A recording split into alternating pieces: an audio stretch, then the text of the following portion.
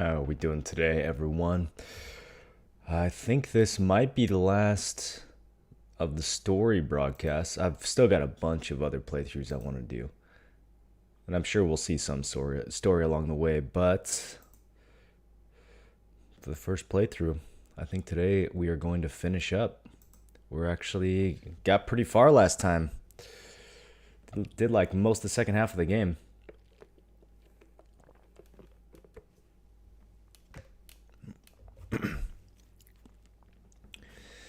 That's the one thing I wish had been different about Dark Souls.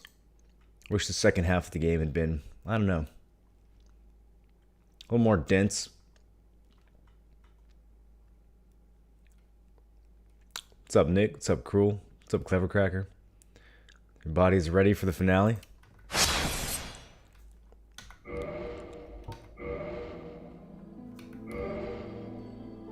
It's so awkward when there's no menu sound. I know. I always thought that they had music on the menu, but I don't know, maybe not. Oh, so I went and finished off the Chaos Y. So we have a +5 Chaos Y now. I went and got the red chunks off stream because it takes fucking forever. And I didn't want to grind it in front of you guys. What's up, Fofford? What's up, Ego? What's up, Lukey? What's up, Astatine? How you doing? My second favorite streamer is streaming. Sweet, dude. Must be exciting for you. Alright, so last time we came to this place known as Ulasil. And we pretty much deduced that Ulasil is the same as, or at least that the Royal Wood is the same as the Darker Garden. And you almost have to wonder if Ulasil has some similarity to New Londo. They're definitely right next to each other. And whatever abyss has been consuming Ulasil may be the same abyss that's consuming New Londo. New Londo is that city under the water below Firelink Shrine that was flooded by the sealers, killing everyone there, turning them all to ghosts.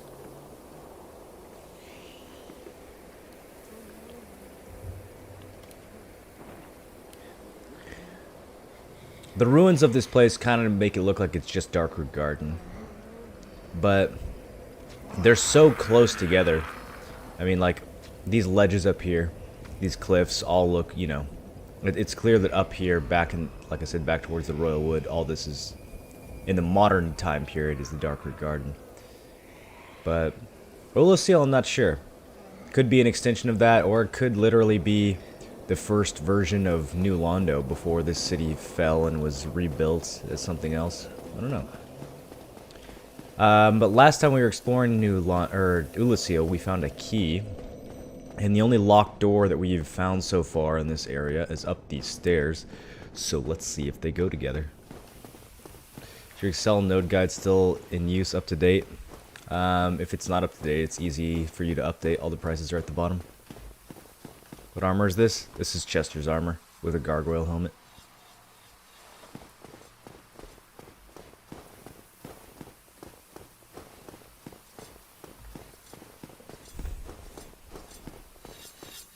Something going on behind the store. And the key works.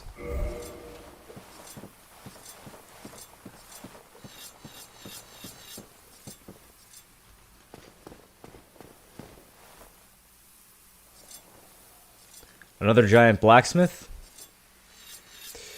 Although, doesn't look like he's hammering. He has a giant bow.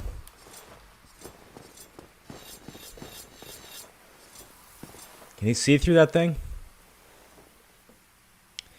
Looks like he's carving these. Very good.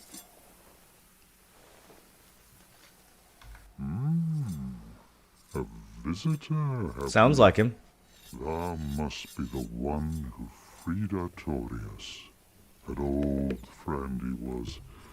Thanks to thee, he left this world with honor intact. And here I am, We freed Artorias. Is that what we did? Blind. Of little help to thee, I'm afraid.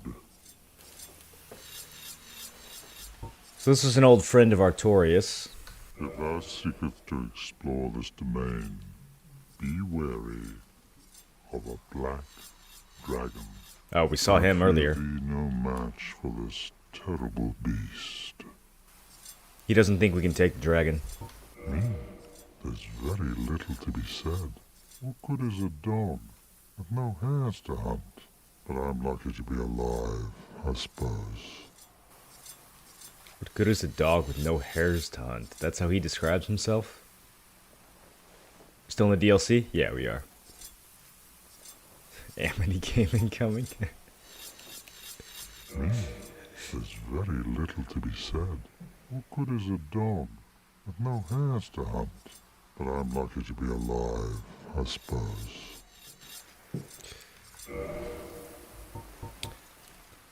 Arch tree carving. We got hello, and we got thank you. He sells shit, so that's nice.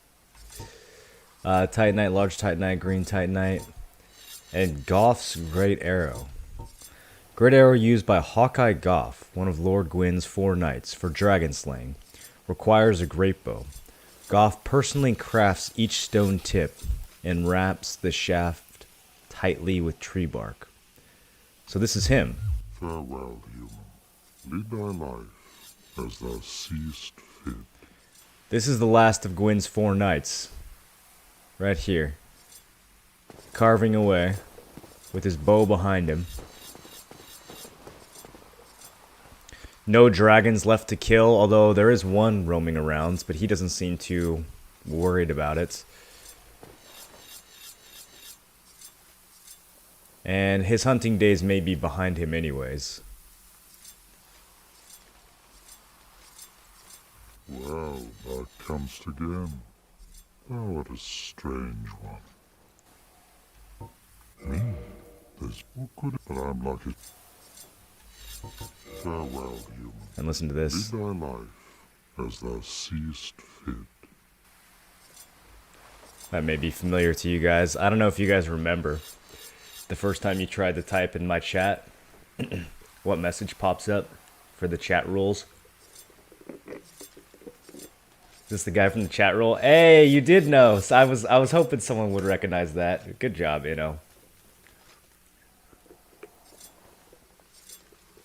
You deserve some points for that.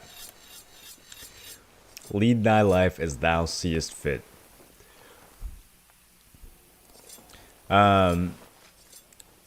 I caught this in, I think it was one of EMB's videos. He was pointing out how Goff is like the only character in this game who doesn't say, may the light guide thee, or may the flames guide thee, or may the lords guide thee.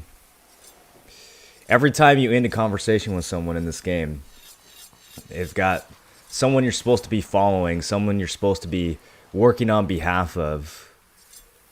But not Goff. He just says, lead thy life as thou seest fit.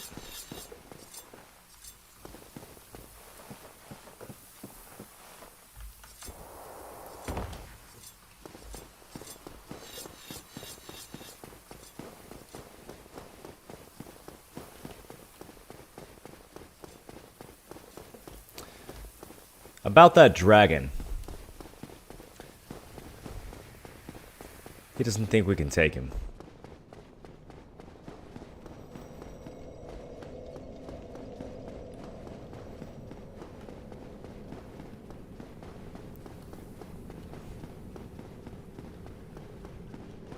Did you give him 1 point, Nick? Is that what that was?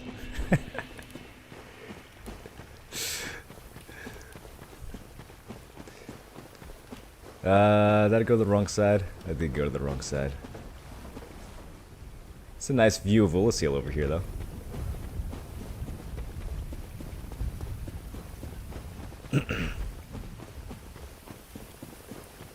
Alright, there's this sneaky little path off to the side of this platform here. We saw this when we first got down from the Royal Wood.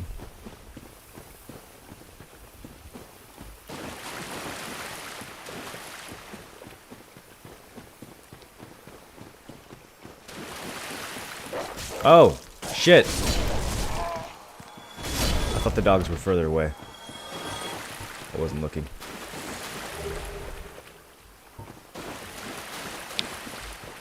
So there are some wild Rottweiler looking things down here with goofy ankles.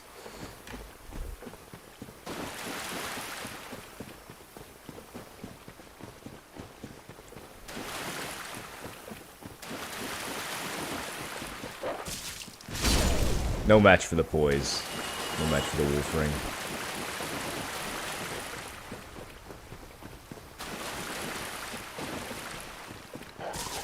Oh, there's more of them.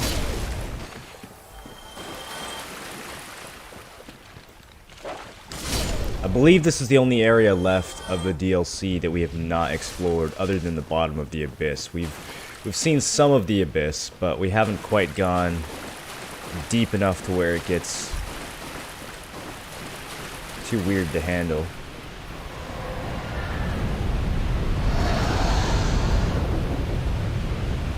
And here is the dragon flying down. We see a lake at the bottom with waterfalls that look somewhat familiar.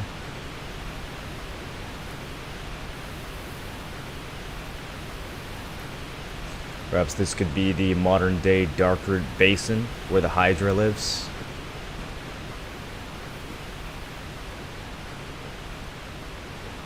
This ancient ladder is here.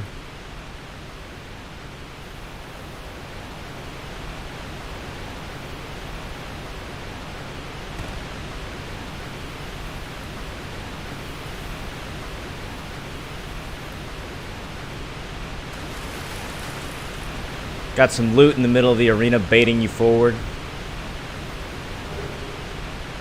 And as you do, the dragon comes back and just torches the place.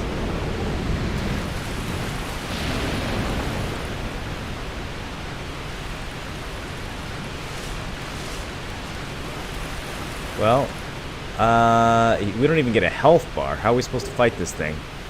Maybe we should listen to Goff. Maybe we shouldn't be trying to engage with a beast that can fly. I don't even have range attacks in this build. He comes back again. Is that all he's gonna do? Ouch. Okay. Well.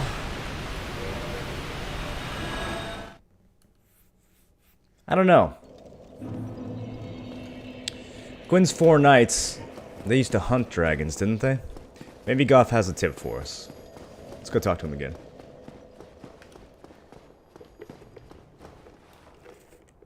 How much of the DLC left? Depends on how this next fight goes. Probably an hour, 1 to 2 hours. Depends on this fight and the next fight. The next 2 fights in this game are probably the hardest 2 fights in all of Dark Souls 1.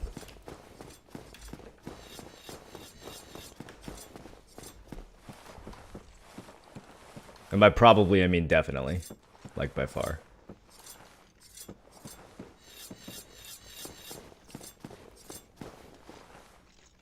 Good morrow. Is the black dragon posing me duress? He is, Goff. He really is. He's posing us to rest. That is a good way of putting it.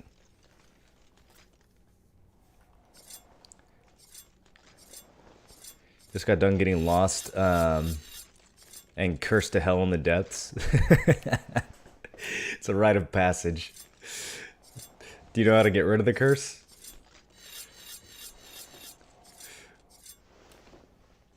What's up with Azix? How you doing? Capra Dog's harder.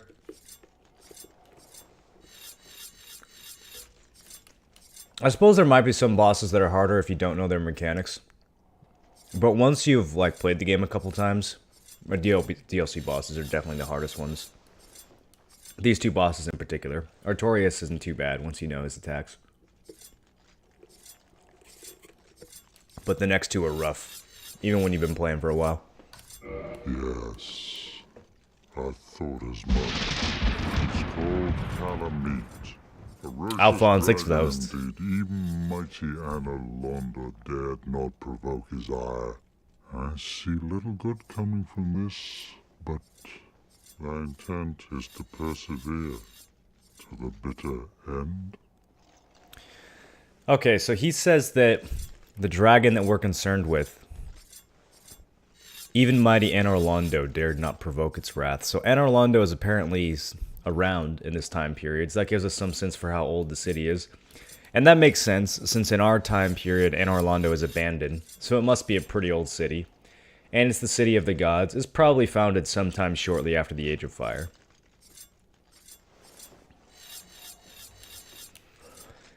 And he says, you know, no good is going to come of this, but do you intend to persevere to the bitter end? Even though I've warned you about this dragon, and even though mighty Anor Londo dared not provoke it, are you going to persevere to the bitter end? You still going to go fight it, even though you're going to lose? Of course we answer yes. Good, good. What is bravery without a dash of recklessness? He likes that answer. I've taken a liking to thee, and I owe thee much for thy service to Artorias. Now, watch, and see how Goth hunts dragons. And now watch the best cutscene in the game.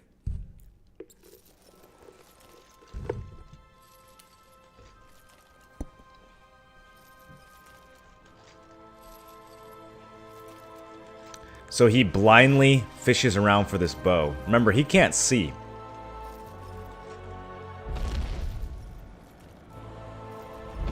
What's the plan here, Goff?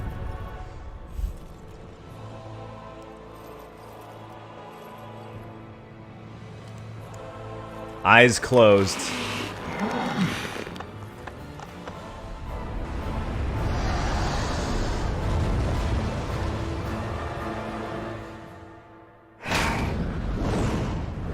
Oh! Look at the size of that arrow.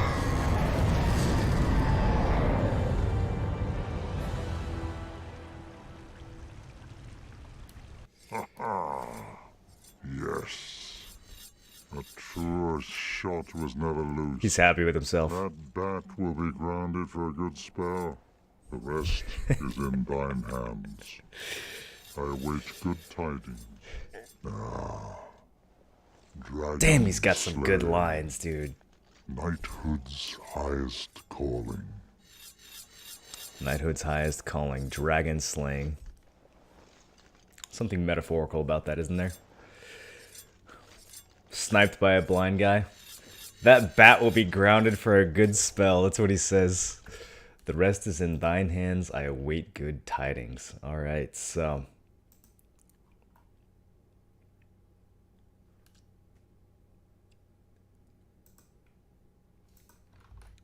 Here, 1 second, boys.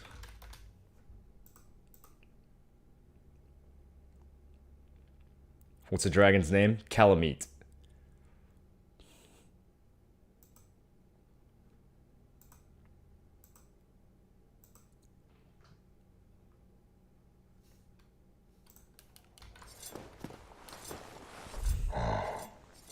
Hello there. What of Calamite? He is an ancient dragon. Skyward or no, he will not be put down easily. Dragons shall never be forgotten. We knights fought valiantly, but for every one of them, we lost 70 of our own. Exhilaration, pride, hatred, rage. The dragons teased out our That's what we should dearest expect from the emotions. fight with Calamite. Thou will understand one day. At our twilight, old thoughts return in great waves of nostalgia. Here we have another one of those kind of brilliant meta moments from Dark Souls where the game is kind of low-key talking about itself. What's up, Trophy?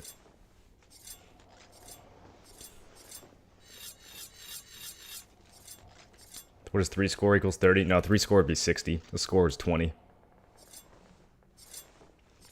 I'm gonna say I love this content. Good, good. I'm glad you guys like this story, Dark Souls shit. I just fucking love this character's dialogue. I suspect thou hast taken a gander at it, but the dark of the abyss, which swallowed poor Artorias, threatens to devour our entire land of Ulyssil. It seems that this dire fate is unavoidable, but seduced by a dark serpent or no, they awoke that thing themselves and drove it mad. One's demise is always one's own making. One's demise is always one's own making. So he says something similar to Chester here about the people of Ulyssil. They were seduced by a dark serpent. Or tricked by a dark serpent, or whatever you want to say. But nonetheless, they're the ones who woke the thing up. Whatever the thing is in the bottom of the abyss. They're the ones who woke it up and brought this upon themselves. Brought this destruction upon themselves. One's demise is always one's own making. I love how he describes the emotions. How the dragons teasing out all their emotions. What did he say? Pride, exhilaration, hatred, something else. All the things you feel when fighting bosses in Dark Souls.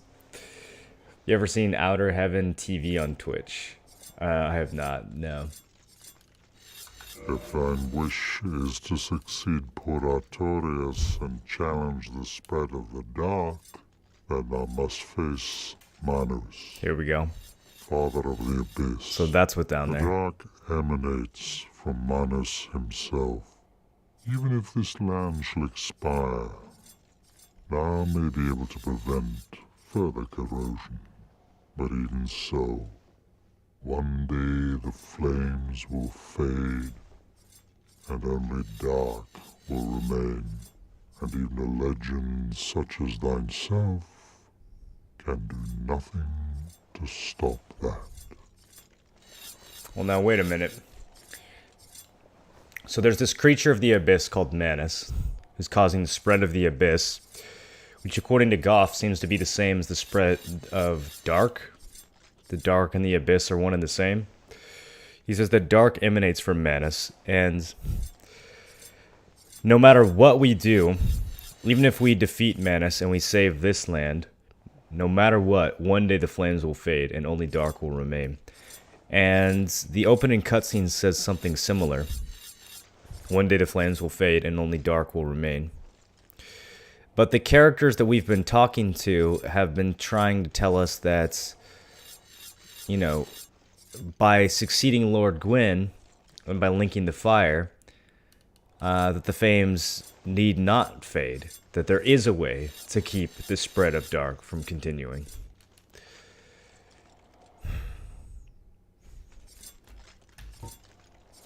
Now, do not mistake my words. Goff doesn't seem to think that that's true. Cherish my work. Wood carving is a nuanced art. I would have much to talk about with that blacksmith. In truth, how is the old chap, I wonder? Still hammering away, I should hope. So he knows the blacksmith from Anor Londo. Which gives us a sense for how old the blacksmith is. But once again, we knew that that blacksmith was around at least since before Anor Londo was deserted. Now, do not mistake my word. I, in truth, still hammering away, I should hope.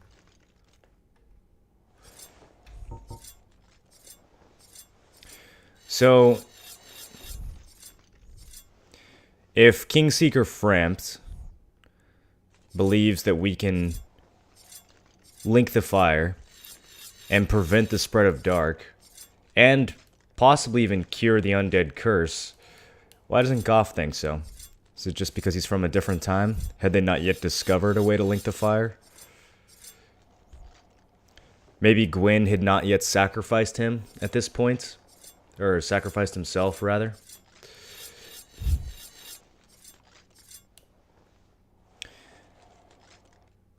Farewell, human. I await good tidings. Alright. Well, he did us this favor. We can't let it go to waste.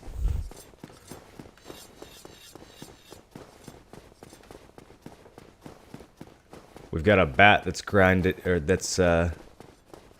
for a good spell, as he put it. A bat. Holy shit. I kind of want to kindle this bonfire right now. It's gonna be a hell of a fight.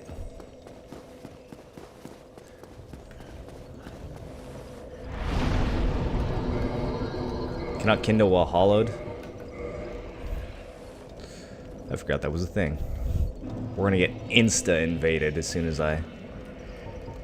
Let's see if I even have a chance to kindle. There we go. I was afraid it was gonna just pop me up from the bonfire as soon as we reversed hollowing. Alright, let's get the fuck out of here before the invasion pops.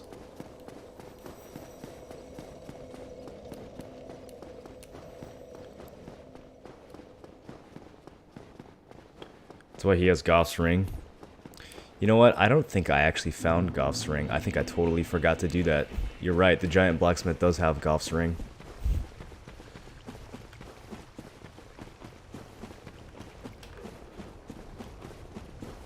Remind me to go grab it after this.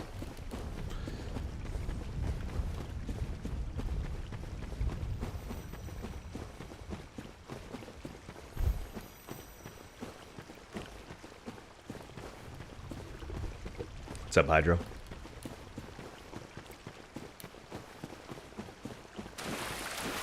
Alright, doggos are back.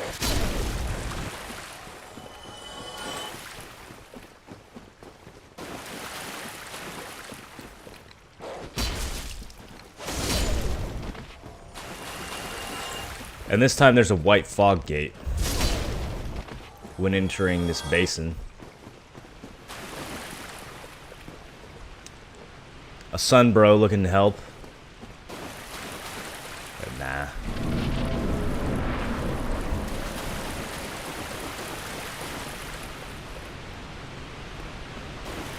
Oh, someone was in the middle of invading when we went through the gate. Yeah, figured.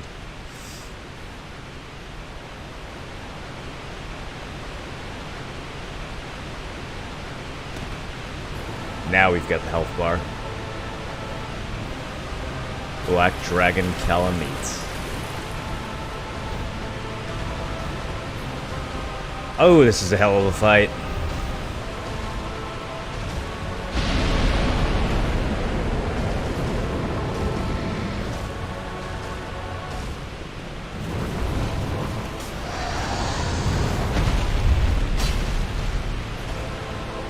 We gotta, you know, I gotta get that tail.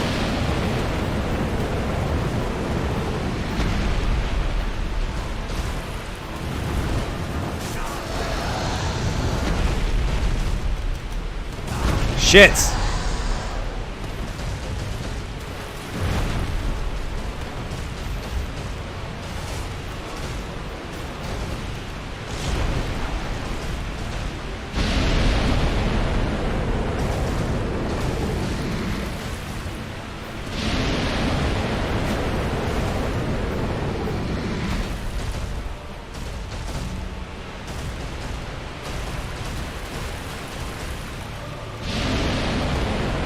Okay. So far, kind of remember his attacks. It's gonna fly forward. I didn't roll fast enough.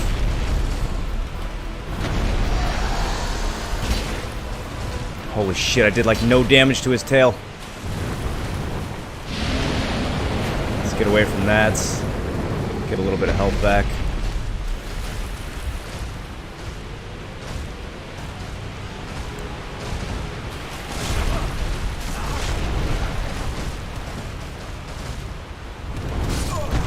Rip.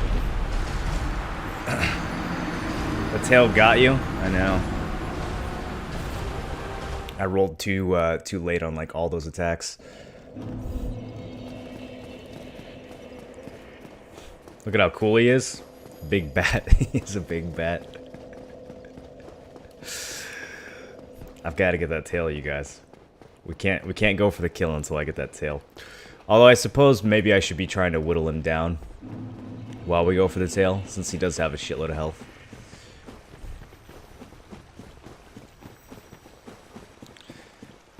I think we're supposed to be using lightning against dragons. Maybe the Chaos Y isn't the best choice. The weapon of Gwyn was lightning. Pierced through the stone scales of the dragons. But, I don't know. The Witch of Izalith, they killed a bunch of dragons too, didn't they? Using fire and pyromancy and chaos.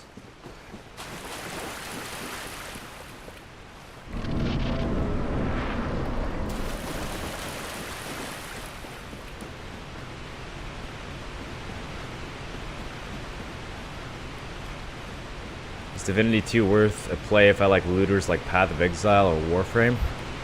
Divinity 2 is like a linear story-based RPG. It's not really, you don't really like run around grinding maps and getting loot.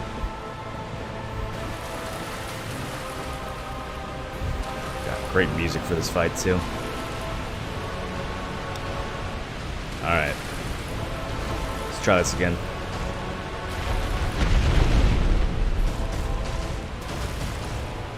We need him to do his flying forward attack. Oh shit.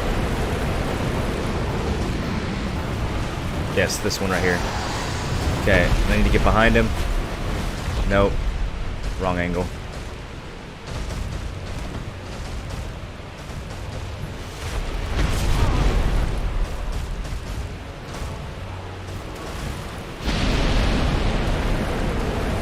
I wonder if I can get behind him while he does that. I don't know if we have enough time though. God, he just lunges so fucking far.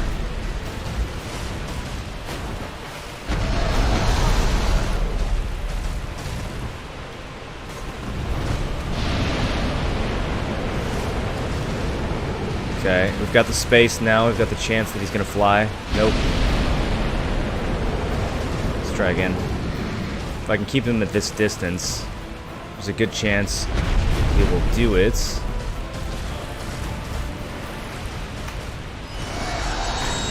Don't want to get hit by that attack, by the way. That will double all the damage that you take.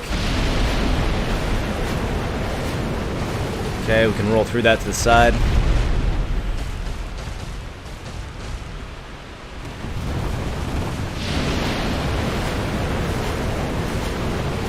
When he goes straight up, he's just going to breathe fire, blow himself.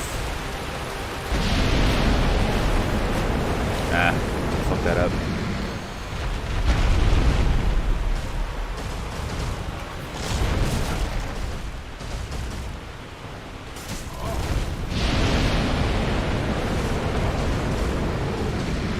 If I ask this go off there? Yikes.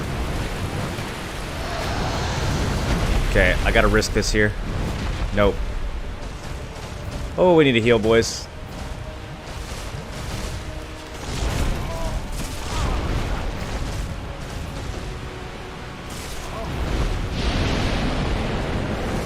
Right, I keep forgetting that when he charges forward, he spins around and breathes the fire.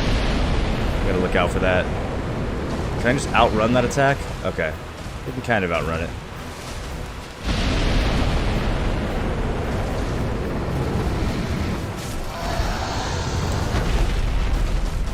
Deceptive range, man.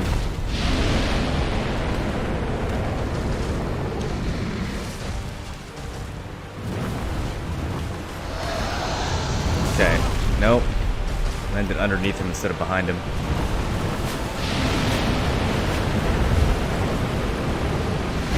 Alright, it's less to my heels.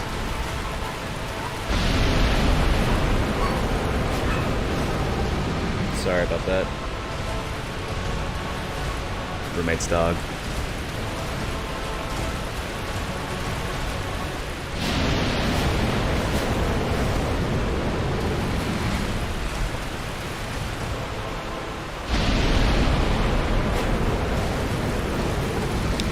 I'm trying to see if there's any other attacks I can react to get his tail other than the flying one, but I'm not sure if there is. When he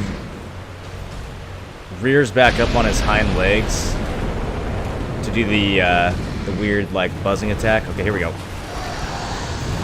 Let's get behind him. Nope, he didn't do it. Okay, here we go again. There it is. Ah, but I need to dodge the other way. Oh, it input delayed my roll. Are you fucking kidding me? Come on, Dark Souls. That's still a thing in the remaster.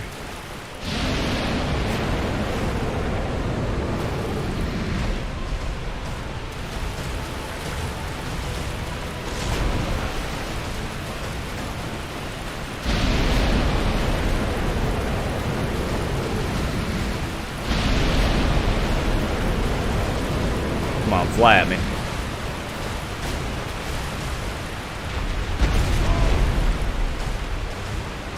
Well, since we're here... Nope, he's flying up.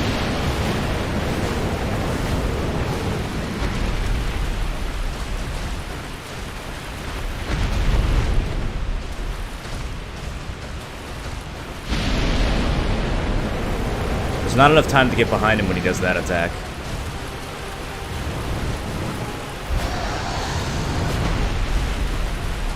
Too far away. Can't roll right on that one. Okay, we can get behind him here. Maybe? Nope.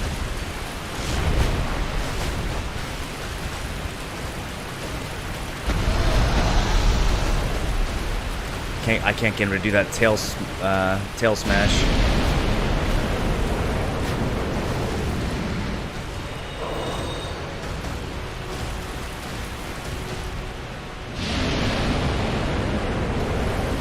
Here we go. One hit. 2 hits.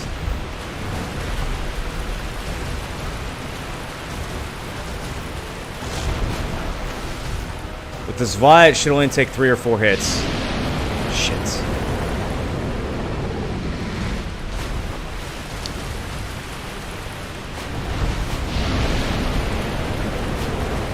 Can't roll through that.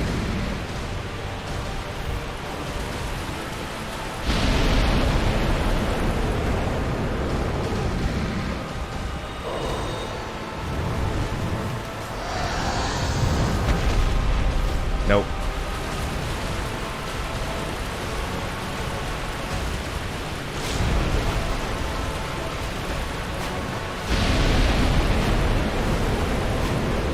I can't see! Fucking waterfall! Move! Oh, now he's just spamming.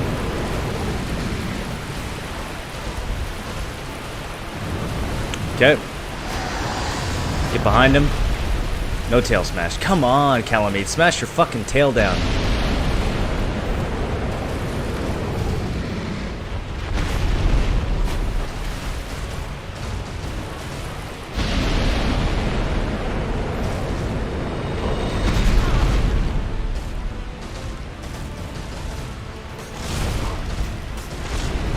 Okay, we're behind him. Nope, nope.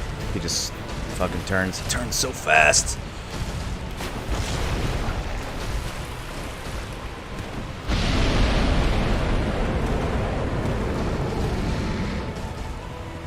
Okay. Lower your head. We're underneath him. Tail smash. Oh no! I did an extra roll that was unnecessary.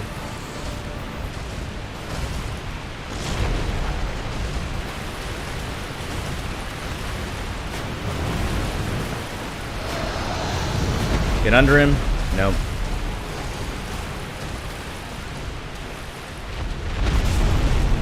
Wow, I didn't even think that was gonna hit me.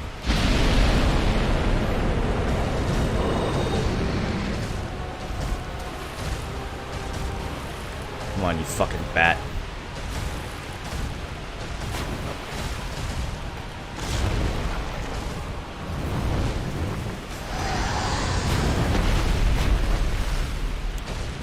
It's hard to get the spacing right on that.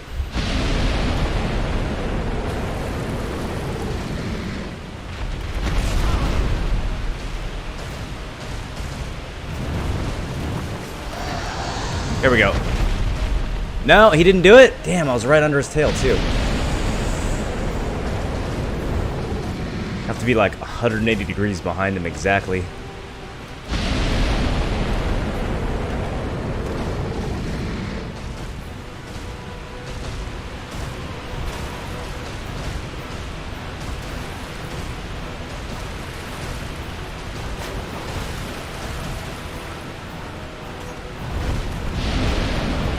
Okay, that's good. That gives us the space. That'll make it more likely that he jumps. Not that jump.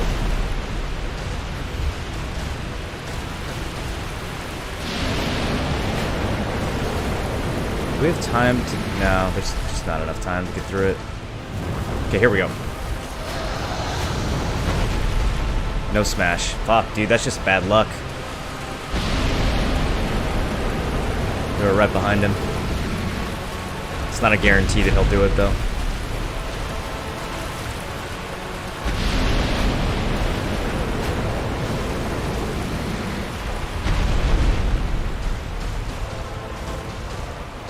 Oh, up against the wall now.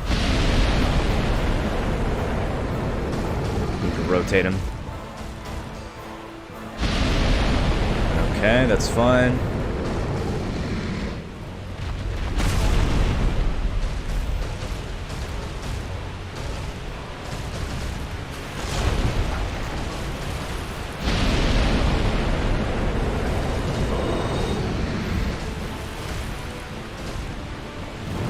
There we go. Tail slam.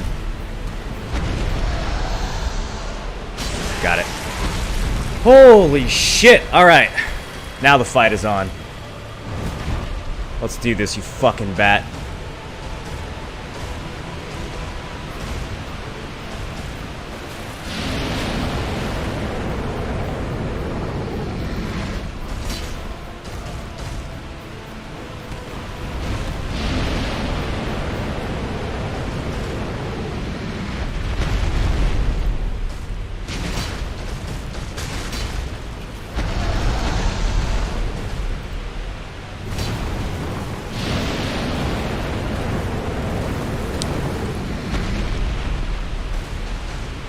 Maybe I should have restarted this fight while I had Estus. Or to get Estus, rather. Whatever. We're in it now. Damn, you can't dodge into that.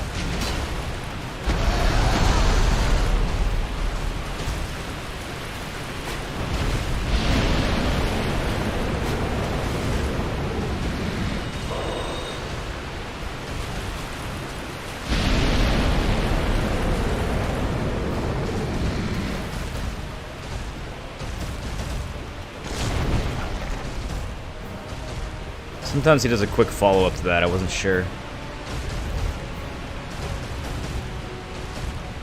Come on. What you got for me next?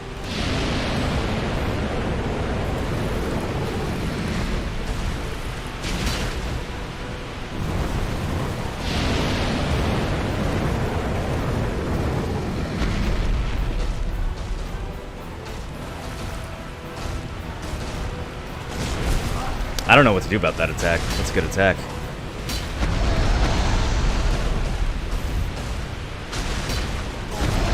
I was greedy there. Used too much stamina.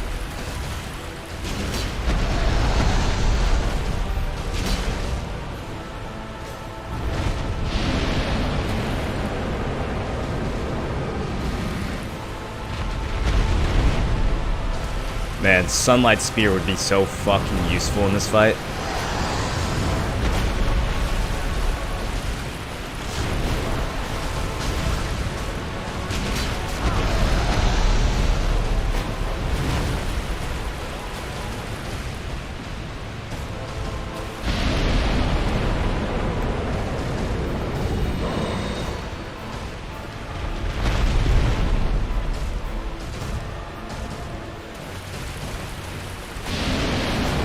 Here we go. This will be a couple free hits. It's a long animation.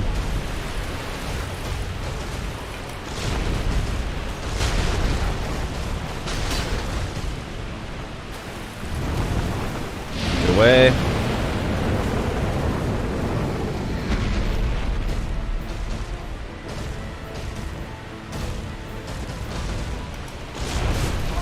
Damn, dude. You just cannot roll into that, I guess. No, he caught me! Oh, shit! Oh, it's not good. We got the red eye on us now.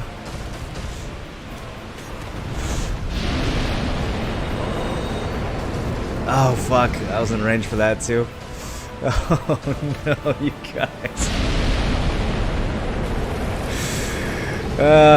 So that will double all the damage that we take. I don't know if it lasts the rest of the fight. I don't remember.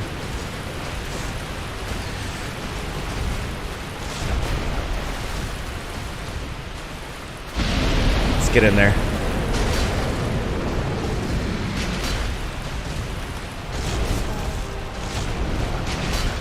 I'm gonna find a way to roll into that fucking attack. God damn it. Shit. Get away, get away. Okay. Alright, the red eye wore off. I couldn't remember if it lasted the whole fight or if it just has a duration. I guess it just has a duration.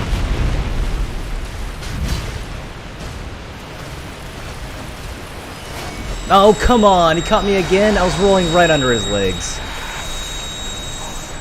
Shit. Okay, I need to find space for a heal here. That's good. That's good. 2 bars left.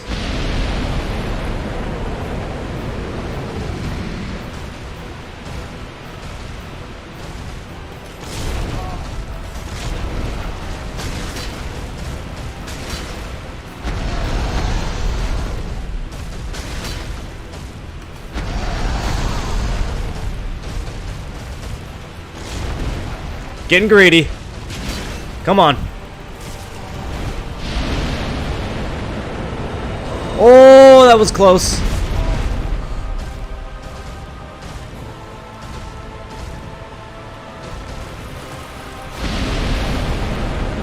GG. Whew. I thought that was over when he did the black smoke, the follow-up. That was a little too close there. Alright, how many humanity did we pop during that? Like 10? That's not too bad. That's like kind of like 10 Estus.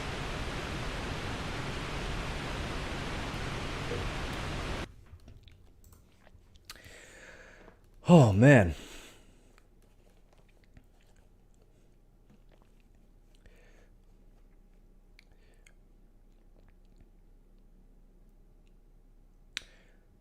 Super fast with a cleave to it. Oh, the lunge attack? I think you're supposed to just dodge back, but I keep trying to get in. I kept trying to get into it past his head.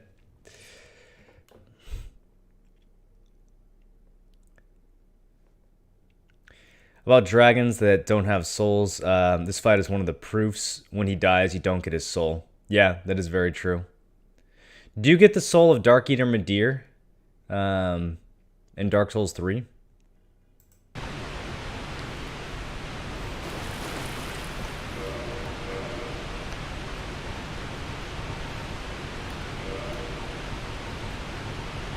So this is the most hilarious ring in the game.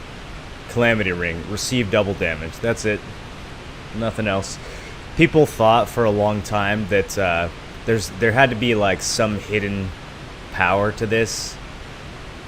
But there's not. All it does is double the amount of damage you take. And take up one of your ring slots. So, congrats. People use it for like challenge runs. A ring enchanted by the orange eye of Calamite, the bringer of calamity, doubles damage received by its wearer. A useless ring befitting of no finger, best left unknown or at least well hidden. There's people who are thinking like maybe if you kill certain bosses with the Calamity Ring, you would get an extra reward, or maybe there was some kind of secret. No, just doubles your damage. Welcome to Dark Souls. Alright, and the thing we really worked for at the beginning, the tail that we cut, the Obsidian Greatsword. Just an absolute fucking monster of a one-handed weapon. 320 base damage before you upgrade it. And the required stats are only 20 strength and 16 dex. Most of dragon weapons have like a 50 strength requirement. Not this one. Very, very good for spell sword builds. If you want to play like a dex or a int hybrid, where you have insane amount of like damage per swing on a weapon that you can buff, this is a good option. You actually can buff the Obsidian Greatsword. It's all physical damage. There's no split, so you can add magic damage on top of it. This Greatsword, one of the rare dragon weapons, is formed by the tail of the one-eyed black dragon Calamite, last of the ancient dragons. The mystical power of its obsidian blade will be released when held with both hands. So it's got a special attack you can do while two-handing as well.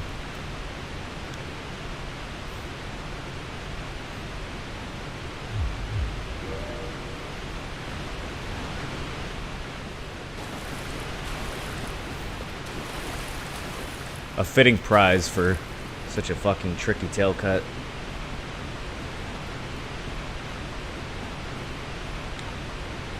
Alright, might as well bone back. What's up, Jix? Stream's pre-recorded.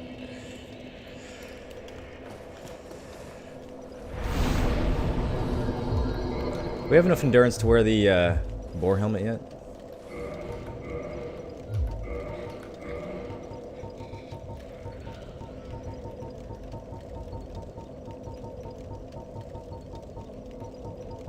Where is it? Oof, not quite. We need, oh man. I think I need like 2 more points of endurance, maybe 3, and then we'll be able to switch back to this helmet.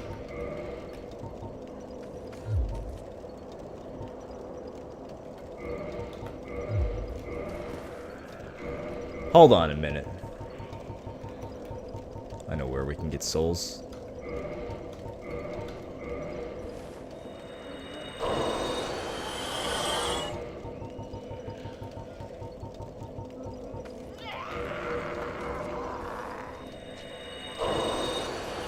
Hear the members of Ulasil screaming down the way a little bit.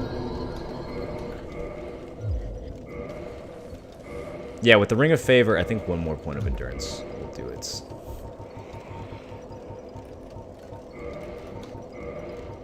I don't know how many these give. Is that going to be enough? Yeah, that's enough.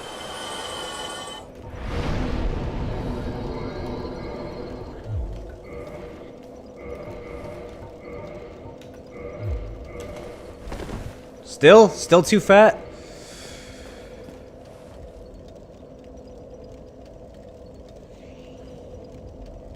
I think I'm 0.4 short. Motherfucker. Let's eat some more souls.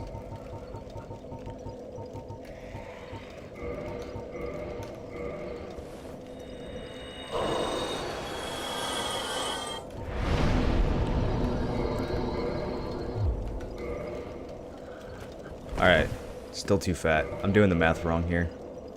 What's 27 times 4? 108?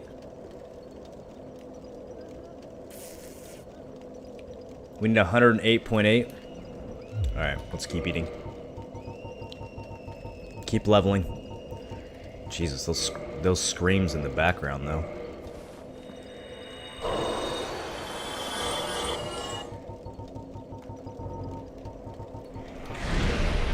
Got a whole playthrough worth of souls here that we're eating for this.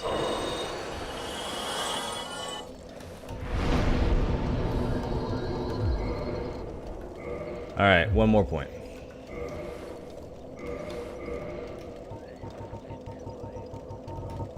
I was thinking 104 for some reason. I don't know how I added up 104.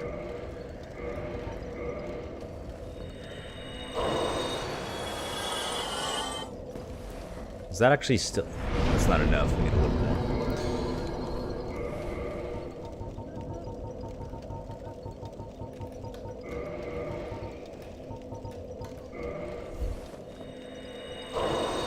Okay, we did it, boys.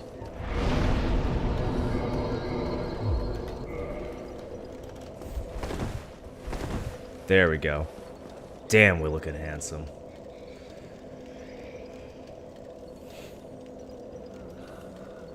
How's our Sunday? Good, man. I'm glad to be back on Dark Souls. Sad that we're getting close to the end, though. Dark Eater Midir had a soul because he's a descendant of the ancient dragons, so since he's born after the time of flame, he got a soul. Oh, that's fascinating. That's a really interesting distinction. The dragons born after the first flame have souls, and the ones before it do not. And we got insta invaded. Nope. Get out. We need to go to, actually, we need to just walk. Can I step through this gate? We need to go this way. Alright, we gotta deal with an invader first. Lucille's always popping off with invaders. It's probably the #1 most invaded zone in the game, other than, like, the Undead Burg, where all the twinks are at. We got a great scythe. That hit me, huh? I'm not sure I agree, but okay. Anyways, good fight. Well, I have what is it equipped? We need to get rid of, here. Let's get rid of Hurrah. And grab what is it? We need something to use after we fucking R1 spam with the base cannon.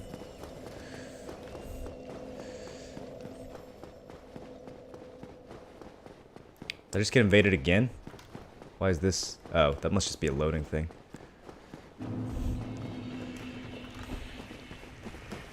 Alright, there is a... Actually, I don't know which bonfire would be better to use. Let's try this way. Let's try this way.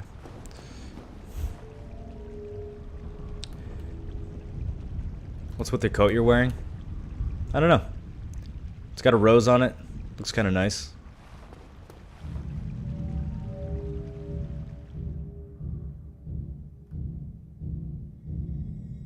Oh, what is the coat? It's Marvelous Chester's outfit. Will you be done with the game tonight? Yes, we're going to be playing to the end.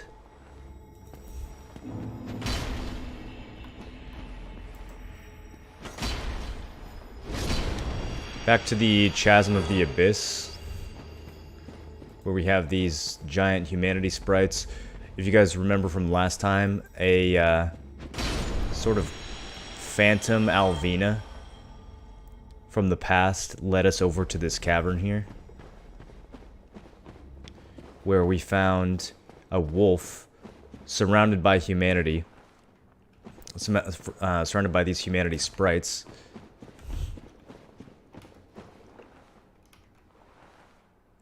On the edge of the abyss here, guarded by a cleansing great shield left behind by Knight Artorias to protect his compatriot Sif, the Great Wolf. You killed the kind, innocent, helpful Chester? Nah, he started it, dude. He invaded me, so I wrecked his ass.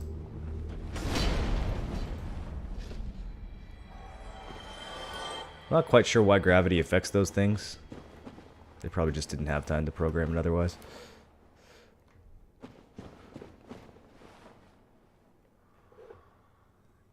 All just an endless dark.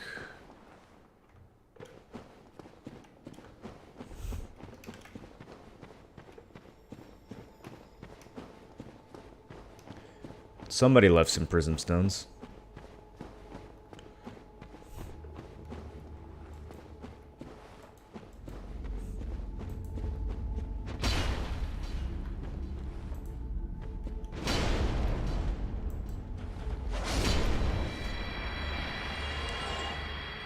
And again, these sprites of humanity, these kind of disembodied ghosts, they just kind of walk towards you. They do damage you, but it's unclear if they intend to damage you or if this is just kind of what they instinctively do. If they just see you, they sense that you're there, sense that you're human, and kind of try to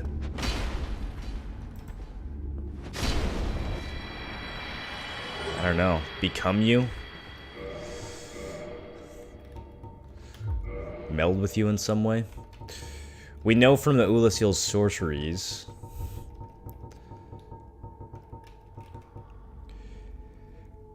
Sorceries created by Ulasil sorcerers on the brink of madness. We know that these use the human soul to do damage, or they use. It says here, abyss sorceries are weighty and inflict physical damage. Perhaps human souls, because of their humanity, produce sorceries with a more tangible presence. So maybe these humanities down here were being like experimented on by the sorcerers of Ulasil to create these dark sorceries, or maybe it's the other way around. Perhaps the dark experiments that they were doing spawned these humanities, or maybe the humanities are just kind of raw souls that are emanating from Manus, who's at the bottom of the abyss. It says that all dark emanates from Manus.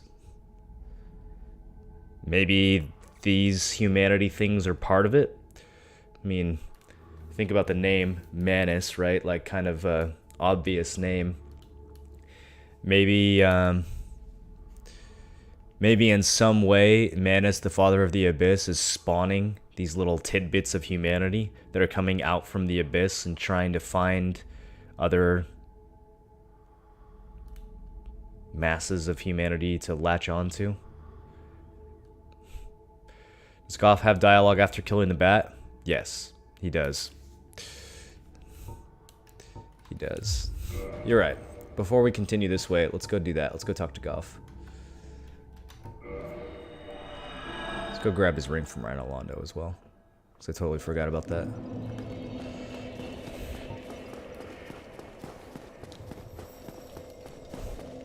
Manus is Latin, it means hands. Can we make some connection to that? Well, when you fight him, he's certainly all hands, isn't he? It was a hand that grabbed us in the Darkroot Basin and yanked us back into this previous time period. I think it's probably just a play on words. They like to do that kind of shit. Why?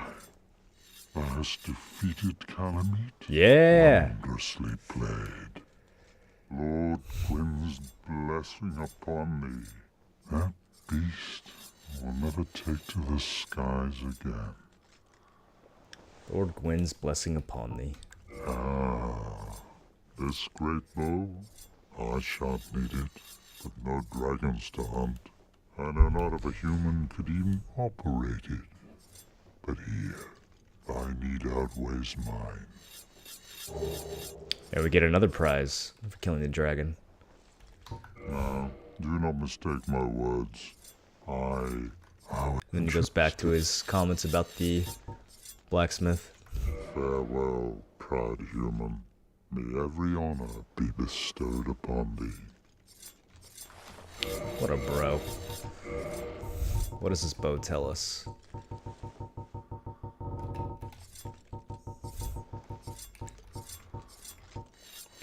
Great bow used by Hawkeye Goff of Lord Gwyn's 4 knights for dragon slaying.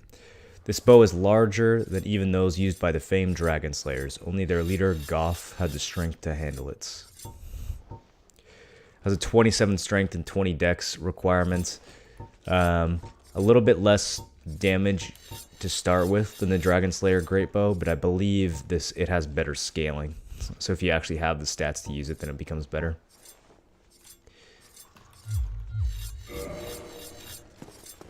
Let's go see about his ring. Actually, before we do that, one more thing. I can't bring myself to actually kill him for the lore, but there is a lot of interesting information on his armor. So let me grab that real quick so we can talk about it.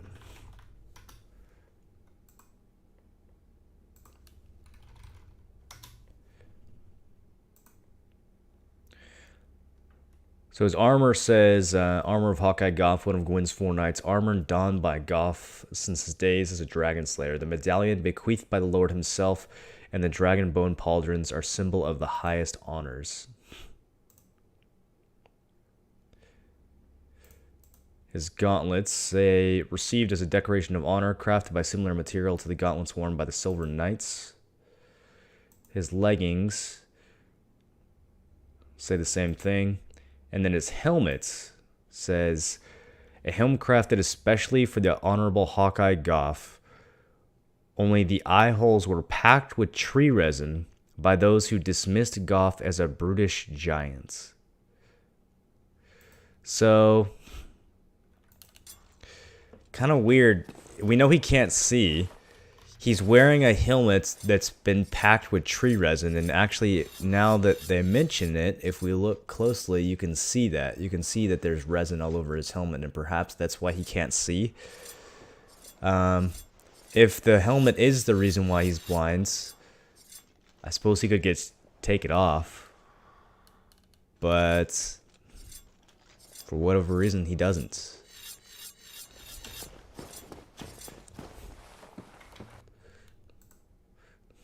By those who dismissed Goff as a brutish giant. So even one of Gwyn's most honored knights, the leader of the Dragon Slayers, Hawkeye Goff, there's still people who dismiss him as nothing more than just a brutish giant.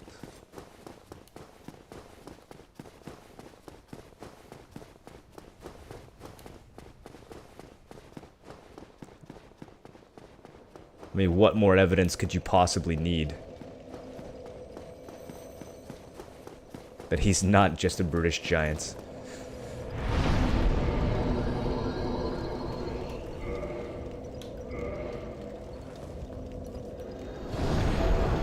A British giant? Back to Dark Anne Orlando. Actually not sure which bonfire would be closer.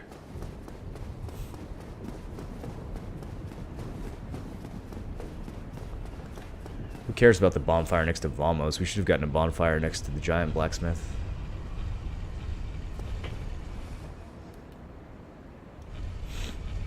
Racist. No wonder this place fell to ruin in the abyss. Yeah. Fucking Ulasil. Ignorant.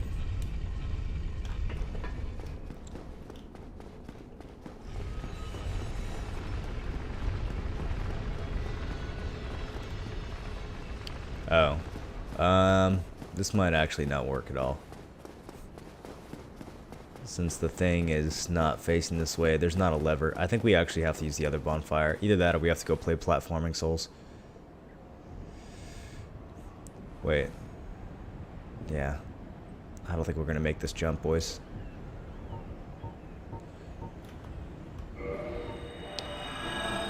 I should have bought some more Homeward Bones when we had the chance.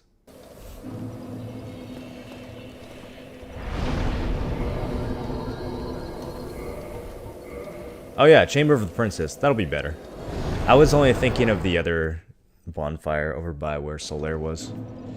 Yeah, this bonfire will be fine. Can we make this jump? Yeah. It's totally fine.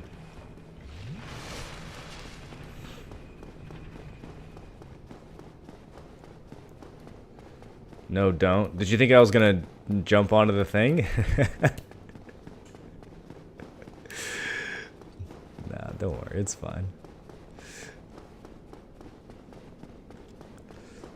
Wonder if we're gonna get invaded by a blue spirit while we're in here. Usually, being in Dark Anne Orlando, you get invaded by blue spirits constantly. But I guess not this time around.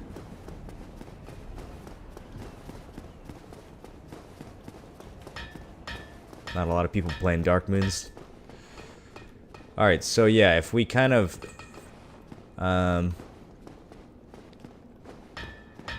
wiggle our way back here,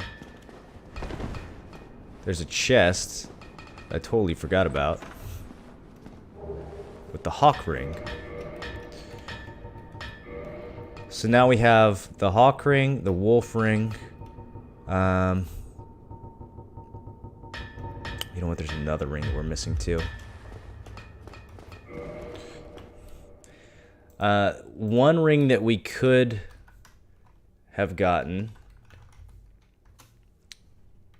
if we had beaten Smo first and then Ornstein was the Leo ring. Here, let's take these one at a time. So we've got the Wolf ring, which belonged to Artorias the Abyss Walker. And it said Artorias had an unbendable wheel of steel and was unmatched with a greatsword. The Hawk ring, this is the new ring we just got. One of the special rings granted to the 4 Knights of Gwyn. The Hawk ring belonged to Hawkeye Goff, who led the Great Archers. Boost bow range so that arrows fly like they were shot by Goff's great bow, which took down high-flying dragons.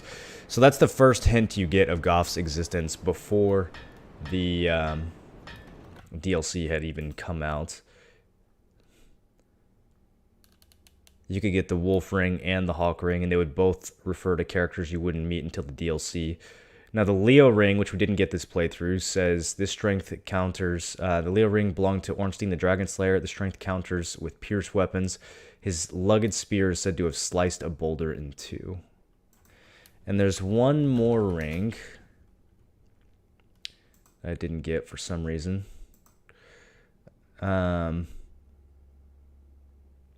Oh, that's why I didn't get it, because we haven't gotten there yet. One of the special rings granted to the 4 Knights of Gwyn. The Hornet ring belonged to Lord Blade Sieran. By boosting critical attacks, its wearer can annihilate foes as Sieran's dagger laid waste to Lord Gwyn's enemies. So Sieran is the 4th of Gwyn's Knights, who we saw at the grave, I suppose, of Artorias. I don't know if it was a grave at the time. But that arena that in which we fought Artorias.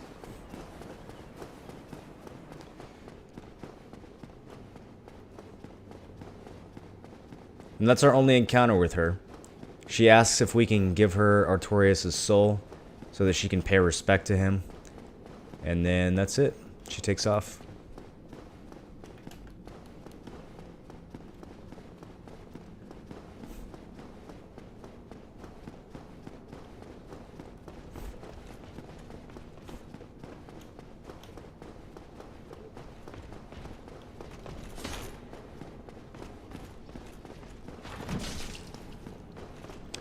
Silver Knights are all still here.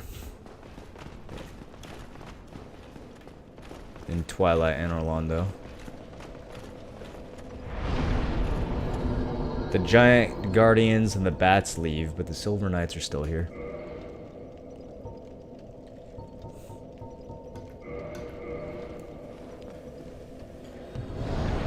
Invading Lakari Win. Is he playing right now?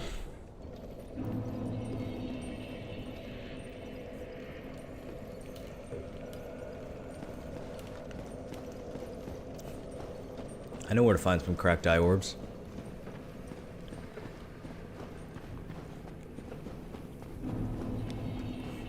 Alright. Back down into the abyss.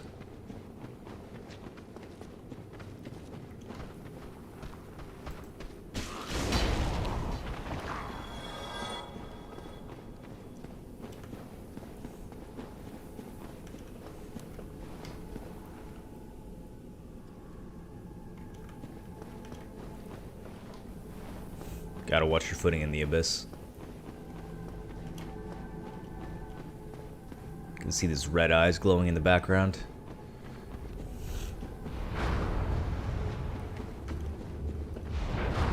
Can't quite reach you. Just kidding. There's some loot up there, though. We need to figure out how to get to that thing.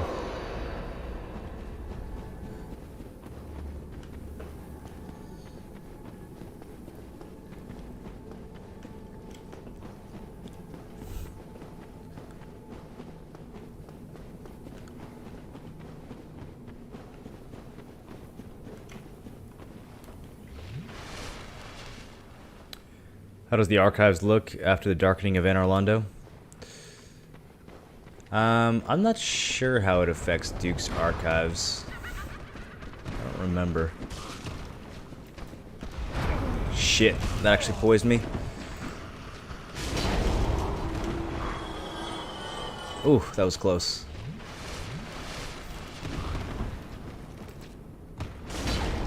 Thought I could just trade the hit with her.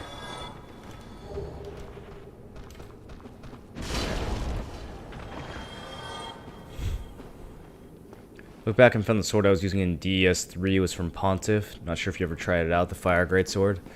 I don't think I did. I don't remember which greatsword I used in that game. I honestly don't remember.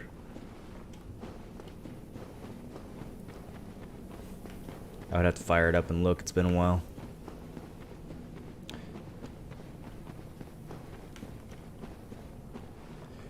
Okay, so that's where we killed the first one. We come up around here. It seems like there should be a path over here that leads to where that item is. But I don't know where it is. I don't remember how to navigate the abyss. It's very dark. I'm not sure if a sunlight maggot would help here.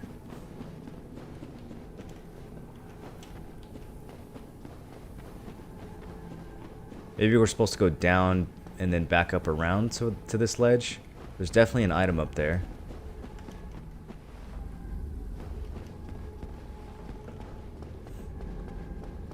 This long stone pathway into the darkness.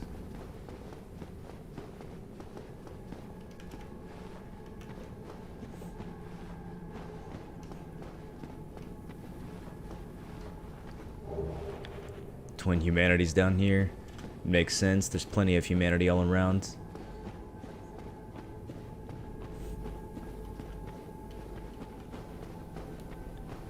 There was some loot down by Calamite that I forgot to get to. That's okay. It's not super important.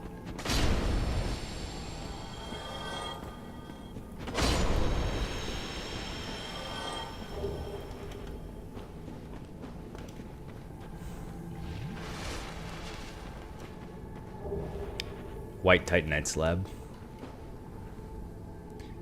And a ledge leading to a fog gate with some signs in front of it, so we know who's behind that. But let's continue to have a bit of a look around first. Another ledge up above here. This is the pathway that we took down. I need to figure out how to get on that ledge, because there's an item on that ledge that I think I know what that item is, and I really want it. We might have to go around the other side where we found Sif and hop down from there.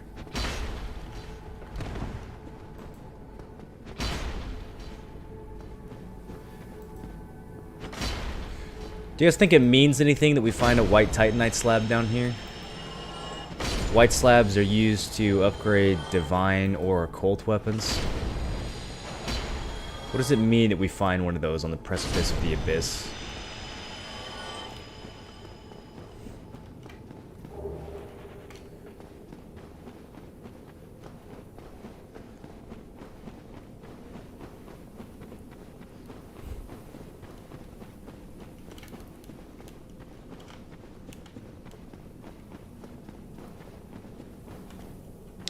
The DLC actually offers you 3 slabs. A white one, which we just found, a blue one, which is in the Royal Wood, and a regular one, which I think is in the basin where we fought Calamite. I think I forgot to pick it up. Doesn't offer you a red one, though.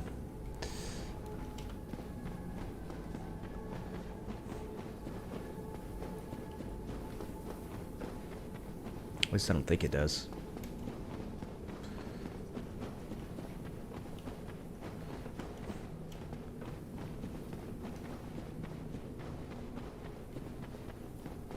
Okay, is this the pathway down from the bonfire?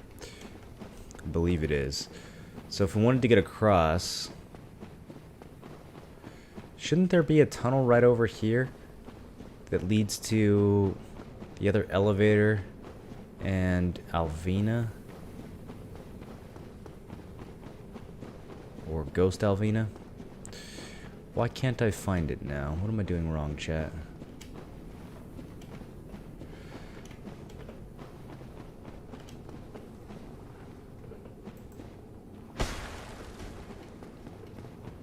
There's some indirect way of getting there.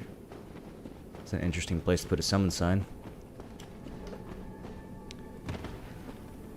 Do we fall off one of these ledges to get there?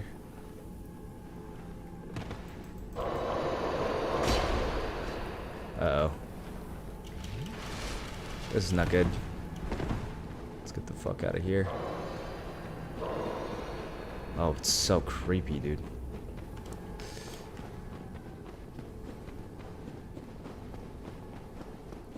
Maybe I should just go back to the township bonfire and go down from there instead.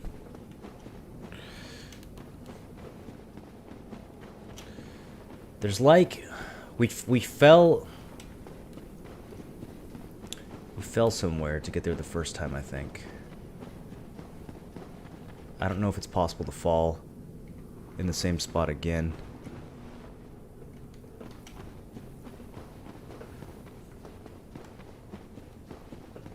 Let's just go down from the other bonfire. I'm going in circles here.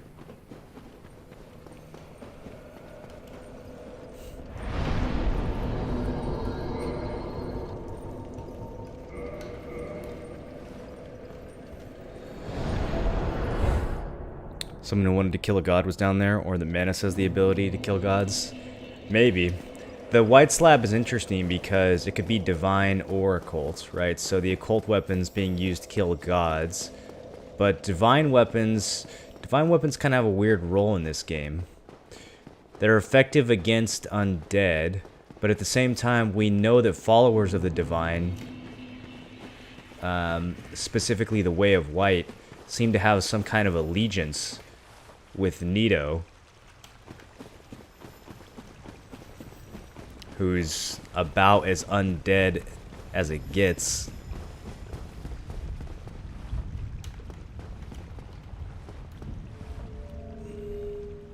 What gets carried over to New Game Plus? All your non-quests items. So all your gear, all your spells, your levels. You just lose any keys and Lord Souls, anything that would have story relevance.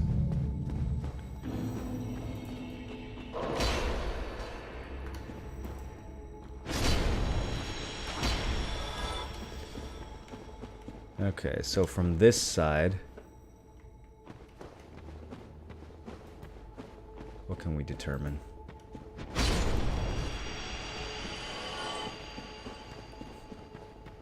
This should be the pathway that leads back to the other section of the abyss. Or maybe not. It just leads to nothing. Maybe this is where you fall down. This must be the spot where you fall down from one of the other ledges. And then you have no choice but to go through here. Right, and then you chase Ghost Alvina through this little hallway. She leads you out to here. Wonder why I couldn't find that spot to fall. Alright, and then over here we've got the pathway to Sif that we already checked out earlier.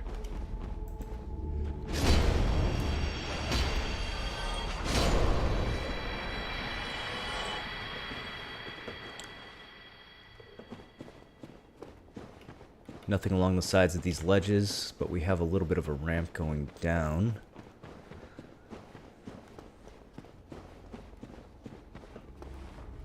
And we need to keep an eye out here. Hello. Even the jumping attack not strong enough to one-shot this large humanity sprite. God damn it. They just walk right into you, man. Ugh. It's creepy and also obnoxious. Alright. Still feel bad killing these things. Alright, is that the item I want right there? There's not a sorcerer on it this time. Alright, let's back way up. There we go.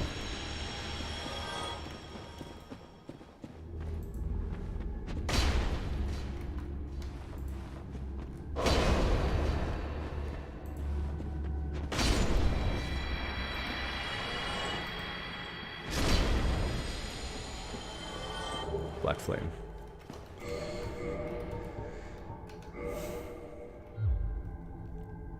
one of the remaining pieces that we would need to make the giant dad build. This is a pyromancy that people like to use to deal with people who are shield camping. Although, another way to deal with shield campers is just to backstab fish, because that's super easy to do. A pyromancy discovered from the dark of the abyss by our pyromancer, who wandered into Ulasil. Wait, who, me?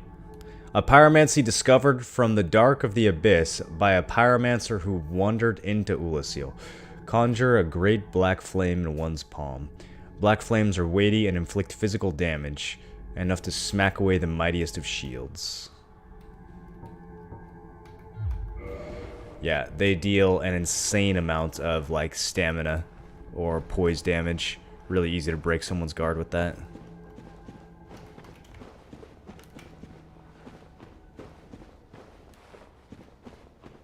We still never figured out how to drop down on that sorcerer, though. That's gonna drive me fucking nuts.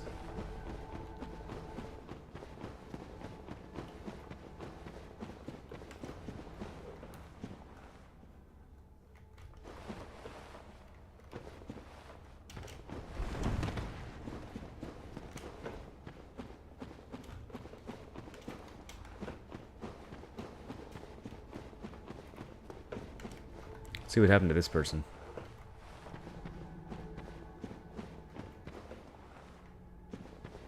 Just running along the edge. Oh, he tried to jump there? Yeah, I don't think that's a jump, dude. When you're making a build, it also carries over. What about your character's appearance? Yeah. You don't even go to, like, the character creation screen when you go to New Game Plus. It's the same exact character that you take in. Here we go. There's that skinny walkway. Humanity, that's all that's up there. Okay. Well, now we know. And now we can go towards that fog gate.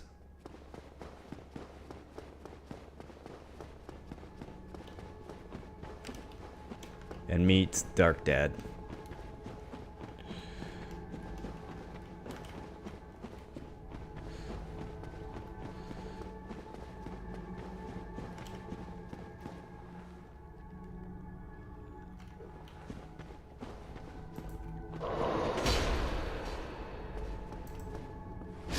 One more thing before we do.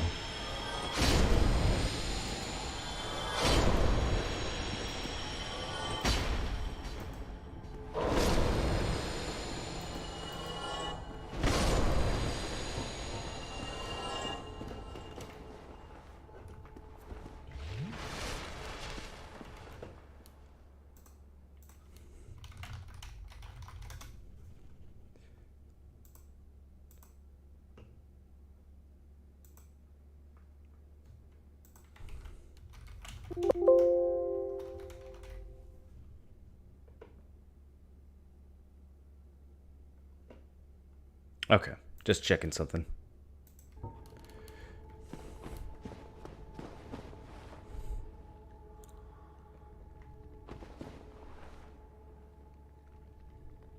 Any place to grind red Titanites? I grinded the Chaos Eaters, but that took forever. It might be faster to grind the little bugs at the Daughter of Chaos shortcut. Doesn't the Chaos Blade deal damage to yourself? Yes, it does.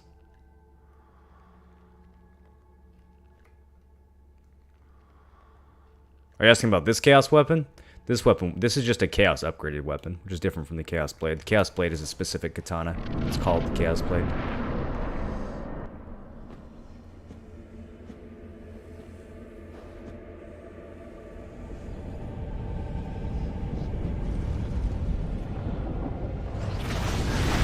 There's that hand again. Same one that yanked us into the abyss. Or into Ulasil, rather.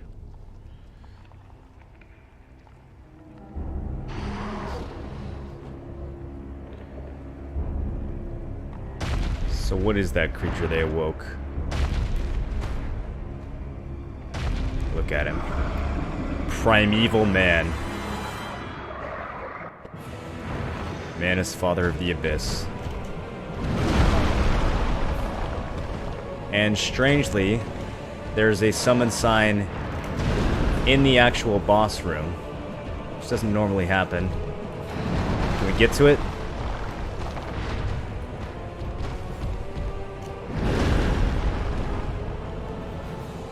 It's a wolf! Oh shit, I pressed the wrong button. Summoning Phantom.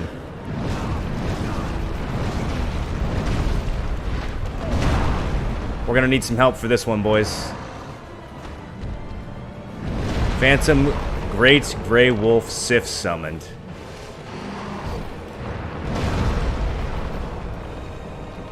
Alright, Sif. Let's fucking do this. Or not.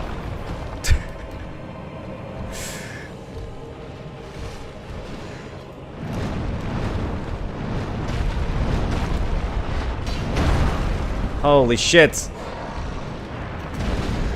I can't tell which one of us he's gonna swing at.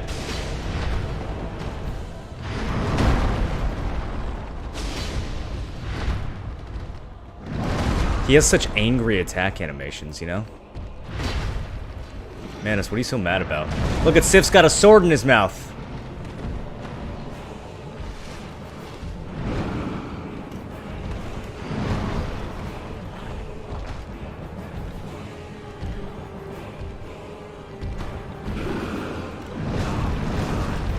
That might be Rip. You're supposed to dodge when he does that roar.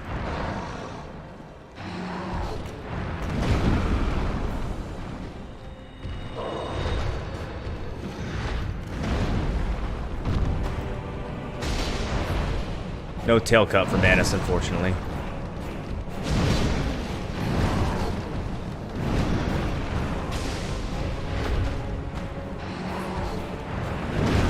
Damn, you have to wait so long to dodge that.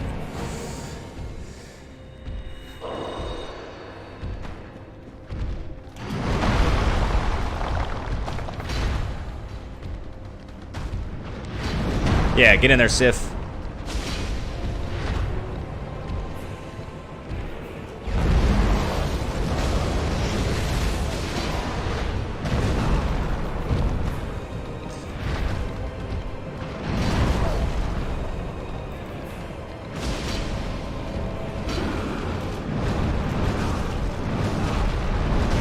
Maybe I should go back when he does that. That's not good. Heal, heal, heal, heal, heal. Okay. We're fine.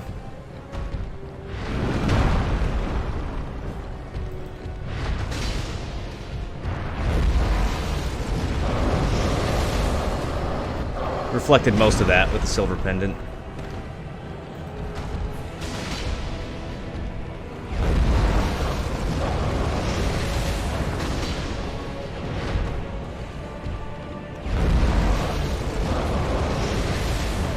I need to get another heal here. Shit. Chug.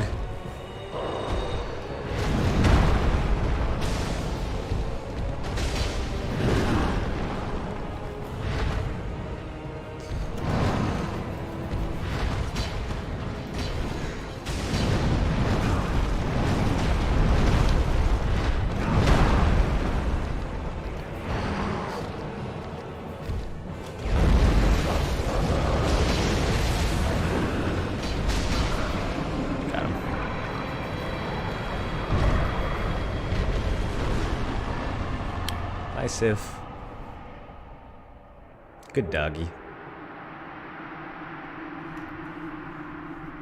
Soul of Manus and 10 Humanity. So, the 10 Humanity there is interesting. Kind of indicates that maybe he is indeed spawning humanity down here. Is this fight darker in the remaster? It's a pretty dark fight. You can never see the whole arena from standing in one place.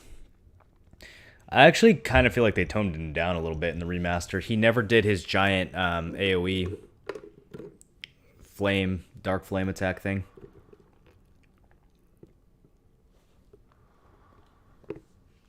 Maybe we just got lucky. Maybe it had something to do with having Sif there.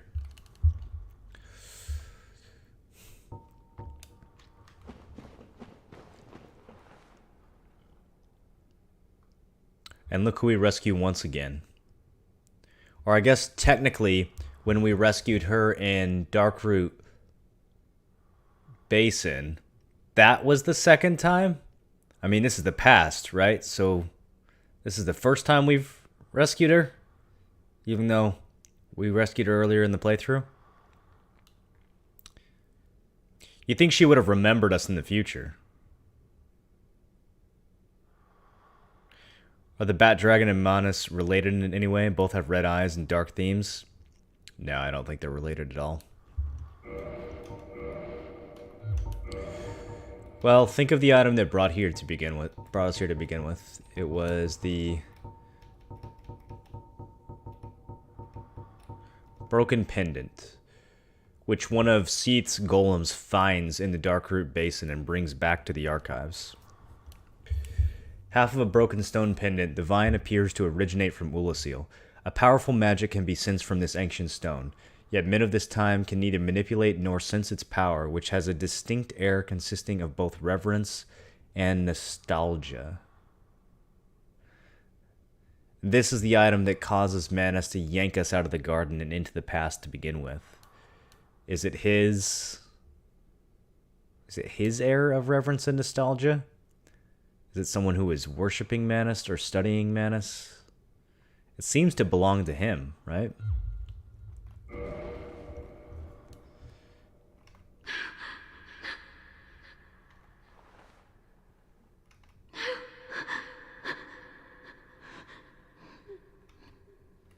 She doesn't have much to say about it.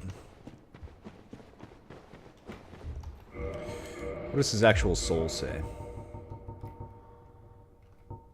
Soul of Manus, father of the abyss. This extraordinary soul is a viscous, lukewarm lump of gentle humanity. Ancient Manus was clearly once human, but he became the father of the abyss after his humanity went wild, eternally seeking his precious broken pendant. So that confirms that the broken pendant did belong to Manus.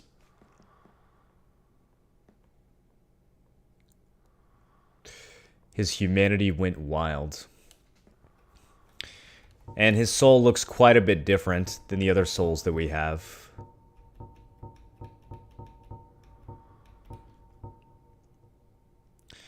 His soul just kind of looks like a humanity sprite with fuzz all over it. These kind of abyssal tendrils growing out from a humanity sprite. I mean, that's really what his soul looks like. And at this point, you have to wonder, something so powerful to create the abyss, to spread dark throughout the entire world, basically.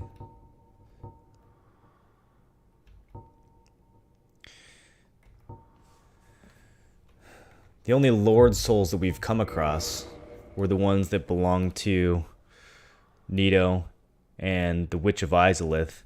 And then when fighting Seath and when we're going to fight the Four Kings, the souls that we get from them are shards of Gwen's soul. So we encounter 3 out of 4 of the Lord souls, but there's one that we never encounter from the opening cutscene. One of the souls within the first flame. The furtive pygmy.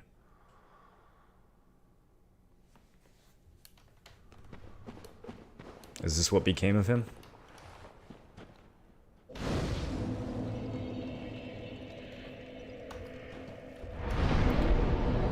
Forgotten down in the abyss?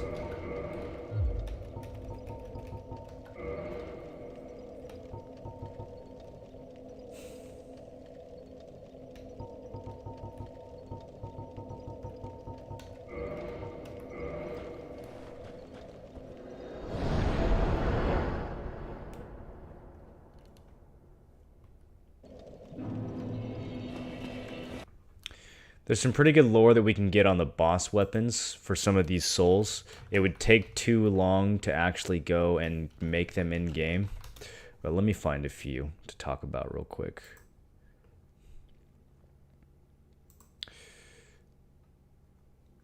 So one weapon we can get using the Soul of Artorias, if we decide not to give it to Sieran, is called the Abyss Greatsword. It says the Greatsword belonged to Lord Gwyn's knight Artorias, who fell to the abyss. Swallowed by the dark with its master, this sword is tainted by the abyss, and its strength reflects its wielder's humanity.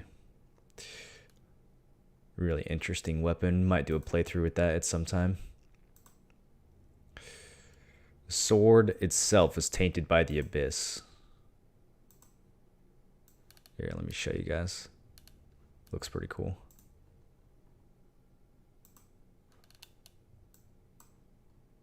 There's a guy wearing the Artorias set, wielding the weapon.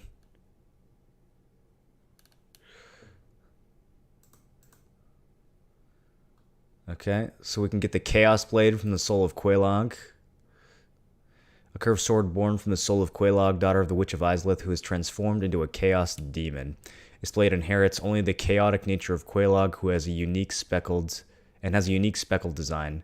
Blade wielder erodes along with opponents. So this is the katana that someone in chat mentioned earlier that deals damage to you when you wield it. Crystal ring shield from the soul of the Moonlight Butterfly. Imbued with crystal power, like the butterfly created by Seath the Scaleless. Can emit crystal rings. Just more confirmation that the butterflies are created by Sith, although we kind of already knew that. Using the soul of Gwendolyn, we can make this, the Dark Moon Bowl. The golden bow is imbued with powerful magic and is most impressive with moonlight arrows. Bow born of the soul of Dark Sun Gwendolyn, Dark Moon deity who watches over the abandoned city of the gods. Stuff we kind of already knew about Gwendolyn. We have a dragon bone fist we can get with the soul of the Iron Golem. A weapon from the soul of the Iron Golem, guardian of Sin's fortress who repelled countless heroes who sought in Orlando. The gods fused the power of the soul with the great bones of dragons, forming an appropriate core for the giant golem. They used the bones of dragons with the power of the soul to make this weapon. Makes you kind of want to do a fist playthrough, doesn't it?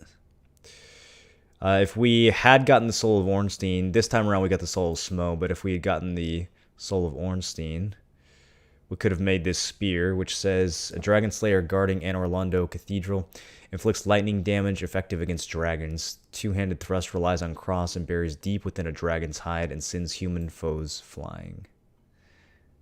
There's the golem axe. An axe born from the soul of the Iron Golem, guardian of Sin's fortress who repelled countless heroes who sought Anne Orlando. Its powerful one-handed attack imitates the golem's blade of winds, but the heavy iron blade makes it unwieldy. It's a really fun weapon to use, actually. We'll just pretend like those two weapons, those three items don't exist right now. Don't ask about them. The Life Hunt site. Now, this is an interesting one because remember the soul of Priscilla. We didn't really get a chance to talk about this. At the end of the painted world of Ariamis, we find the soul of Priscilla, and it says this soul, which is the antithesis to all life or something like that. It's got this like really fucked up editorialized item description. Here, let me see it. Let me see if I can bring it up. Use the soul of this crossbreed bastard child and antithesis to all life. Yikes. Who came up with these descriptions? Scythe born from the soul of Priscilla, the stark white crossbreed trapped inside the painted world of Ariamis. Even the gods feared Priscilla's life hunt ability, and in the hands of a mortal, its power will turn upon its wielder. So Priscilla has the ability to hunt gods, basically, with this life hunt ability. And perhaps that's the reason why she finds herself in the painting. But it's strange because the painting is in Anne Orlando, right? It's in the city of the gods. And the painted guardians there are also in the city of Anne Orlando, but they seem to be...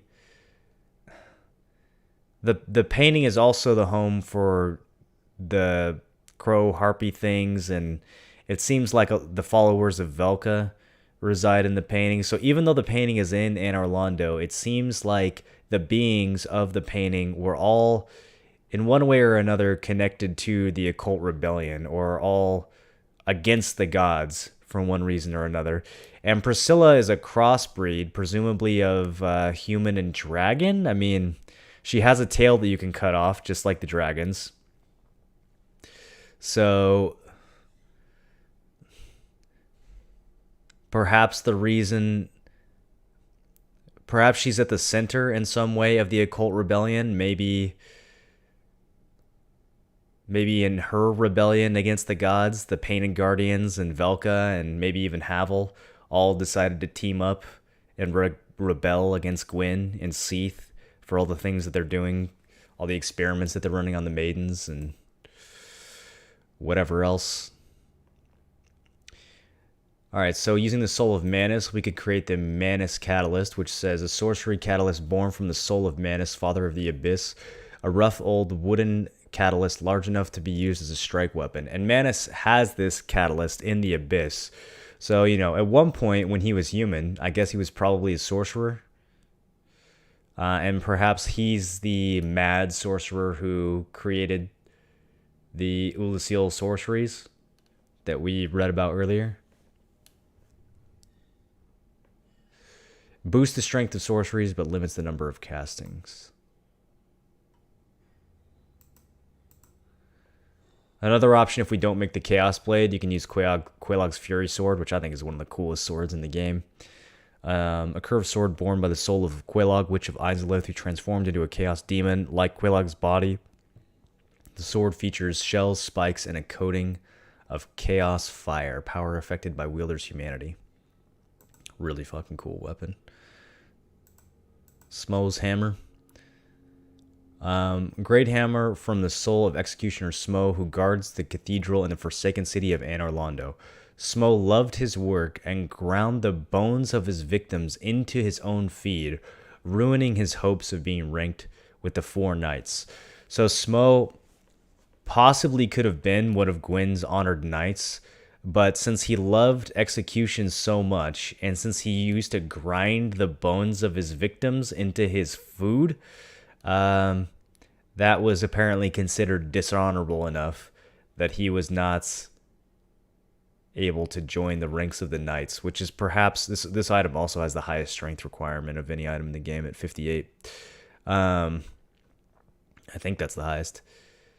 But yeah, maybe this is the reason why he fights along Ornstein, because one of the big questions is why are Smo and Ornstein fighting alongside each other? They don't really seem to have much in common, but perhaps Smo was still trying to earn a position as an honored knight, despite his kind of cruel and dishonorable nature. Alright, and the last item here is the 10 Darkmoon Catalyst. Catalyst born from the soul of Darksun Gwyndolin, Darkmoon deity who watches over the abandoned city of the gods, Anor Londo. Gwyndolin is Gwyn's lastborn and a legitimate god, but he is also a moon sorcerer, and his wand is boosted by faith, not intelligence. It's a unique wand. You can cast sorceries using the faith stat instead of the intelligence stat, although they still have an intelligence requirement to equip. Okay. That's new. Hey, look at that. That wasn't there before. Let's go see what that's about. Looking gorgeous today, bro. Thanks. Wonder who Gwyn was executing? Yeah, good question. Why do they need an executioner?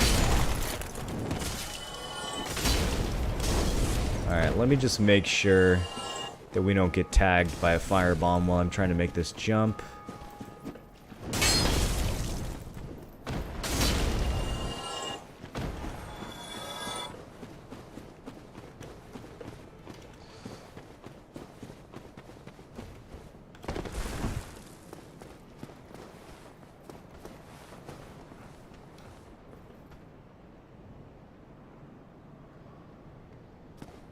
How did he get himself killed?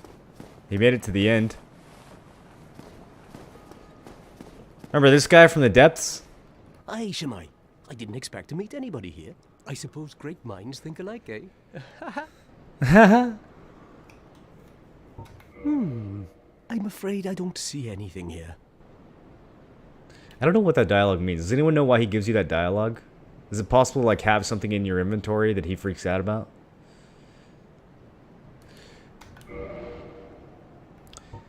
Sells gold pine resin. He sells the master key. He's had it this whole time. Son of a bitch. Too late now. He sells some crystal weapons, which he sold in the depths. He sells some arrows, which I think he sold in the depths.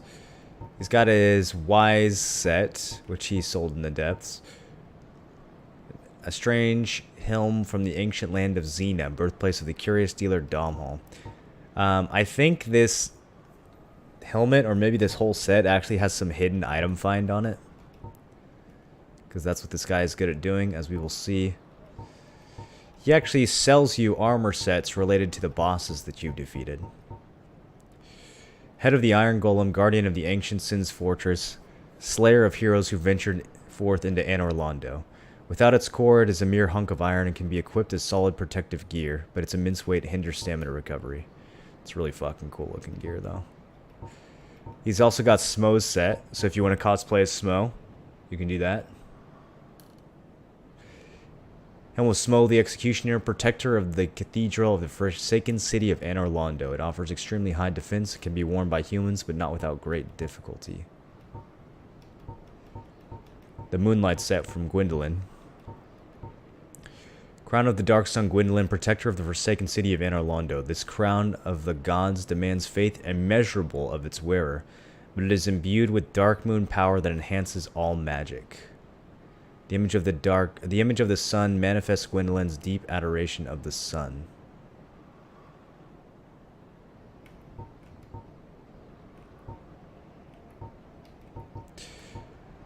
Moonlight robe. The power of the moon was strong in Gwendolyn, and thus he was raised as a daughter. His magic garb is silk thin and hardly provides any physical defense. Yeah. Weird family. Here's Artorias' set. The death of the helm's owner can be surmised from the corrosive dark of the abyss, and the musty azure blue tassel, once a symbol of pride and glory.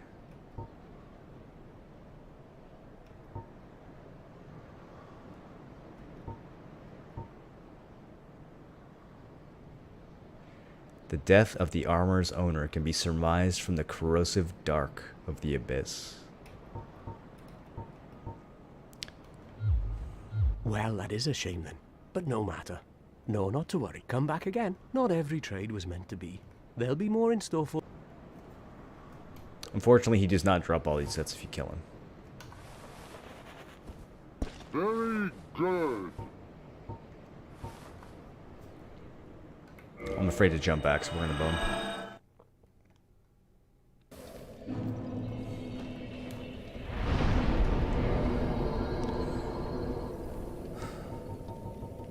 There's one more thing that we have to take care of before we can go into New Londo. We still have not figured out how to traverse the abyss. And the only hint we have is from the sealer, Ingward, who's in the abyss, who says, if you can find Artorias and learn something from him, then perhaps the abyss would be surmountable. But we did find Artorias, and we didn't learn shit. Not only that, but we find Artorias in a section of the game that's DLC, so we know from like a gameplay standpoint that that's not the solution to this puzzle, because Artorias didn't actually exist in the original version of the game. He didn't come out until the DLC came out. So the only other thing we know about Artorias is that Andre, the blacksmith, sells us the crest of Artorias, which is a key that unlocks a room in the woods. The door leads to the grave of Sir Artorias the Abyss Walker. Many adventurers have left for the grave, but none have returned, for they make easy prey for the local bandits. Well, now that we've been to Ulasil, we know what the grave of Artorias. I mean, we know that it's out here. We know that this is where he died, since this is modern-day Ulasil. And we couldn't learn anything from him in the past, but maybe we can learn something from him in the present. We know that he's dead, so I'm not sure what we can learn, but it is the only lead that we have.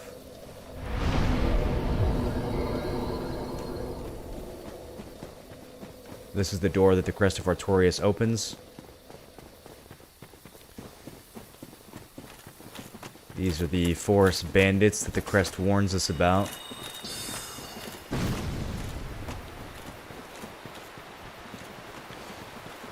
And over here, in these Ulasil-looking ruins, we have Alvina, who will warn us not to go looking for the grave of Artorias and get very upset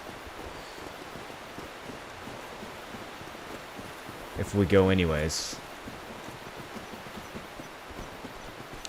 We saw Alvina in the past. Oh, I'm getting raided by forest spirits left and right now. We saw Alvina in the past lead us to a place where the Great Wolf Sif was being guarded by the Cleansing Great Shield so that we could rescue him. And this apparently leads to the grave of Artorias, this bridge right here.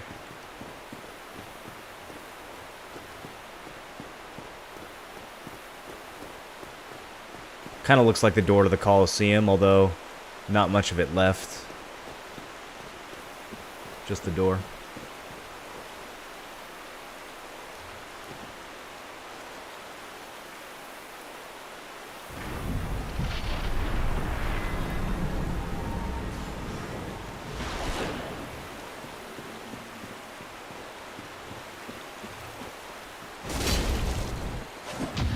Nice parry.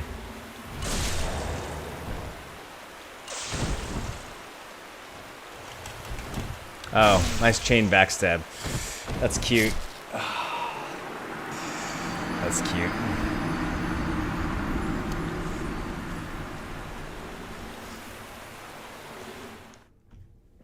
So glad that that bug is still in the game.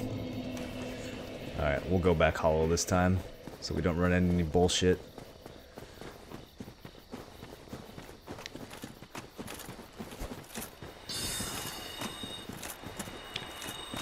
Lag stab? That wasn't a lag stab. That's called chain backstabbing. There's a... I don't know what to call it. There's an exploit, basically, where you can backstab someone as they're getting up off the ground. And there's literally nothing you can do about it. I might be able to, like, toggle swap out of it, which is another exploit. But, yeah, essentially, you can just backstab someone infinitely before they get up off the ground, which is what he did there. So, props on the parry, but go fuck yourself for the chain backstab. Is that another player? Yeah.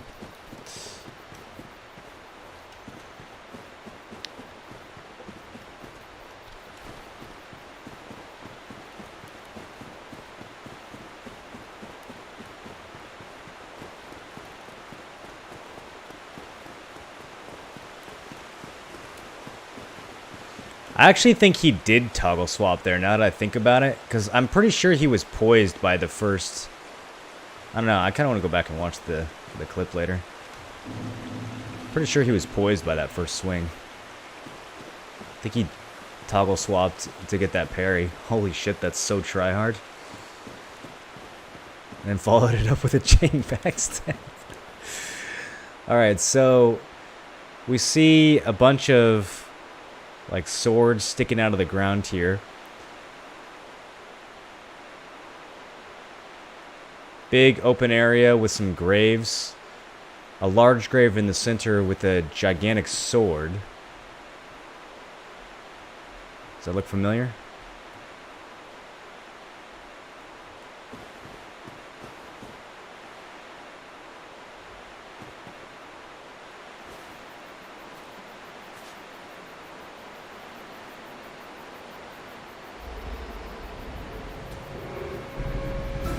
Oh, hi, doggy. He got a little bit bigger, didn't he?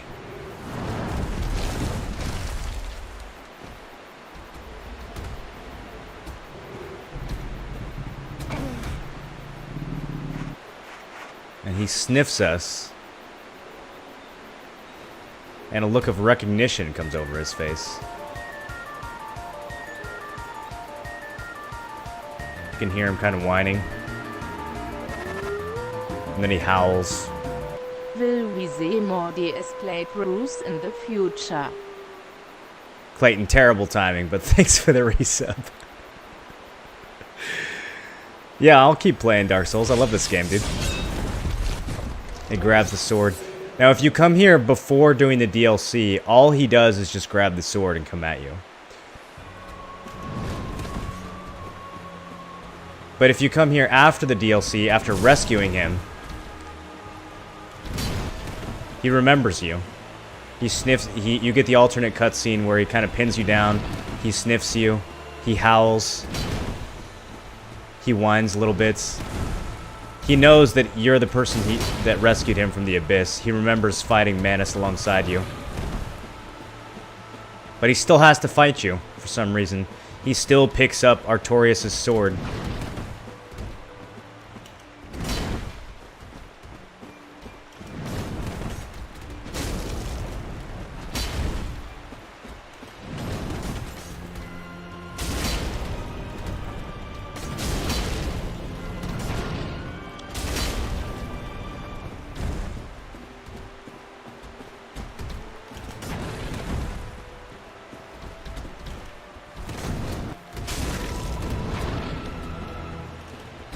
And as his health gets low,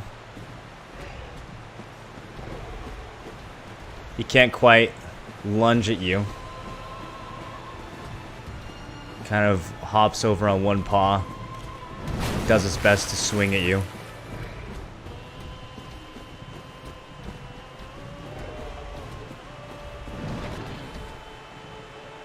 Mustering whatever remaining strength that he has.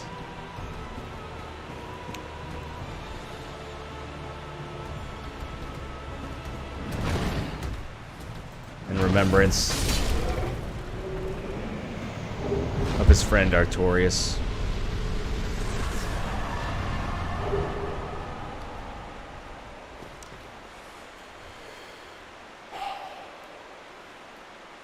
He even falls over at the end. Oh.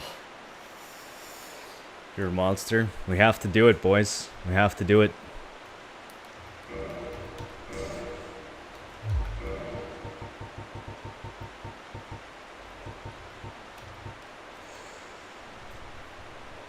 Soul of Sif, the Great Grey Wolf, who guards the grave of Artorias the Abyss Walker. Special beings have special souls. Use the soul of Sif, who inherited the divine knighthood, to acquire a huge amount of souls, or create a unique weapon.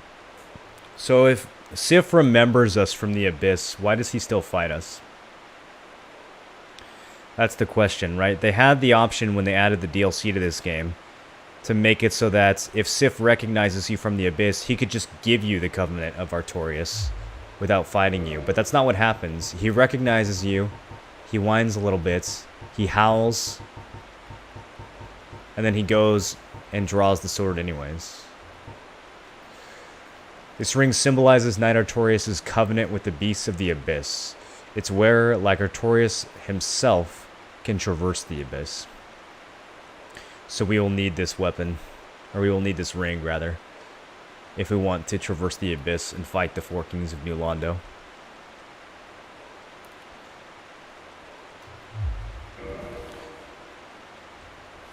Why is Sif protecting it, even if he knows us? Is he trying to protect us? I mean, that doesn't really make sense, because he tries to kill us. But maybe death is a better fate than succumbing to the Abyss? Or maybe this was a test. Maybe Sif needed to know that you were strong enough. Or maybe he was just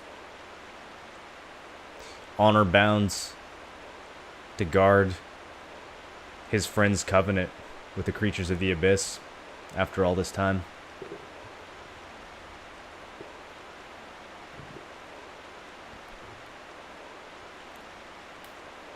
Death is better than falling? Maybe. Yeah. We also find a corpse here with a ring on it. The Hornet Ring, which we mentioned earlier. Last of the 4 rings. One of the special rings granted to the 4 knights of Gwyn. The Hornet Ring belonged to Lord's Blade Sieran. By boosting critical attacks, its wearer can annihilate foes as Sieran's dagger laid waste to Lord Gwyn's enemies. Boost your backstabs and your riposte. And we find that on a corpse here at the grave of Artorias. So does Sieran just sort of curl up here and expire at the foot of Artorias' grave? Is that how her story ends?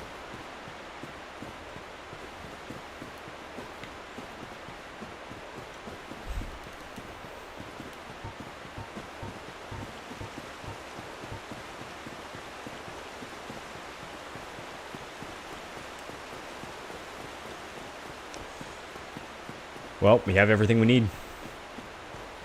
There's only 1 Lord Soul left to get. Did you get the Hawk Ring? Yeah, we went back and got it.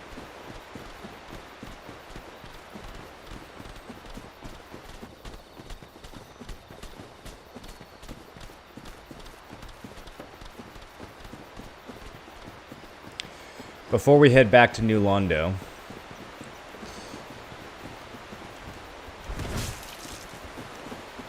let's go to the Ulasil Township. See how Dusk is doing.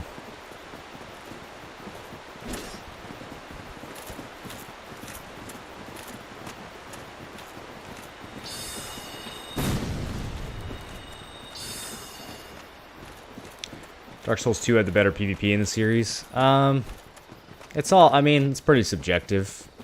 I think it probably did. I think Dark Souls 2 PvP was when I had the most fun. There was less bullshit, better netcode, and a lot more interesting weapons in Dark Souls 2. Dark Souls 1 PvP has a certain, like, charm to it, though, for sure. The Dark Souls 2 was probably more balanced overall.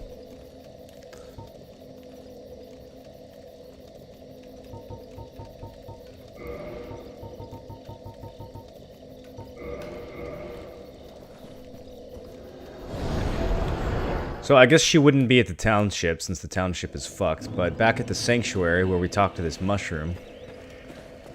Let's see what the mushroom has to say now. I have awaited thee. Thou hast rescued Princess Dusk and rid us of that terrible primeval human, even halting the spread of the abyss. I salute the grandeur of thine enterprise. Please allow me to express my gratitude. I thank thee, as do we all. Elizabeth's mushroom. I will remember thee, but I will keep thy story to myself. This is the best way. For thou art come from a time far ahead. No one will sing thy praises, but yet thy greatness shall live on, for it shall be my purpose to remember all thou hast done for us. So no one's gonna know about what we did here. Artorias will get all the credit. And, I mean, Artorias was a legendary figure even before he fell to the abyss. So, I suppose in some sense he deserves the legend just for being brave enough to face the abyss anyways, and succumb to it. But the actual hero of Ulasil is us. Someone who will not be remembered. Our legend will live on through the legend of Artorias. And that's why Sealer Ingward tells us to go and learn from Artorias. Turns out to not be true.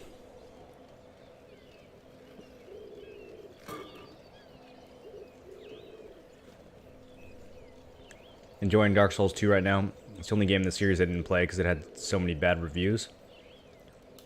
Dark Souls 2 is a really good game. It's just, as far as the level design goes, it's considered to be the weakest of the 3.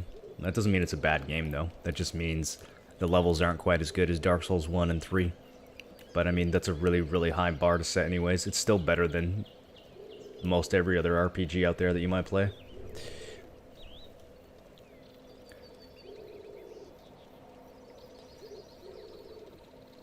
Boar helm looks good with any outfit. Yeah, it does. It really does, though. Does she sell homeward bones? We need... May the flames guide thee. I guess we don't really need any more homeward bones at this point in the playthrough. We can just go.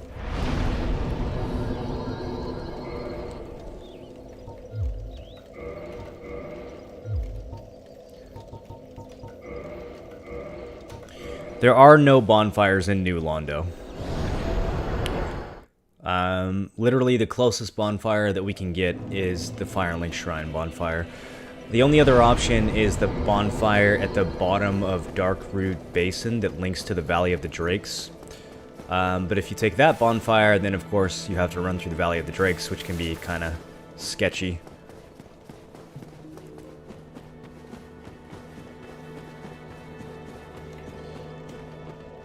And it's about the same distance either way. Either way, you have to go down a big-ass elevator to get to the New Londo Ruins.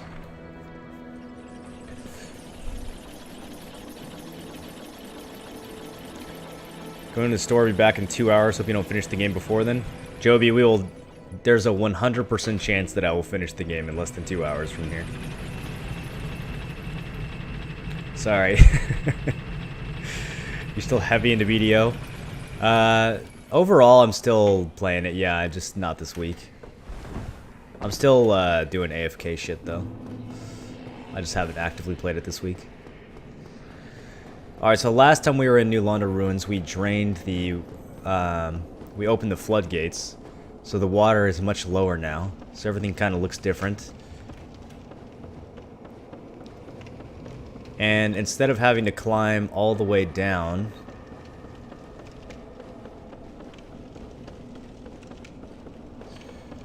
there's a handy little shortcut that we've unlocked. Ow.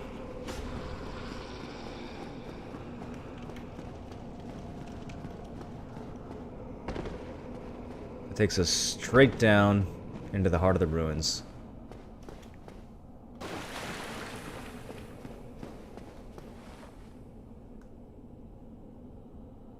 Pretty sure that kills you. This water's safe. As long as you can see the ground underneath it. This white fog gate here, you actually are supposed to come through the other side. We just sort of skipped it. And down here we find the Dark Wraiths of New Londo. The reason why the city was flooded and sealed. These things right here. Oh, and also whatever the fuck this is.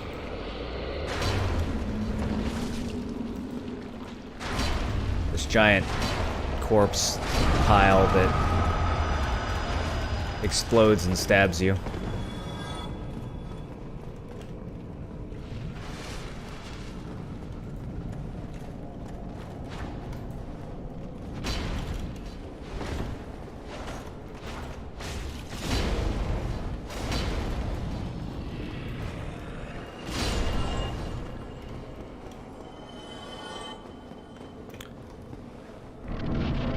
So yeah, normally you pass through the other side.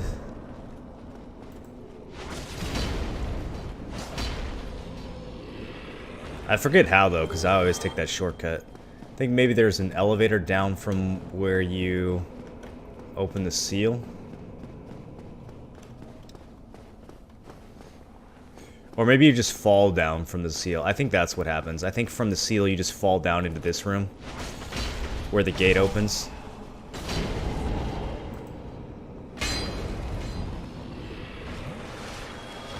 So that's the seal up there somewhere, and then you fall down here. You can see the Valley of the Drakes facing outward.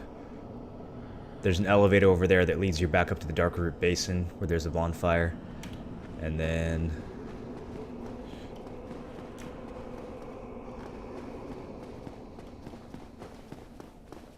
that's pretty much it. Just a ruined mildewy city.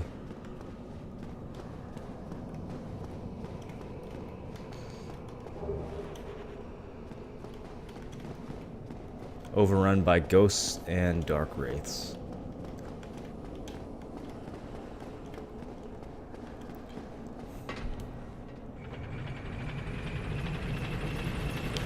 Where does this elevator go? Ah, fuck.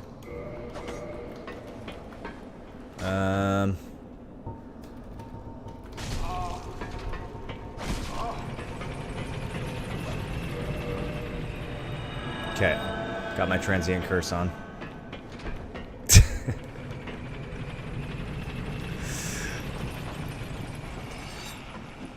Now we can fight this thing.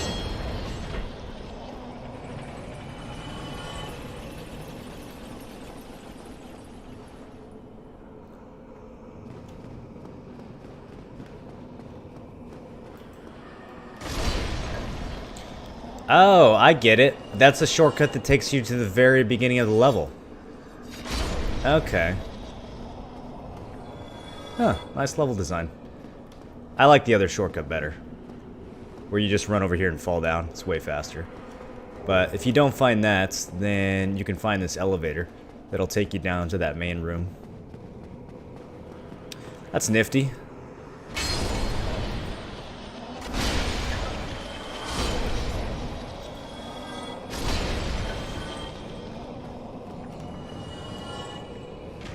What's up, Monstrosity?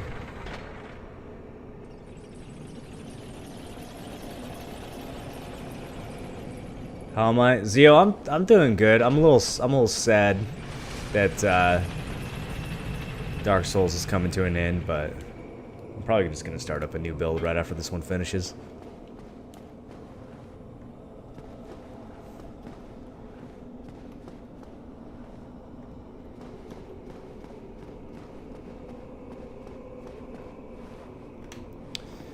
Okay, so through this other door here, this is very easy to miss. I definitely missed this my first playthrough.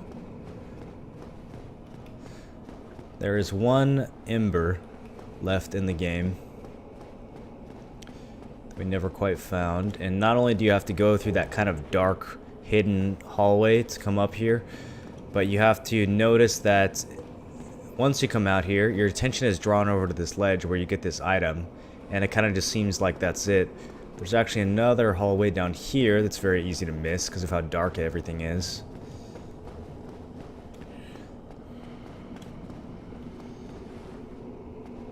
Just kind of zigzags around.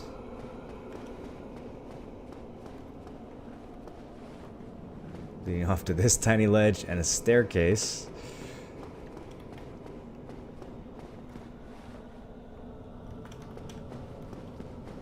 And finally a chest. Very large ember. Very good.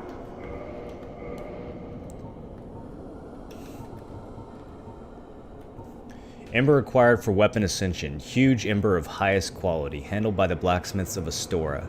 Ascension for plus 10 standard weapon, allows reinforcement to plus 15, on par with the greatest weapons of legend. So yeah, I didn't find this in my first playthrough. I had to beat the game with a plus 10 katana.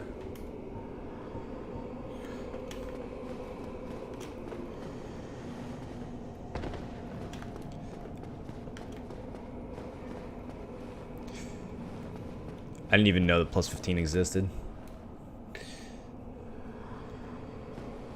How goes the lore run? Pretty good. It's coming to a close soon.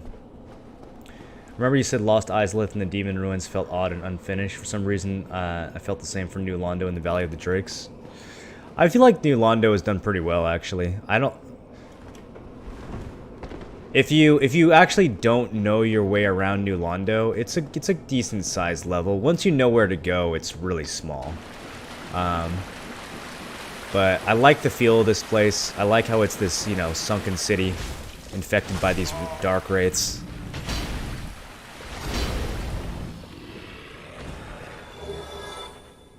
You get these creepy ghosts following you around. There's a lot of stuff down here that's easy to miss because of the lighting. That looks like you could walk on it, but there's a wall here.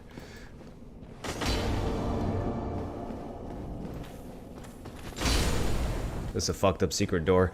You hit the secret door and you walk out on this tiny little ledge and that dark wraith charges you, and probably you'd like roll away and fall off the cliff and die. That's usually what happens when you first find this. Titanite chunk.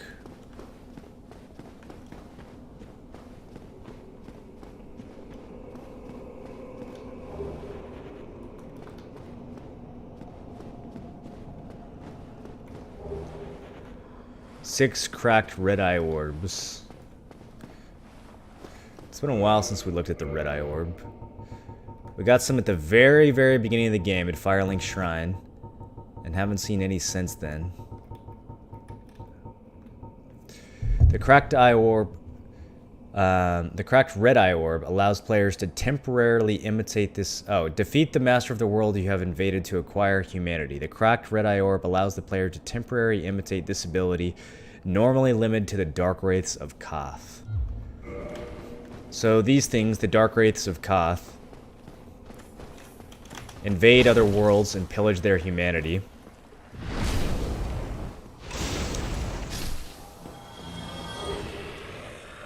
And you can imitate their ability with these cracked orbs. This just circles back around to where the drakes are.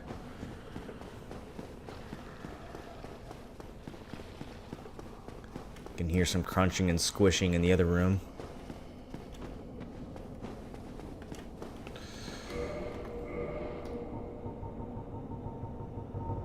Where are those transient curses?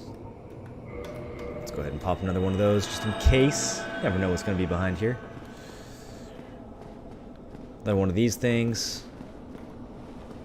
And of course, if you charge toward it, things come out from the walls and try to kill you.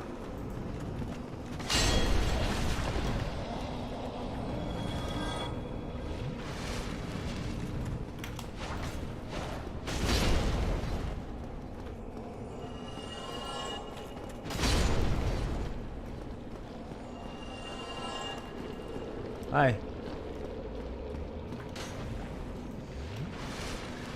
These enemies, I'm not sure what to make of them. They're like...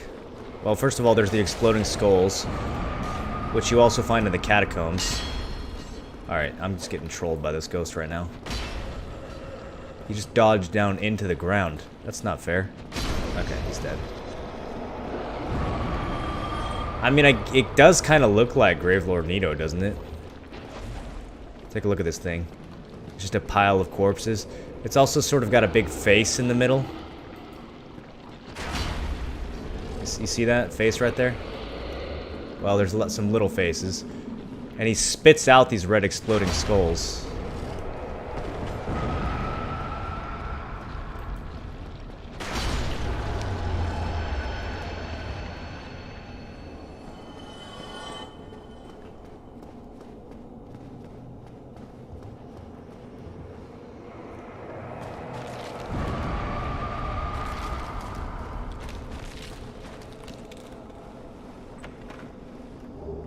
More Titanite chunks.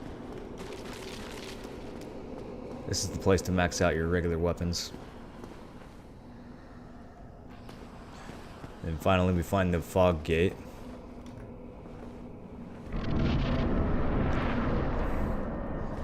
And a set of stairs leading down. And down. And down.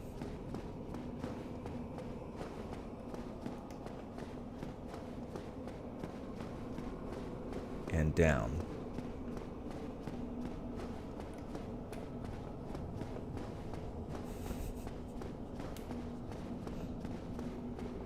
To here.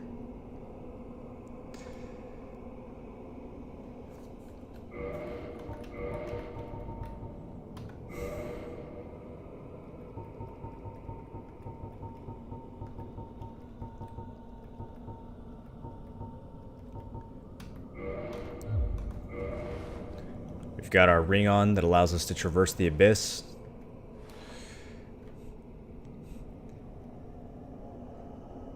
And Into the abyss we go. It would be amazing if the mimics were indistinguishable from normal chests and randomly spawned. Yeah, there should be a mod that does that, actually. Couldn't be that hard to do.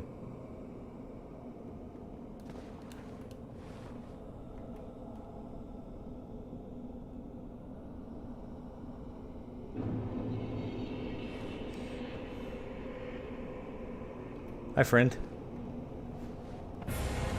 4 kings. Just pure dark down here. Nothing else.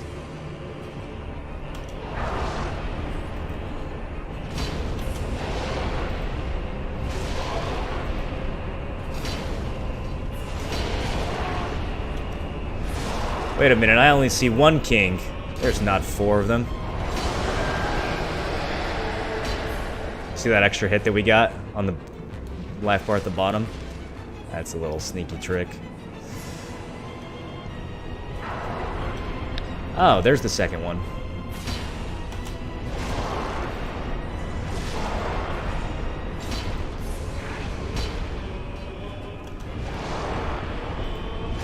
Look at his face.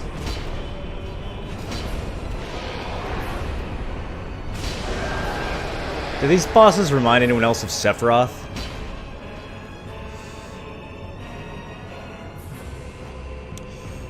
You can actually finish this boss in only 3 kings if you do some overkill damage, kind of like we did on the first one. This boss is funny to me because in a regular playthrough, it's a total joke. But in New Game Plus, it's so hard. It's like by far the hardest fight in New Game Plus, just because of the way the fight works.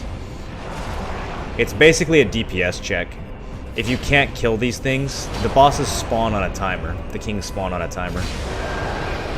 So if you're too slow to kill them, if you spend all your time like dodging and figuring out their attacks or whatever, then more of them will spawn until you get to the point where you have 4 or even 5 if you wait too long. I think a 5th one can spawn.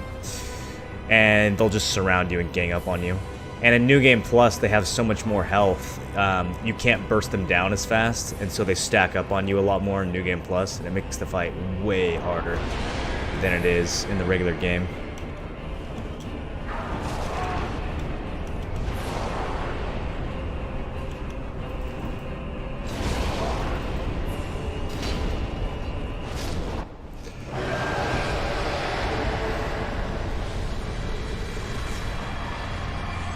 No, this isn't the last boss. This is just the last Lord Soul that we need to satiate the Lord Vessel. Bequeathed Lord Soul Shard. For humanity. That seems appropriate, I guess.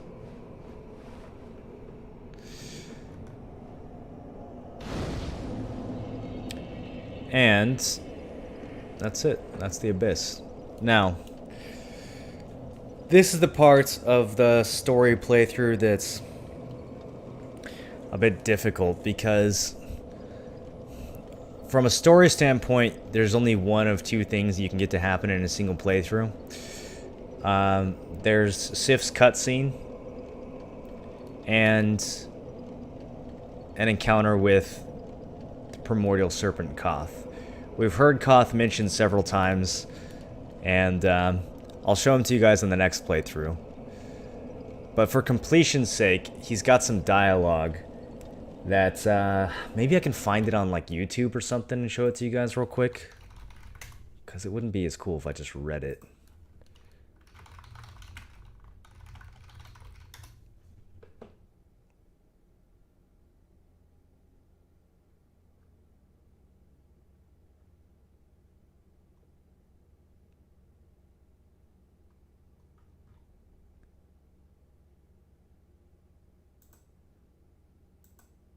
Holy shit, there's 7 minutes worth of stuff here.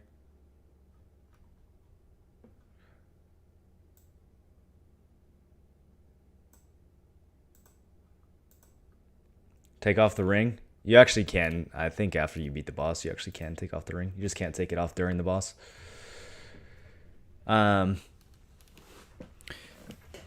So the reason why this serpent doesn't appear is because we gave the Lord Vessel to Kingseeker Frampt at Firelink Shrine. You don't have to do that. The game never tells you that you have another option, but you do in fact have another option. You can keep the Lord Vessel, you can tell Framp to go fuck himself. And you can bring the Lord Vessel down here and place it here instead. The problem with doing that for this playthrough is that we would have had to fight Sif first in order to place the Lord Vessel here, and that means it would have been impossible for us to get the alternate Sif cutscene.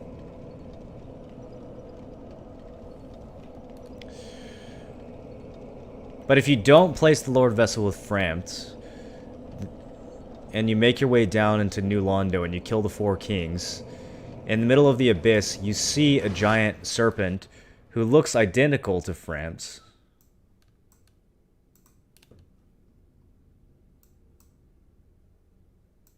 Greetings, undead warrior. I am the primordial serpent, Darkstalker Kath. I can guide thee and illuminate the truth. Undead warrior, conqueror of the 4 kings, is this not your wish? To know the truth of men and the undead? A wise choice. That is our wish, isn't it? So, we have yet another character claiming that he knows the real truth about what's going on here. The truth about us, the truth about men, he says.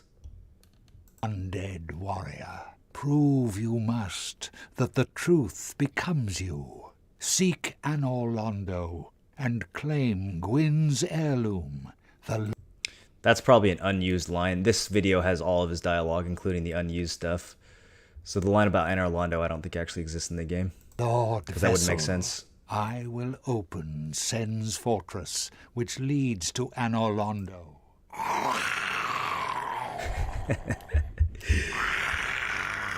He's got the roar. Now, go, undead warrior. Show the world that the truth becomes you. Yeah, so that's all unused stuff, it sounds like. Very well. Warriors as yourself are few. I will be patient, but I cannot wait forever. If you wish, I shall grant the art of life. That must be the dialogue you get if you tell him that you're not interested. As far as I understand the lore, what happens when you follow Koth and then kill Gwyn? Does your character just initiate the Age of Dark? Well, you have a choice after fighting Gwyn, which we're going to have to make in a little bit, since he's the only boss left. Life Drain, the legendary power of the Dark Lord. It can preserve your humanity while undead. I can grant you the power of Life Drain, the legendary ability of the Dark Lord. Who is the Dark Lord? Surely he can't be referring to Gwyn or any of the Lords of Sunlight. That doesn't make any sense. The Dark Lord? Is he talking about Manus? Who's he talking about? And cast off the shackles placed upon your brethren. What is it? I am your guardian. Go on, state your wish. What is it? Perhaps you have changed your mind. Farewell. You are astonishing. The truth I shall share, without sentiment. After the advent of fire... Okay, here we go. The ancient lords found the 3 souls, but your progenitor found a 4th. The 3 Lords of Fire found... Is that what he called them? What did he call them? The ancient lords found the ancient 3 lords. souls, but your The ancient lords found the 3 souls. So Gwyn, Nito, and the Witch of Izalith found 3 souls, but your progenitor found the 4th one. We hear Manus referred to in the DLC as Primeval Man. Another hint that perhaps those are the same being. progenitor found a 4th, unique soul, the Dark Soul. Your Title of the game.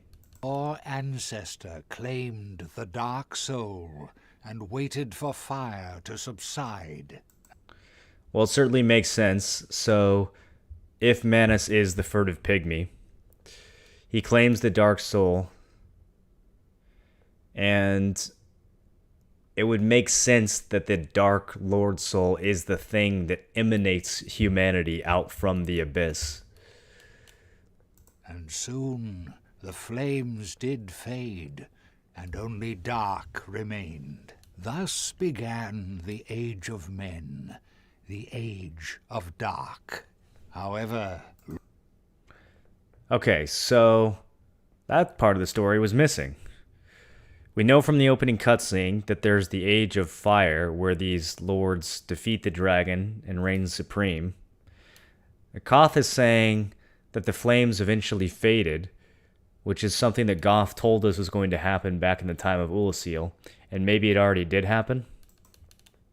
Thus began the Age of Men, the Age of Dark. However, Lord Gwyn trembled at the dark, clinging to his Age of Fire, and in dire fear of humans, and the Dark Lord who would one day be born amongst them. Lord Gwyn resisted the course of nature by sacrificing himself to link the fire and commanding his children to shepherd the humans. Gwyn has blurred your past. Gwyn has blurred your past. So, the Age of Man was beginning. The Age of Dark.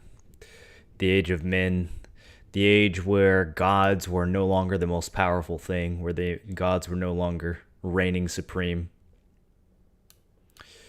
And there was supposed to be a chosen undead Dark Lord that came along and I guess defeat Lord Gwyn or something like that. Let's listen to that again. What exactly was it that Gwyn was afraid of? Amongst them, to his Age of Fire, and in dire fear He clung to the Age of Fire. Of humans, and the Dark Lord who would one day be born amongst them. Lord Gwyn resisted the course of nature by sacrificing himself to link the fire. So he was afraid of humans, resisted the course of nature, and commanding his children to shepherd the humans. Gwyn has blurred your past to prevent the birth of the Dark Lord. I am the primordial serpent. I seek to right the wrongs of the past, to discover our true Lord. But the other serpent, Frampt, lost his sense and befriended Lord Gwyn. Undead warrior, we stand at a crossroads. Only I know the truth about your fate. You must destroy the fading Lord Gwyn, who has coddled fire and resisted nature, and become the fourth Lord, so that you may usher in an Age of Dark. Oh, man. You don't get any of this if you give the Lord Vessel to Fram. You don't get any of this. This is all just completely hidden, invisible content that 99% of players completely miss when they play through the game. Like, you go to Anor Londo, you get the Lord Vessel, you have this serpent Frampt who's telling you what to do. You assume that because you're playing a video game, that the people telling you what to do are, right in some way. You have no idea that the whole time the serpent Frampt at Firelink Shrine is actually a friend to Lord Gwyn, who is someone who conspired in the past to steal your heritage, destroy your legacy, and prevent your race, prevent mankind from taking over the world and taking over from the gods. Very well. I shall now guide you to Gwyn's prison. Be still, and trust thine flesh to me. So he will take you to the same tunnel with the Lord Vessel that Frampt will take you to, if you give him the Lord Vessel instead. This is Gwyn's prison. Now, place the Lord Vessel upon the altar. What is it? Place the Lord Vessel upon the altar. Very well. Once the vessel is filled with souls, the gate to Gwyn shall open. Why do we trust Koth over Frampt? Couldn't Koth be lying? Yes, that's the thing. He could be lying. He says, I'm the only one who knows the truth about your past. I'm the only one who knows that you could become the next Dark Lord. He could easily be. How would we know at this point? We have Framp telling us, I know your fate. We have Koth telling us, I know your fate. Framp seems to be in line with the gods. But what experience do we have of the gods? We went to Anor Londo, the city of the gods, and they were all gone. The only thing that was left was Dark Son Gwendolyn, Gwyn's lastborn, again associated with Gwyn, and his fake illusory sister that he uses us to trick us into continuing this narrative in the first place. So do we trust them? I don't know. Is it okay that they tricked us? Do the ends justify the means? To them, I'm sure it does, because they think that linking the fire is necessary. They don't want the Age of Fire to end. They don't want the Age of Dark, the Age of Man. They don't want that to be ushered in. From this playthrough, I've realized how embarrassingly unaware of everything I was back when I played the game 5 years ago. Yeah, don't worry, dude. Everyone is super unaware the first time they play this game. I didn't catch any of this. I didn't even meet this character the first time I played this game, which is why in this playthrough I kind of echoed that, and we were having to watch YouTube videos because he doesn't even show up. Seek Gravelord Nito, the Witch of Izalith, and the traitor Seath the Scaleless. Fill this vessel with their souls, then the gate will open, so that you may kill Gwyn. Are you ready? Then let us return to the Abyss. But I mean, what if this character has some other motivation for getting us to kill Gwyn? What if the Age of Dark isn't the Age of Man? What if it's just the Age of Dark? What if a lack of fire benefits this guy in some way? I mean, he's the leader of the Darkstalkers, and the goal of the Darkstalkers is to go around pillaging humanity. They're an evil bunch, right? Like, he's the leader of an evil cult that goes around stealing humanity. So why should we trust him too? Maybe he just wants the Age of Dark to be ushered in so that the Abyss can continue to spread and the Dark Wraiths can continue pillaging and rampaging. Trust thine flesh to me. Nonsense. Are you mad? This is deplorable. I think that's... You would rather be a slave? Does the truth mean nothing to you? I think that's the dialogue that he gives you if you refuse to give him the Lord Vessel. Is unacceptable, impossible, unthinkable. He says that you're choosing to be a slave. Oh, enough with you. Farewell, pitiful, unknowing fool. I shall return to the Abyss and await the true Lord of Men. Very well. Be still. Entrust thy flesh to me. When you return, I shall serve you in the imminent Age of Dark. Are you ready? Then let us return to the Abyss. Entrust thine flesh to me. Magnificent. You have followed my teachings faithfully. You are the true Lord of Men, the Dark Lord. Now, I mean, he gives us a very similar spiel to Frampt in the end. They're both telling us, oh, you're so special, you're the chosen one, way to go, thanks for doing all my work for me, bringing all these Lord souls back to the vessel. You know, you're the shit, here's a pat on the back. I thought there was a part where we learned that fire equals life. The fire keepers were kind of like life keepers. I don't know if it's right to say that fire equals life. We know that the first flame came at the dawn of fire, or the dawn of the Age of Fire, and that's with fire came disparity. Once there was fire, then there was heat and cold, and there was light and dark, and there was life and death. All those things arrived at the same time, but I don't know if that's the same as saying that they're equivalent.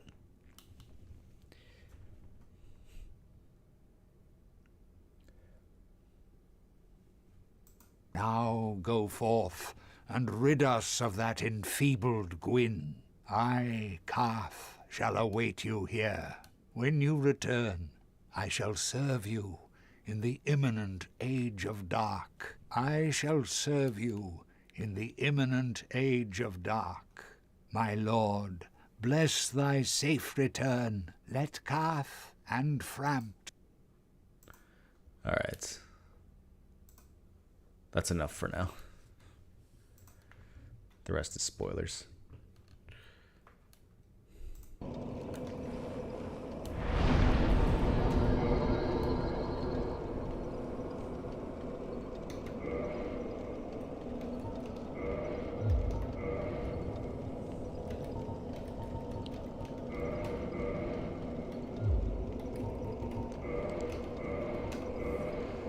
We have all the souls.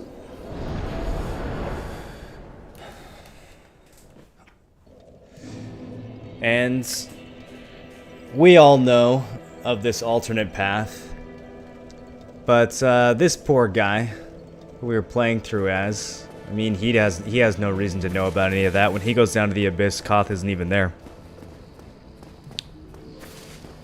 All we know is that we can bring these souls back to this sleeping idiot.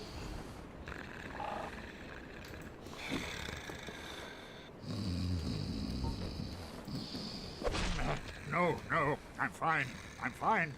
Well and wide awake. Do not treat me like an old withering snake. He gets upset when you punch him to wake him up. He gets offended a little bit.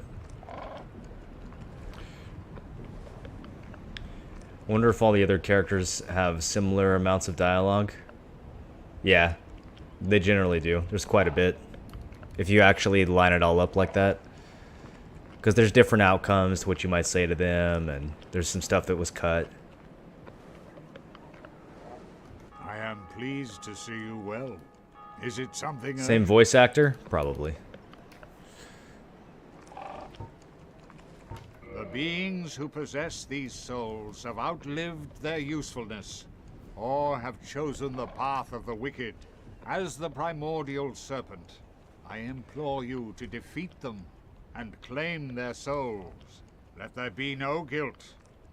Let there be no vacillation. The beings who have these souls have outlived their usefulness. Yikes. These are the old allies of Gwyn. The old gods that helped Gwyn defeat the dragons. They've outlived their usefulness now, huh? Alright. Is that how it is? The beings who possess these souls as... Or chosen the path of the wicked. Whatever that means. You got Gwyn's Way of White going around fucking with... Oh, speaking of which. There's a part that I totally forgot. It's probably too late to do this now. Let's see what he has to say for himself. Oh, hello. Miracles, Nothing? Come again. Alright, let me check something real quick, boys.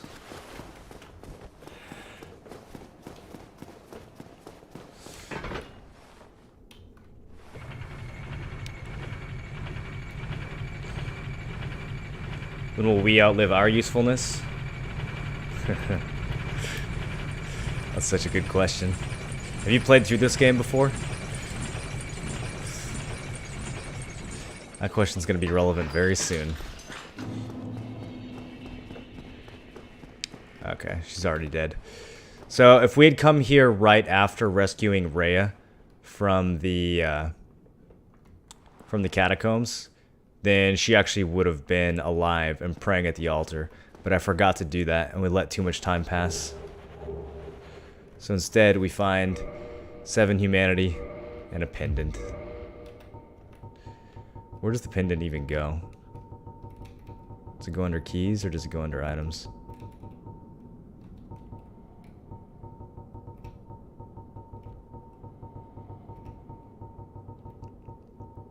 Man, it's too bad they couldn't have remastered this UI. Simple pendant with no effect. Even so, pleasant memories are crucial to survival on arduous journeys. So Rhea doesn't make it. And it is possible to save her. If you kill Petrus down at Fireleague Shrine, Rhea does not die. So if you just find her dead here, you can't really, it's impossible to know who killed her. But if you kill Petrus, she survives. So you kind of have the meta knowledge that he is indeed the one who kills her. Now, if you kill Petrus and she survives and she stays here, she will sell you miracles. But eventually, even if you save her, she gets snatched off and taken to Seath's archives.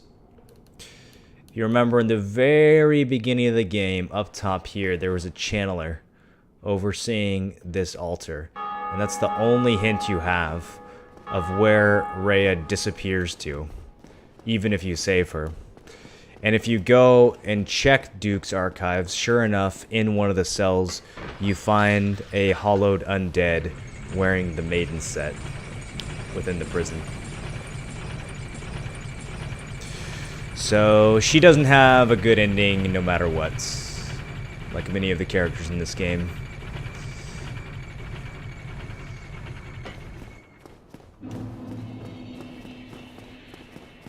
And Petrus doesn't even talk about it. He doesn't even mention it. Oh, miracle. Miracles, I presume? Come again. The effect. I know it's too late to save her, but... Why?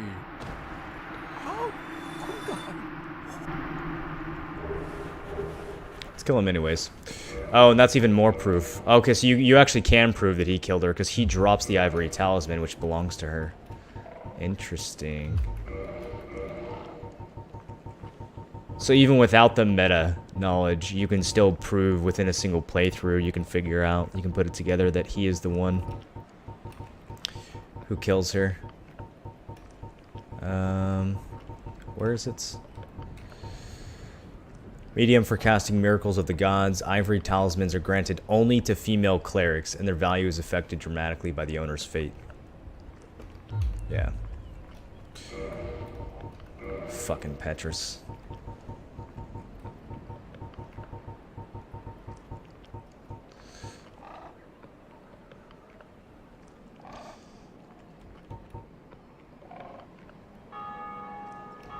What am I looking for? There we go. And, man, the shrine is pretty empty now. The crestfallen warrior we find hollowed in New Londo as soon as he decides to stop being apathetic. Firebro Laurentius has gone off to seek the pyropyromancy, and if we were to go looking for him in Blighttown, where we met Quelana, he would be hollowed out as well.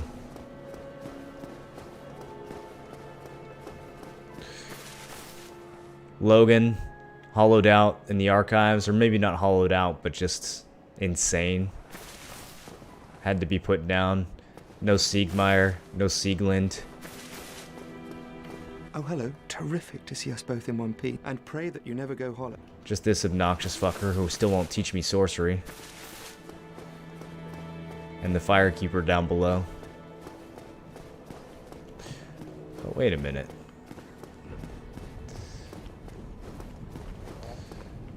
Surely we've had some new visitors. Hey, look who it is, back from the catacombs. Oh, we meet again. How many of you are there? You've come at the perfect time. I'm done with the looting. I'm a humble merchant now, and wondrous treasures have I. He's reformed. At a special price for you. There you are. Have a nice look at them. Oh, relax. No more funny business out of me, my friend. Yeah. And he teaches us prostration.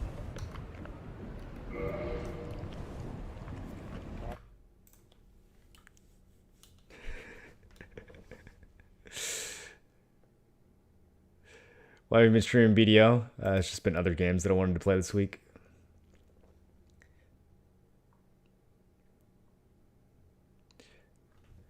Should I ask yesterday, what is a good fun build for first-time PoE player? I always thought Essence Drain was like the most fun build that I had for being new, but I don't know if it's very good for being If you're like brand new to the game, if you're brand new to the game, I would just go Sunder. I would just play a Marauder, get Sunder, and go just bash things with a weapon. You can do it one-handed or two-handed, whatever you think is cooler. It's a really strong build and totally brain dead to play. It's easy to learn the game. Is it worth taking my time with the story? Yes. Yeah, the story in that game is actually solid. It's worth not skipping and like listening to the characters and talking to them about stuff.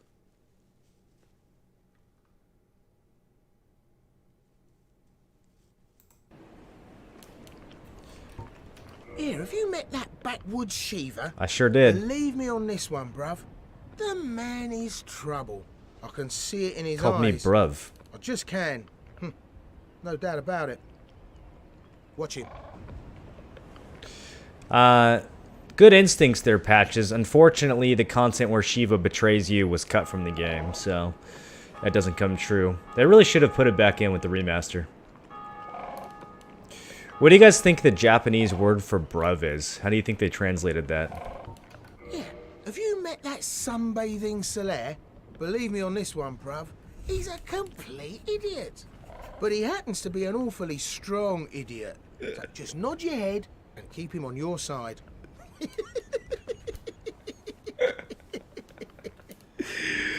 Oh, that's mean but really true.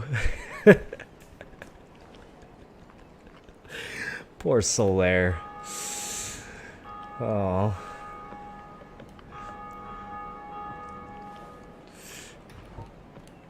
Wait, have you met Petrus? He knows about everyone. Claimed cleric. Believe me on this one, bruv. The man is scum. Don't you be fooled by his claims to do good. They're all the same, those rotten clerics. It's actually right about that too. Dude, Patches has got this shit figured out. He has not been fooled by any of these characters and all their bullshit. He's got a beat on everyone. Boy, have you met Lautrec the Embraced? Believe me on this one, bruv. He's completely mad. He wouldn't think twice about cutting somebody down. So watch out for him. Especially if you've humanity to spare. Damn, Patches just spoiling left and right. I'm done with the looting and wondrous treasure. I'm done with the looting. Alright, that's all he's got. Whew. He sells all sorts of crazy shit. Eyes of Death, Divine Blessings, Humanities, Twin Humanities. Some miracles, which is ironic. I guess he looted those off of some dead clerics. Yeah, some more cleric loot over here. A mace, a crescent axe. Well-used old bronze battle axe with a long hilt and a crescent-shaped blade. One of the weapons of the Way of White. The crescent axe is bequeathed to cleric warriors who have proven their faith. He's got all kinds of Way of White loot over here. He's just been looting clerics left and right. He's got all 3 masks from Pinwheel. Let's buy that just in case. Just in case we need it.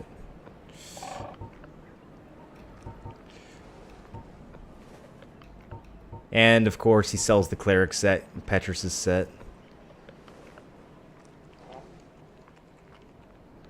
Armor worn by the warrior clerics of the Way of White, who are famous for being unyielding in battle. It is rather substantial in size and weight, making its wearer look even bigger than he actually is. Right. Good stuff, eh? Don't you forget who got it for you.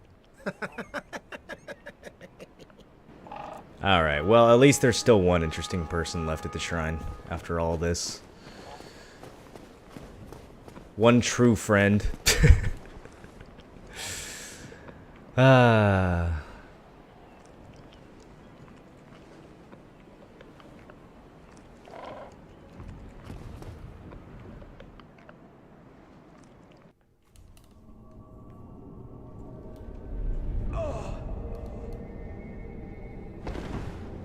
Luckily, no fall damage for dropping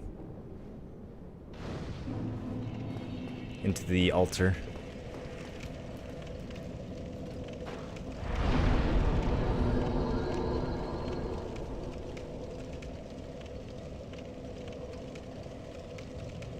What are you gonna do, a guide on how to build a frigate? Never. That guide would get like 100 views, dude. Just Google it, it's not that hard. I mean, the game tells you what materials you need.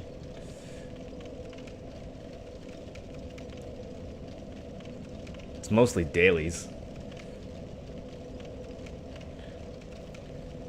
Do the blacksmith hammers have lore on them? I'm not sure. Are you trying to convince me to go start murdering blacksmiths?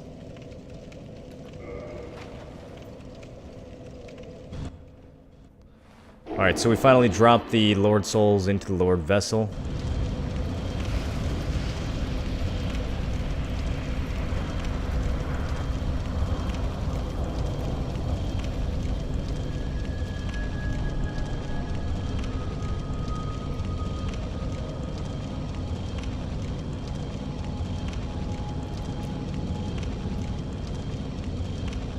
Murder? Don't you mean mooter? Wrong game. Well, the door is open.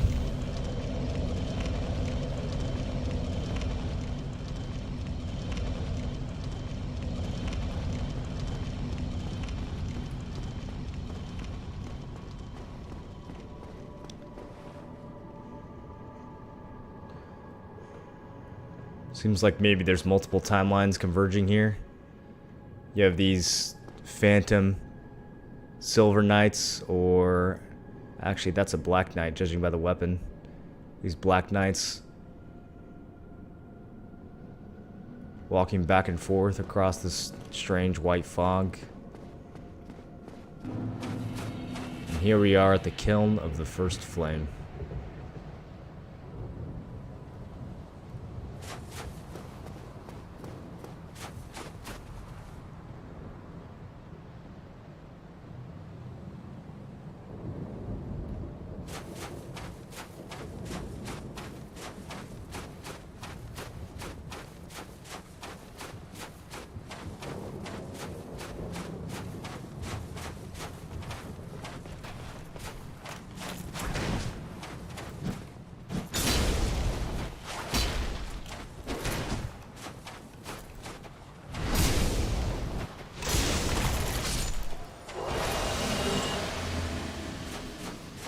Some of Gwyn's Black Knights still guarding the place after all this time.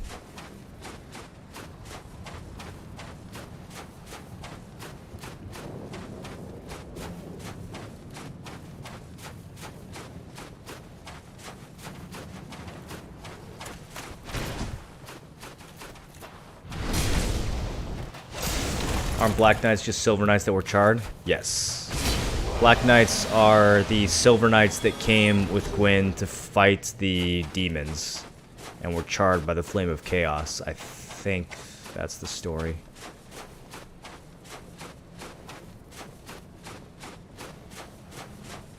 Gonna play more PoE after this is over? No, I'm gonna play more Dark Souls. I'm gonna do a fresh playthrough.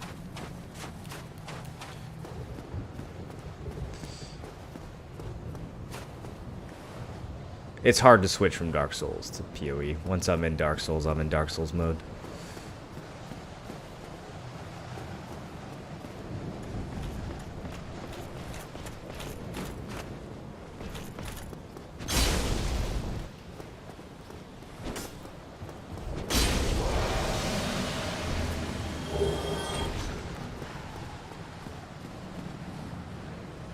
Fantastic setting with the wind howling.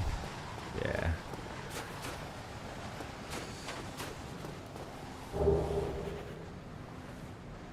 Snow or ash? No, it's definitely ash.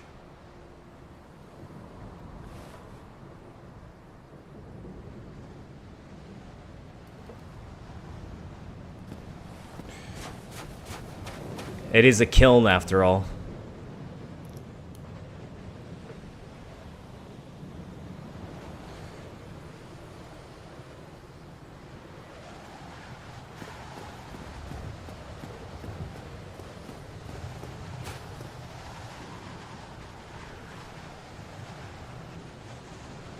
Must have been just a massive flame here once upon a time.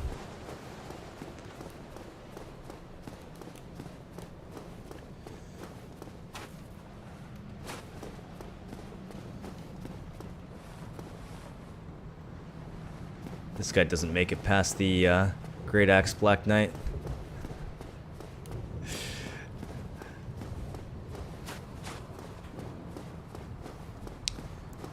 One of the sickest weapons in the game right here.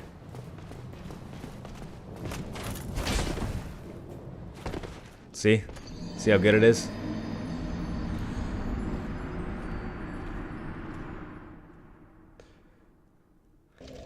This is quality content to listen to while fishing in RuneScape and BDO. Nice, dude. You should fish in Albion, too. He one-shot you?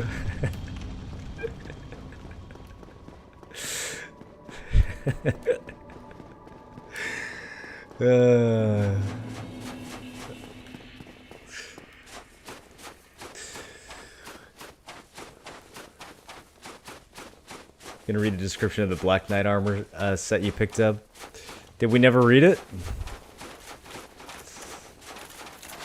I can't keep track at this point of what we've read and what we haven't read.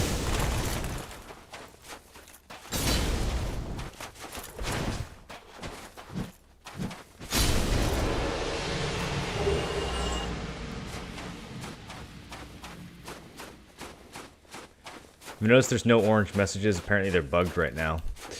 I haven't really been playing through as human. So I haven't really been looking out for that.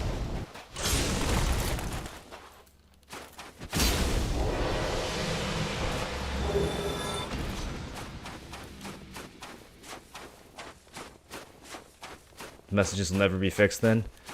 Yeah, we'll have to wait 7 more years for another remaster to fix the orange signs. You see the orange messages anyway when you're hollow? Oh, you do? You just don't see the, yeah, I guess that's a good point. You just don't see the summon signs. Yeah, that sucks. I guess they are bugged. Dude, orange signs are like an essential part of the Dark Souls experience. You got people telling you to jump off cliffs and that there's illusory walls where there aren't. All kinds of hilarious pranks. Okay. Okay.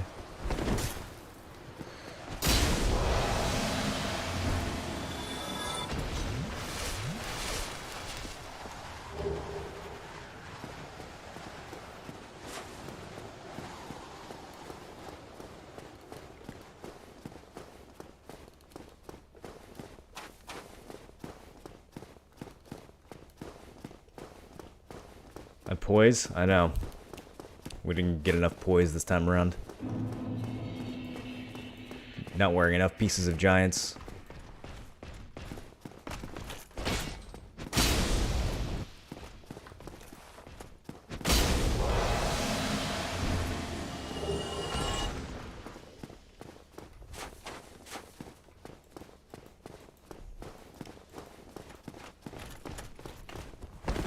Oh, that looks fancy.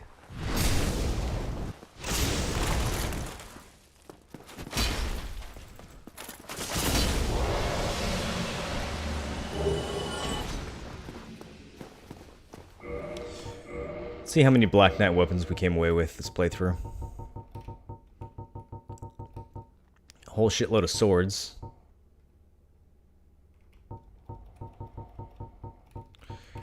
The Great Sword.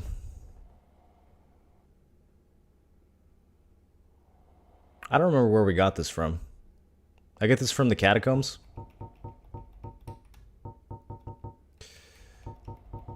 Never got the Black Knight Great Axe. I guess we got the halberd earlier as well. Used to face chaos demons.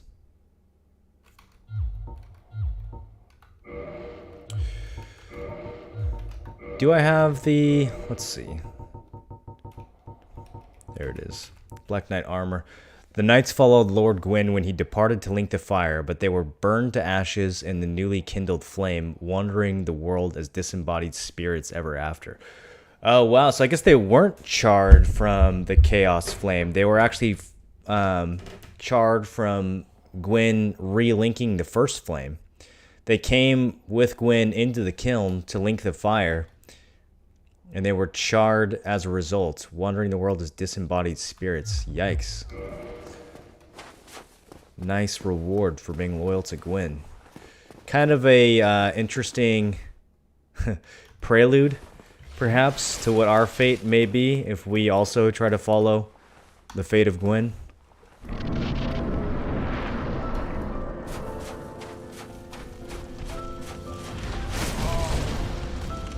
There he is, Lord of Cinder.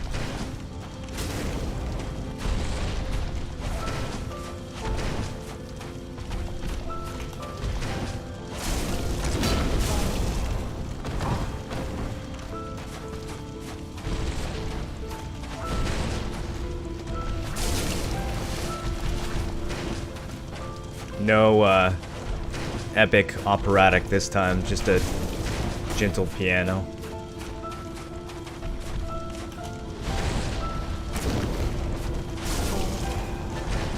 Fighting this husk of a god, long past his prime.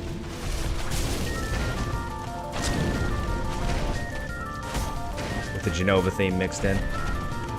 Techno Bear, thanks for the resub. Welcome back for 4 months.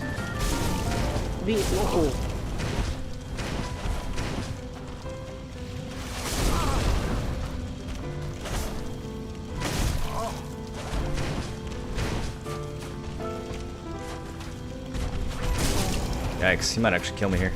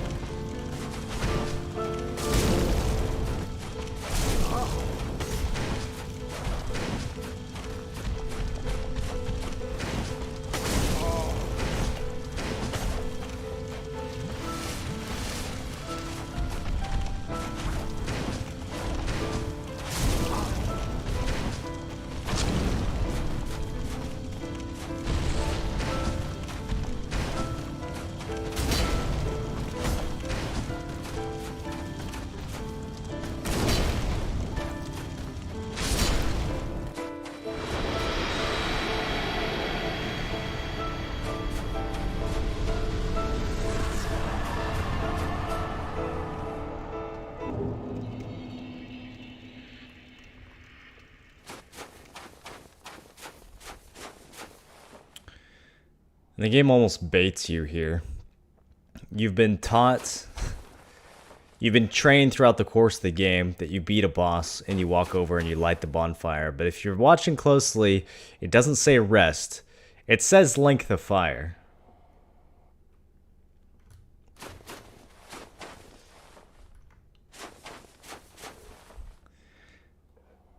And the only other option would be to walk out this door over here. You're not given any indication of what either of these two things will do, or the fact that you're about to trigger the end of the game either way.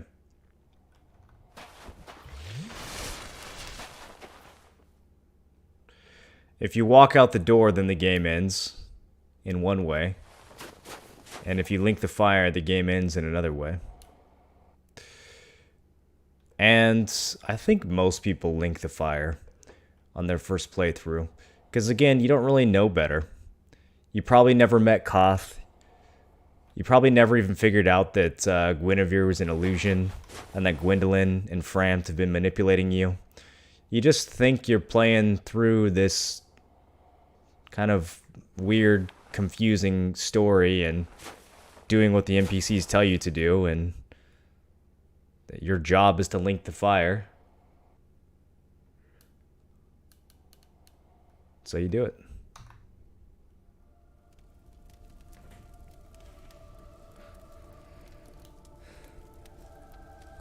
This is going to cure the undead curse, so we've been told.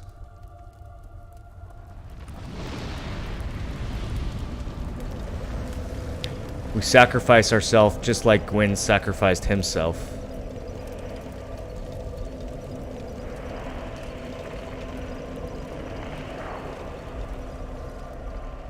And the kiln once again erupts into this enormous flame.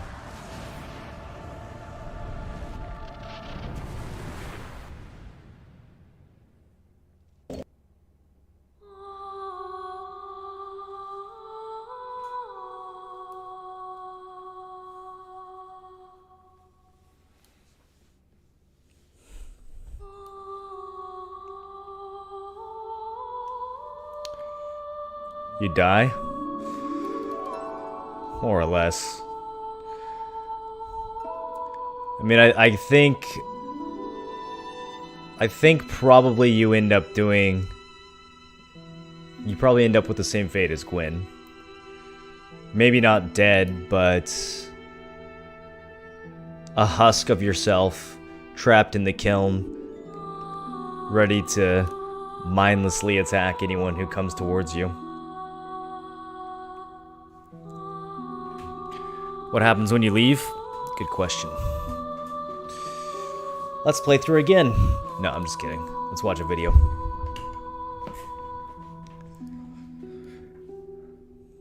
Insane game. So much to think about, man. So much to think about in this game. Such an experience, too, when you go through it and get to the end and you're just fucking confused. And the only thing you can do to try to make sense out of the story you just experienced is literally to play again, which is what the game does. After the credits roll, without even asking you, it just starts a new playthrough for you. It plays the intro again, not the opening cutscene, but the intro Asylum cutscene. It plays that again. It just sticks you right back into another playthrough. Can we skip these? Yeah, check this out. Once the credits finish, yes, indeed. Just sticks you right back at the beginning to do it again. And, yes, indeed.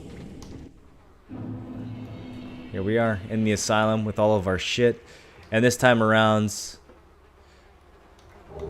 all the stats for all the monsters will be cranked up. You can play through on a more challenging mode. Let's see what would have happened if instead of linking the fire, we had walked away.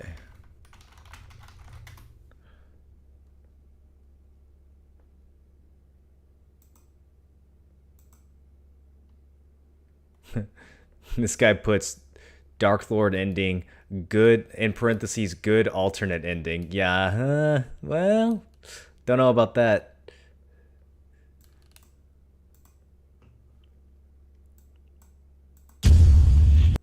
Okay, get over your shitty intro, dude. No one cares.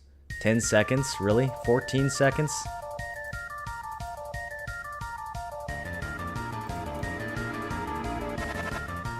Pro Z, welcome back for 9 months. Cool new playthrough.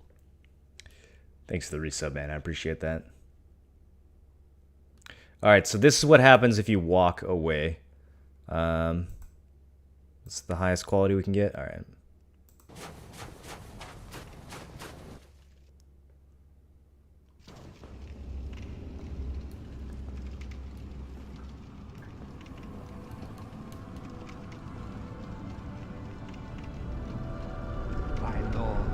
Bless thy safe return. Let Garth and Fram serve your highness. A lot more serpents. We are here to serve your highness.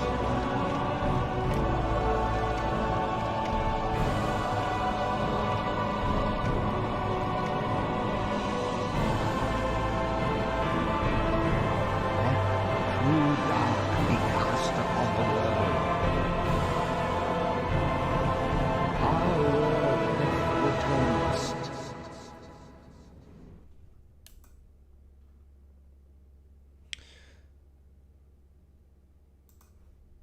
So you usher in the Age of Dark, and the serpents bow down to you. And it says, let Koth and Frampt follow your highness. So, I don't know what the deal with Frampt is. He's been, like, hedging his bets, I guess. He's playing both sides. He tells you to link the fire, but if you don't link the fire, then he's still there bowing down to you as the Dark Lord when you usher in the Age of Dark. Explain? Well, you walk away from the fire, which means you don't link it. And without linking the fire, the flames are bound to fade. That's a common line that you hear over and over again in the Dark Souls games, is that eventually the flames will fire and all that will be left is dark. So if you don't link the fire, that's what happens. Fire fades and all that remains is dark. If you do link the fire, then you postpone the inevitable, but you do postpone it. you make it so that the darkness has to wait longer, right? The flame is relit. And it's still inevitable that the fire will eventually fade and only dark will remain. But throughout the Dark Souls games, the chosen undead, or whatever you want to call them, they have different names throughout the game. They come back and they sacrifice themselves to the fire over and over and over again.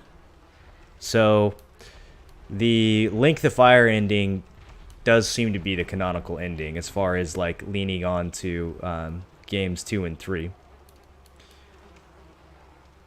And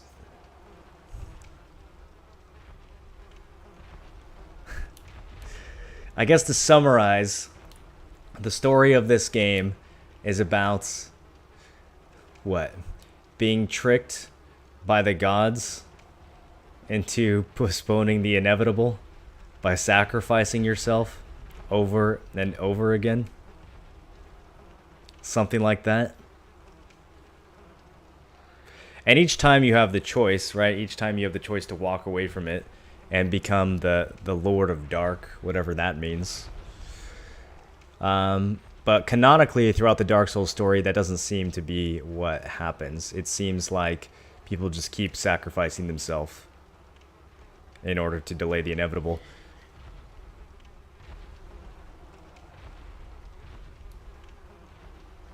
Does Dark Souls 2 build upon this? Kind of. Dark Souls 3 gives you a lot more detail about like fire and dark than Dark Souls 2 does. Dark Souls 2 has an interesting story, but it's kind of contained in itself. Dark Souls 3 loops back a lot more tangibly to Dark Souls 1. What's in it for the gods? Well, the gods are the gods of fire, right? In order to be in power, the Age of Fire needs to continue. Once the Age of Fire ends, then the Age of Dark begins, and the Age of Dark is the Age of Man. So the gods are no longer empowered during the Age of Man.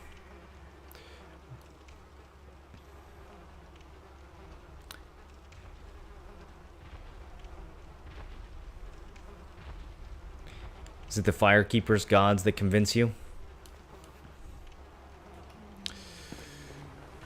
I don't know. The Firekeepers, we only get to really talk to... we talk to 3 Firekeepers. One of them is definitely a servant of Gwyn. The Dark Moon Nidus in Anne Orlando, she's definitely a servant of Gwyn. One of them, Anastasia of Astora in Firelink Shrine, won't tell us anything. She just says, "Forgive me, leave me alone. I'm not meant to speak. I have an impure tongue." And then the only other Firekeeper we meet is the Daughter of Chaos, who is this sick, like, twisted witch from years and years ago who doesn't really know where she is or who she's talking to anymore. And she's just kind of waiting to die. Why do the serpents tell you the Lord has returned when choosing not to link the fire? Do they say that?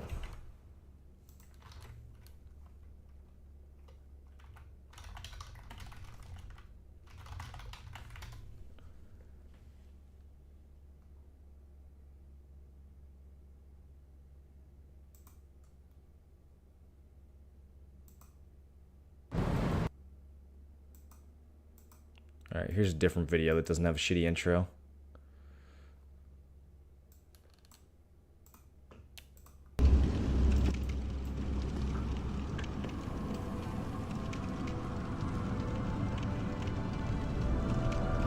My lord, bless thy safe return. They say, "Bless thy safe return." Yeah, that is interesting.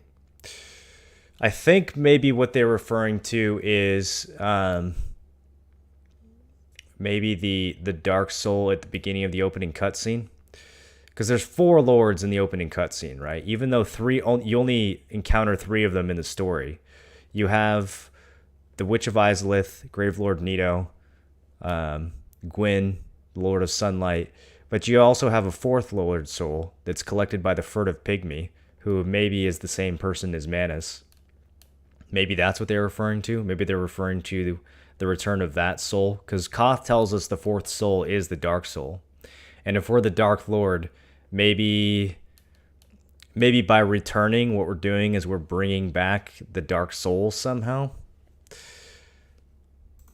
Let Karth and Frampt serve your highness.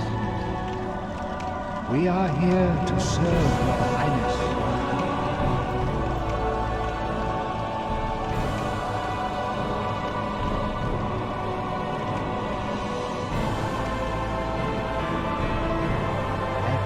True dark be cast upon the world. Our world returns.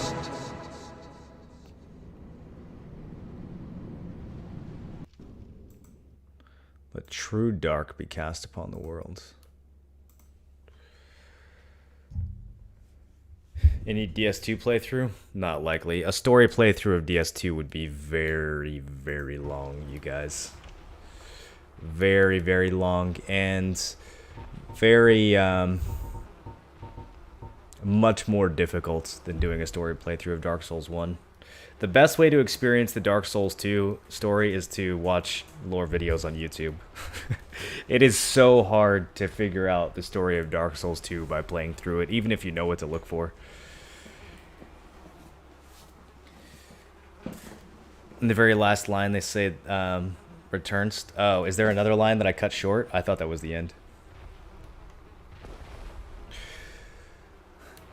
Yeah, well, there's a concept in these games that's like the soul and the person are not the same thing, right?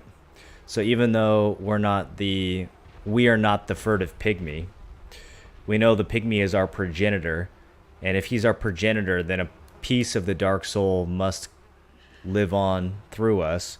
We're branded with the dark sign, the curse of the undead, which I believe in the later games, maybe one of you guys knows the story here. I think Dark Souls 3 more or less confirms that the dark sign was basically created by Gwyn. Like the curse of the undead was made by Gwyn in order to like subjugate mankind.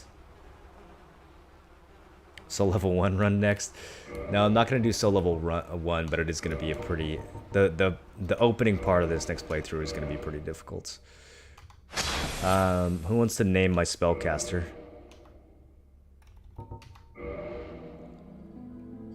Hold on, there's a spider behind my desk that keeps fucking distracting me.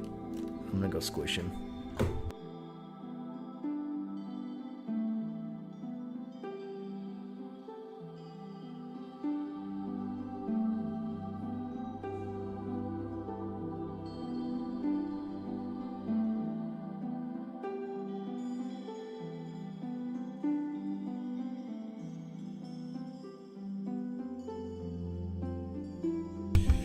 He tried to jump, dude. That was fucking freaky.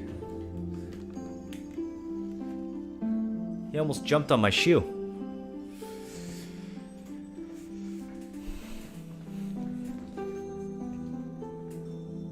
Forgot to read Gwyn's soul description.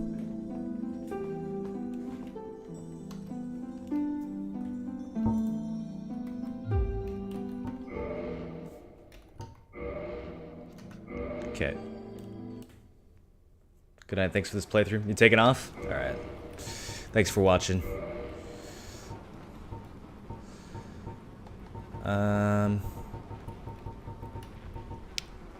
Big ass fucking soul. Way bigger than any of the other souls. Soul of Gwyn, Lord of Sunlight and Cinder, who linked to the first flame. Lord Gwyn bequeathed most of his power to the gods and burned as a cinder for the first flame, but even so, Lord Gwyn's soul is a powerful thing indeed. Even after bequeathing a lot of it to the other gods and to the four kings and to Seath, still powerful, still enough to link the flame. All right, who wants to name my sorcerer? What do you think of the DLC? What do you mean? Is there a weapon made from Gwyn's soul? There is, yeah. Yeah, there is. There's also a couple weapons that we didn't talk about because they were kind of spoiler at the time. But yeah, you can make the Great Lord Greatsword, which says, Greatsword born from the soul of Gwyn, Lord of Cinder. As bearer of the ultimate soul, Gwyn wielded the bolts of the sun, but before linking the fire, divided that power amongst his children and set off with only this greatsword as his companion. So I guess that explains why he doesn't use lightning on us in the final fight, even though that was supposed to be his deal.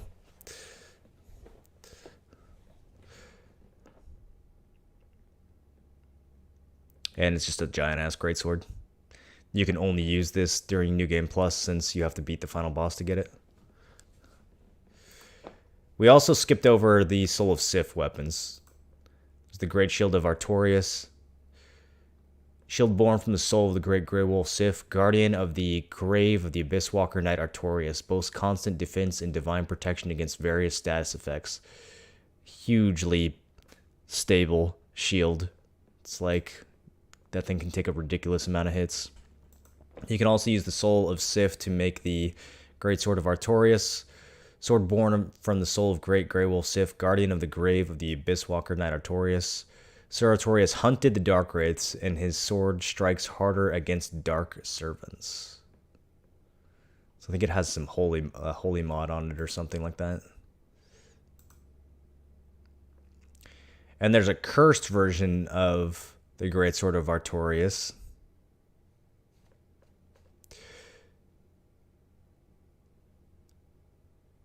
Sword born from the soul of the Great Grey Wolf Sif, guardian of the grave of the Abyss Walker Knight Artorias. The sword can damage ghosts, as it was cursed when Artorias joined a covenant with the creatures of the Abyss.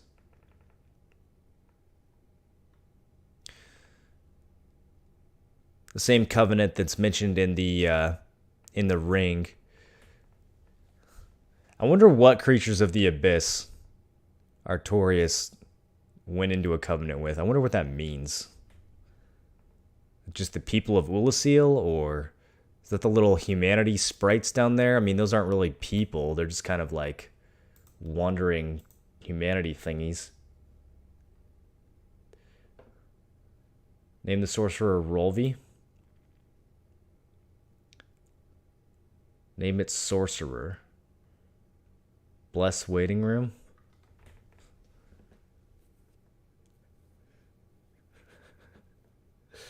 Your opinion on Artorias of the Abyss story-wise?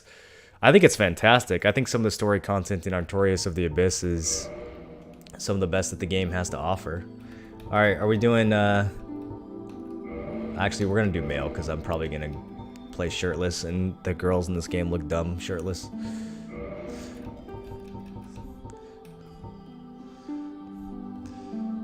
We're going to be using a swag sword. The only appropriate way to use a swag sword is with no shirt. Take the master key. We'll make him skinny. Last time we went for bulky, this time we'll go skinny. Let's do Dragon Scholar. Is that kind of looks like Patches, doesn't it? Yeah, we'll be the Dragon Scholar. Alright, hair. We'll do emo hair. What do you think? Curly? Bobbed? Should we do the Petrus haircut? It doesn't matter. You're never, ever, ever going to see this haircut once. I'm going to be wearing a helmet the entire time.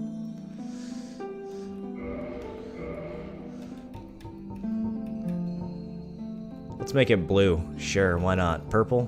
He's got purple hair.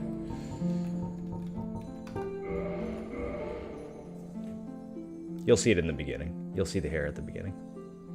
After that, you won't see it. Look at his dumb little hat.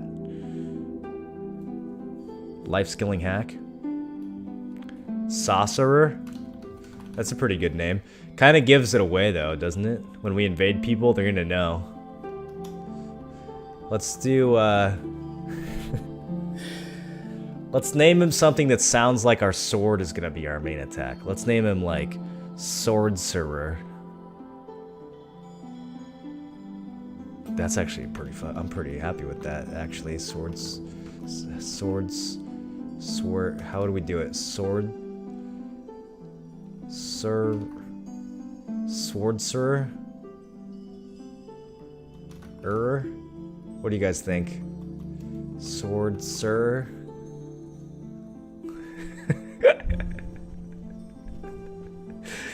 Archer. Name him Archer. We'll name him bow-wielding pyromancer. They'll never see it coming. Okay. Sword server. That's RP as fuck. Let's go.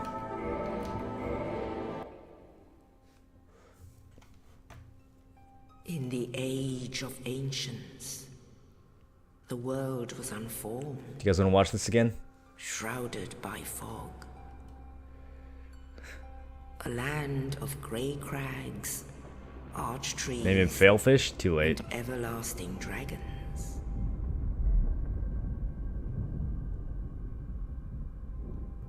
But What then builds? there was fire, This time and we're was going to be fire playing a sorcerer wielding a came Balderside sword. disparity, Probably an enchanted Balderside sword. heat and cold, life and death, and of course, light and dark.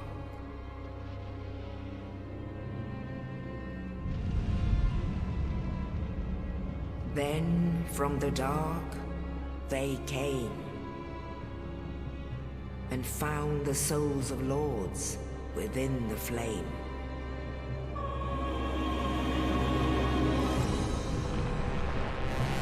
Too bad they don't show you the cutscene again before New Game Plus, just to remind you about the pygmy that you forgot. First of the dead. This Knight of Catalina expresses his deepest Witch of gratitude. Islay I shall not forget this. and her daughters Amazing of lore chaos. PG. Some of the best content on Twitch. Gwyn, the Lord of Sun. Jix, thanks for the 40, dude. I and his appreciate that. faithful knights. Mega dono. That might be enough to kill the boss, actually. furtive pygmy. Even though the boss is invisible right now. Easily forgotten. Oh, poor pygmy. Is that us? Is that our progenitor right there? That's what Koth wants us to The believe. strength of lords. That's the beginning of mankind. That little pygmy right there. Gwyn's mighty bullets peeled apart their stone scales. The witches weaved great firestorms. Nito unleashed a miasma of death and disease. And Seath the Scaleless Fucking betrayed Seath. his own, and the dragon His little creepy human hand, ugh, grosses me out every time. Why does his hand look that way?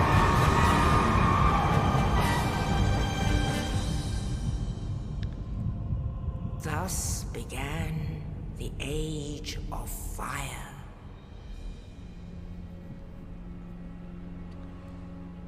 But soon the flames will fade, and only dark Almost will exactly remain. verbatim what Goff says.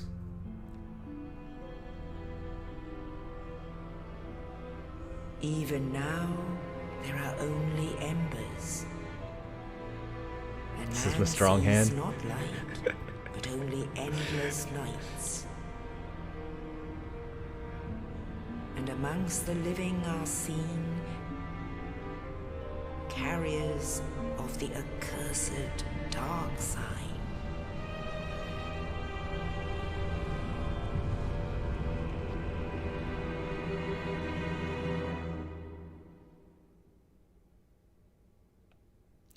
Cursed not to die, perhaps by Gwyn himself.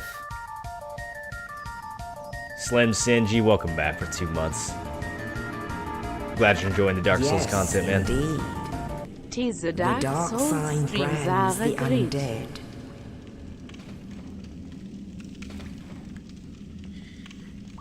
And in this land,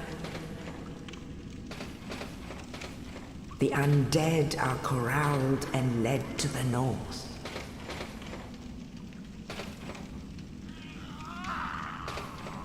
where they are locked away to await the end of the world.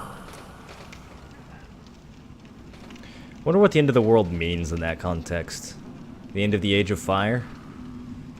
Because the world doesn't actually end when the Age of Fire ends.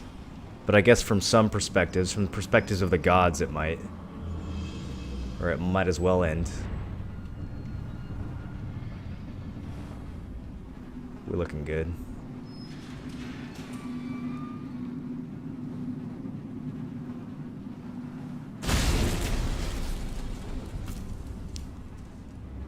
There's our boy Oscar. Following his purpose. Never done a magic playthrough? I love the magic in these games, man. It trivializes some bosses, but then again, so does playing a max health Zweihander build. With a poise ring.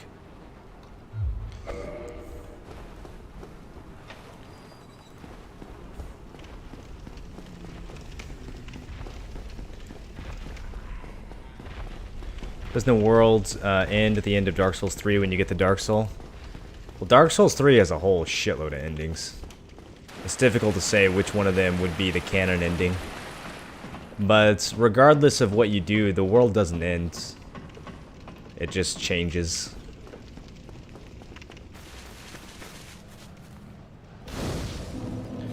Alright, as is tradition, we will make one attempt on the Asylum Demon with bare fists only and see how far we get.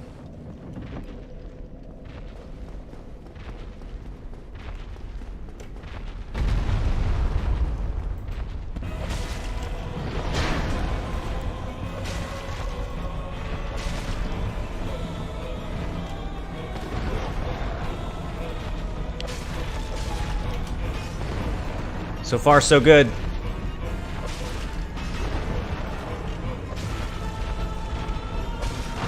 Just gotta stay right in between these cheeks here.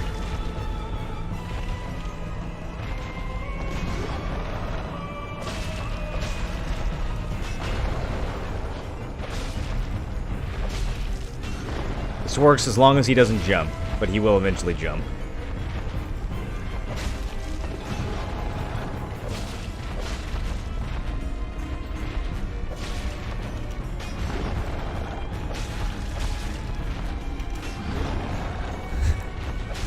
Maybe we should have saved this for the fists-only playthrough. Oh, come on! That didn't fucking hit me. Bullshit game. It's over, boys. It's all over.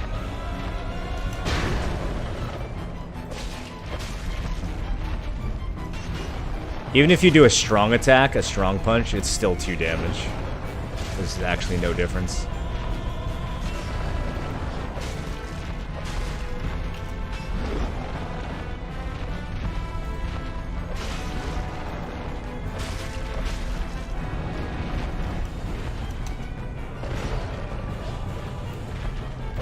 Alright, got him to 90%. We just gotta repeat that 10 more times. You guys having fun? Alright, just kidding.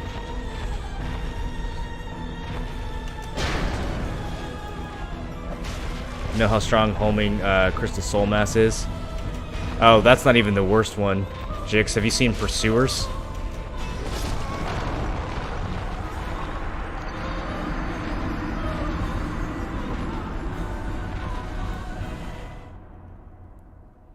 This boy took boxing at sorcerer school. Yeah, he did alright. He did alright.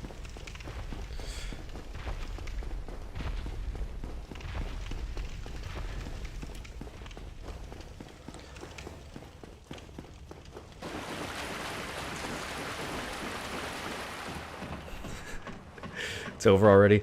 Once you take the first hit, it's usually downhill from there.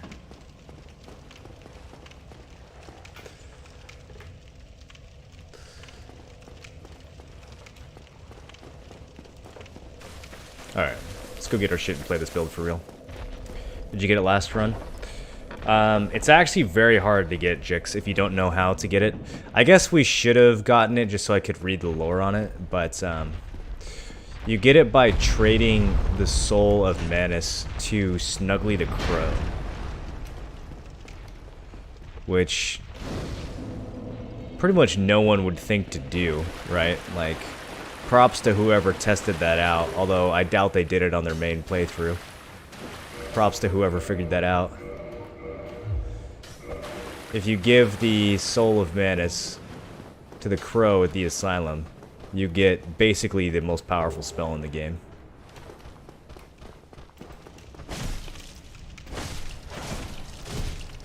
Oh yeah, dude, look at that straight sword damage.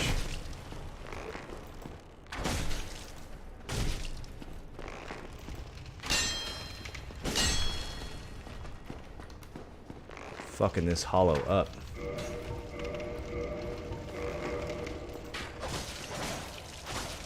That's a little bit better. This thing swings way faster than the Zweihander, doesn't it? This is going to be a lot different than the last playthrough.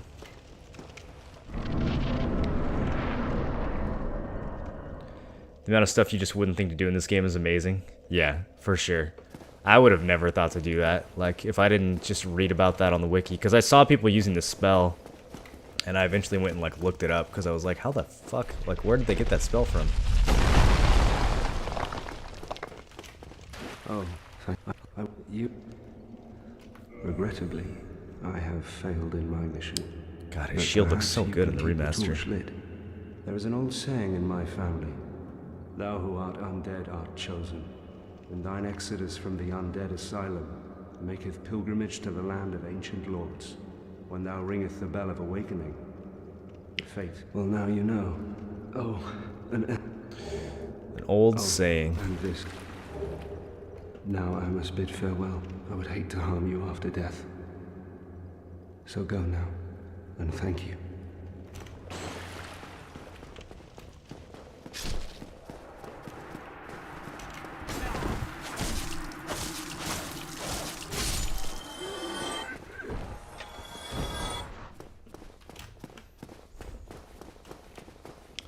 Even in the land of Astora, they've got the same sort of myth about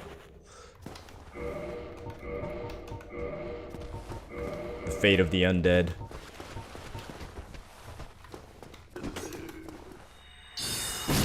And now we've got magic, boys.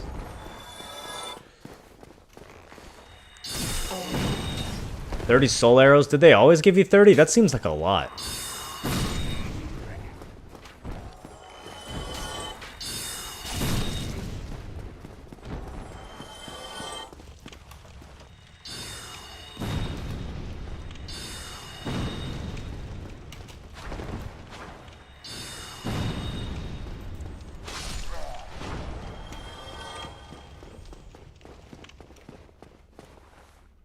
Taking a break from BDO? Yeah, I guess.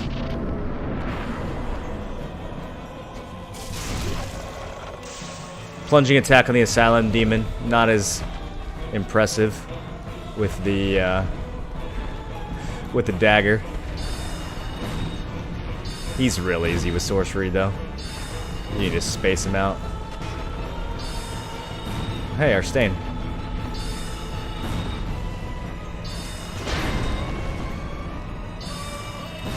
Good fight. Broken already.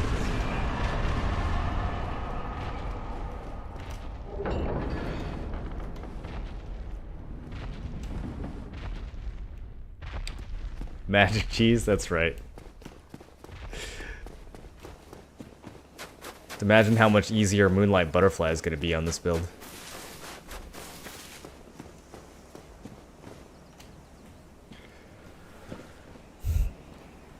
Only in the ancient legends it is stated that one day an undead shall be chosen.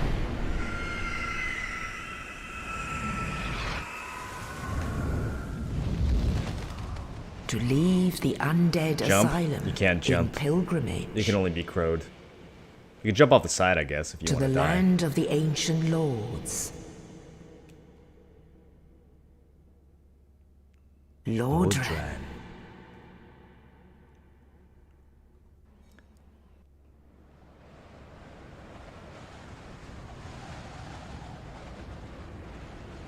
It's kind kind of cool coming in. You can see pretty much the whole level of the Undead Burg. Like, that's actually the level right there. That's not a cutscene or anything. That's the camera panning over the actual level. You can pick out little individual places. You can pick out the big bridge. You can see the parish up top. You see the whole layout of the area that you're about to go into. Alright, I need to check something real quick. I need to see what the stat requirements for the weapon that I'm going to be using are. So we can get those out of the way. 10 strength, 14 dex. Okay. How do I get this off my screen? There we go.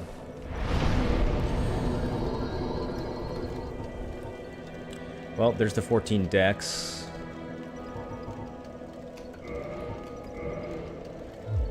Now we just need the 10 strength. Well, what do we have? Let me guess. Fate of the but there's no salvation here. You'd have done better to rot in the undead. I miss this guy. But, well, since you're here, let me help you. Depressed as always. Actually, two. One's up above in the undead. Ring them both. Not much to go. Ring them both and No, something off you happens. go. It is why you came, isn't it? It is why you came, isn't it?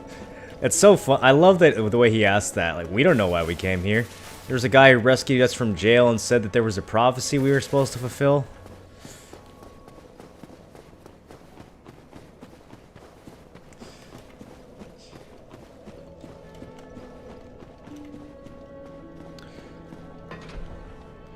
We're gonna start off by taking a quick trip down to New Londo.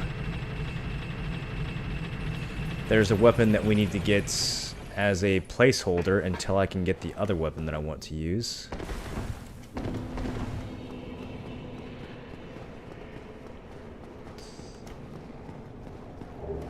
A stock. I think this might require 10 strength as well. It does. Okay.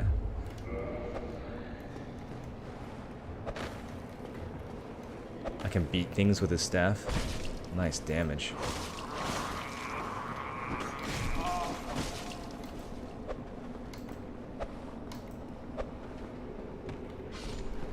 I've always wanted to do that to that guy.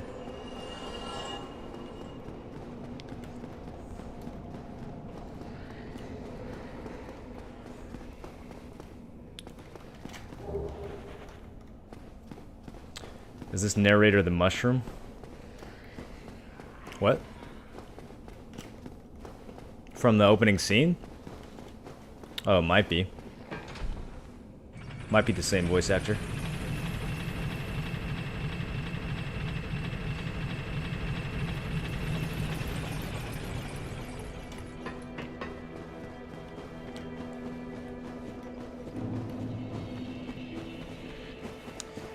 That Firelink music, always so welcoming. Such a good hub. Firekeeper doesn't have anything to say to us at the beginning.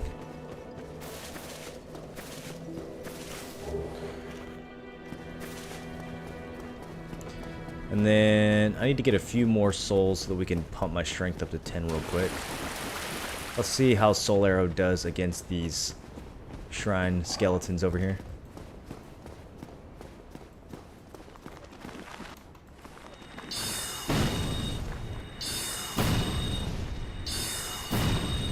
Doesn't do that much damage. Yikes.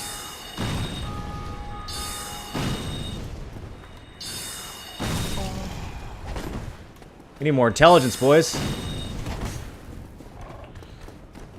We're not OP anymore.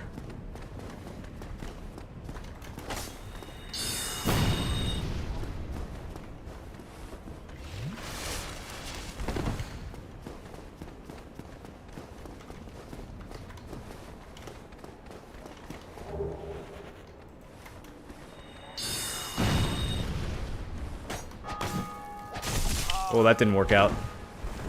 Oh shit. He fell down too.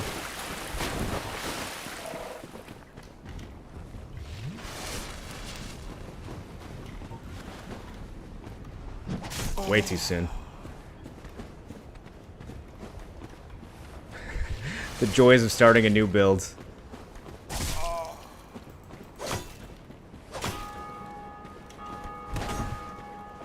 This dagger can't get through his little dinky shield. Come on, give me the backstab. There we go. Look at that dagger jam. 48? Wow, that's like 2 soul arrows. What an amazing weapon.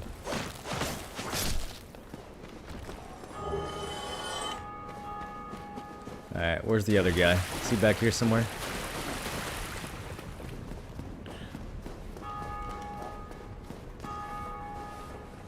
Where'd he go? I hear him walking around. There he is.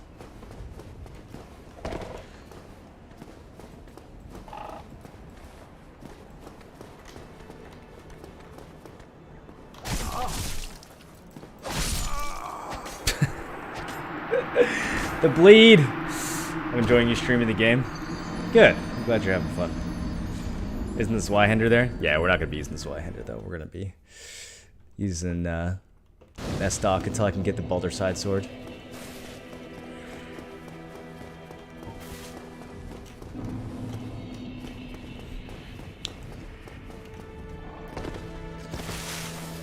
Alright, so let me see if the souls that we grabbed are enough. I just want one more level up before we head over to the Berg. Oh yeah, that should be enough. Okay, now I can use a weapon that's actually decent. This thing right here. It's a nice fucking moveset. You've got the light attacks that have good range and poke. Good for using with like the Leo ring. You got the strong attack, which is the slice in case you've got, you know, multiple enemies or you need that wider arc. Much better. Let's see what kind of damage this thing does. These little skeletons. We're coming up for this build, Dark Wraith. 100% Dark Wraith. We're actually going to get Dark Wraith very early on. I'm going to have to figure out a way to kill the 4 kings on a low-level spell sword build. 9? Which I'm not sure how to do. We're going to have to come up with a strategy for that. I have a couple ideas. Because I want to get it fairly early on. I'm getting sick of your shield turtling, dude.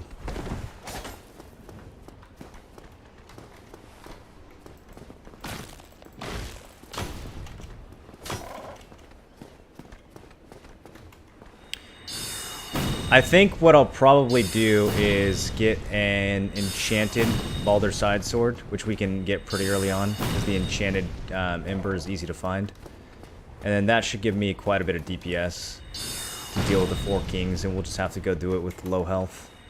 The thing is, I don't actually know if there's much benefit to joining the Dark Wraiths early in the remaster, because I don't think the matchmaking is based on your level. I think it's based on your weapon upgrade.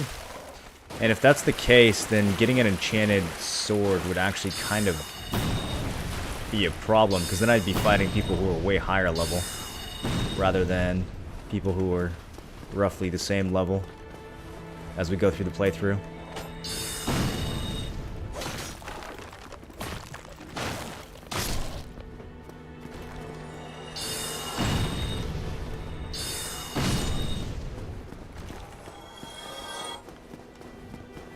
Isn't the S-Stock normally part of speedruns? Probably. It's a really good weapon. It's considered an A-tier weapon, just in general. A lot of people use it for PvP. People use it for all kinds of stuff.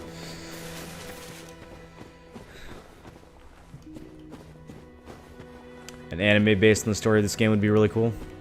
There's gotta be some, right? There's gotta be something that people have spawned as a reaction to this game's story.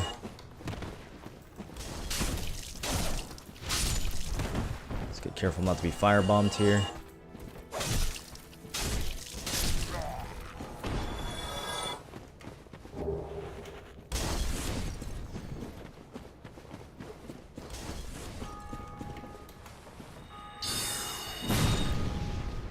So powerful. Almost rolled off a cliff there. Anytime we got an enemy camping a narrow ledge now, all we gotta do is just pop them in the face with a soul arrow.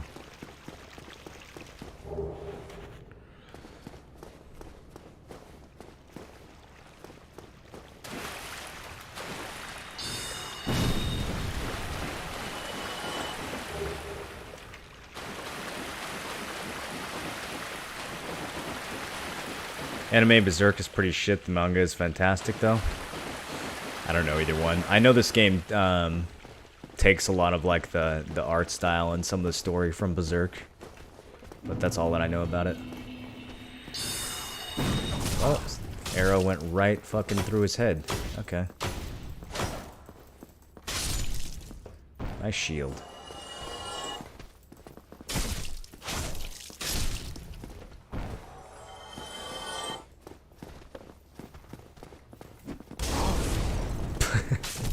I thought he was going in with the sword there.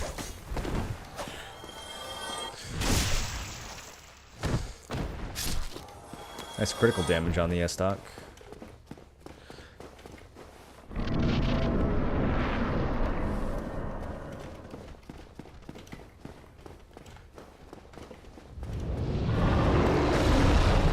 Big dragon. Well, what do you guys think? Dark Wraiths would be kind of hard to get to. We could also do the Gravelord Covenant with this playthrough. And just constantly Gravelord people. What would be more interesting? The Gravelord thing, that's people invading you. Whereas Dark Wraith, we would be invading other players and, you know, goofing up their playthrough. Which we've done very little of so far.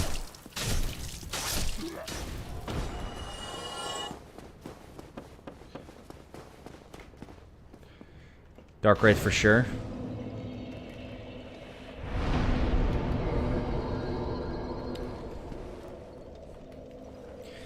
Every time I watch this game, people play a greatsword of some kind. It's nice to see a playthrough that's a different build. Really? People are always using greatswords? I think the sorcerer builds in this game are super common. If I had to guess, probably the faith builds are actually the rarer ones. Although there's some bullshit you can do with faith as well. That's going to be my next playthrough.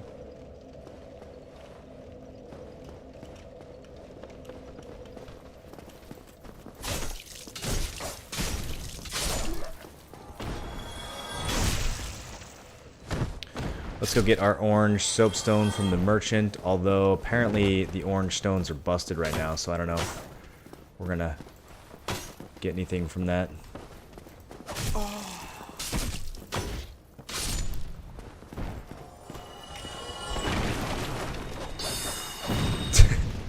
Nice aim. One thing I do wish was a little better was the free aiming for sorceries in this game. It's very hard to figure out where the sorcery is actually going to go if you don't lock on. It still kind of seems to have some aim assist, but it's like not exactly right.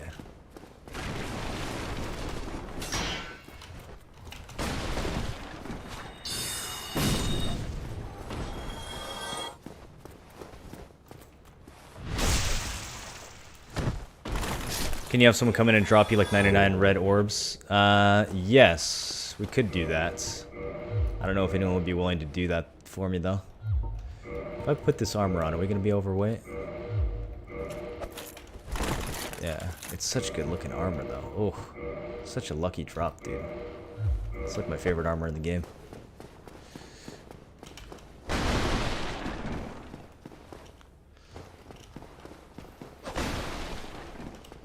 Well, you think I trade. Okay, the undead in the other room is staying there.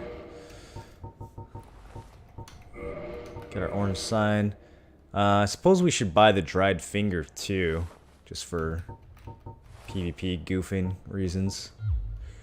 Let's Thank you kindly. let's do that.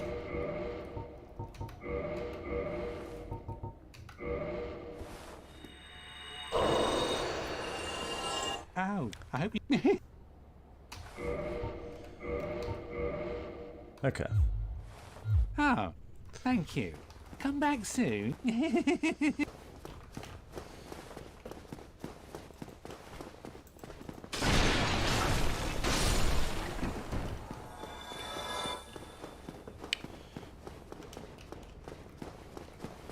Now, I gotta think about what order I want to do things for this playthrough. We should definitely go rescue Griggs. And there's a skip we could do to be able to do that pretty early. Oh, shit.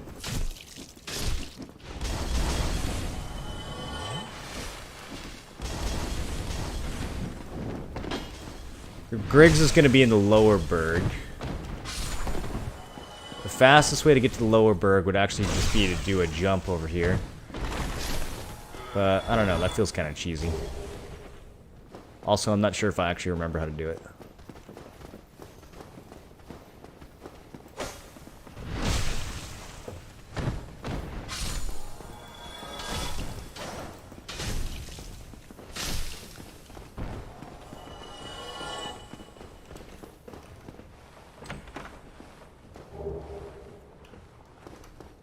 Dex builds are definitely the most common. I see a lot of meta slaves. A lot of fucking Zweihanders when I was doing PvP. But I think maybe that's just for people who have max weapons. I don't know what's common in just like a regular playthrough. Because again, they fucked with the matchmaking mechanics. In a way that I'm not too thrilled with. So I know what trajectory this build would have in a normal Dark Souls playthrough, because it would just be based off my character's level, and that's really easy to manage, but having it be based off of weapon, I think it'll be... I guess it'll be fine. I'm worried that I'm going to have to purposely not upgrade my weapon to get invasions in certain areas, but I guess that's how it should be anyways, because then it would be unfair if I had a better weapon. Here, we're playing a magic build. Let's fucking snipe this guy from behind, so we don't have to go deal with this bullshit later. Can snipe these guys too. Nice heals, dude. And then let's just hop down.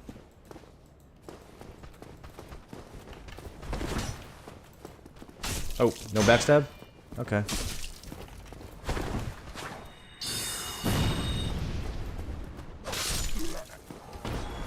How's the build do damage? Seems mostly backstabs. Oh, that's just what I'm using to kill these things.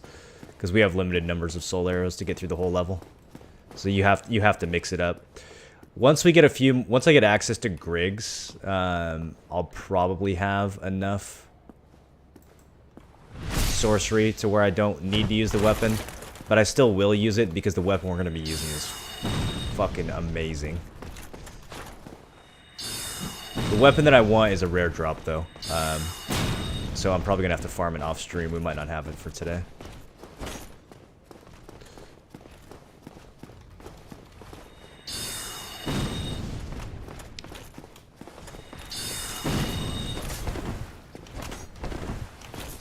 Yeah, we're gonna need to get some backstabs on this guys because I just don't have enough soul arrows to... Shit.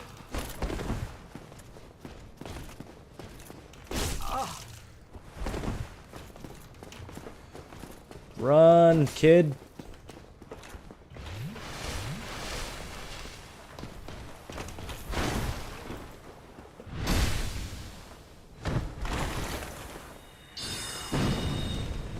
Too soon. I need to give him a second to stand up before I can do damage to him again. Oh shit, I rolled backwards into it.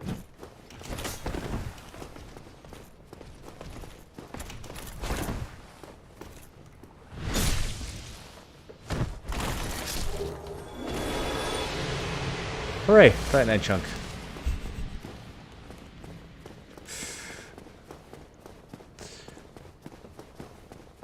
See, now I've only got like 10 out of 30 of my soul arrows left, and we have to go fight the boss. Although we don't have to fight the boss. I took the master key, so we can do some tricks here. We can actually just go down and skip past Havel instead. The master key will open this door, and we can go straight into the Darkroot Basin.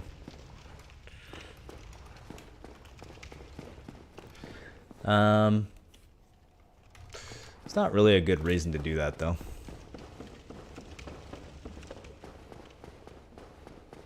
It'll take us straight to the parish, which would be kind of nice, I suppose.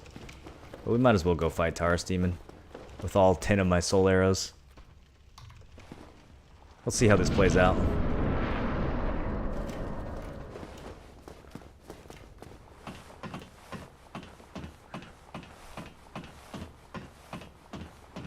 Magic cheese builds with stone greatsword are also popular. Does stone greatsword have a tranquil walk of peace effect on it? Is that why people use it?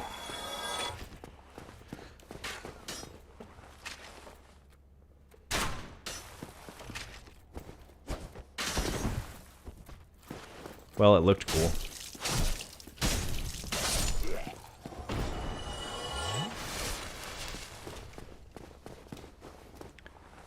Don't kink shame the Black Knights.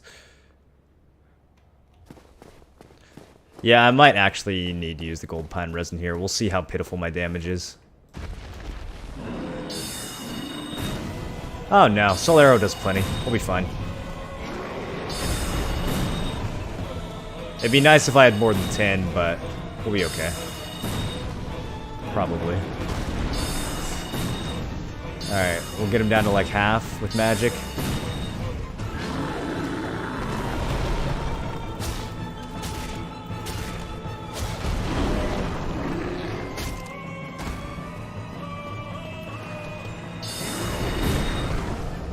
Maybe he'll just walk off the ledge.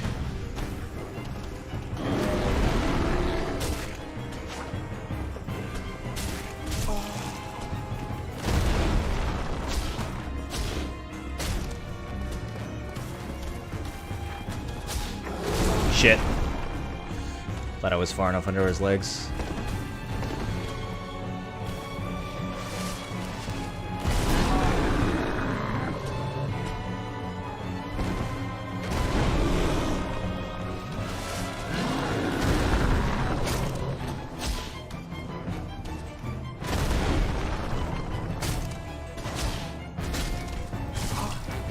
He stepped on me. No.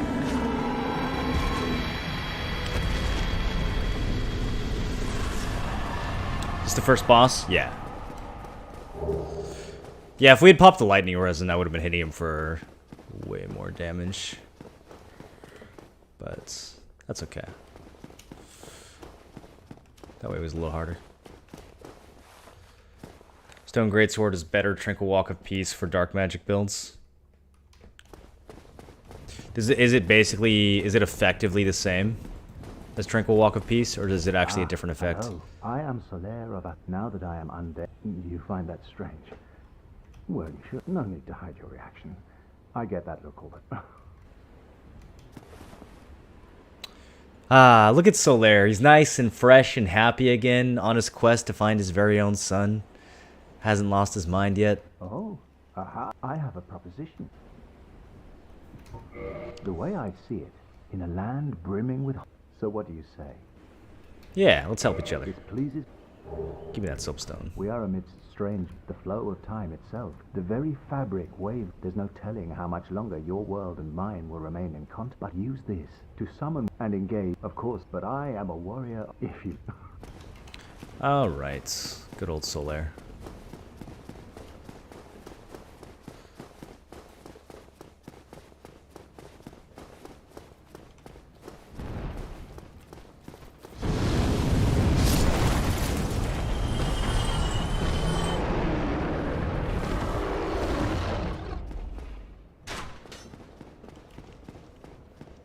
If we had come this way using the master key instead, we could have actually come,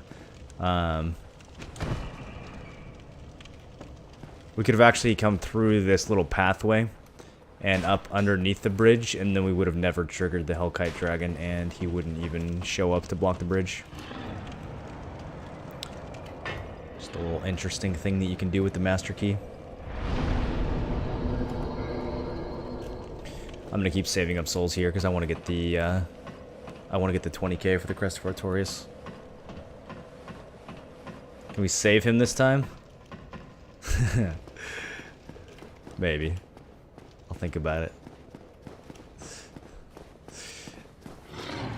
I always found saving Solaire kind of unsatisfying, to be honest.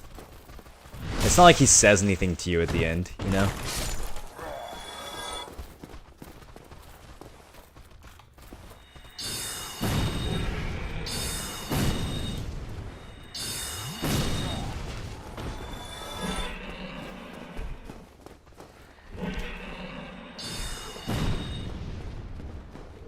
I'm not fucking with these rats.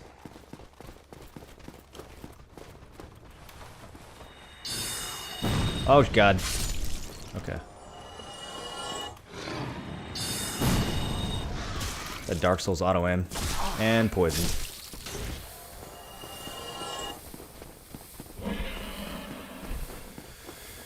Do I have a clump? I'd really like to not be poisoned right now. I don't think we can get through the next area. I have to go rest the bonfire and try this again.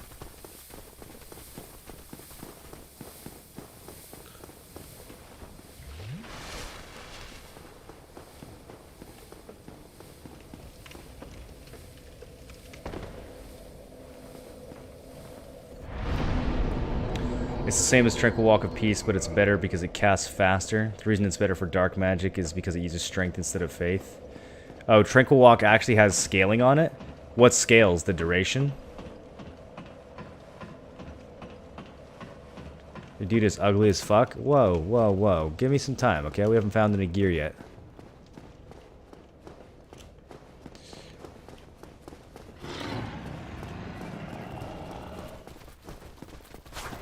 I gotta go farm the Hollow Thief set.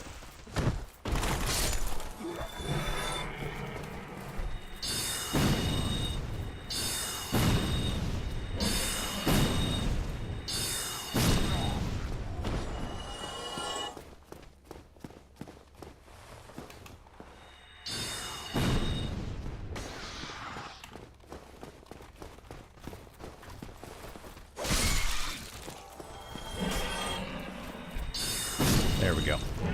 No poison this time. Probably. There's one more rat.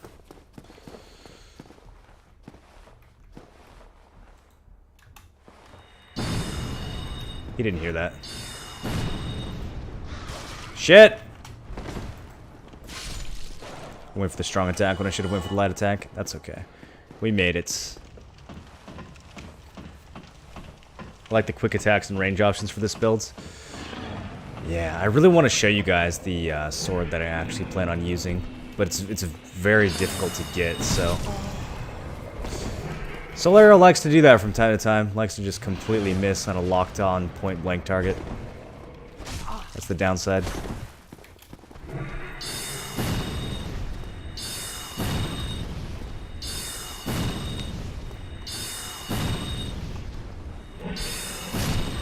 God damn, he recovered his shield on like every single one of those.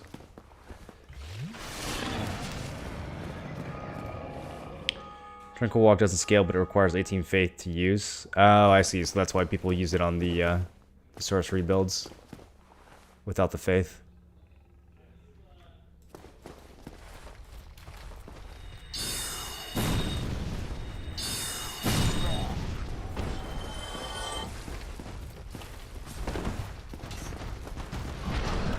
Oh god, I didn't know I aggroed him.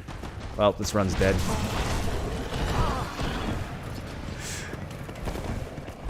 Did he back off? How much damage does this board take from Solero? Probably not enough. Probably not enough.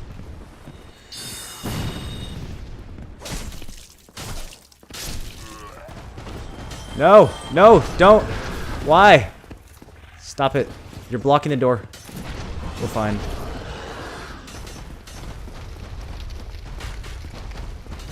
Can I lure him into this fire right here?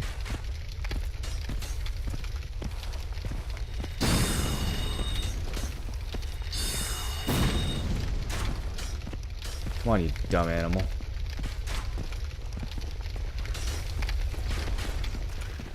We're running, we're running, we're running, we're running.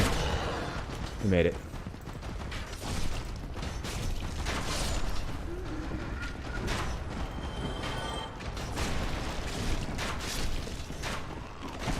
What the fuck? I was not expecting the dude from the sky. Okay.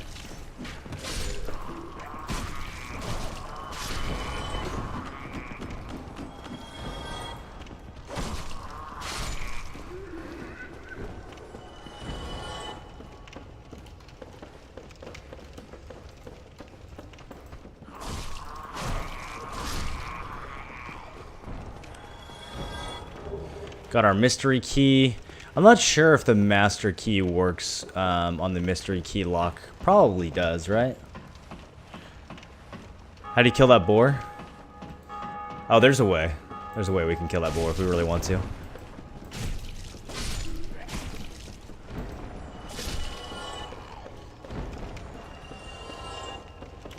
Let's do some rafter souls.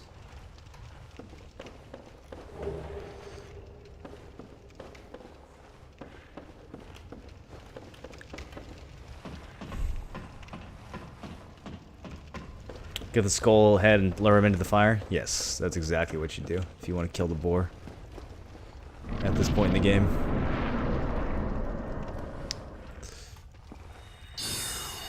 Here, I'll show you. After we take out these dudes. Let's take out him too. I knocked him out of the lock range and lost my soul arrow. Yikes.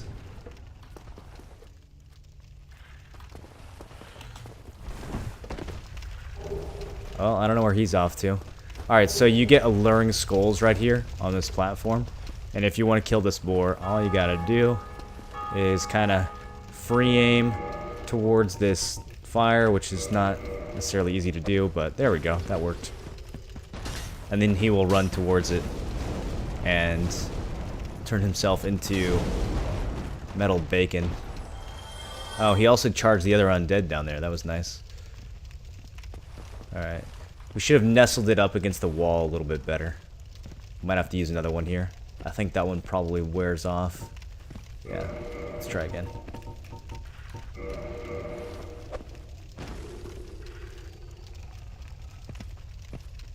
What's over there? Yeah!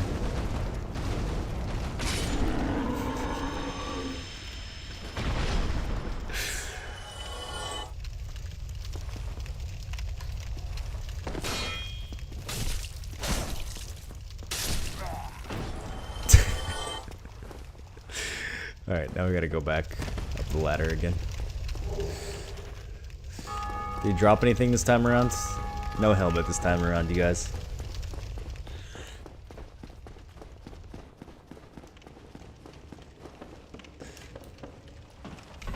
Got him, that's right, that's right. That alluring skull, man. They can't turn it down. Souls are a concentration of life, and the life-starved hollows are lured by its power. Not effective for all enemies. Interesting that it is effective for the boar, though. I wonder which enemies it's not effective for. I wonder which enemies would not be starved in this manner. Alright, let's see what our +0 stock does to the back of this Balder Knight.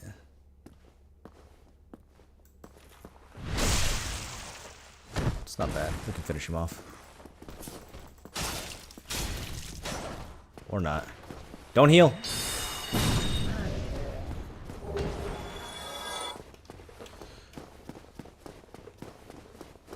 Alright, we're out of soul arrows.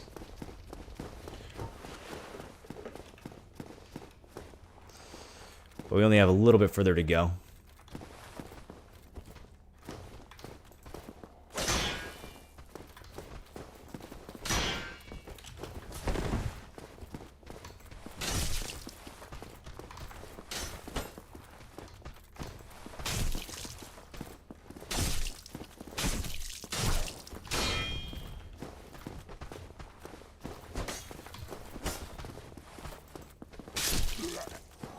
Fucking fencing souls. I don't think you can kick with the stock. Instead, it's replaced with this little animation, which is pretty good. It's like a backstep and an attack. Doesn't break his guard, but still can be used effectively.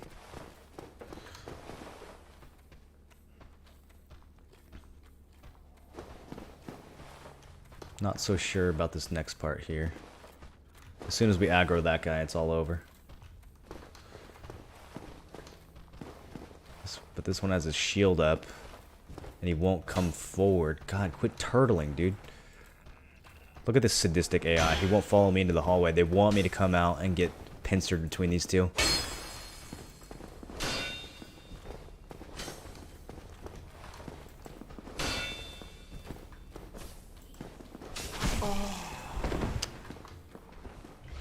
not good. There. We'll just switch weapons and then kick him. Oh shit. Here comes the knight. Should have saved some soul arrows. Hey, we got Gravelorded. Should we go do some PvP? So interesting. So a Gravelord, I thought that looting the Gravelord sword automatically counted as a +5, but apparently you can invade someone with a +0 weapon. Regardless. Shit. Will he follow me down here? Oh my god. He actually does. Good fight, buddy.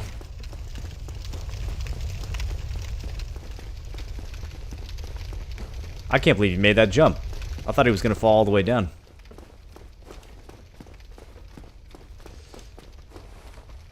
No loot, though.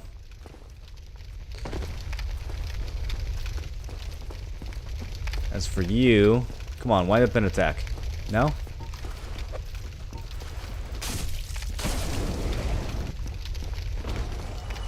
Fire is effective.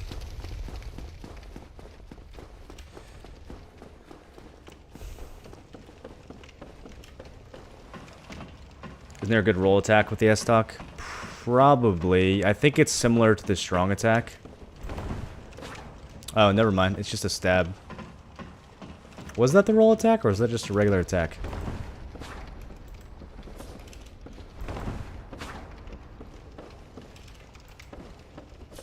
The backstep is really interesting. Because of how far forward it lunges.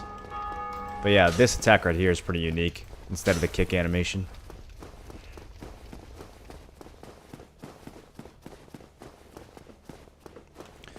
Alright, we've almost made it to the parish bonfire. At which point, I have to figure out a way to come up with another 11k souls so we can get the crest. I might just farm Balder Knights for a bit.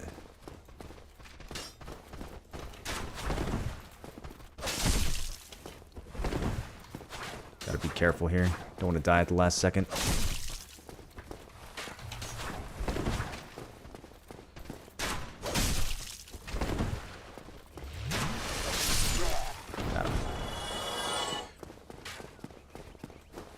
That was finesse right there.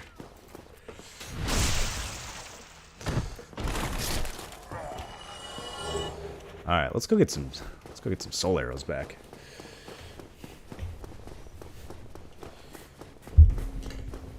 Oh, that's nice, Joby. Thanks for sharing. Thank you for sharing that with everyone else. Quick thrust is always good for you.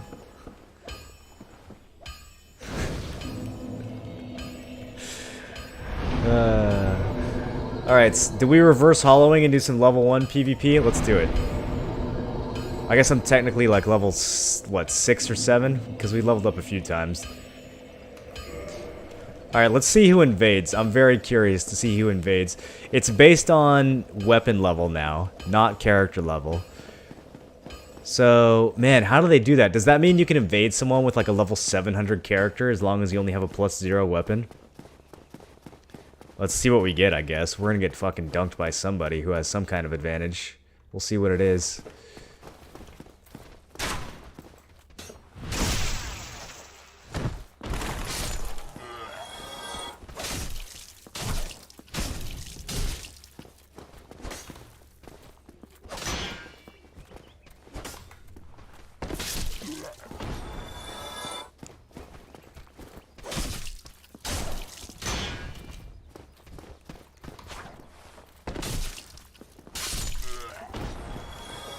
Oh yeah, there's the big dude with the shield who only spawns once. We're gonna have to get past him. Oh, he takes a bit of damage. I guess his shield doesn't block all magic. It's actually probably easier to kill him with magic than it is with weapons. Oh yeah. Well, it's only 15 if his shield's up. Okay, we'll bait him into an attack, and then we'll shoot his ass.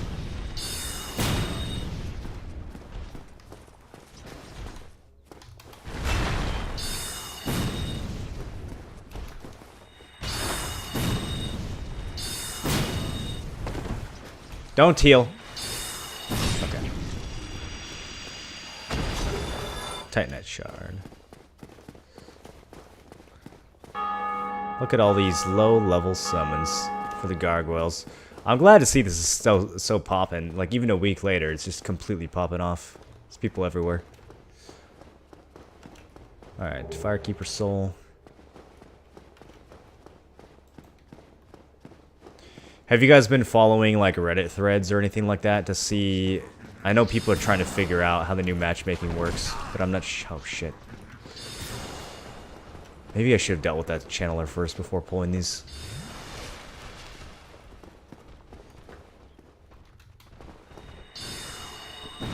Nice dodge.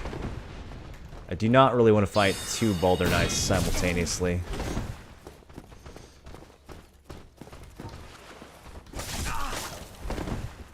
Didn't mean to press that.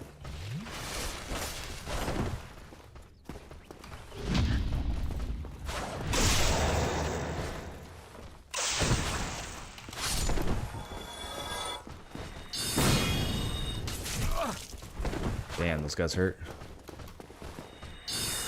I can't believe how much magic damage his fucking buckler blocks.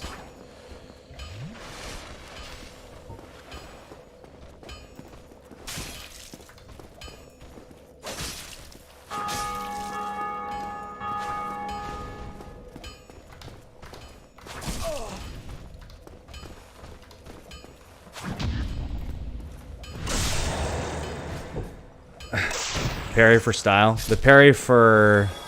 He's shield turtling, so I have to parry. Because I don't want to waste all my soul arrows. I'm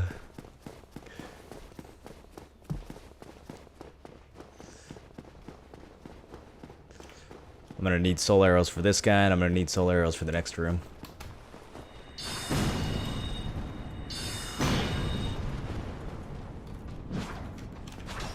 Oh. Parrying on stairs is always sketchy. Let's maybe not try to do that.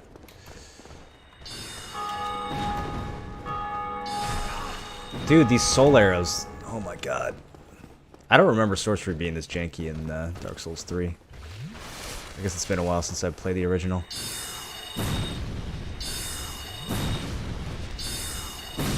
The camera just sticks the arrow right over the head of whatever you're fighting half the time. Gotta use them from further away, I guess. Alright, I got 7 arrows left to deal with this channeler. I don't know if that's gonna be enough, but we will find out shortly. Can I shoot him through this wall? Shit. Oh, he juked me! Oh, he's coming for me, actually. I thought he would... He's got very high magic defense. I thought, he would just hang back and buff his...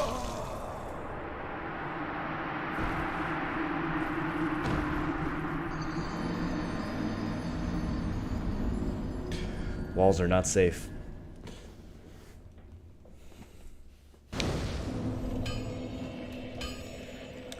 It's based on both. Where's that information coming from, Soldier Hawk?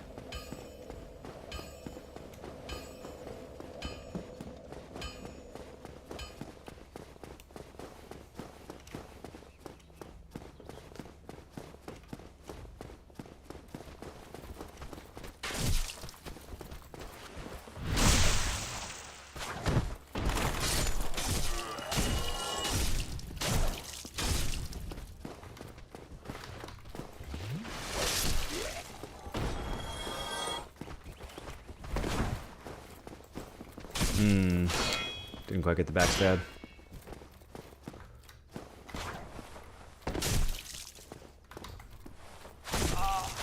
Yikes! That was almost death. Would've lost all my souls too. Alright, let's quit being fancy. Just kill him.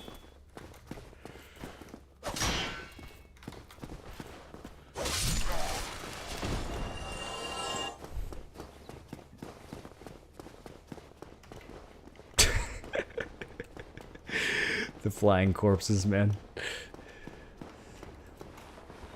Alright, we need to really, really not die to this knight right now. All my souls locked away. Yeah, let's just keep blasting him, breaking his guard with soul arrows. Wizard strats all the way. Rapier. Oh. Rapier. Come on. Why does he have to drop a rapier? That's just troll, dude. It knows what I want.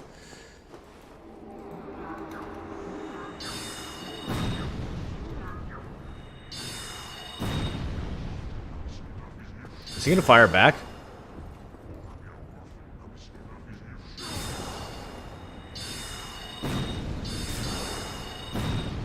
Wait, can he actually hit me? I can hit him. Oh, let's go, idiot. Aim better. Dude, I love magic builds in this game. Do you want to turn on sticky keys? Jesus Christ, Windows. Can you just stop?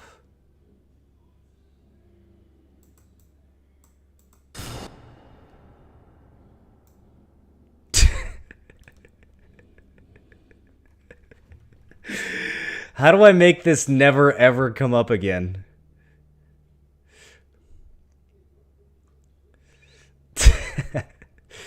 Turn on sticky keys when shift is pressed 5 times. No! Apply. God damn it, dude. Always scan this section. What? Why is it talking to me now? Alright, I win. Buy a pro version?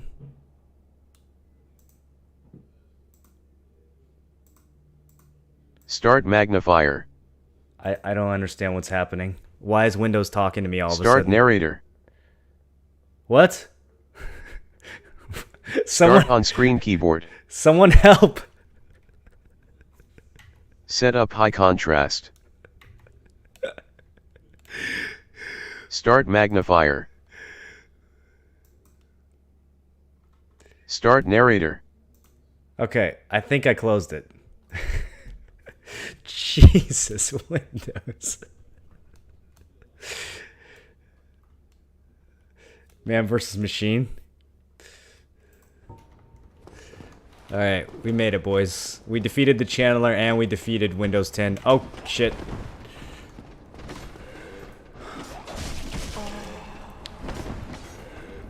I'm a Dark Souls player. I can handle Windows.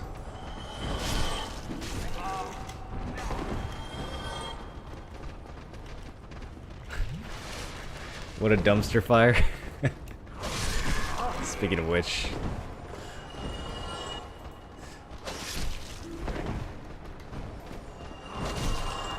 I don't actually really have a reason to be killing these right now, but they all just chased after me, so I'll get a few extra souls, I guess.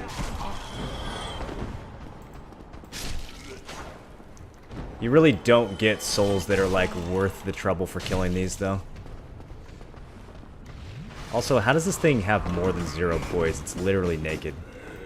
It should get staggered by every single hit that I land.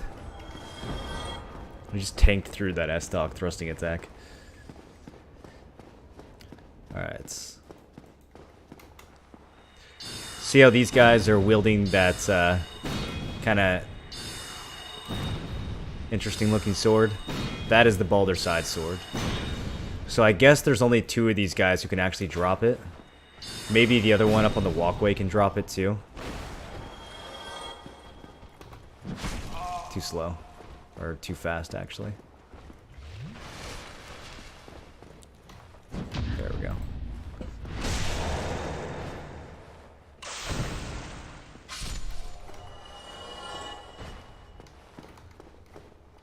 I saw a glow and I got excited, but I'm pretty sure it was nothing. And then this one has the rapier, so I don't actually think he can drop me what I want.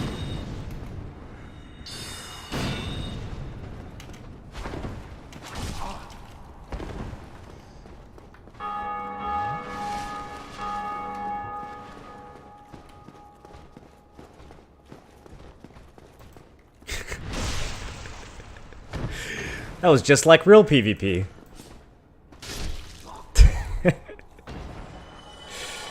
Was corpse physics? Dude, this game has the best corpse physics. Alright, now that we have the basement key, or whatever this is called, we can go get my boy Griggs and get some new sorceries. This is called the basement key. You can also unlock this. Grilled Finch, welcome back for 3 months. Glad you're still having fun. Thanks for sticking around.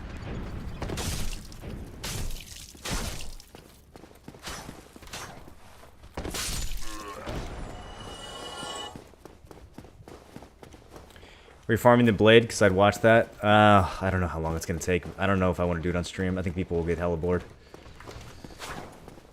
Should I try to farm this guy, even though if I miss this parry, I'm 100% dead? Clutched.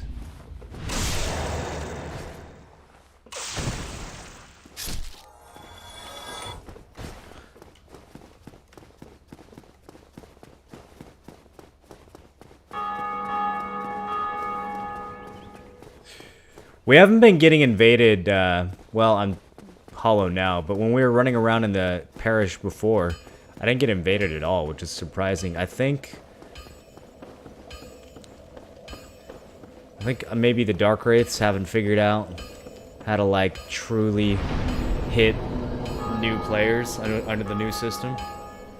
Because you'd have to, I think, avoid picking up certain items completely, or else it'll classify you as, like, a higher level playthrough. Alright, so we have 12k souls. I need to get more for the Crest of Artorias. I have some that we can just eat. Not a lot, almost none. We can farm a few thousand more from Baldur Knights. I was hoping to farm some souls off another player, to be honest. That's actually what I was hoping to do. We could gargoyle. We could Sunbro for somebody. I could put down a white sign and we could go kill gargoyles. We could go co-op, jolly cooperation, get some souls off of that.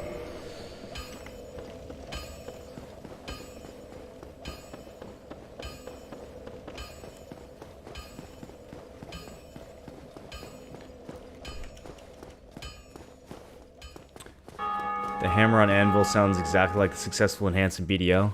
Yeah, it's probably the same sound effect. Video games always use the same sound effects for everything.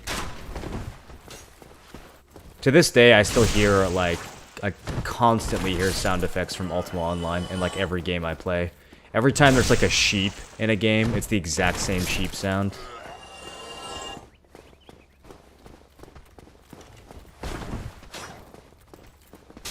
Oh, no backstab.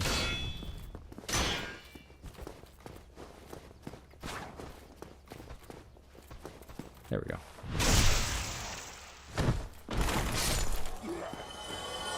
What's my soul level? I don't think it's based on soul level anymore. I think it's based on weapon level. Let's drop a sign. Surely we will stand out among the plethora of signs here. They'll see the S-Stock and they'll be like, oh yeah, this guy knows what's up. Let's get him in here. The knight on the stairs is a rapier, right? So, might as well skip him.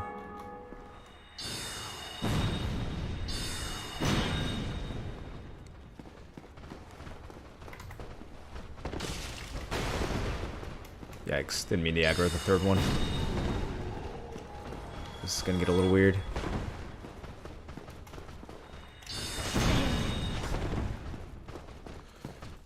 And here we are back in this situation again. Your summon sign disappear. Really? That's the threshold?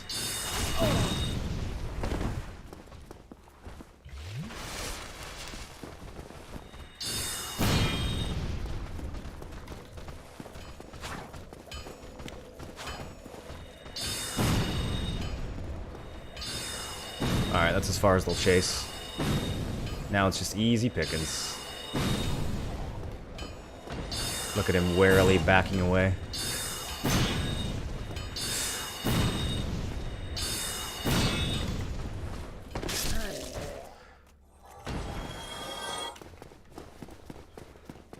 It's both soul level and weapon. How do you know, Soldier Hawk? Where are you getting that info from? Like, what's the formula? What build are you doing now? I'm gonna be doing a Baldur's Side Sword intelligence playthrough.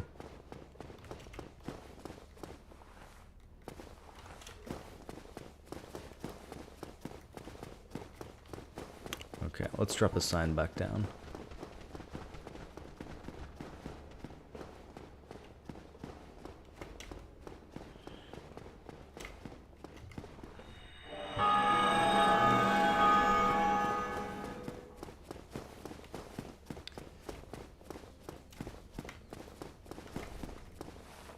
Getting that from Reddit. Yeah, I would like to know how it works now, for sure.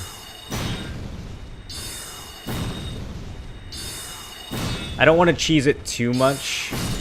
Like, I don't want to purposely fight people who are going to be super underleveled or underpowered or something, but I also don't want to accidentally stick myself in a situation where I'm fighting people who are like 50 levels higher. Okay, is the other... I think the other Baldur Knight might be...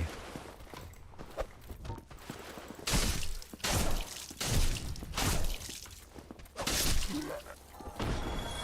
we see him from this angle? I don't remember if he has a side sword or not. Let's go check him out. Oh, he's aggroed. Nope, he doesn't have a sword. Okay, so it's just 2 in the parish and then 1 on the walkway. The rest of these are a waste of time.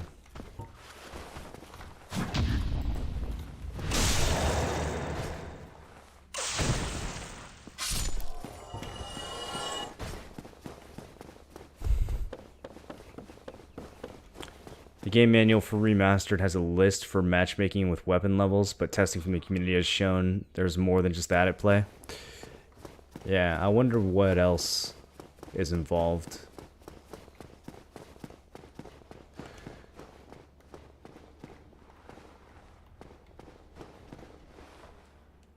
Doing it by weapon level is not very effective in Dark Souls 1. I get why they did that in the later games, or why they did that in 3. I think 2 was Soul Memory, right?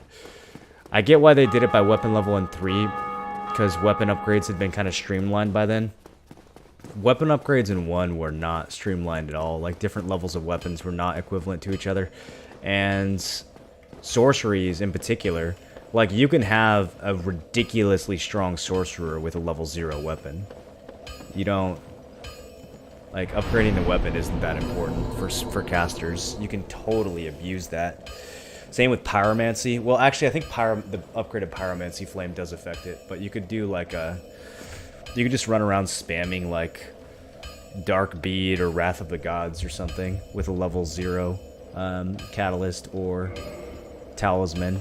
And you would just one-shot the fuck out of anyone else who was even remotely close to you in weapon level. Even people like 5 levels higher than you in weapon level would still be getting one shot. You'd just be wrecking everybody in the beginning of the game. No one even has enough health to like take a shot from Dark Bead at this level. It would just instantly be death every time.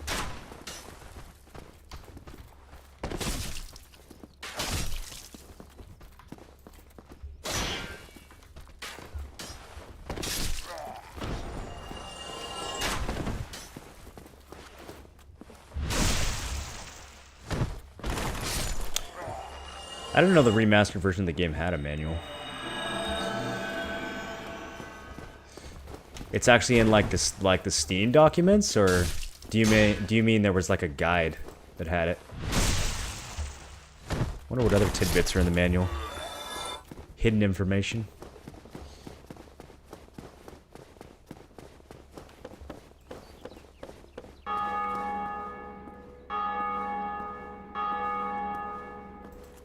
Never saw him coming.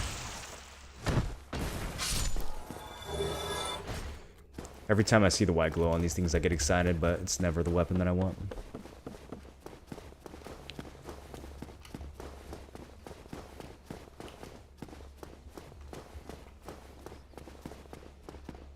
Posted on Reddit, no clue. I see.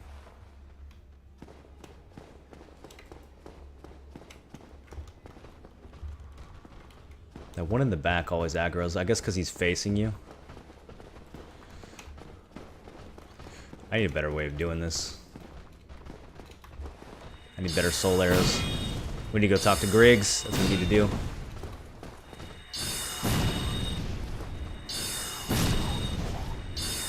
Actually, this works pretty well. Whenever it doesn't go over their head. What the fuck? Why did he just drink Estus there? That was glitchy. God, these stairs are lethal, though.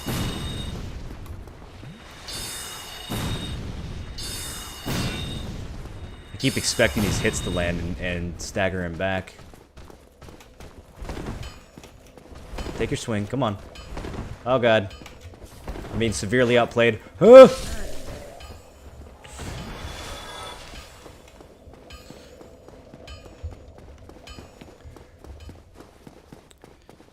Manual from a remastered CD case.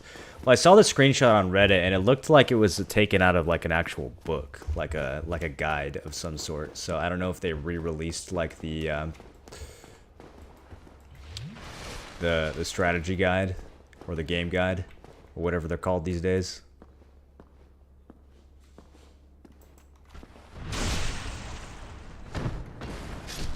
These things are only 160 souls. I mean, I need to kill a bunch of them anyways, but maybe we'll take a break from this and go visit our boy Griggs for a bit. Fighting dogs with this build is going to be a little sketchy, though. What's the fastest way going to be to get back there?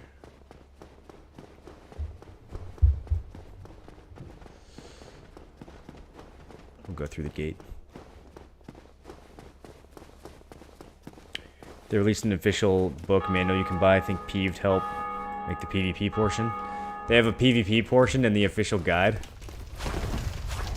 Does it explain how to chain backstab? I would really like to read that, actually. See what Peeve has to say about PvP when he has to like put it in the context of an official guide. Do you think Giant Dad is in the official guide? Under the PvP section?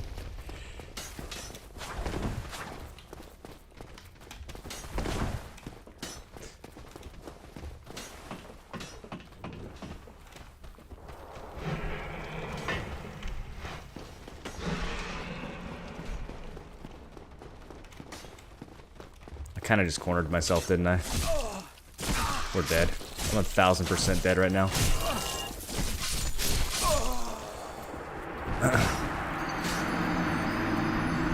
I should have killed the rats. Shouldn't have been hasty. Does the PvP guide explain how to make a twink build? Yeah, seriously.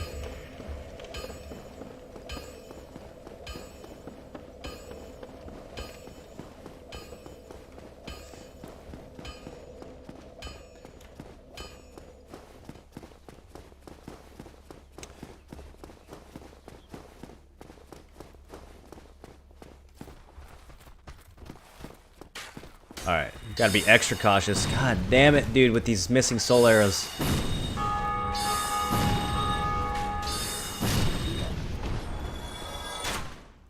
They must have really cleaned that up in the later games, because I do not remember magic in this game being so fucking derpy.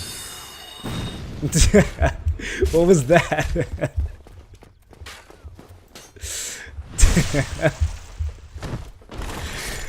Oh, shit.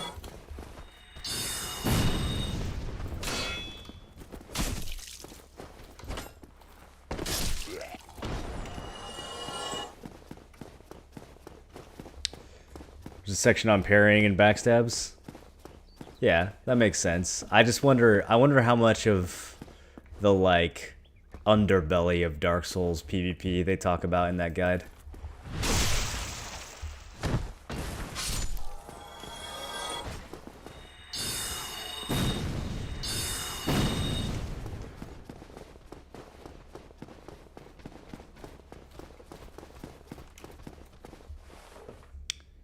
You done chasing? Okay. Let's take it slow. Do some sniping.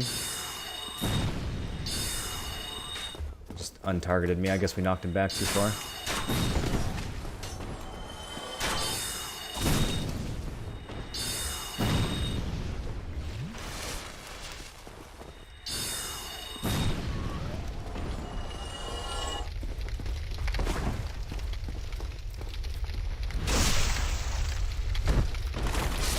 You don't know how in BDO does your horse charge damage scale?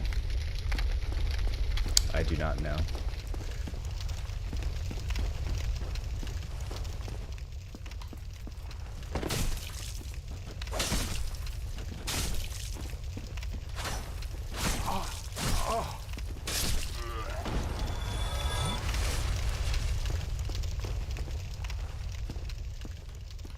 Can we sneak up on this guy? Almost.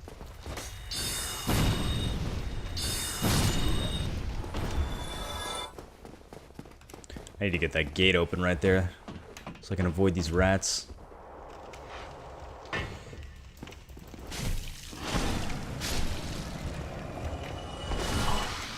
Oh, this is a dead end over here? Oh no! Oh, my souls! Oh shit! Heal, bitch!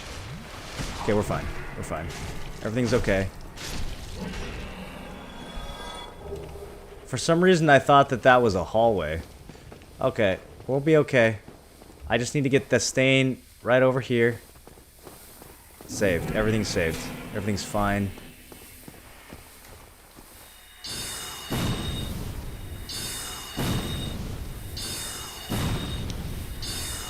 Okay, I really need you to hurry up and die. I do not have that much heal left.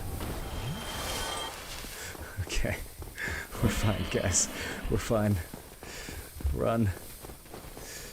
Run. The bonfire's up ahead.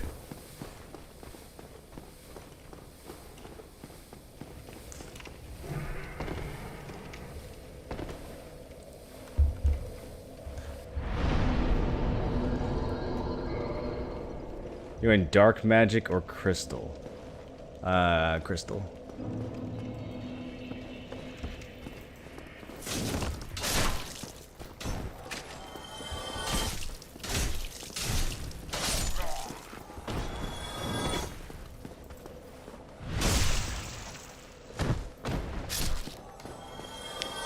I do like dark magic, but I also kind of feel like it's a little cheesy.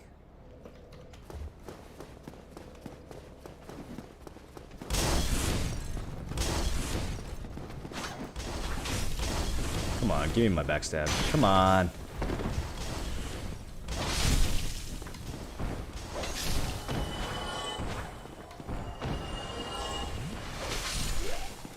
That strong attack is so good. It's not open from this side.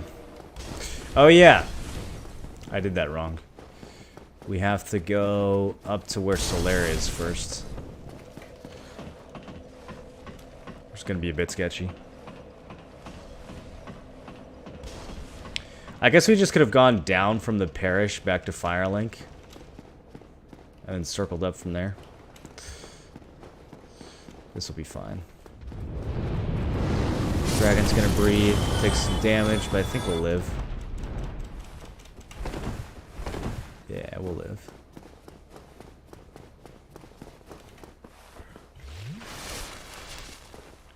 Alright, so now we have to test this build against the hardest enemy in Dark Souls.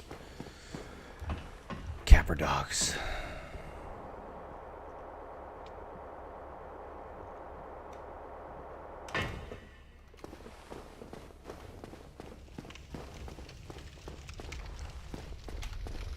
Let's get these shortcuts.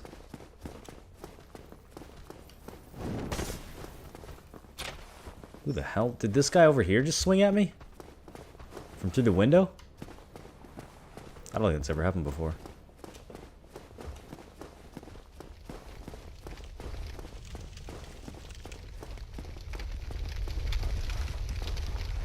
Alright, here come doggos. Oh. They do bleed too? I didn't know these doggos did bleed. Alright, so far so good. Where's other doggo? I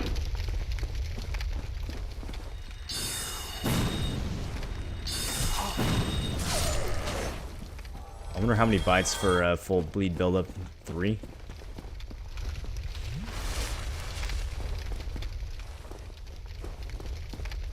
Somebody, anybody, help me. Unlock the... Damn, how did this ever happen? Don't worry, Griggs. The master key doesn't work? Alright, we gotta go talk to the undead merchant. That's okay, he's not too far from here.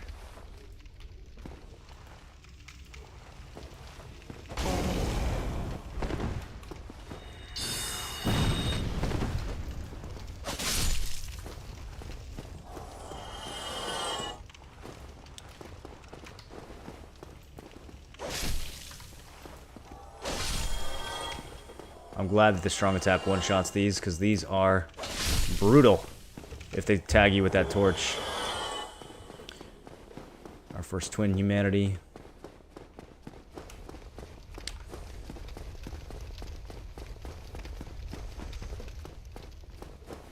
Kind of want to get these thieves to jump out.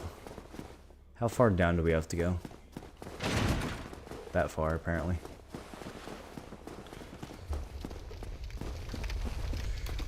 Gonna have to farm these guys later as well, because they have the fucking coolest looking hood in the game. Which is gonna be very necessary for this build.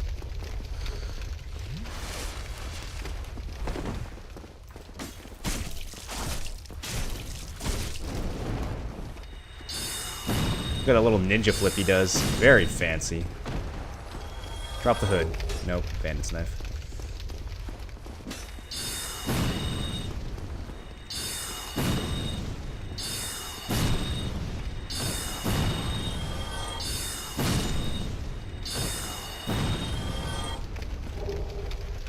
More knife. Always knife. Always knife, never hood.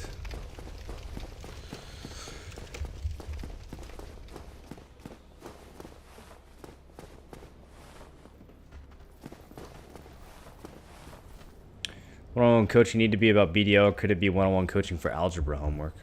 Assuming that I'm competent enough in algebra homework to help you, then sure, you can pay me $30 for that.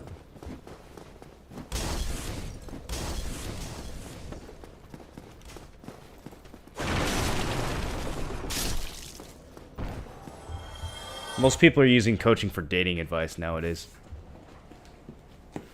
I enjoyed my one-on-one proper burrito eating technique. Yeah, exactly. People have found many miscellaneous uses for their coaching time.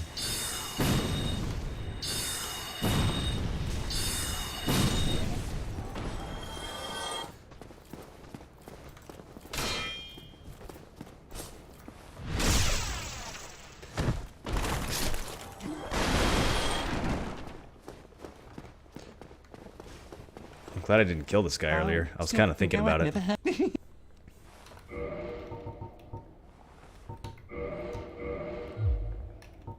Thank you kindly. Okay, now we can save Griggs and get some better magic.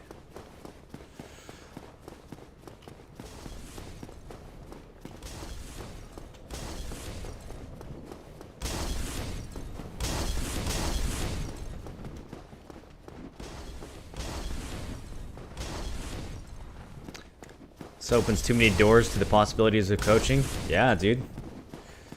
Just think of the possibilities. Eyebrow grooming. How to not grow hair.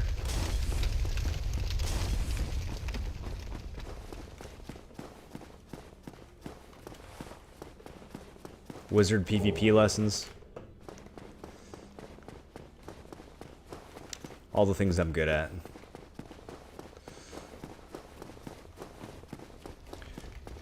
If you kill the undead merchant, he drops the key, the orange stone, the dried finger, and the Uchi katana. What? That would have saved me so many souls. I didn't know he drops all that shit. I know about the Uchi katana. I didn't know he dropped all the miscellaneous stuff. We should have killed him for sure. Brilliant. You opened the door for me. Thank you. God, this guy's so incompetent. I am Griggs of Vinheim. I am much obliged thanks to you. Alright, Griggs, go back to the shrine so I can buy your shit later. Oh, hello. I have my beside. I like how cocky he is after you rescue him. He's like, "Nah, I'll be fine now. I'll be fine."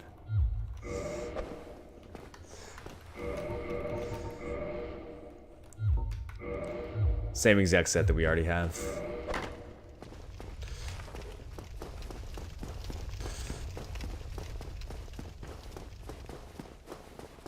I really should have unlocked the parish shortcut while we were up there.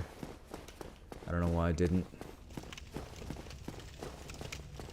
We don't actually need to kill Capra Demon in this playthrough. In fact, we don't even need to go through the depths at all.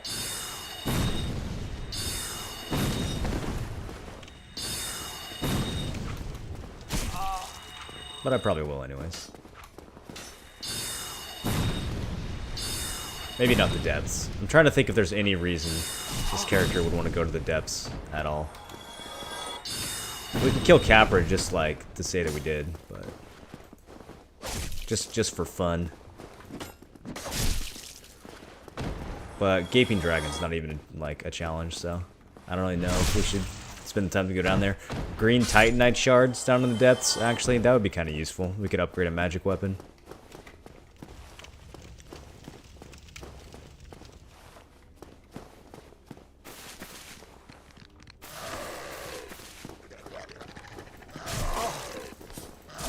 Oh, we're dead. Okay, he backed off. Sweet. Good trade.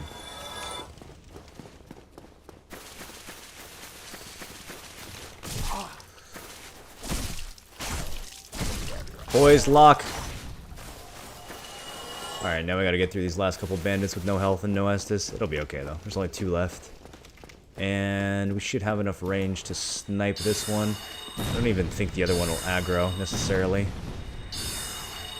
Oh, shit. I forgot they throw things. No, my magic cheese. His animation is shorter than mine. No, the soul arrow through the face.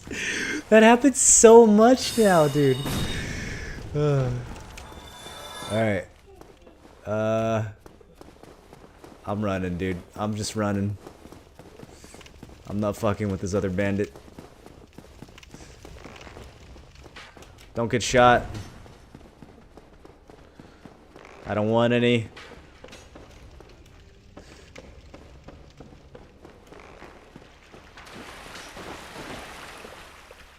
Is he still following me?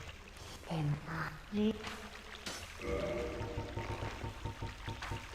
just want to see what she sells. Okay. What up? She called me Humdrum.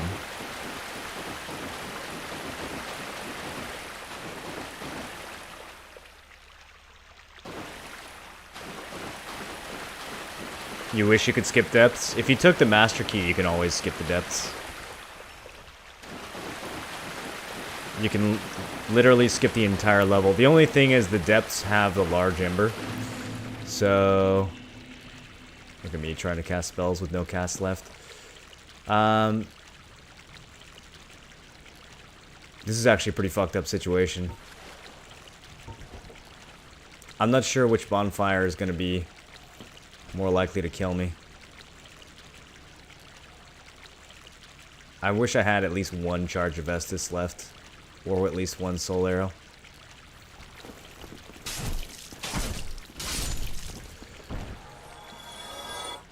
Oh, I don't like this! Whoa, that jump! Did you see that shit? Alright, we can get back down to Firelink from the, Oh, we're not at the parish bonfire. That's okay, we can circle back anyways. Damn, dude, I did not know that guy had that kind of jump.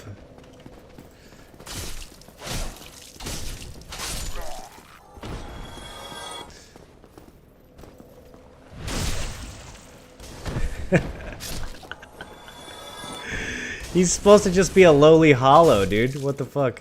It's not supposed to have that kind of vertical reach.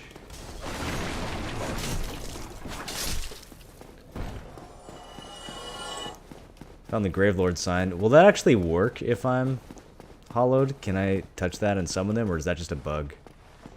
I don't know if that's supposed to be showing up. Alright, let's be careful here.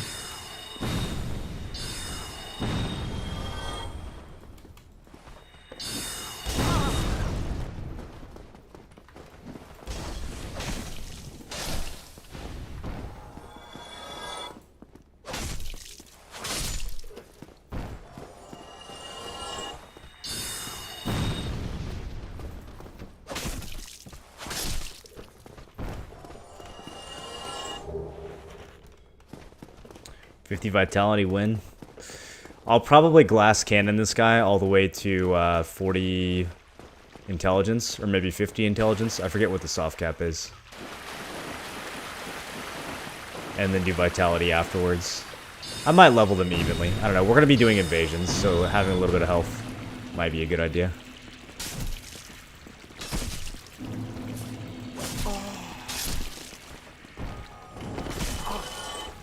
I'm getting real tired of this guy and his bullshit jumps.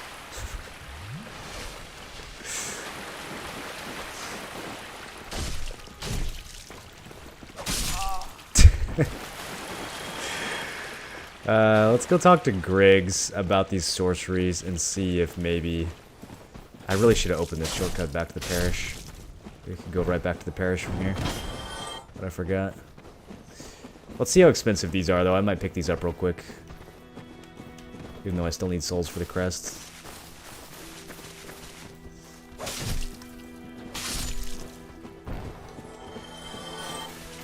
Oh, hello. I regret meeting you under such compromising circumstances. At least we both made it back unscathed. Alright, good chat. What were you saying? Oh, hello. I regret meeting. At least we... Incidentally, you're clearly talented, and of course we will require some materials, but I'm happy to teach you some elementary spells. This time around, he'll actually talk to me. Whereas beforehand, we were too stupid in the other playthrough. Splendid. I am pleased. Well then. Have you heard of Big Master Logan? Is both of us came. All he does is tell you a little bit about Logan, though. But one day he departed, leaving only a note. I suppose he wished to keep me out of harm's way. But where does that leave me? And he whines a little bit. Myself to sorcery, but Master Logan could find no use for me. Oh, that's kind of sad. Logan says, "Yo, I'm leaving, and I don't need your help." Seen that skeleton with the axe brought back memories of DS3 and the skeletons with great axes? Which ones are those? Chaos weapons in this game, a little bit of fire damage. Chaos weapons are mostly fire damage. Yeah. Is there a mob where I can damage test without elements having an impact on numbers? What are you trying to test, Ned? Your damage against players is going to be inconsistent because it's going to be based on what armor they're wearing. But you can always just look at your attack rating, or you can just total the numbers if you want to see what your raw attack power is against a mob with no defense, or against a target with no defense. Yes. The note that Master Logan left. Yeah, what did it say? It only said he would travel to Anolondo by way of Sen's fortress. I can only guess that he seeks the regal archives. For Master Logan is a tireless pursuer of wisdom. Wisdom trumps all. Everything else is hogwash. When the curse turned him undead, I'm certain that he only felt it was the perfect chance to visit this land. I only wish that I had his courage. I don't know what it is, but I find Griggs to be the least likable character in the entire series.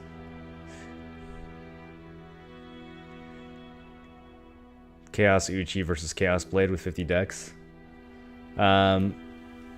Probably, well, they're both Chaos, so whichever one has the higher attack rating will probably do more. I would look more at the moveset for the weapons. I don't think people do Chaos Uchi Katanas. I think Uchi Katanas are usually taken to plus 15 rather than Chaos Ascended. Two things are required for sorcery. First, you must equip a wand. Second, you must attune. Then you will be ready to fire away. Oh, and don't forget to aim. Aiming. Yeah, right. Two things are second then. Right. Aiming and sorcery, you guys. Remember when you have to aim your sorceries in this game? Okay, so we can buy another soul arrow. We can buy heavy soul arrow. Great soul arrow. These are kind of expensive. Great heavy soul arrow is 8k. I kind of want to pop the Crest of Artorias before we get these. We are going to need these for the fight against the friendly sparring match with Sif. After which he will go and rest and recover from his wounds and totally be okay.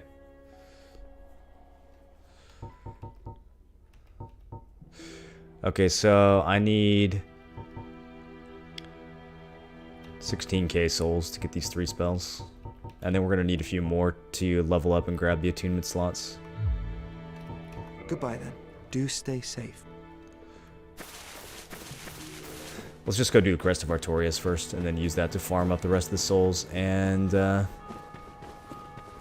that we can be on our way to Dark Wraithing.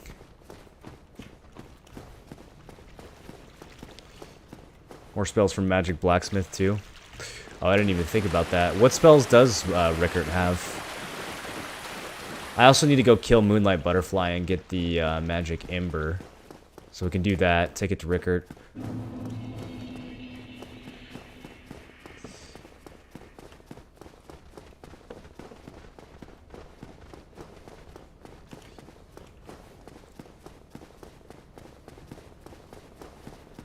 We're gonna need green Titanite. I think the only way that we're gonna get green Titanite is in the depths.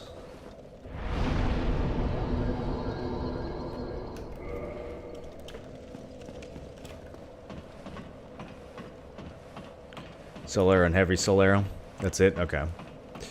Yeah, I probably won't need multiple copies of those things. In fact, I'll probably just have... I actually don't even really need to buy heavy soul arrow. I'll probably just buy great soul arrow and great heavy. And then one of each of those will probably be okay. We'll see.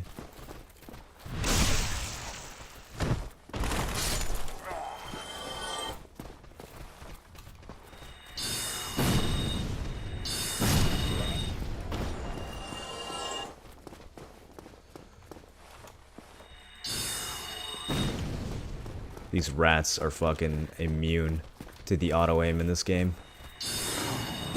There we go.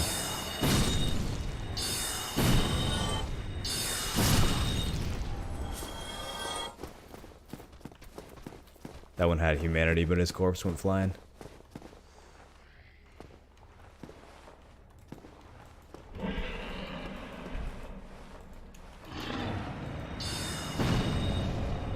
It won't lock on. No. We got this. Oh, Jesus, rats. Way harder without his Vihander. You can farm green Titanite somewhat reliably in Blighttown. Yeah. Do you think that'd be faster than depths? We could get down to Blighttown pretty easily with the Master Key. But then I'd have to, like, run all the way out there with 0 health.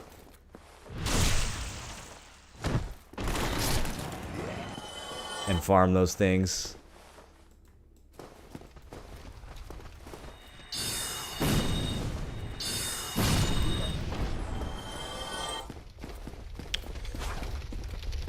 Who's the first person to sell you green Titanite? Is it the giant blacksmith? Can you not buy it before then?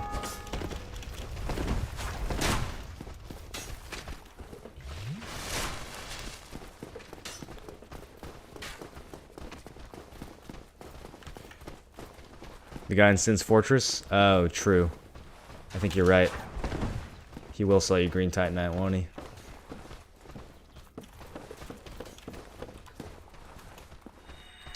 That's definitely after Blighttown, so if we make it down to Blighttown first, we might as well just, Damn,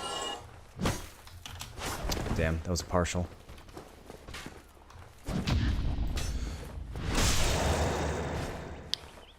Might as well just farm it down there. It can drop 5 at a time in Blighttown, and it can only drop 1 at a time in the depths, but the depths is way safer and closer. I guess it depends on how much I want to farm, right? Because, oh shit. That actually kind of hurt.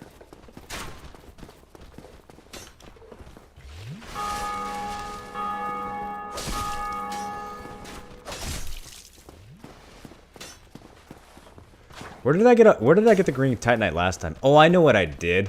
I fed blue chunks to Frampt last playthrough. I was trying to think, like, where did I get the green Titanite from? I never farmed it. I went and got a couple blue chunks from the Darkroot Garden, and I just fed those to Frampt, but we can't do that this game. We're not gonna have Frampt.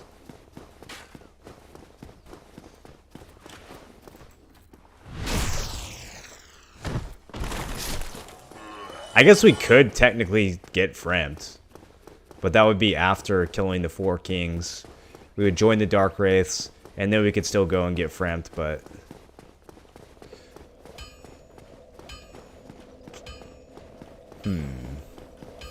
Maybe I'll just farm it in Blighttown. Alright, so we have enough now, I think. Is this worth 100? What is this worth? 400, perfect. Oh, never mind, I needed 1,000, not 100. Let's rest here, get 600 more souls, buy the Crest of Artorias, and go do some garden stuff.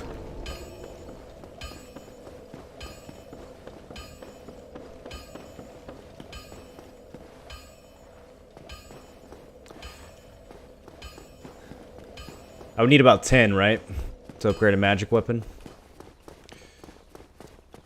Because I don't think it goes immediately to blue chunks. I'm pretty sure it goes from 1 to 5 we would upgrade with regular Titanite. And then we would ascend to magic. And then magic 1 to 5 would be green Titanite. And then we would ascend to enchanted, and enchanted 1 to 4 would be blue Titanite chunks, and then the last point will be the slab.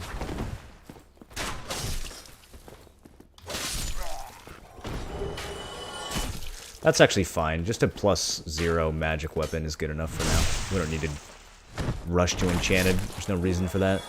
It's probably just gonna fuck up my matchmaking if I do that anyways.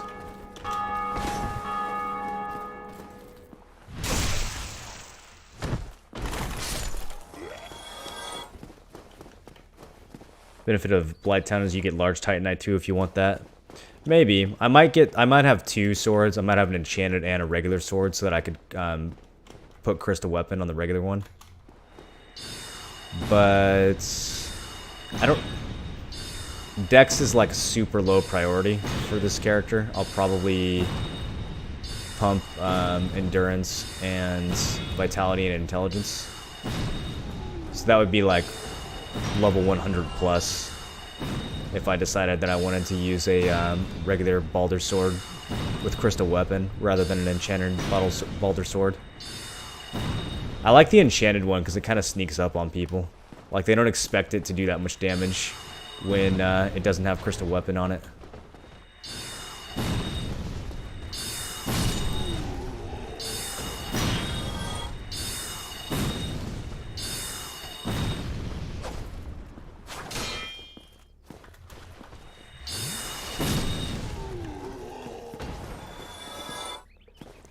Alright, let's kill this guy over here one more time. And then go buy the crest. And while we're here, let me pop the elevator before I forget yet again.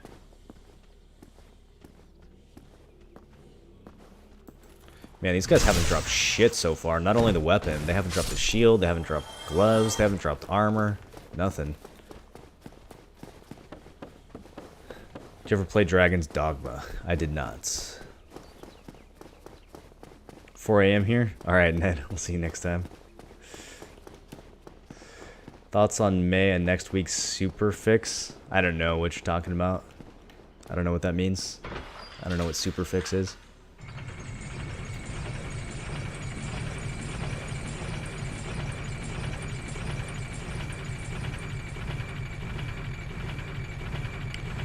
Pop humanity for the item find? Yeah. That would help a little bit. I only have a couple points though, so it's not going to be a huge deal either way.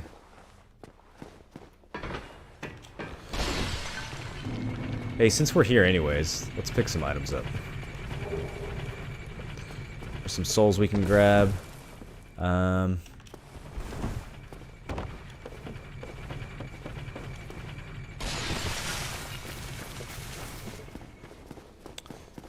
think we can get the cleric.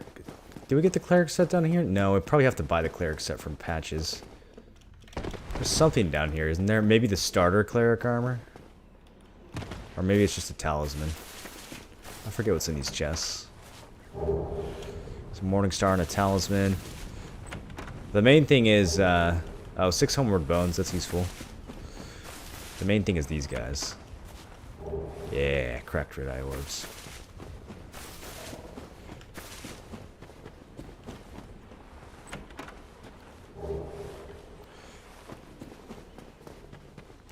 I know a way we can get a little bit of humanity. If I can successfully invade someone. With base soul arrow. Do you imagine if we actually got kills with that shit? I should probably at least get great soul arrow and heavy great soul arrow before we start invading.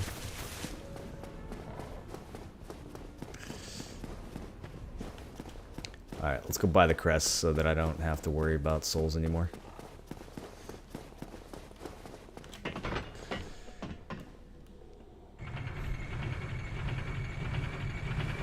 Not looking good for Baldur RP. Yeah, it's really hard to get that sword. For whatever reason. Again, another item that most players will never even know exists. Your only hint is that they're wielding a sword that kind of looks different than everything else. I mean, it sort of just looks like an S-Dock, though, right? Like, if you were to look at these mobs, you would just kind of guess that they were using this sword. You wouldn't really... Unless you looked really closely, I don't think you would put it together that they actually had a unique sword that they could drop that you can't get anywhere else.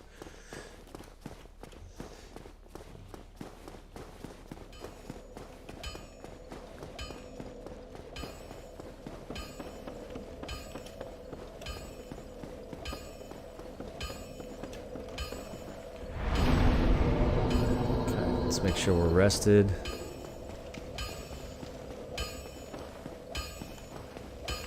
Well, I'm... Let's get that hurrah.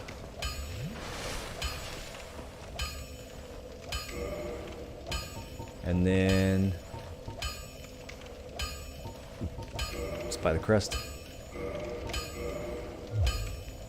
Don't get yourself neither.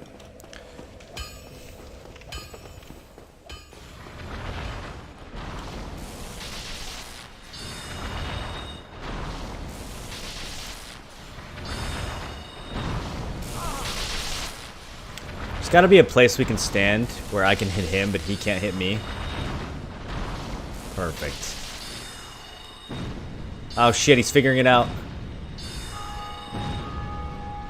36 damage. It's not a lot of damage, you guys. What's 36 times 30?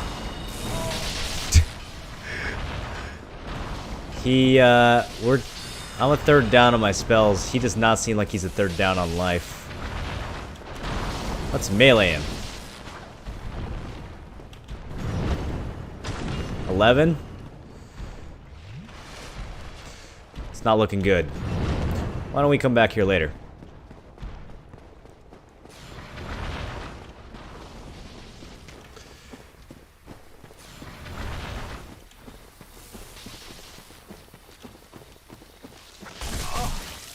Oh, nice flip around. Oh shit, I don't do any damage to these guys. Alright, let's try some nukes.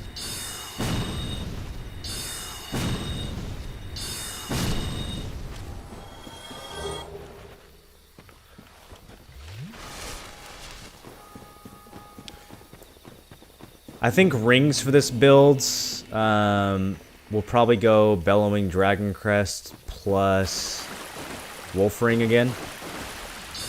I can't think of any reason not to use the Wolf Ring. Ring of Favor is probably unnecessary for a caster build. The only other thing I could think to use would be like a Ninja Flip Ring. I don't really think anything's going to bring more value than that Poise, just in case I do need to, like, trade an R2 from the Baldur Sword with somebody or something. Or avoid getting stun locked by, like, a running Claymore.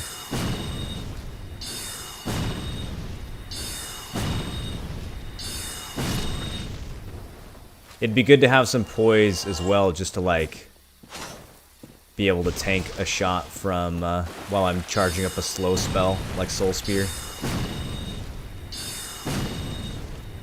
That's probably more likely what I'm going to trade. Trading a swing from the Baldur Sword's not really a good idea. I should be spacing people with that. But trading a cast from like a Soul Spear would be worth it against most melee swings.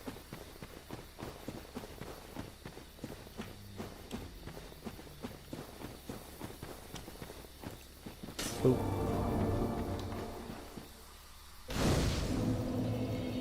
You can always two-hand for more damage. Kind of. You can two-hand for more strength.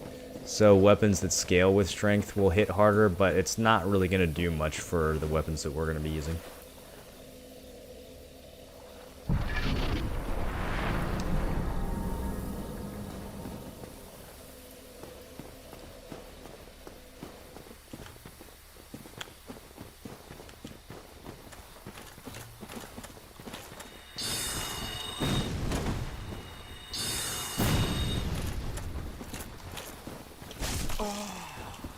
Yikes.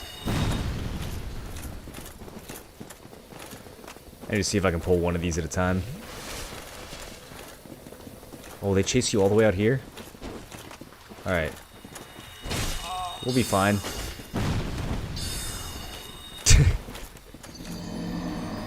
It looked like I was gonna recover from that for a second, didn't it? It's kind of skirting along the edge there.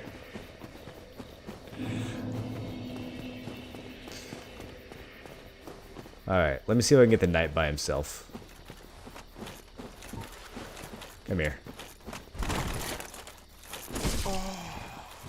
His roll was so low, it actually outplayed me.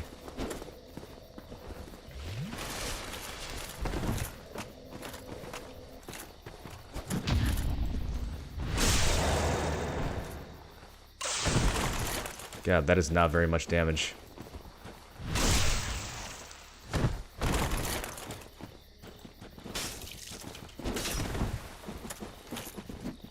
He kicked me.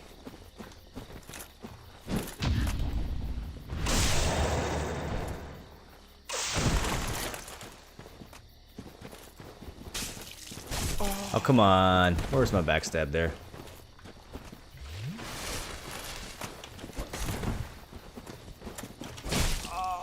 Jesus, he hurts. That fat roll, though. Oh, my health! Okay. I don't think I can take this guy. We should probably just run past him to get the ember. I need to get some upgrades before I start fucking with these things. We're basically still fresh out of the asylum right now. Haven't upgraded anything. Haven't really even leveled up.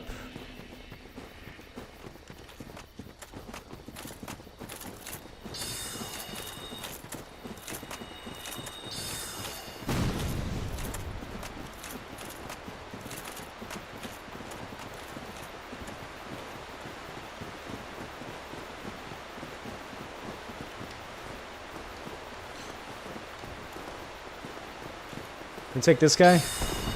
He doesn't have a shield. Oh, he does have a shield.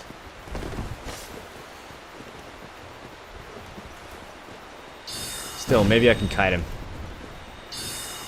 How much damage do you take from a soul arrow with your shield up? 20. Okay. How about with a shield down? Oh, he's just gonna roll. Let's not. Let's not participate. Alright, the main thing we are after here is going to be in this puddle. Guarded by these things that will absolutely one-shot me.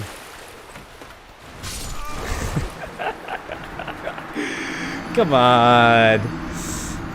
I thought I'd at least have time to open the chest and loot what's inside. New build? Yeah. Alright, phase 1, chest is open. Phase 2, pick up item.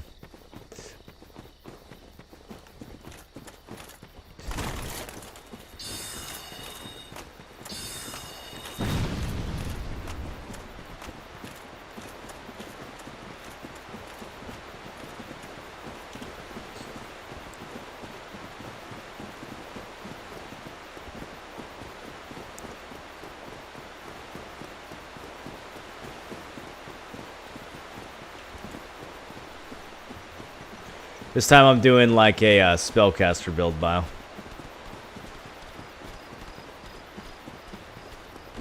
We're a bit squishy at the moment. Does the chest close itself? Okay, it's still open.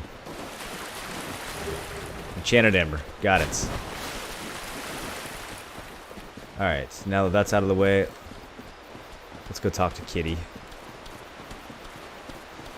Just in case we decide to get the ninja flip ring, we'll talk to Kitty.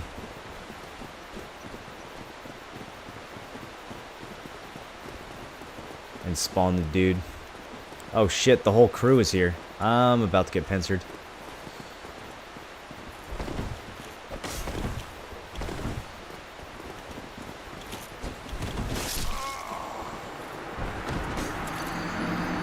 That was no fair. That was no fair. What were those guys doing in that room?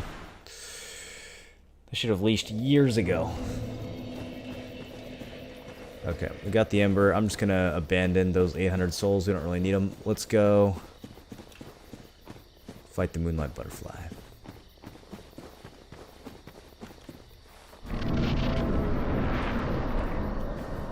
Actually, Wolfring first. That'll be easy enough to grab. Oh, Jesus. Okay. You guys might want to take a lunch break while I have an epic battle with this tree right here.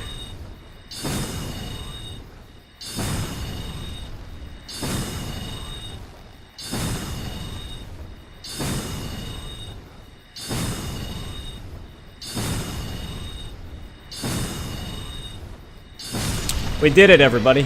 We did it. First try. Killed that tree in the first attempt. No damage taken.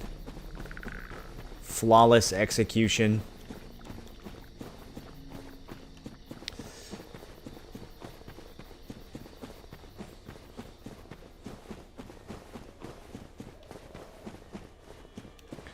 Alright, this guy will also absolutely one-shot me, so let's try to avoid getting tagged. I think he starts on the ground, though. I think I have time to run past him. Yeah, he's asleep. Alright, so while he wakes up, let's grab this, and then... What do you guys think? Can we make this jump? Oh, wow. I had no idea that was actually possible.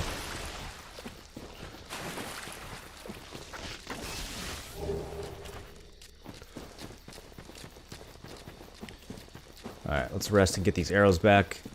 And then we'll go fight the Moonlight Butterfly.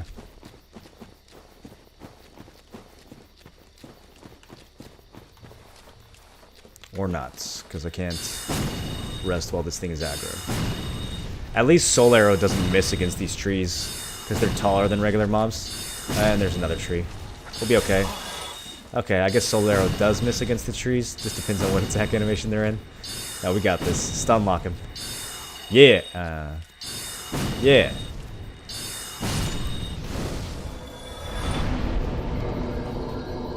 I don't actually know if 30 soul arrows is enough to kill Moonlight Butterfly. Again, I might need to actually go buy some real spells before we do this part. We're getting it a little over our heads here.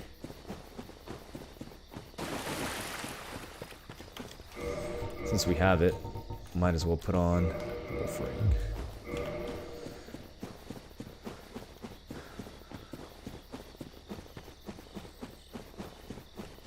Let's deal with those trees. They don't even attack. Some of the trees have snakes on them, like this. So the snakes will attack you. But, yeah, the tree... Oh, God! The trees themselves, I'm not sure about. Just something else that's alive that you can kill, I guess. I don't think they're a throwback to anything from Ulasil.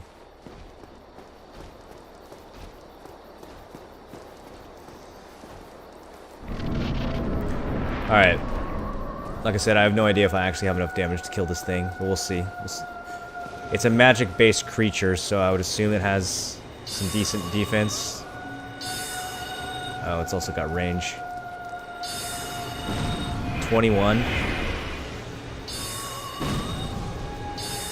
21's not a lot. It doesn't have a lot of health, though.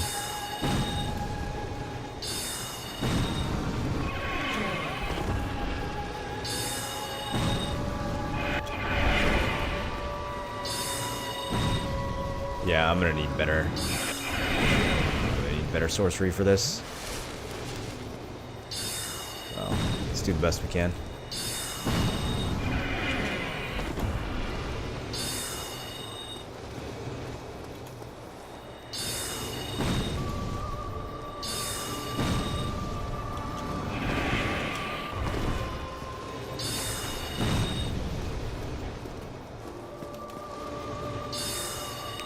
Hear one of the mobs from the garden attacking at the fog gate. A couple more casts and I think it'll come down, but I'm not going to be able to get enough damage in melee. There we go. Yeah, I'm hitting it for 12 in melee. I do not have the tools to kill this boss right now.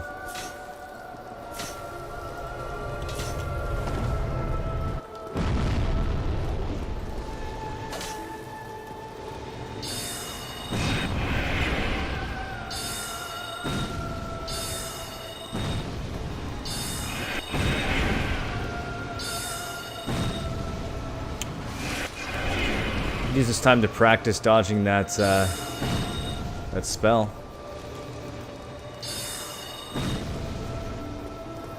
Look at those snakes just sketched out on the fog gate.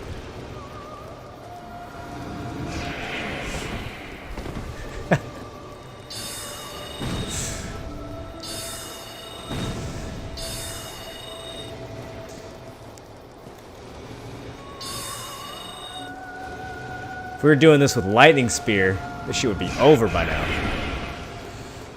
Alright, I'm out of magic. She's not even halfway dead. I kind of think we just bone out here. Or just die. I don't have anything to lose. We could just dark sign out instead of bone out.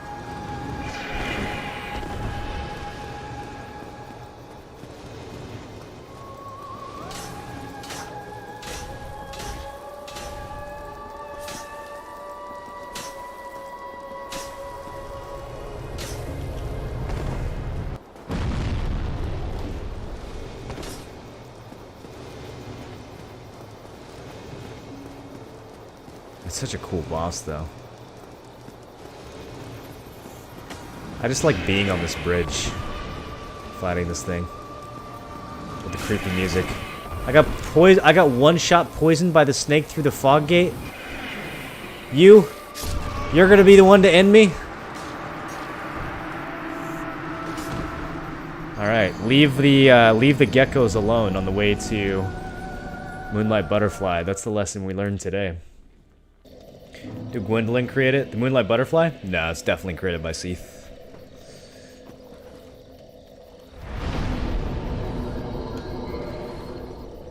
Okay, we got the Enchanted Ember, which we don't actually really need yet, but, so I'm not really sure why I farmed up all those souls. Oh, I know why, because we're gonna have to fight Sith.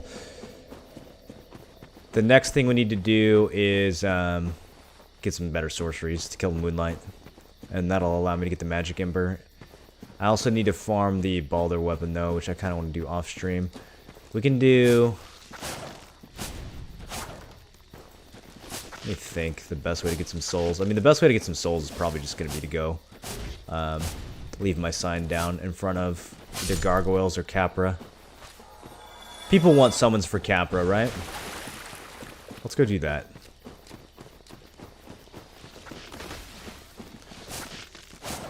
I don't know, the odds of people actually succeeding at killing Capra are kind of not high. Maybe it'll be more efficient to do Gargoyles. I feel like everyone's spamming souls at Gargoyles right now, though.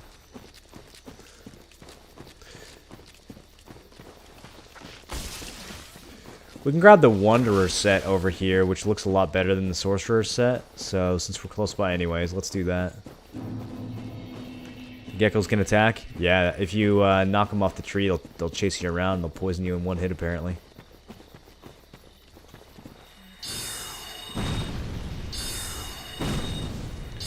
The Soul Arrow should count as a stagger.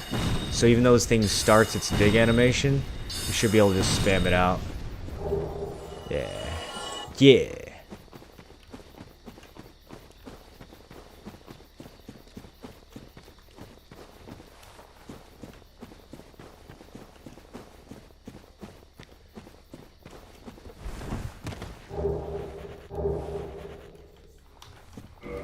Oh, never mind. It's not the Wanderer set. The Wanderer set must be... Where's the Wanderer set? Blighttown?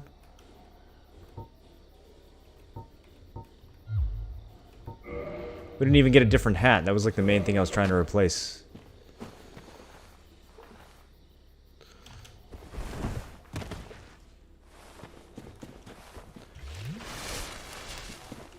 Despite the music and the moon connection. Yeah, the Moonlight Butterflies, either the soul or one of the weapons literally says that they were created by Seath. You also find them in the Crystal Caverns.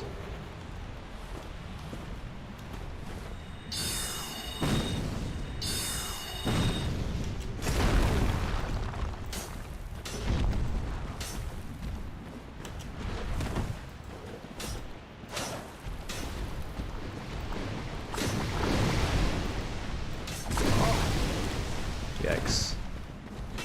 Getting spat on by Hydra while I try to duel this golem. Why don't you summon someone for Butterfly? I mean, I guess we could. I just feel like summoning trivializes the difficulty of this game a lot of the time. So I'm not in the habit of doing it, but we could do it just for the sake of speed. I like the process of putting a build together solo though. It's just something fun about it. It's a project, you know?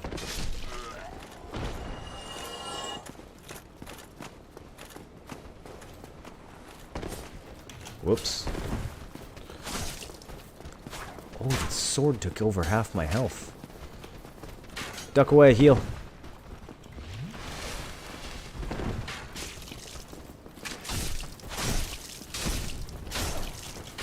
Oh shit. He's gonna spin around. We're okay. Oh no, I fell. Which bonfire does that put me back at? Parish? I should just walk... I should walk over to probably Hellkite Bridge and farm those guys for souls and then use that to buy sorceries. With some better sorceries... Oh no, we're not at Parish. Let's go to Parish. Instead of going through Berg, let's go through Parish.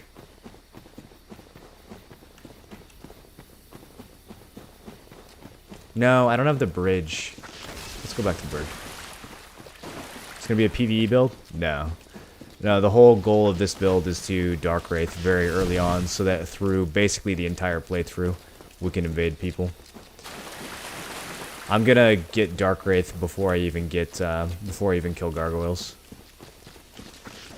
So Taurus is dead, and then the next boss is gonna be Moonlight Butterfly. After that, we'll kill Sif, and then we'll go straight to Four Kings, which should be really interesting because we'll be very, very underpowered for Four Kings. So that'll be like the really challenging part, and then after that, it'll all be easy peasy.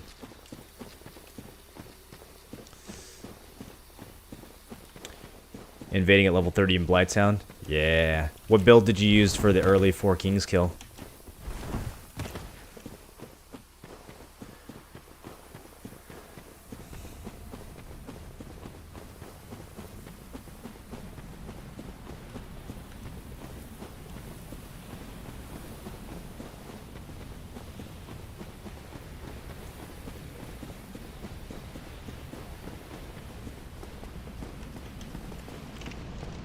Don't hit me, Havel.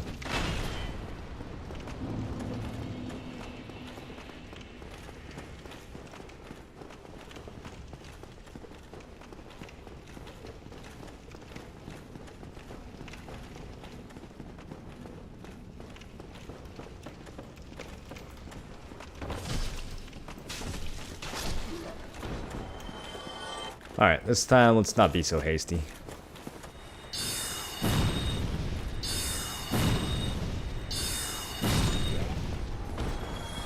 Spear guy's dead. Oh, jeez. Almost made the same mistake. Nice hops. I like how right after saying, let's not be so hasty, I just charge in here. And aggro all these things. We'll be fine. Let's back up into this room, get a heal. This guy's by himself, I think. Yeah.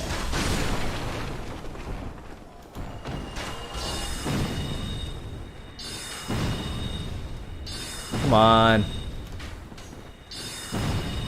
One tap of the arrow key is too much movement. I can't quite. There we go.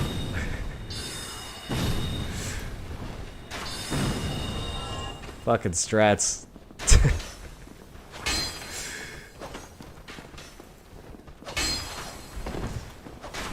Alright, walls over S-Dock. Can they not get in? They're blocking each other from getting in.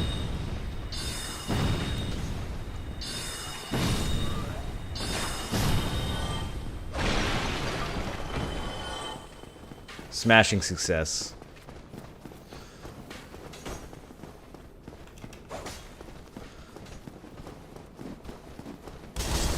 Just utterly smashing.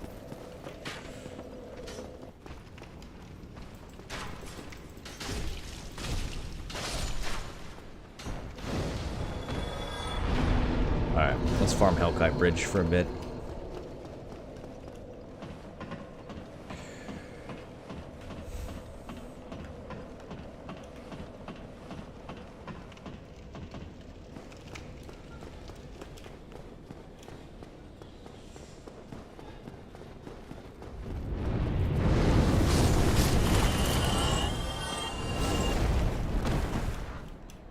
I went down too fast. Titanite? No, spear. I guess actually dying might be faster here. Well, then there's the load screen. What do you guys think is faster, the load screen or the ladder?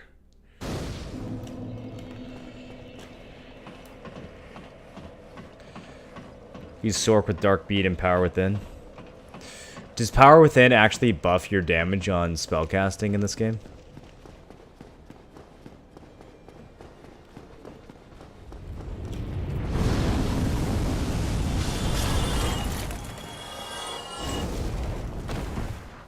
Man, I did it again.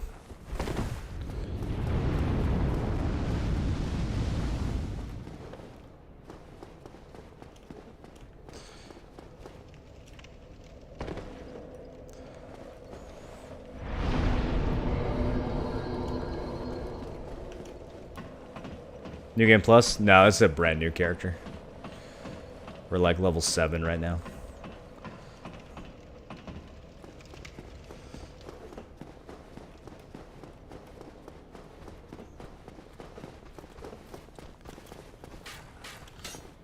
Hello, dragon?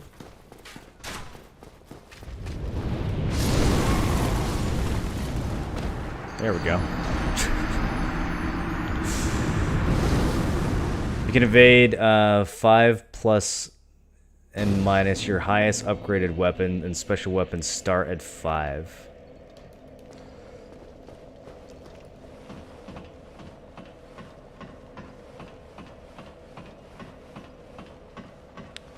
Okay. So when I have a magic weapon, that'll technically be considered a +6 by the game, right? So we'll be able to invade everyone except for, like, super fresh characters, which is fine. Don't need to be invading super fresh characters.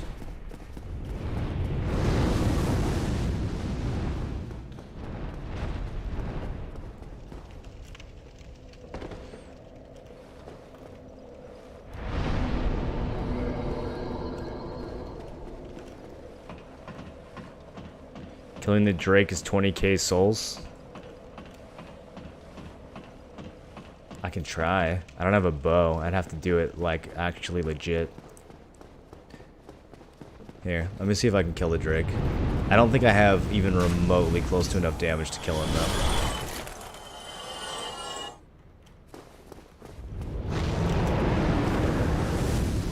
Plus, he almost never comes out. Like, way too many of his attacks are, fire attacks.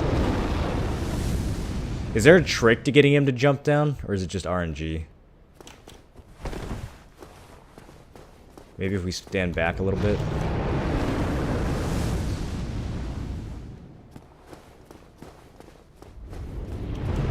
You don't, but I believe in you. I mean, if he'll jump down here, I'll tango, dude. I'll weave through his little toesies.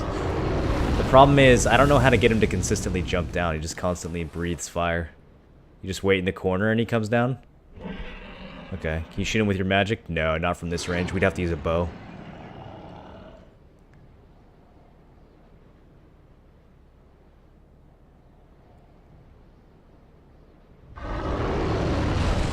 Okay.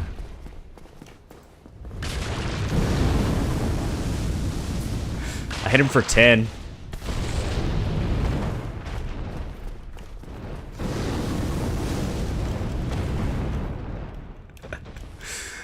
Let me get this bonfire over here. This will be a better way of farming anyways. Get this shortcut.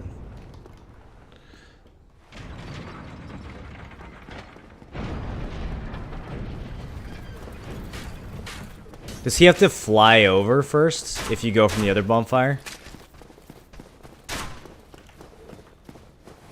Or does he just not show up at all?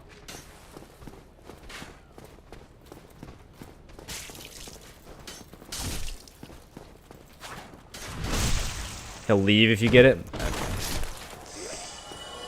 That's okay. We had a good fight. I did 10 damage to him. He was really going places, you know? I should probably just farm Balder Knights for souls, since I need to farm them for the sword anyways.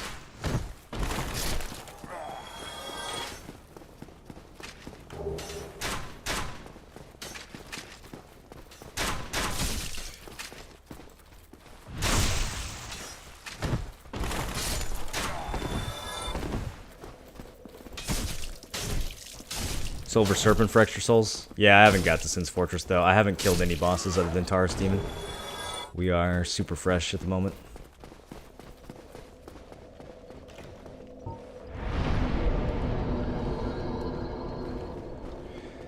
Let's see, Great Soul Arrow is only like 2k, right?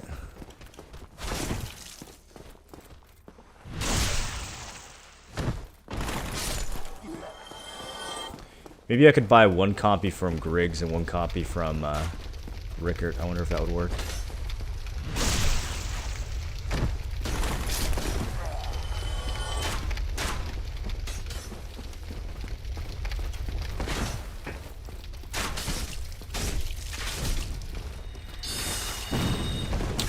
Fuck me, dude. With these soul arrow misses.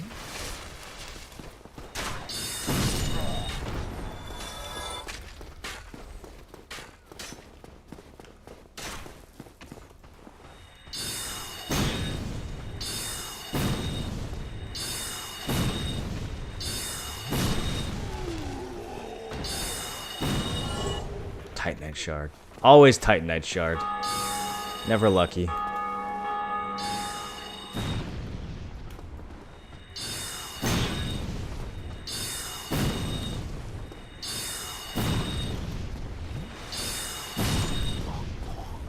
So does the game consider a +5 dragon or demon weapon to only be equivalent to +10? Or did level ups count as like 2 each? How do they balance all that out?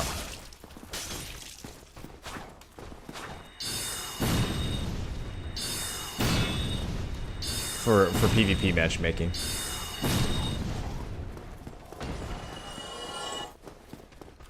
Because being able to invade someone with a +5 regular weapon if you have a +5 dragon weapon is pretty spooky.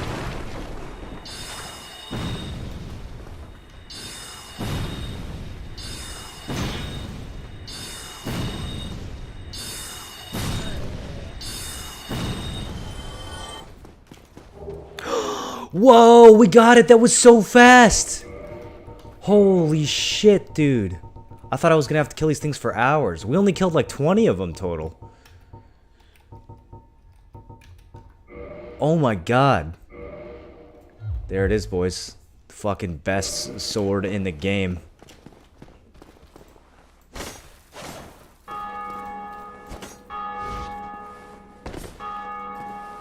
Look at that R2. Just look at it. Oh my god. The running horizontal backstep attack. Quick upward roll. Wide arching light attacks. The deep thrust. Oh my god. Let's go upgrade this shit. Alright, now I can fucking kill Moonlit Butterfly. I don't even need souls. I don't even need spells now. I'm gonna go get some anyways, though. Dude, I thought I was gonna have to farm this thing off stream for sure. Look at that strong attack. It's ridiculous. It's 8 feet long.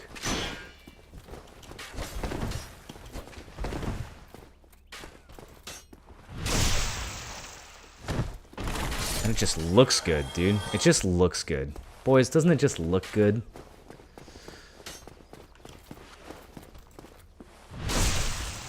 Dude, that is so lucky. I know. I got it before even any of the armor pieces dropped.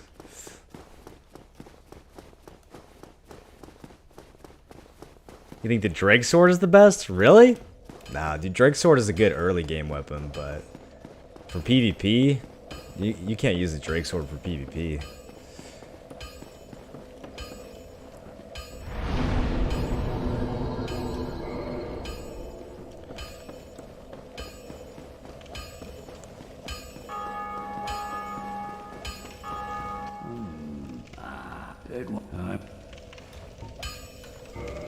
Alright. Upgrade my shit.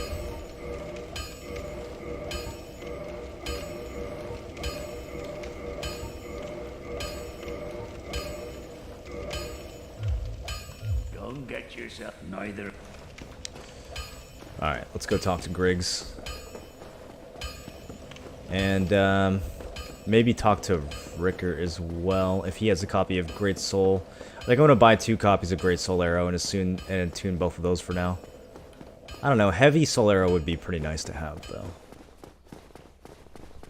Probably have 1 fast and 1 slow spell.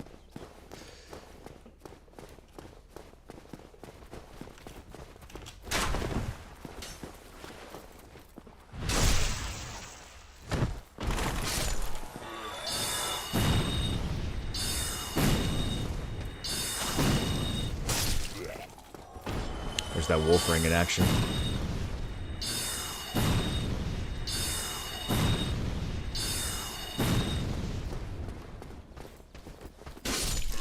My thrust is better than his thrust. Prefer Black Knight weapons or Silver Knight sword.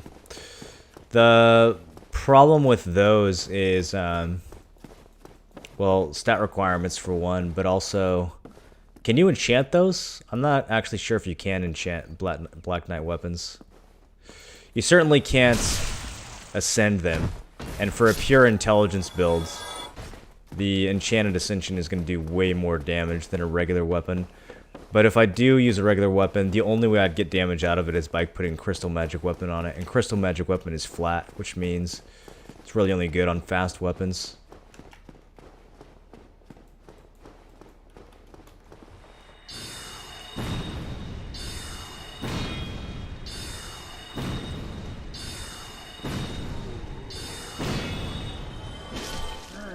Oh, that counter damage, dude. The sword just makes me want to do like a Leo Ring playthrough. Oh, maybe that's what we could do here, actually. Maybe I could go do Dragon Crest Ring plus Leo Ring. People wouldn't be expecting that. That's kind of trying to do too many things with one build, though, probably. How's BDO been AFKing for 3 weeks? Good, I got lots of memory fragments. And hunter seals. I'm drowning in memory fragments and hunter seals right now.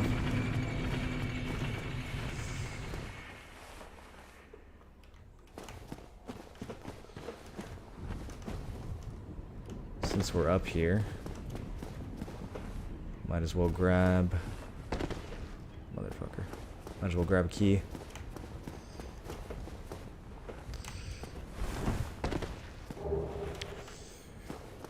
For later.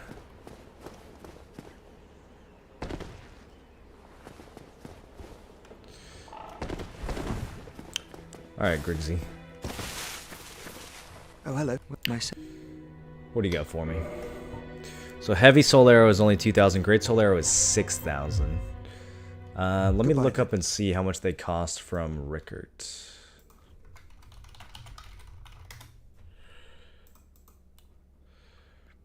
He sells regular Soul Arrow for 2K and Heavy Soul Arrow for 4K. That's it? I don't actually need either of those. Okay. So then our best option is probably going to be to buy both of these spells from Griggsy, which is going to be a total of 14K. I kind of want to go take another shot at Moonlight Butterfly now that I have this weapon. It's up to +5. The Magic Ascension would be better, but honestly, none of my stats are high enough right now for it to make a huge difference. I've got pretty much equal dex and intelligence, so let's yeah, let's go try to fight Moonlight Butterfly with this underwhelming. Here, I'll buy Heavy Soul Arrow. Why not?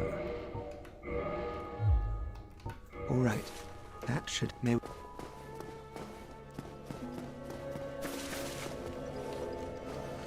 How many attunement slots does Sorcerer start with? 3? Okay, so we don't need to put any points into that. This will take up 2, I believe. Oh no, it only takes up 1. Must be the later ones that take up 2. Alright. So we got a little bit extra firepower. And, I'll save the rest. Let's go fight Moonlight.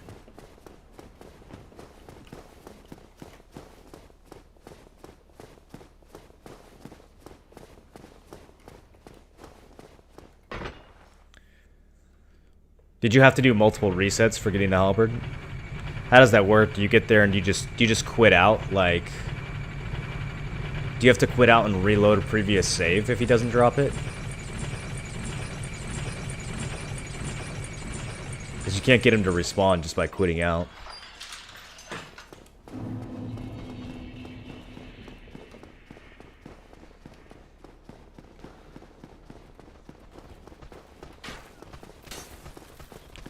More point in entombment to get 4 slots. I'm not even using the 3rd slot yet, though. I'll probably dump points into intelligence to start with, although getting a little bit more stamina will be really nice as well.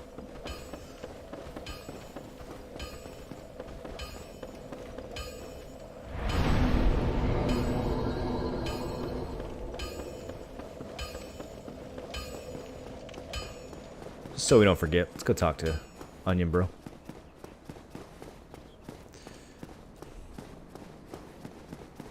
You did New Game 1 and 2 with Black Knight Halberd? Full playthroughs? I gotta switch it up. When I do New Game Plus, I have to switch weapons every playthrough. Or else I get bored.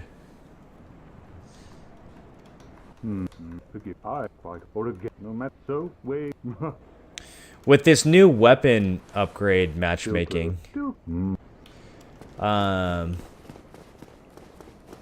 can you, since everybody's gonna have plus 15 weapons anyways, can you just level a New Game Plus character to like level 700 and keep getting matched with people who have the same weapons as you?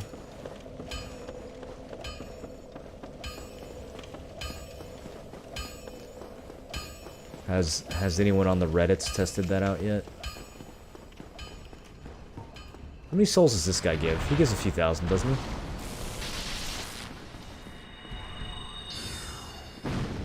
Oh, Heavy Soul Arrow actually chunks him a bit.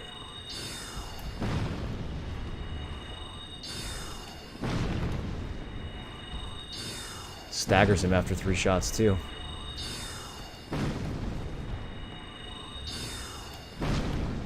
Hell yeah. This is gonna kill him.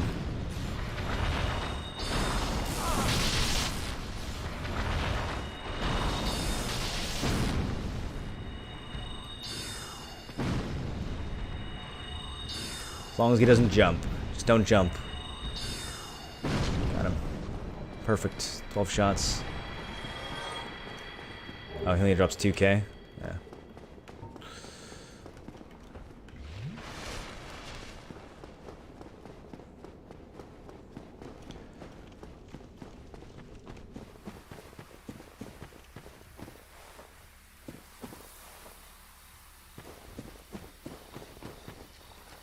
What was that? No, I don't remember. I don't remember what I'm saying.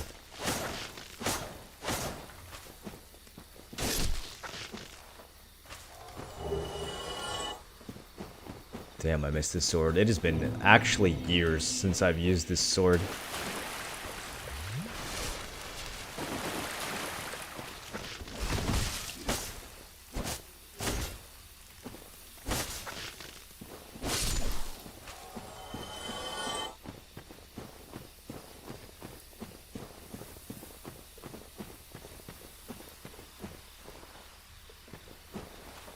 Can I free cast on this? Oh, well, I alerted his friend. Okay, let's take him out first.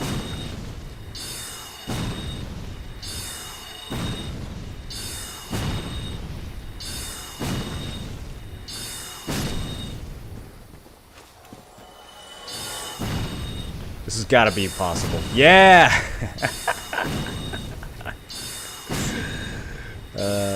Satisfying.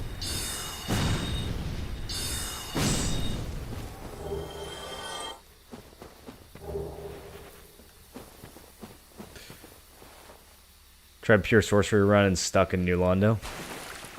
You got stuck in New Londo? Just fighting the Dark Earth mobs? With sorcery you were having trouble?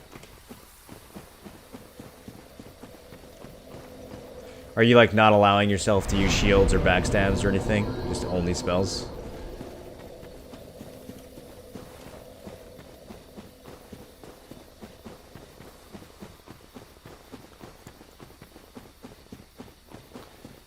Alright, we got 8 Estus flasks for some reason.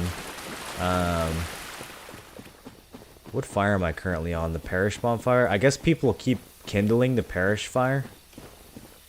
Because I have a bunch of extra flasks. Or maybe I have 10 from resting at Firelink and I just used a couple on the way down. I don't remember.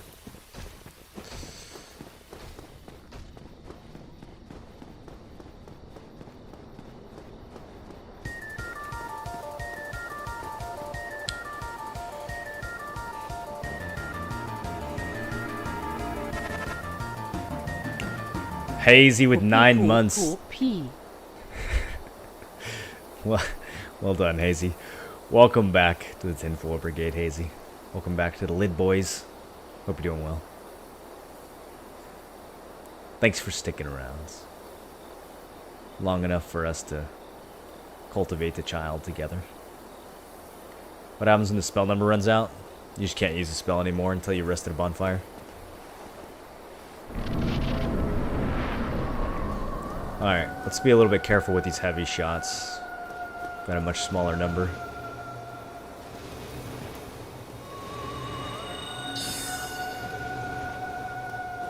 And first one's a miss.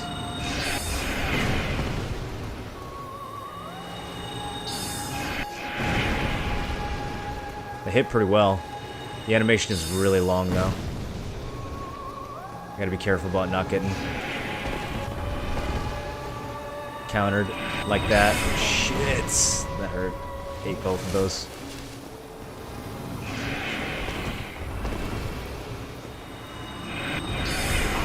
Damn, dude, his follow-up is quick. Alright, he's coming down. Yeah, it's way better damage now.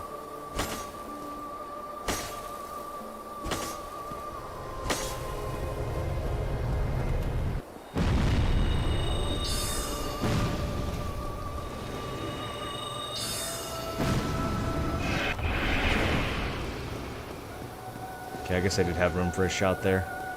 I wonder what determines his cooldown between shots. Sometimes it's like instant.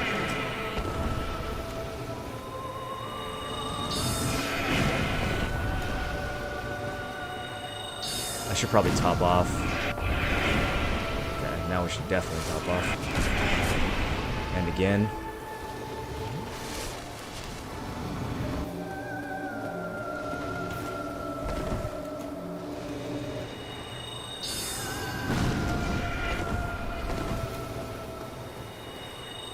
Okay, that was the last shot for heavy.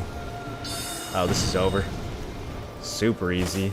With range attacks, this fight is piece of cake, dude.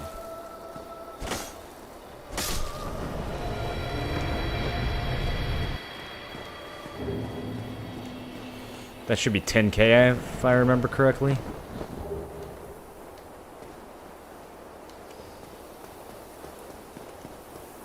Yeah.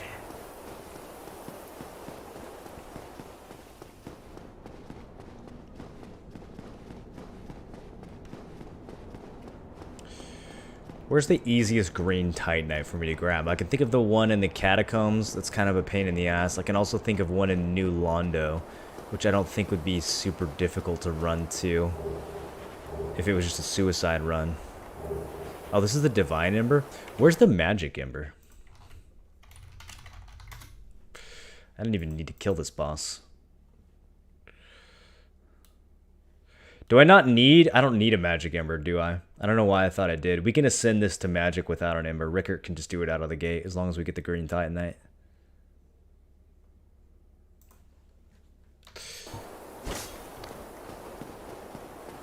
There's a large Magic Ember at the Archives, but for some reason I thought there was like a regular Magic Ember up here, but it's not even the... That's not even it. It's the Divine Ember, which I don't even need. Oh well, we got some souls. We can go buy the other spells now. That's just as good. Is this a new playthrough? Yeah. Here, let's just bone out of here.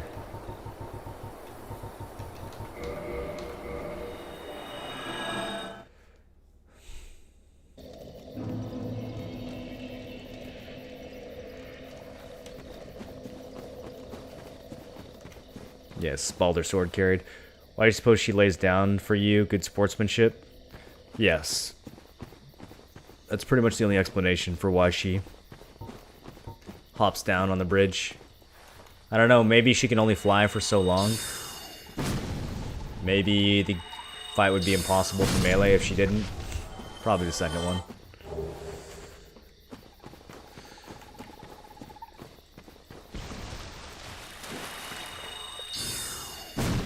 Can't really have a boss in Dark Souls that's immune to melee attacks. That would invalidate a lot of builds. Most builds. Even if you have range attacks, you could always run out. You could run out of ammo, you could run out of spells.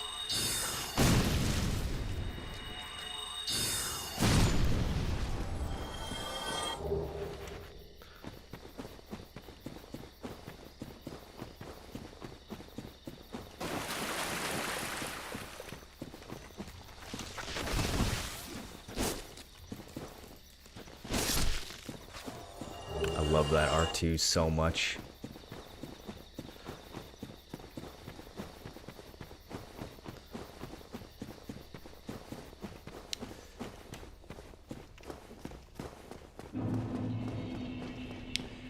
Okay, we're gonna take the elevator down, and then I need to figure out... I think we're probably gonna go all the way down to New Londo and grab that Titanite. Unless someone can give me a better suggestion for an easy-to-grab green Titanite for our ascension.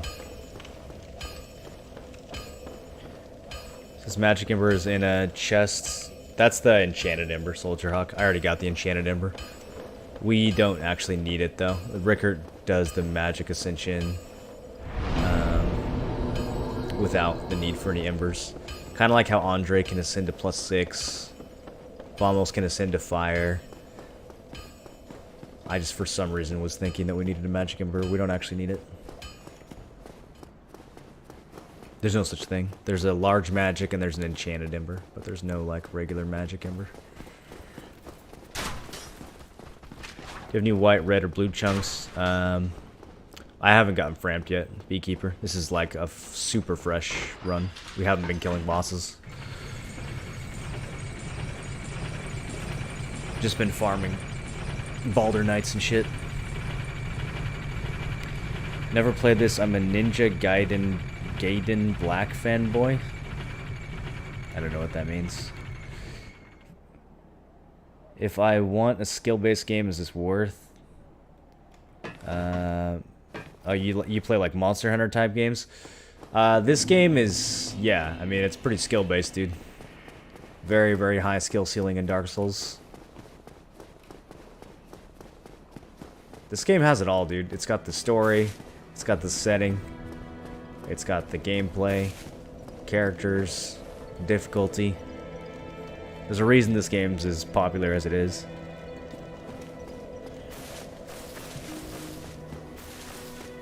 Oh, hello. Well, you myself. I wish to do what I... Oh, do not... I will only leave. I shall count myself lucky if I manage to locate Logan. Oh, so he actually leaves if you buy all his sorceries? What happens to him? I actually don't know the end of Griggs' story. I wonder if he gets... He must hollow out somewhere. Probably Sen's Fortress. You probably find him in Sen's looking for Logan. All hollowed out.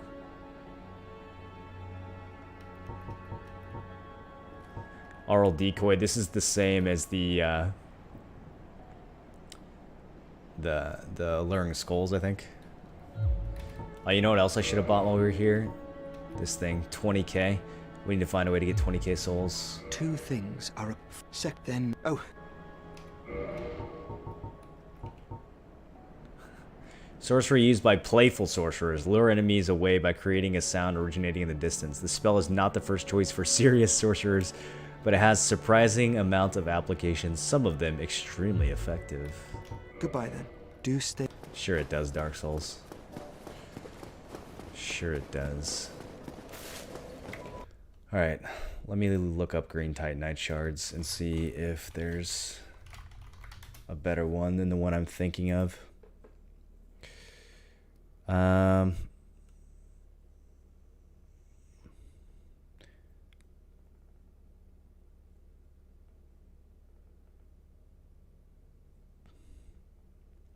Yeah, there's one over by Ingward. I mean, we need to go visit Ingward anyways. Or we can do the one over by Vamos. What would be easier to suicide to? You can get green shards from forest evasions. Or invasions. That would be fun.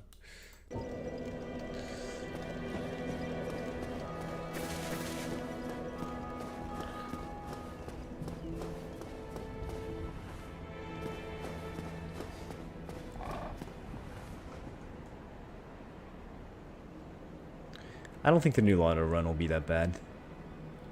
We can get the Firekeeper soul while we're down there too.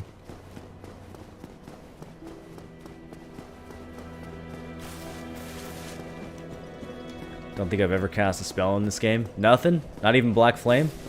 Not even Power Within?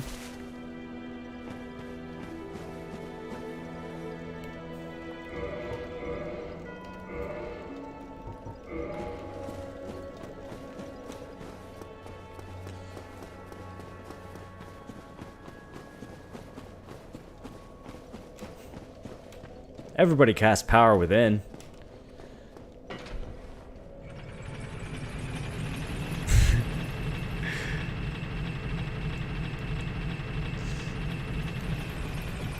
We should do a playthrough where I'm only allowed to upgrade my weapons using materials that we get as forest invasion rewards.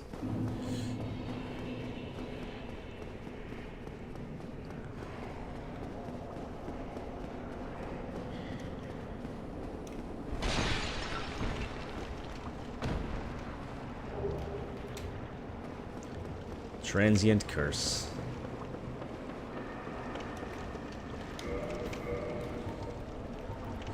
Let's actually use one, because I want to kill my way. I don't want to suicide on this Firekeeper soul. I actually want to kill my way there.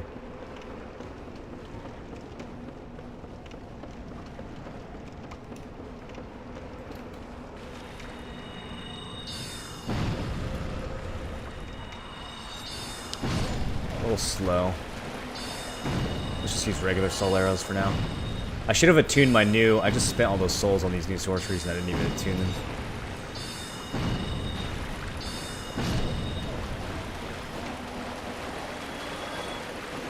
Can you blast these things without a transient curse?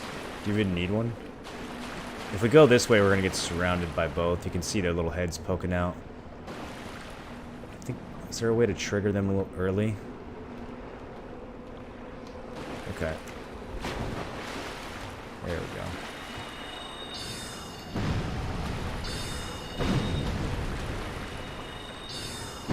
AoE Soul Arrow. Check that out. I guess that's because their hitboxes can overlap. Since they're ghosts, they can stand on top of each other. You can hit both of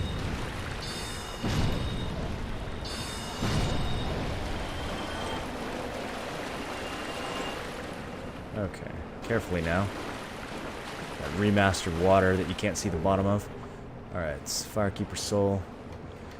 Okay. We're fine. Why is there a floating bloodstain? What kind of bullshit did this person get up to?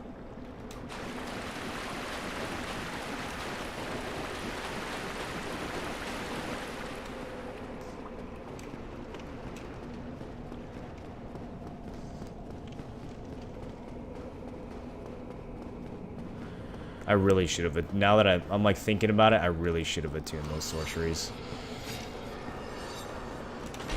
Oh, come on. He's blocking the door. You're ruining my strat here.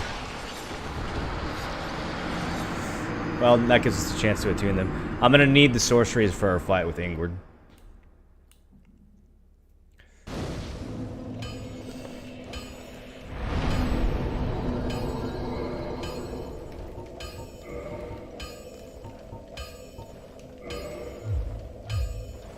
I need another point of intelligence to attune the other one. Let's eat some souls.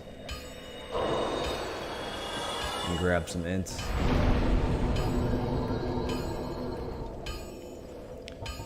Grab a point of endurance too. We could really use some more stamina and equip load. Fuck it. Both points into intelligence for now. What do we need stamina for? We'll get stamina later.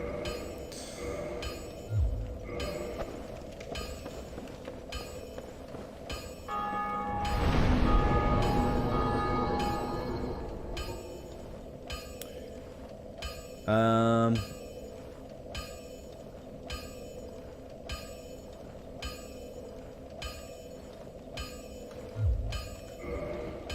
me grab one more point of attunement, and then we can just put all these spells on.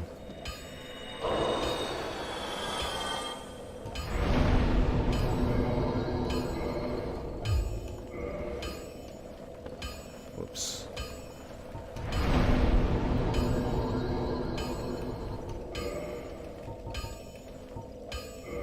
Okay, cool. Now we have all 4, so we have a lot of variety to choose from.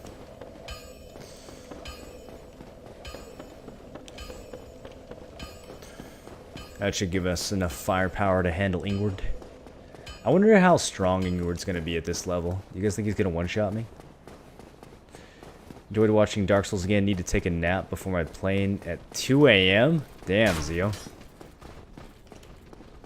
Alright, man. Thanks for watching.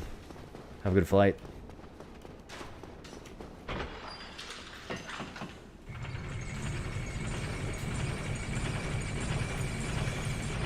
You need them, you can buy them from the guy who holds the key to the seal before you murder him. What, the transient curses?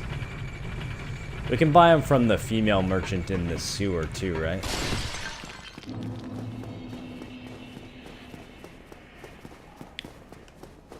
Look, those ghosts are optional. We can run past them. It didn't work last time, but we can make it work. Just need to persevere.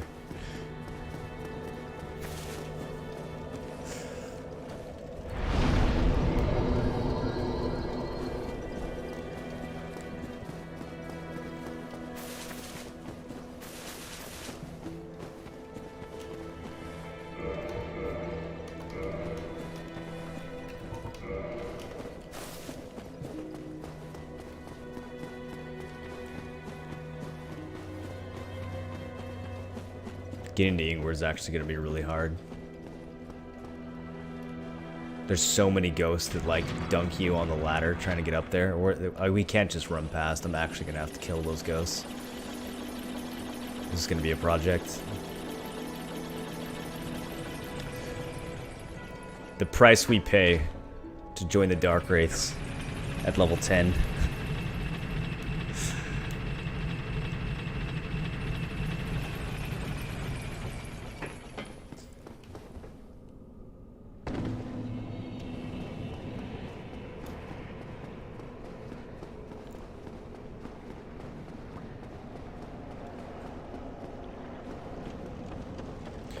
So will my spells just go right through them without a transient curse? I want to see this happen.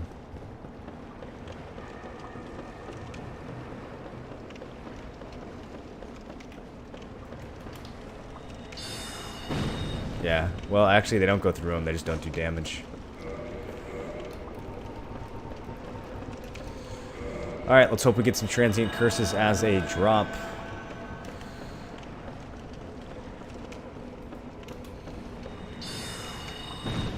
Great Soul Arrow is a lot better. Oh yeah.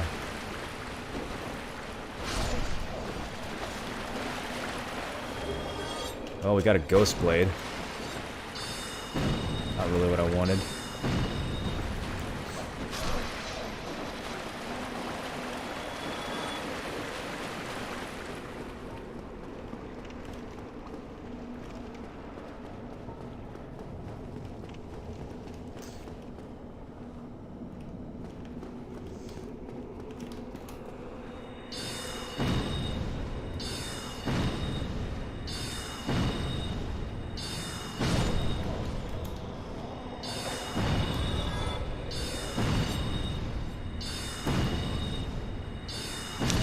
I just need one of these things to drop transient curses before the current ones wear off. Okay, there's gonna be a bunch more in this room. I don't know how that didn't hit me, but I'll take it.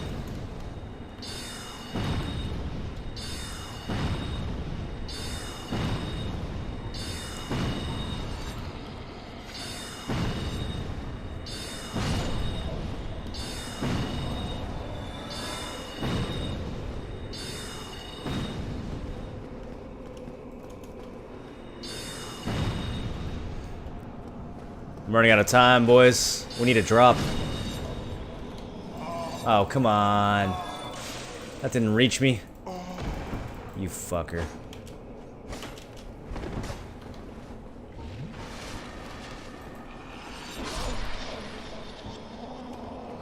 No drops. Oh, shit.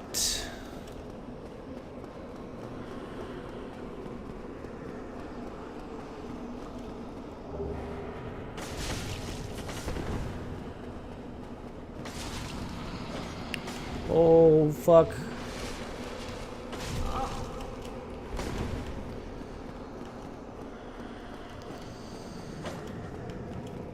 I don't think this is going to be possible. I'm going to have to go buy more from the undead lady.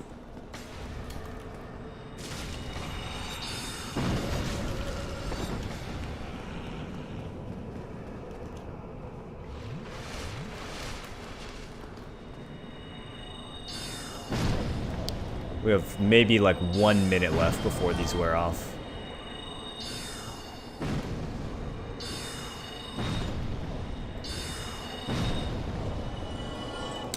Unlucky, dude. Unlucky.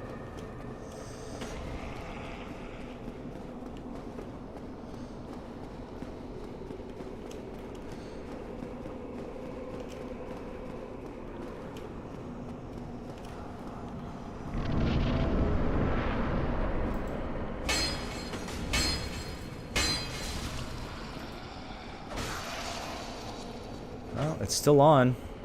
I'm surprised. These things last a while, actually. I thought it was going to be long gone by now. Okay, there we go. Come on, please don't be a ghost blade. Transient curse. Nice. Alright, we can continue. Kick this useless shortcut.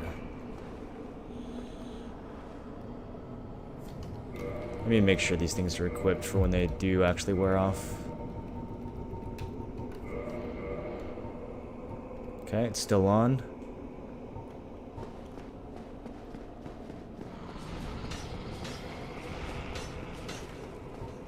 It's gonna wear off at like the worst time possible. Fucking spooky new Londo. There's ghosts over here. How do I get them to come out? No?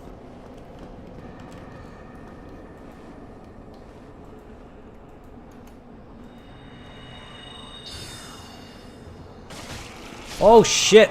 Found him.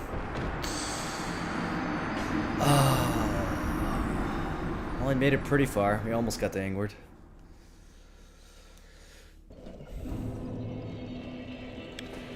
Creepiest mobs in the DS franchise? The ghosts? No, there's gotta be creepier. We could think of creepier mobs than the ghosts. And the whole franchise? Does that include Bloodborne?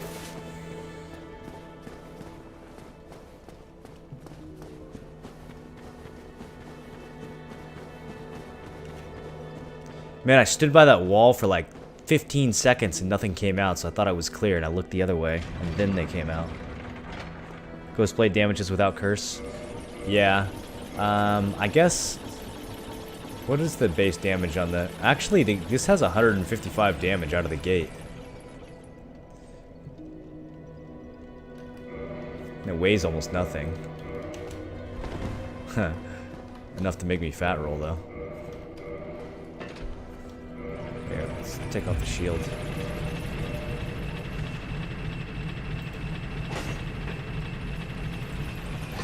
It doesn't have the Baldur's moveset, but it's quick.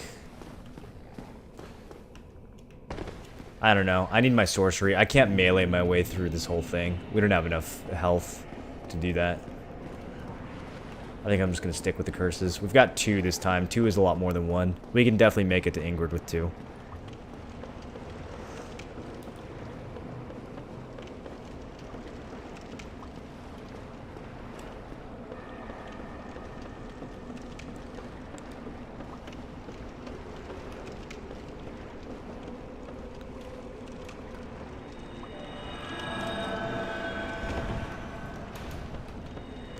Alright.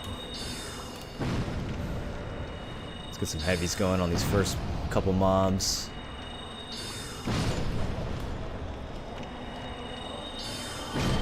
Where we have lots of room to position.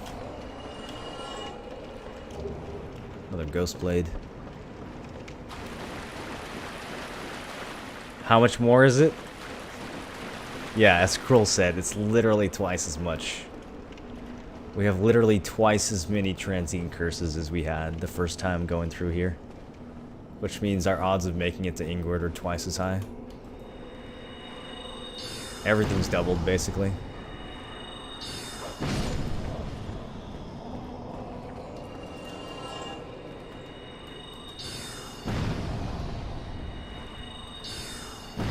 Yikes.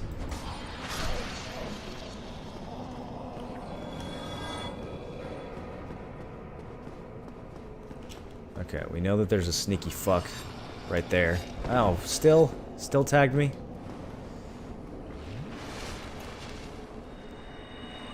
You know what you're supposed to do with this guy? Are you just supposed to charge right at him and turn immediately into his little wall?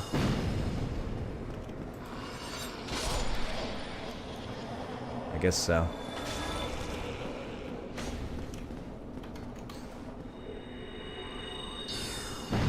At least they don't do a tremendous amount of damage. I mean, considering how low my health is on this guy, these things really don't hit that hard.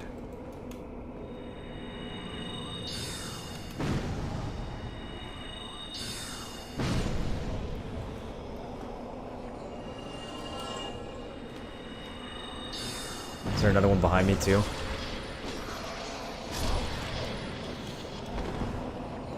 Oh, I'm still fat rolling even with the shield off. That's not good. We need to drop the ghost blade.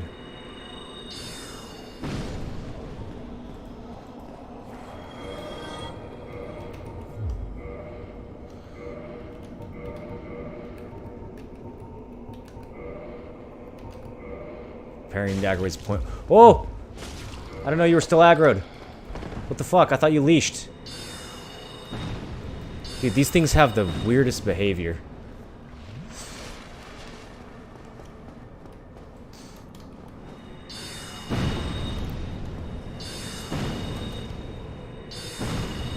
Okay, now you're really in the wall. There we go.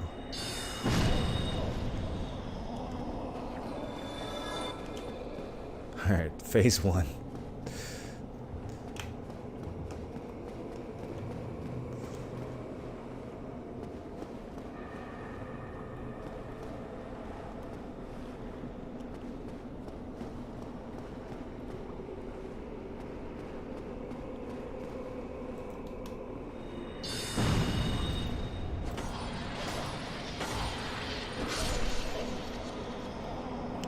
You can actually see the large ember from here. I never realized that before.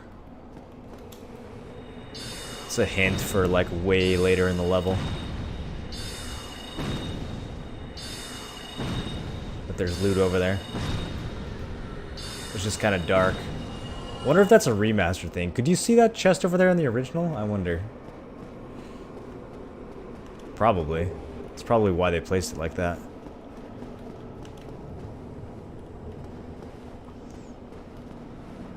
Not until after you drain the water, though.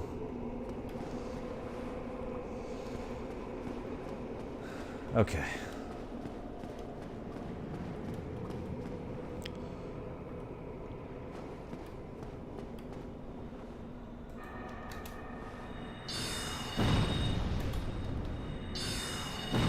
Don't they kind of look like Priscilla?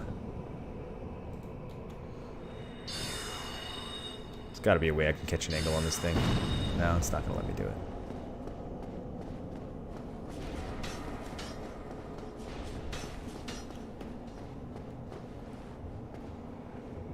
Alright, this is the fucky part.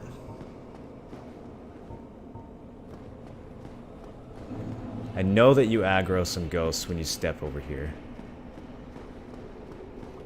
Apparently we just have to wait half an hour for them to actually get to me. Can't see if they're leashed, can't see anything. There they are.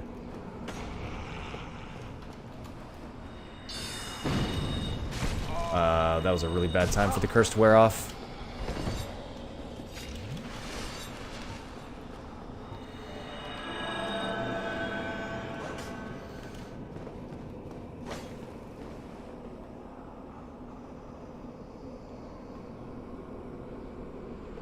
God damn, this level's spooky.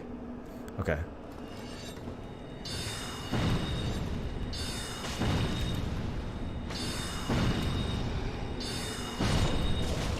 Damn, dude, they have so much range.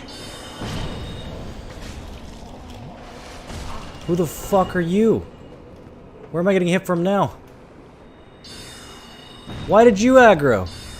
Where are you even from? Holy shit.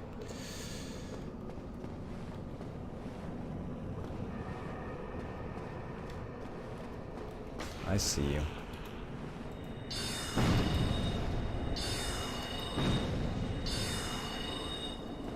Going back under the water and shit? Come on, man.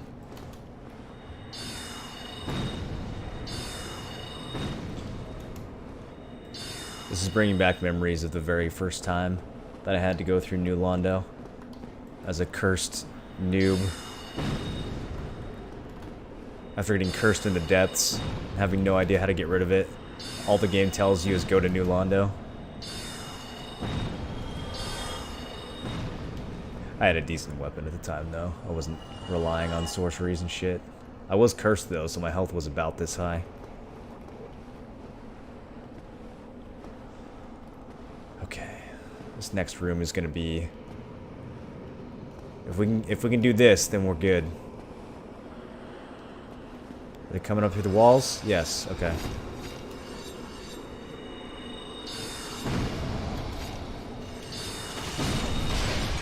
Shit, shit, shit.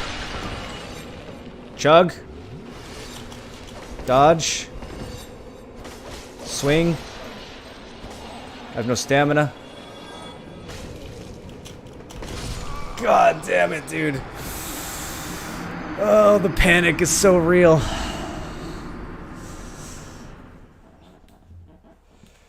Reset the elevator back up top? Oh. Yeah. Well, there's quite a bit of time in between these attempts anyways. Alright, we still have 2 curses. You have to, like, memorize the location of every single ghost to get through this part.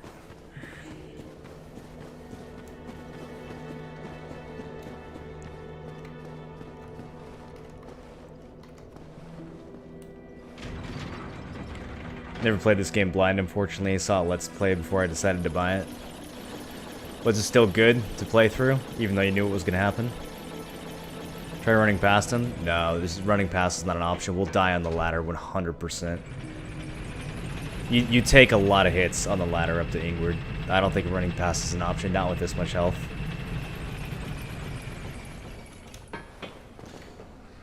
And we can try it. Should I just wing it this time? I don't think it's gonna work, though. I don't even know if we can run past the first part, because I think the ghost will block the door.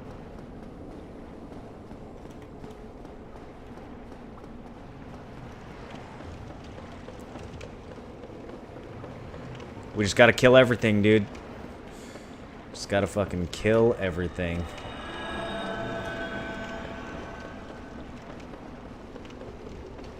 At least we're doing something hard. The last playthrough was pretty easy, let's be honest. Just picked up the best weapon in the game at Firelink Shrine and fucking stomped everything.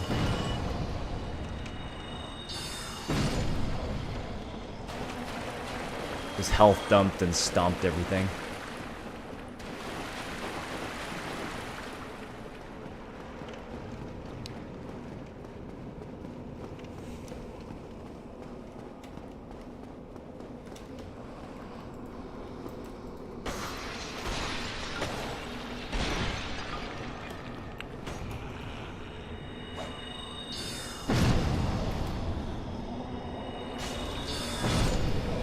I had to be more careful with these heavy soul arrows.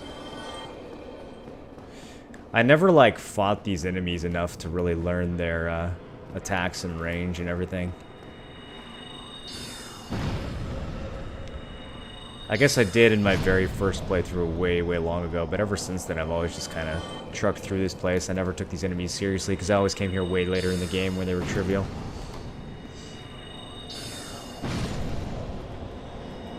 This is actually giving me a whole new appreciation for New Londo. Are you serious, dude? Are you fucking serious? Instantly dead. If you forget a single ghost, you're instantly dead.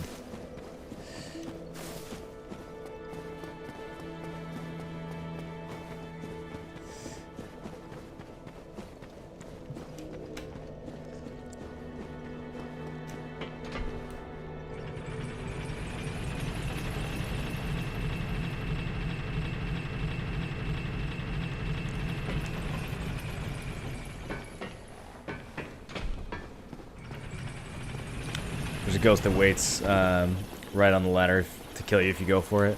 Yeah, the ladder is like super rigged. It's almost like they went out of their way to make sure that people couldn't sprint to Ingward.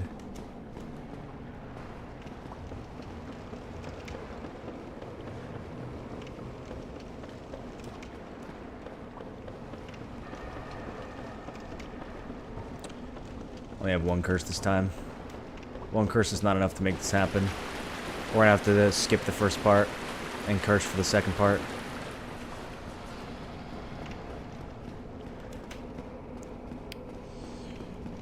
I lost my big stain anyways, so we don't have much to lose here by risking this. Is there a way to jump off this side? There we go. Fucking mad jukes. Holy shit.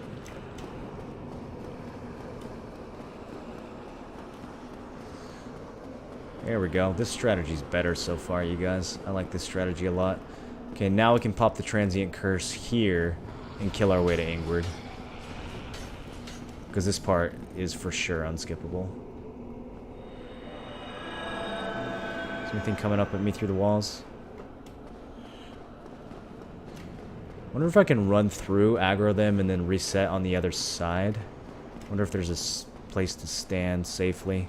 Well, not safely, but a place where there's just not incessant fucking ghosts popping out of the wall on the other side.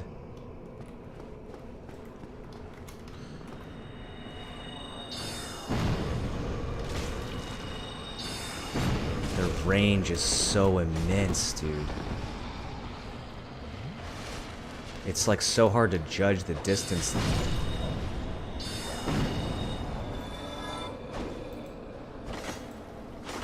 The fuck is happening? Why is he not taking any damage? I just used a curse. That was super weird. Alright, let's top off here. We got some extra Estus that we can afford.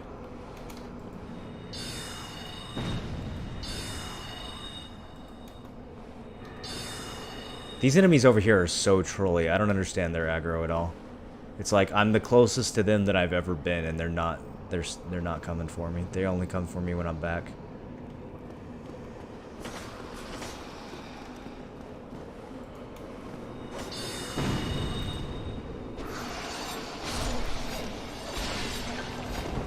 God damn, can I use any of this as a staging area? Holy shit, that's a lot. There's another one behind me. This is over. Oh, that was my last transient curse, too.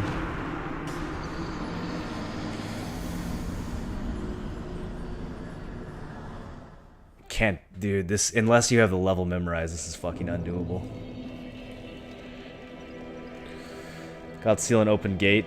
Boned out 20k souls. Nice. I have to go get some more transient curses, man. How much do they cost? Like 2k each? Fuck, that sucks. Let's do one suicide run. Just to see what happens. Maybe I can bait the ghost away from the ladder first.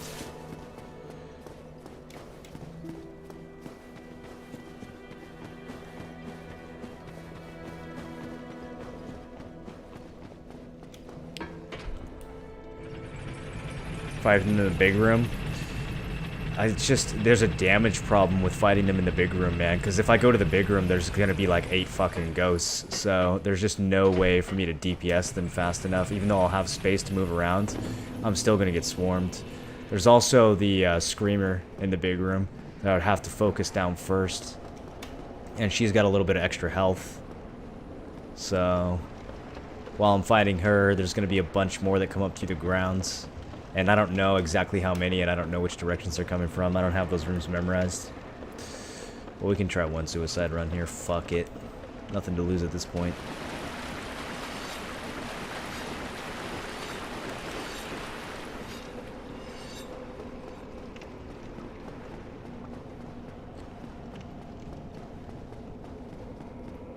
You think the Ring of Fog works against ghosts? Aural Decoy? Maybe we can use Aural Decoy.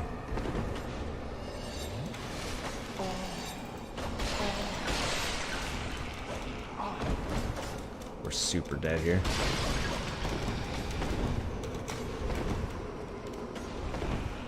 Still in it.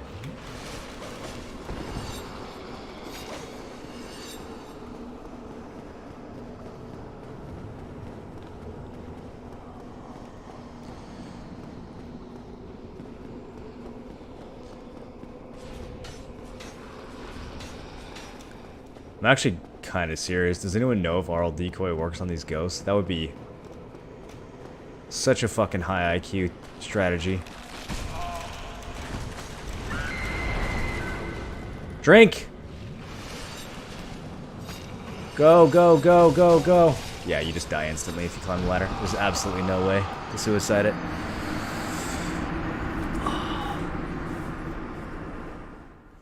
Spent 13k with Seal Keeper on Transient Curse. The ghost killed me on the way down. I'm gonna have to buy, since there's no way to run it, I'm gonna have to buy Transient Curses from the Undead Merchants. And they're kind of expensive. I think we might have to go kill Capra.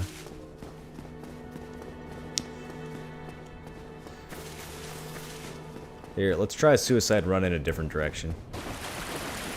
So we don't necessarily have to go kill Ingward right this second. We can do that after Sif. The main thing I was after was that green Titanite shard, which I actually probably could suicide for. Let me see if we can, if suiciding for this other green Titanite shard we have more success.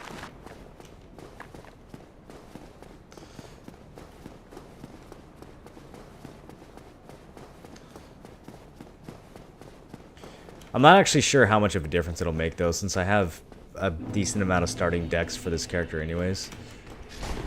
I'm not sure how much more damage the Magic Ascension will actually get me. But let's go find out.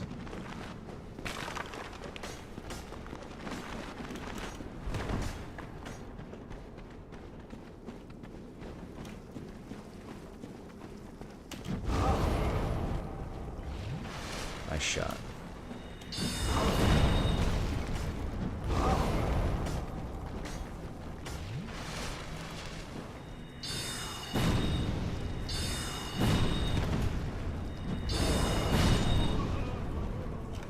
That guy had very confusing stagger motions, but whatever, he's dead now.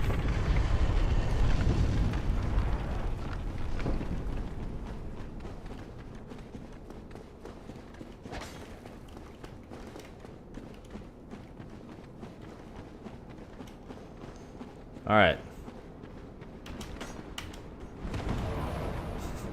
This is highly unlikely to work. We do have the wolf ring. That's something. This Necro retreats.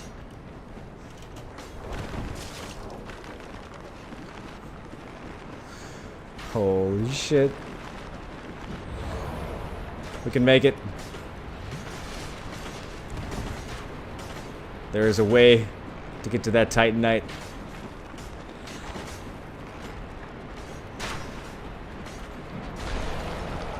There is a way.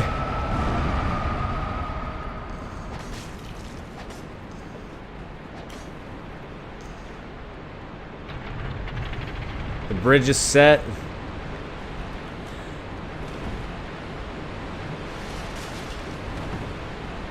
What's over here? Pretty dank. Dude, would these things fuck off already? I'm just trying to drink. You won't let me top off? Okay. Here we go.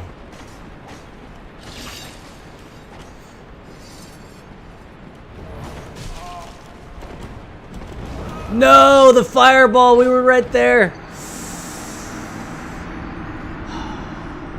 What if I go... No, down and around won't work, will it? Will it actually? The links we go to for Green Titanite in this game. I should just go farm it in Blight Town. I'm from dodging spooky ghosts to spooky skeletons.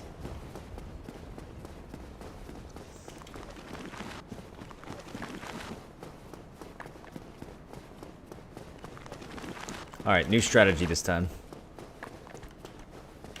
I don't actually know if this is possible, though. This might dump me in the wrong part of the level. We should be able to go back up, though. Here, let's find out. I love the layout of the catacombs, dude. I think they did such a good job. The level design of the catacombs is insane.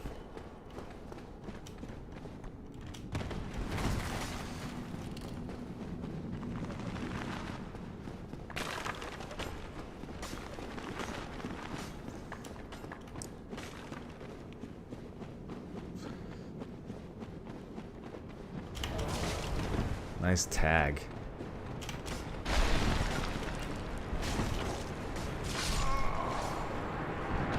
What kind of bullshit acrobat fucking skeleton are we fighting down here? He did a spiral torpedo into like a fucking running attack. There's no cooldown between those two things?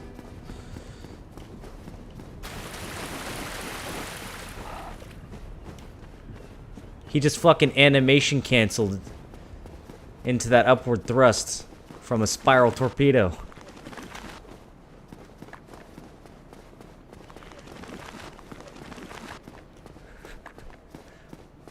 Did you take him with you? Nah, his friend fell off the cliff. Unfortunately, he gets to respawn too.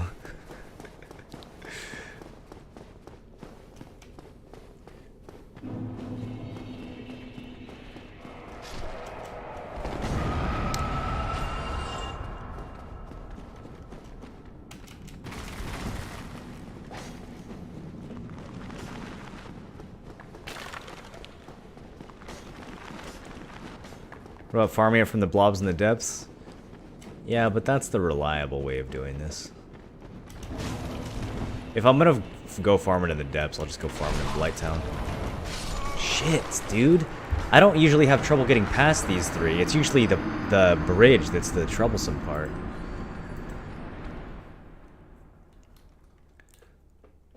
Recommended shields? Yeah, I know. Recommend doing a lot of things differently.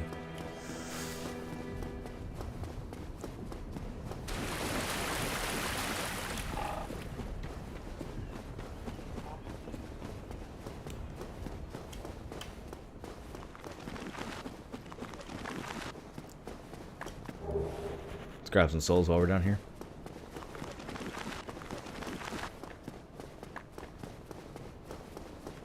Alright, this is gonna be really cool if it works though.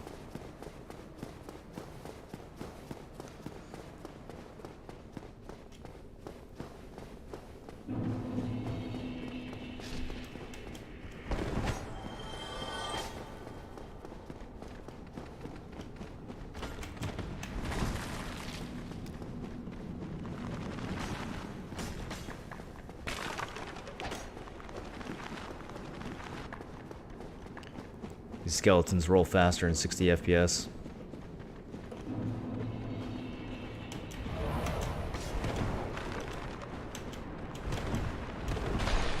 Okay, there we go.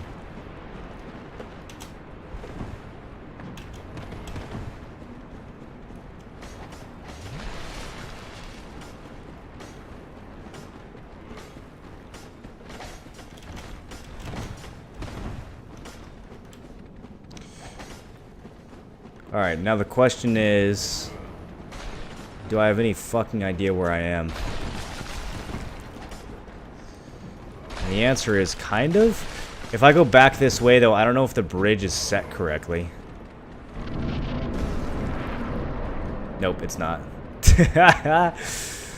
Oh no. How do we get out of this predicament?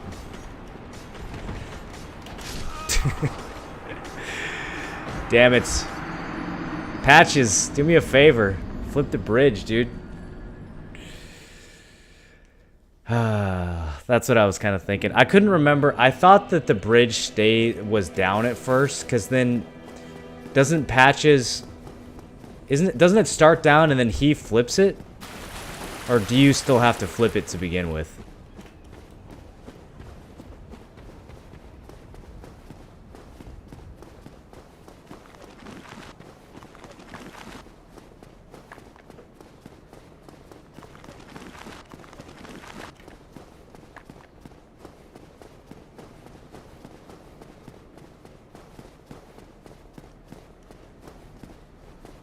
Need divine weapon. Need a lot of things. Need to go to Blighttown and farm Green Titanite there instead.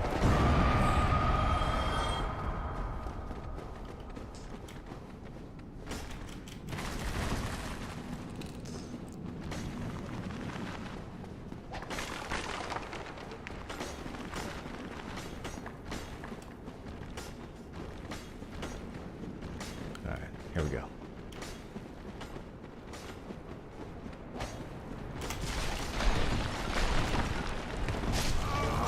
Rolling attack. Alright, I give up.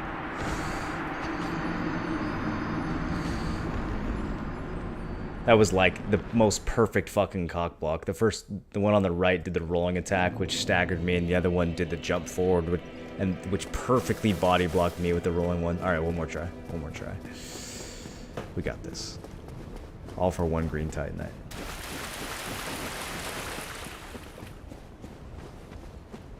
You know that to make a divine weapon, I would need a Green Titanite, right?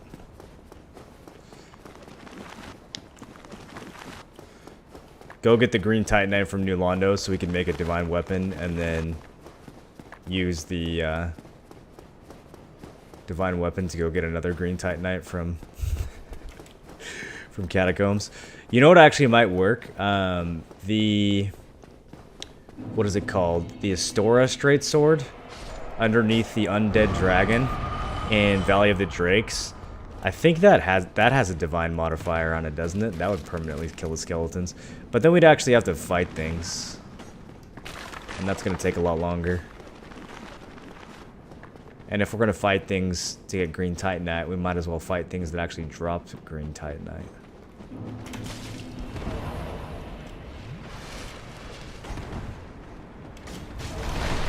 Attack comes out so quickly.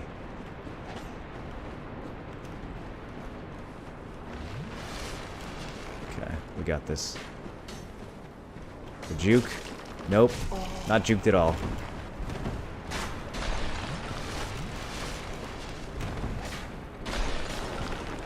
Can I backstab this guy?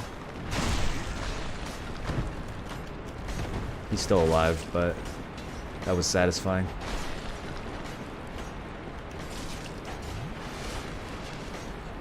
Poise tank that arrow.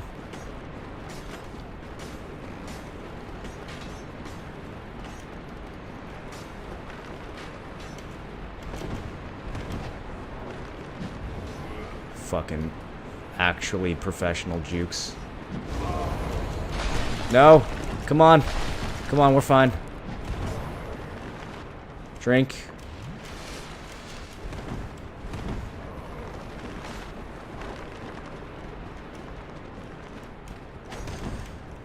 Maybe I should be fighting these.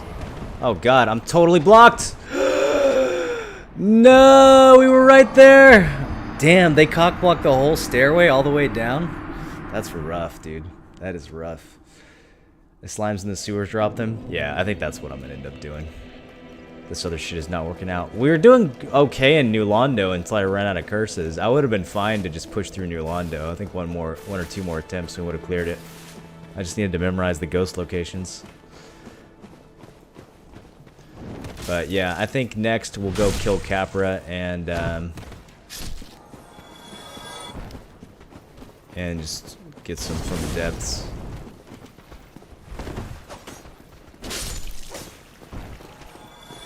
So I don't know that I want to go all the way down to Blighttown. That'd be a bit of an ordeal with the elevator. It wouldn't be that bad since we have the master key, but it'd be a bit of an ordeal. Also, I kind of want to see if I can kill Capra with this current setup. That'll be a pretty tough fight with this amount of health and stamina. We'll see how we do.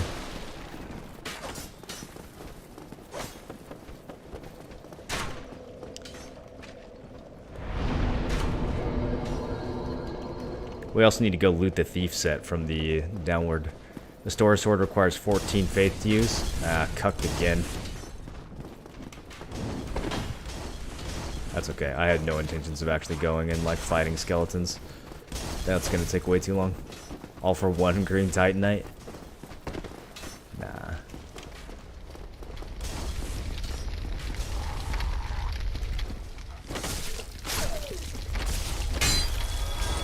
Dude, Baldur's Sword is a fucking dog slayer. That horizontal arc on the light attack.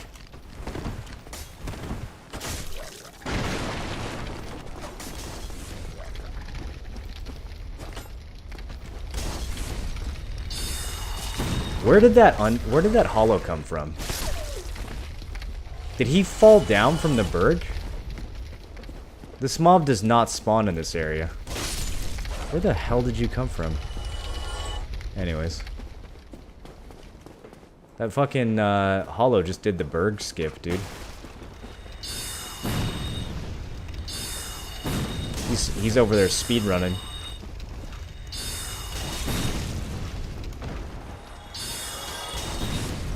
Maybe I should just melee these. Oh, fucking parried. They're too good, dude. These bandits are too good at the game. Who's throwing fire bombs? Hold on. What is the situation here?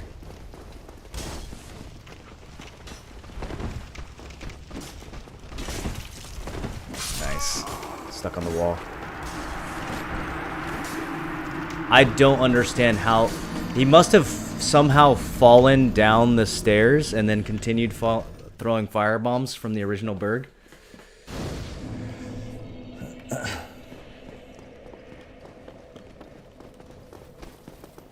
You just fucked his run? Dude, I really want to understand how I was getting pelted with firebombs from that part of the level. That was fascinating.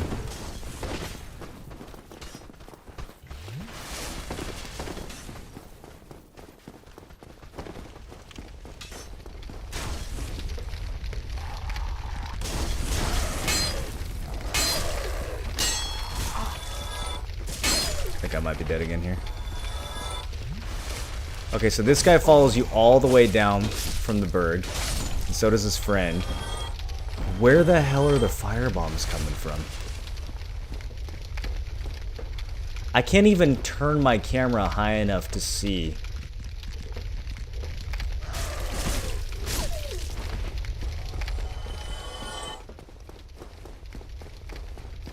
Can I get him to throw at me again?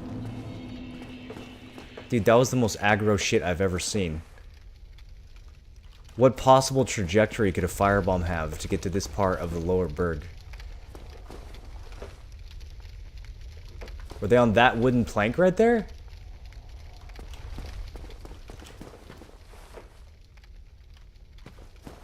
Okay, so that's the bridge. Right? That's the bonfire on the left side. Okay, so yeah, they must have been throwing from the wooden plank, because that's where they pelt you on the bridge.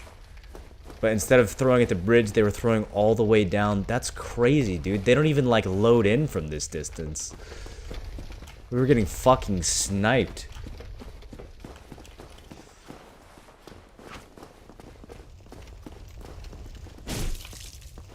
Yeah, parry that.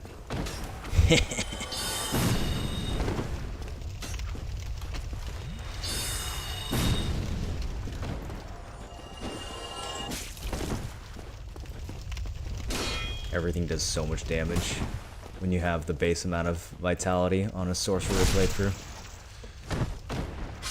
How much health do we have? 531. All right.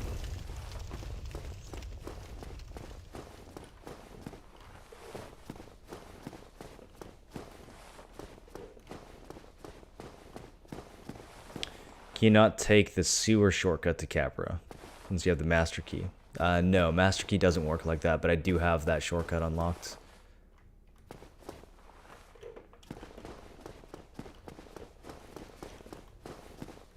The sewer shortcut's not a locked door, it's a one-way door.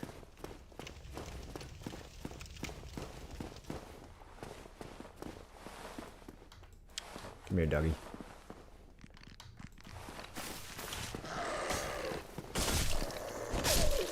I wanted to farm some Hollow Thieves on the way down here. They have gear that I like.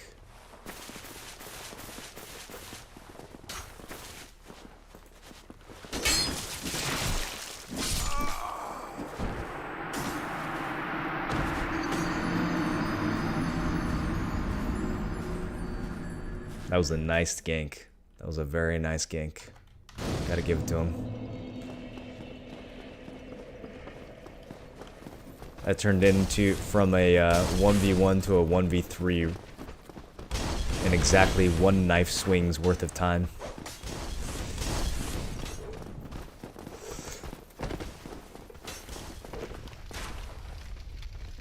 Alright. How dedicated are you gonna be to this?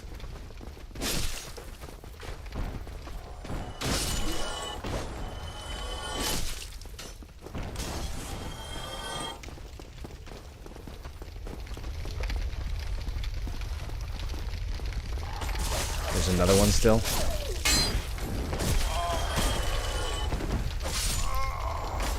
There's 5 hollows that came down from the stairs.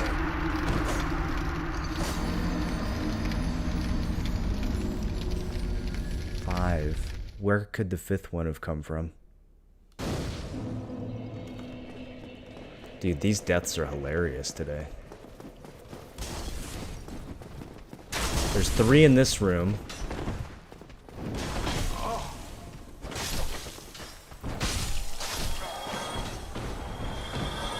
Did Hollow from...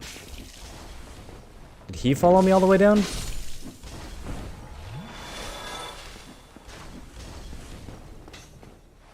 Okay, I guess that would give us 4.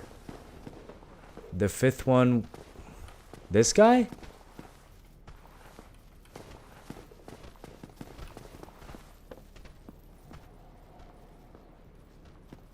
Does he go all the way around down the stairs and chase you into the...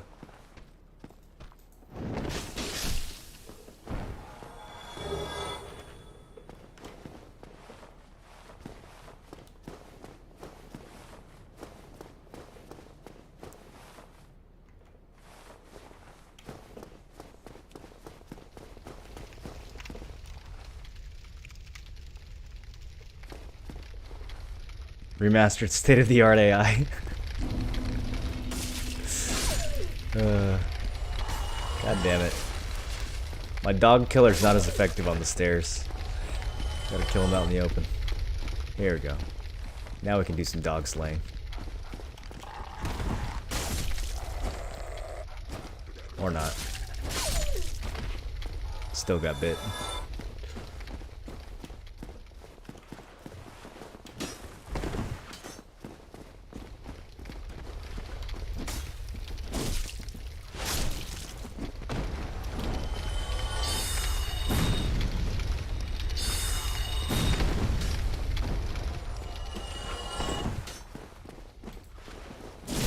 Ah, oh, damn, really? I thought I would stagger him before the knife reached me. These guys are quick. Alright, we have 2 Estus to fight Capra with. You guys think that's going to be enough? Honestly, I think all of Capra's attacks are going to one-shot me anyways, so... I don't know what good Estus is going to do to us. We could probably take 2 swings from Capra. With our current health and armor.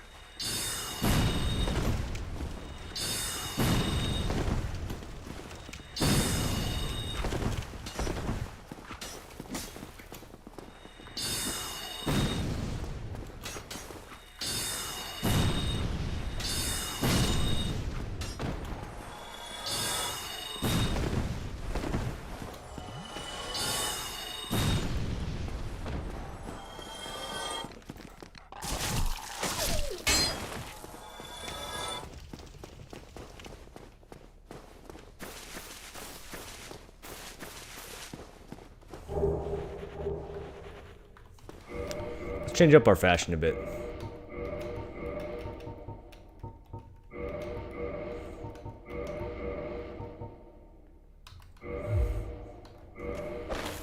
There we go. Now we look fucking spooky. I'm way too heavy though.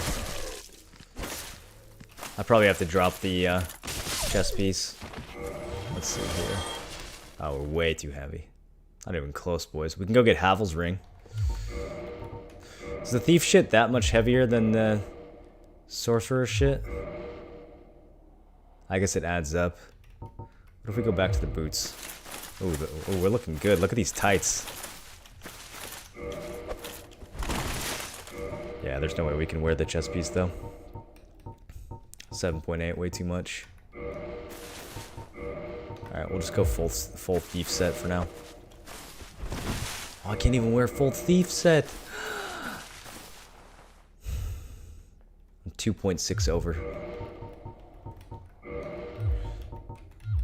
Let's drop the parrying dagger. We're gonna have to change back to these.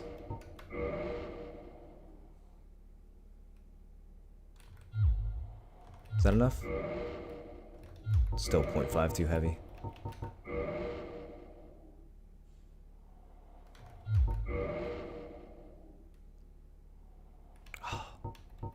I don't want to wear the ugly sorcerer cloak anymore.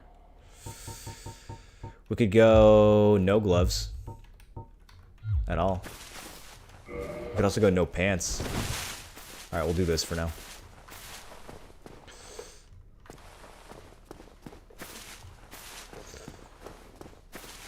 Alright, we've got one Estus. This is gonna be a noble fucking attempt right here.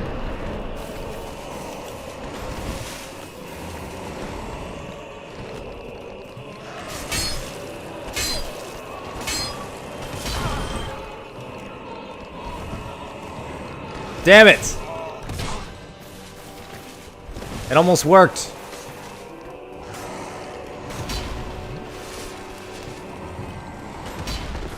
All right.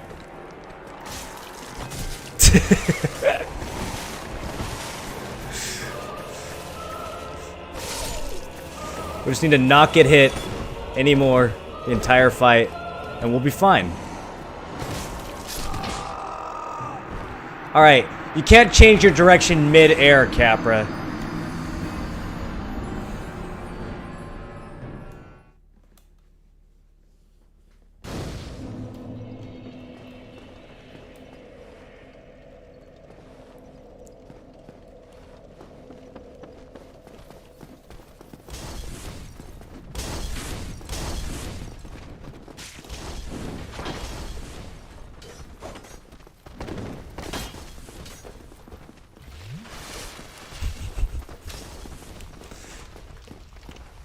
Let's try to get down there with 2 Estus this time.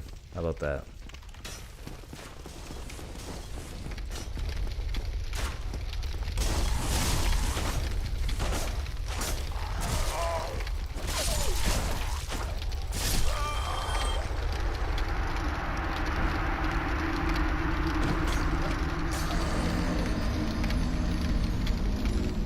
Want to see this build come together?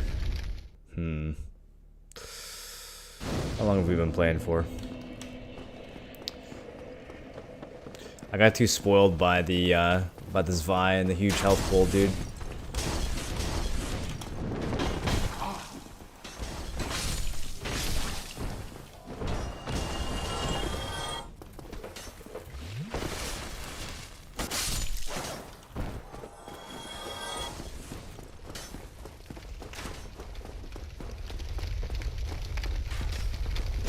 There we go. That's how this is supposed to go. Dog killer. Baldur's side sword. Making plays. Alright.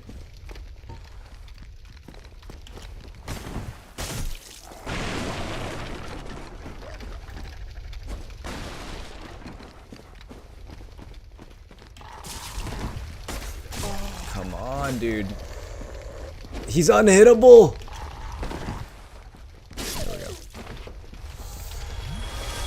Let me see if Great Heavy Soul Arrow is too slow to dunk these thieves with. They might knife me while I do this. It is a one-shot, though. Alright, let's let that bleed subside. Here, let's just go for the thrust. Oh, nice dodge. Look at this motherfucker.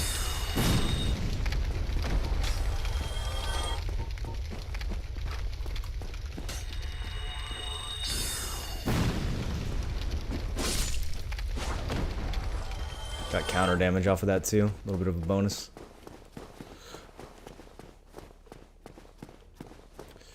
Alright, doggies. Let's do this again.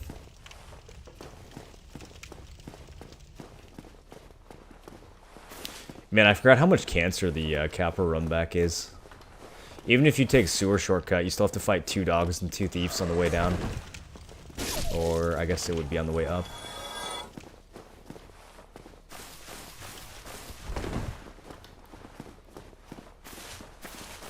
You guys see that? The fog gate doesn't load here. But it does load here. Can you actually see Capra in there? I guess maybe he doesn't load as well.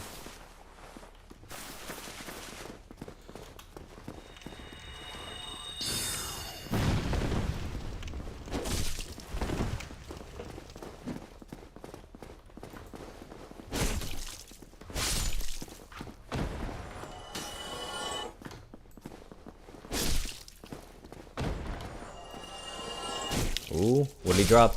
Don't be a bandit knife. Target shield. It might as well be a bandit knife. Alright, is there one more doggo? I think there's one more doggo. Possibly 2 more doggos.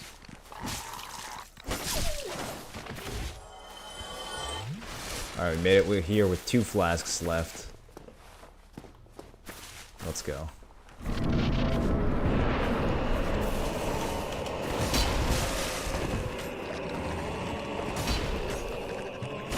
That is not who I wanted to lock onto.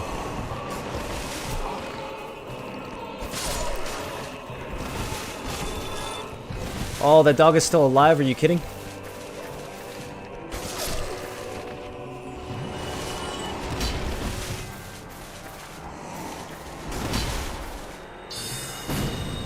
Alright, Capra. It's fucking tango.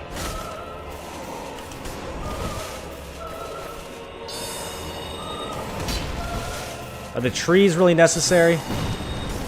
Nice lock on.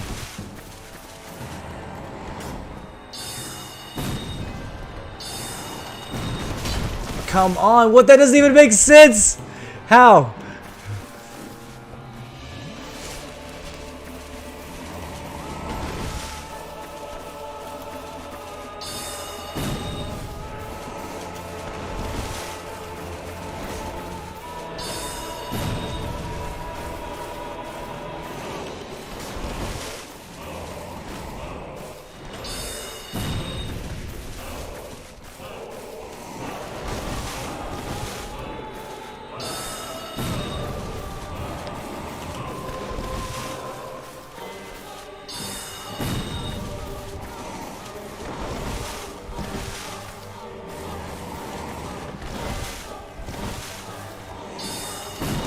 Oh, I was kind of greedy there. We still made it.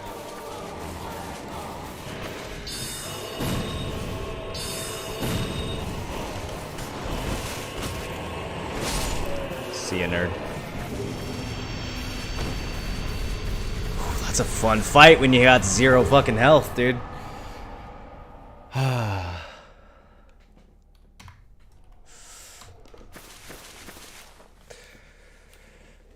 Paying for that Svi carry? Yeah, seriously. Suicide of NPC in 4 still works in Remastered? I mean, of course it does. That's not the sort of thing they would bother fixing. There's way more egregious bugs than that that didn't get fixed. Got the swag sword? Yeah, we did. We did.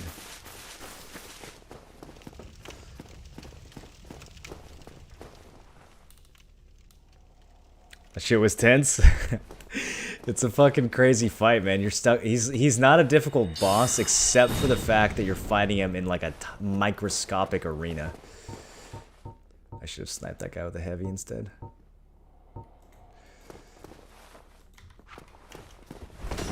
Like if you had moves, if you had room to move around, he wouldn't be that tough at all. But just the fact that you're fighting him in such a small space and like the camera's constantly bouncing off the walls and trees and shit makes him really tough.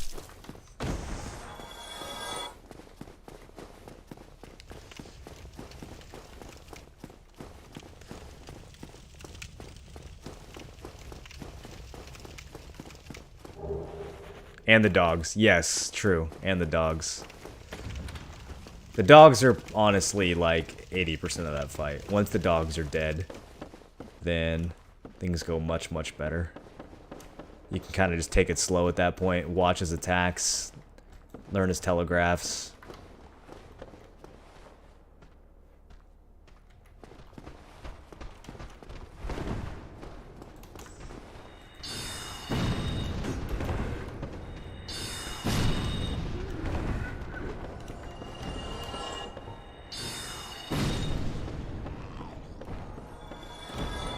We're gonna have to take this really slow. No heals left.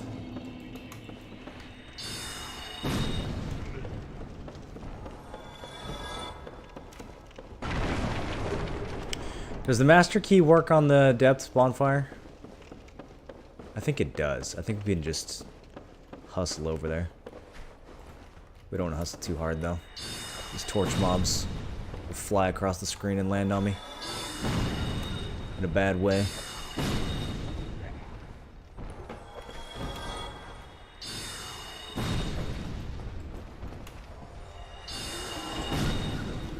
Like that.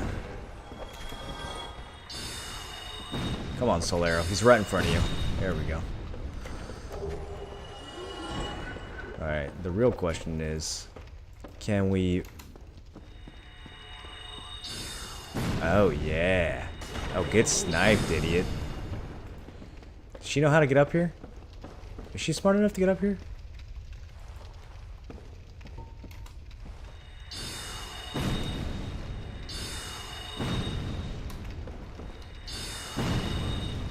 The dog is apparently smart enough. Let's use the table. Yeah! Get tabled. Table fucking strats, boys. I bet you don't watch a lot of streamers using table strats.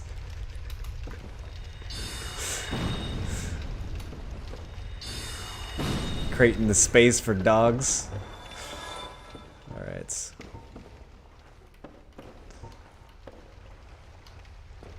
She went back to her starting point. Oh shit. She sees me. Okay. Abort.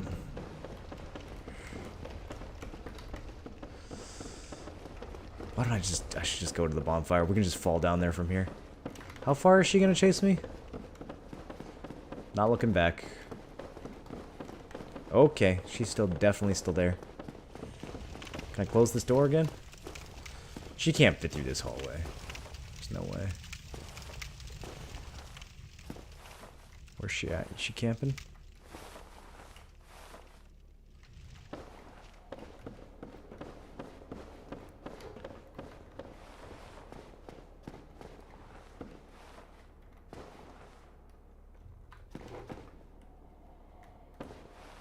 Where the actual fuck? Did she go all the way back to her spawn point? Okay, there she is.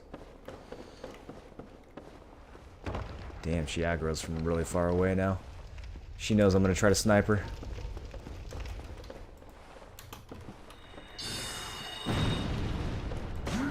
Oh, and the hit through the wall. Alright, we gotta watch out for that. If she tries that attack, that means that it is actually possible for it to hit me. Dark Souls AI knows that shit.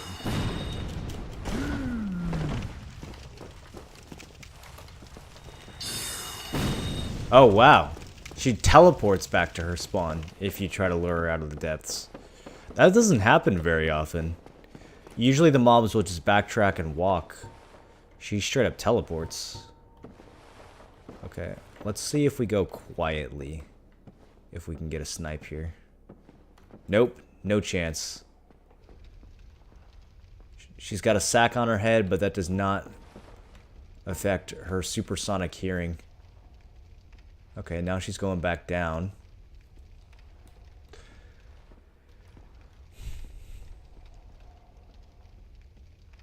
Keys by the big rat. Yeah, I remember where the key is. I just... Oh, now she's aggroed again. Well, this is a fun scenario that we're in. She just runs so fucking fast. Like, I don't think I have time to charge up a spell unless it's in her downswing. Yeah, she literally teleports away. I should have just rested at Firelink before doing this. Alright, here's what we're gonna do. Here's what we're gonna do, boys. We're going to assume that the master key works on this shit, because I think it does. Otherwise, there's no way I would have been able to find this bonfire. How did I fall for that?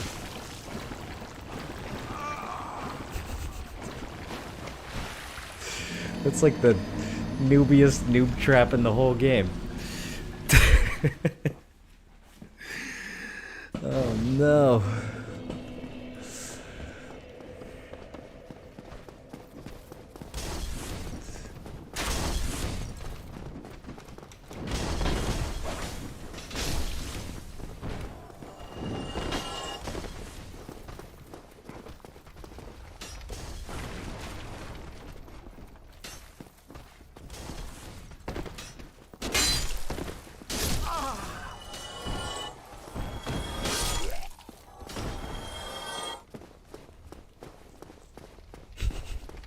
What is that emote? I'm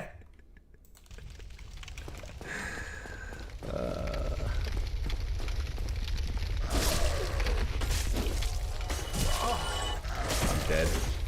10,000% dead. Oh, I wasn't expecting to die to fire though. There's a new surprise every time we come down here.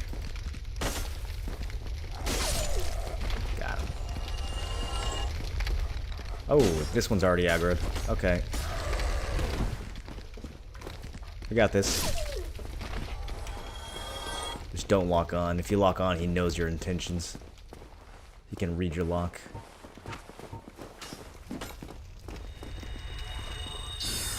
Right over the top of his fucking little head. Why do I even bother? Why do we even use magic?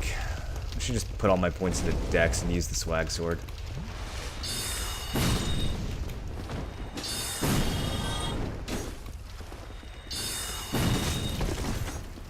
It'll hit the target behind the target that I'm locked on. I wouldn't mind lock-on sorceries being so potato in this game if free casting and free aiming actually, like, even remotely worked. You know what I mean?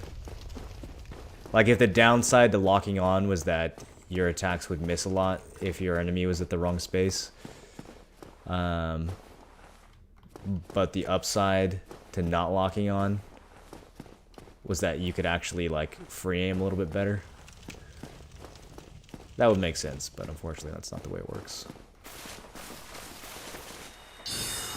Free aiming usually just shoots at things' feet like that, even if you turn the camera way up.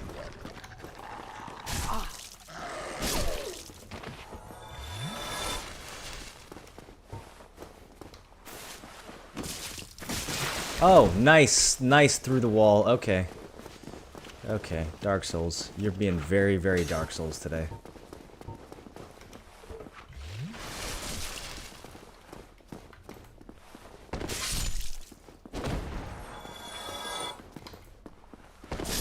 Very effective.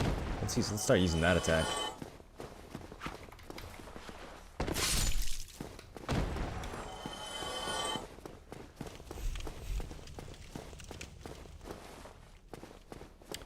New playthrough? Yeah. Did you do the Kindle ending? Yeah, I guess you could call it that.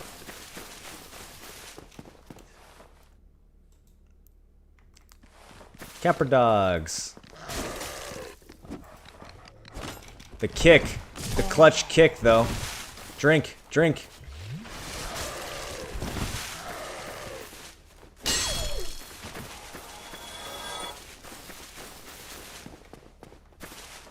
You'd think kicking would be highly effective against dogs. I think it might actually not do anything. I think they might have full kick immunity. Alright, well, I managed to get myself in the exact same situation as before, this time without even fighting a boss. Gotta one-shot him. See ya.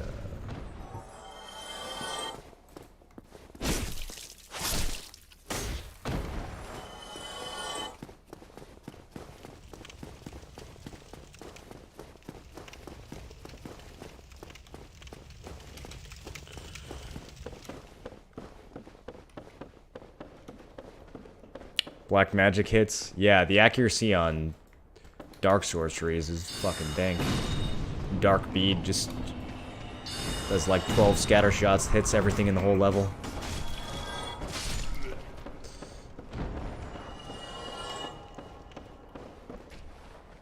Dark shotgun.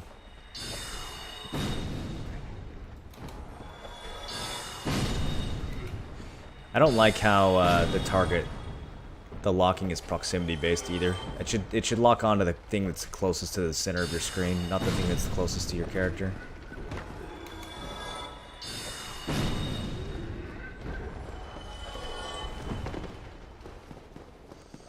Okay.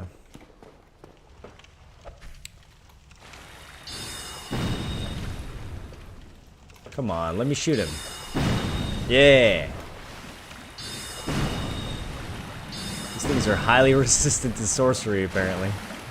Oh no. Should I have brought a pyromancy for this?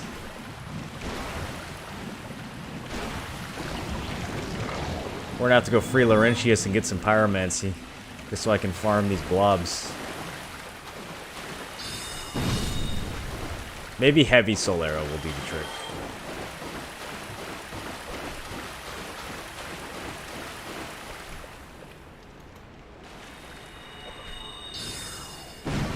$58? Yuck. This is gonna be very slow. Combustion would be better. Oh no. Yeah, this is terrible.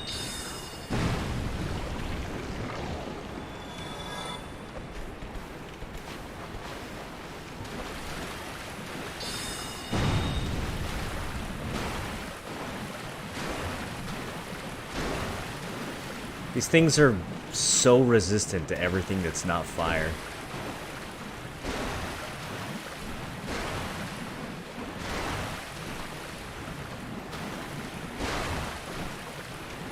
Head to bed, 6 AM here already? Alright, cool. See you next time.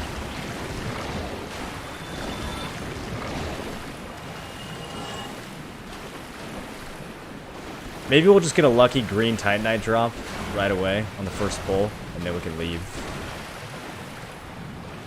Otherwise, I almost feel like having Pyromancy here is mandatory. Like, we could have already done 2 complete pulls of these by now. If I was using fire damage instead of physical and magic. I get that these things are highly resistant to physical damage. I don't get why they're highly resistant to magic damage. That's some bullshit.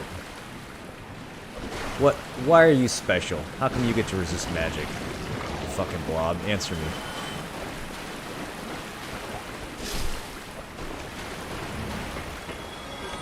Okay, the master key does work. Sweet.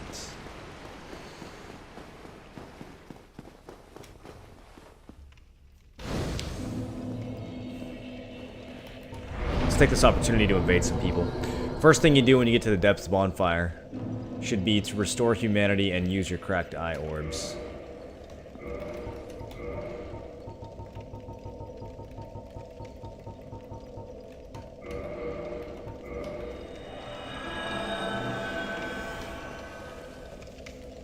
It's such a tasty place to invade.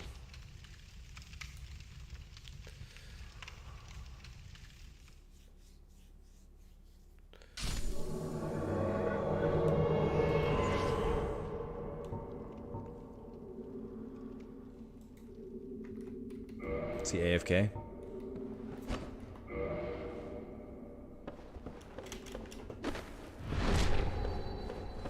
just backstab me while I was waving. I was being honorable. I was waiting for him to... Holy shit, there's like 40 people in here. Alright, boys, it's time to fight dirty. That was close.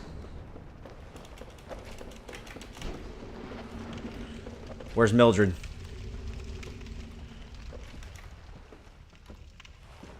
Yeah, rush down here.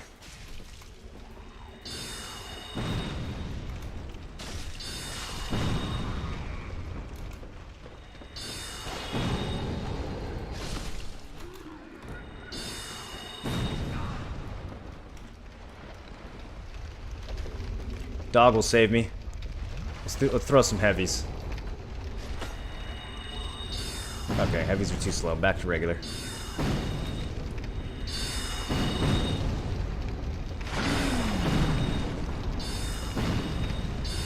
These guys have very good build variety in their composition. There we go.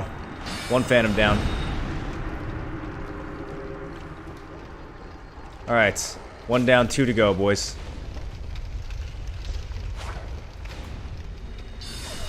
Hey, behind you, dude. Oh, come on. His heal was so fast.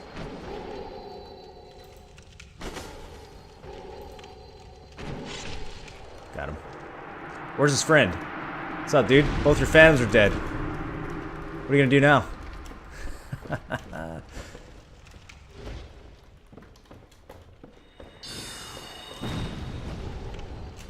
Oh, nice swing. Arch on that. What is he rocking? The claymore? Is it the claymore or the broadsword? I can't tell. How big is his sword? That's gotta be the claymore. That's big. Oh, big damage too. He tried to do the chain BS. I saw that. I saw what you were going for there. Damn it. I should have flipped around the other way. Nice.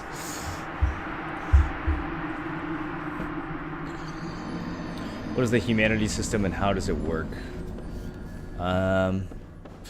You get humanity. You can use it to turn yourself human again. Once you are human, you can summon other players as helpful phantoms into your worlds. You can also invade other players, like what I'm doing, and be very unhelpful instead. You can drop your sign down for other people to summon you.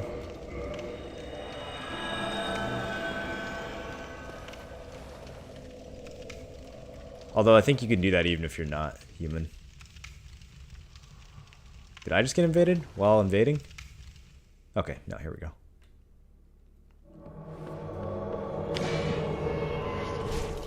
Looks like an amazing invasion builds.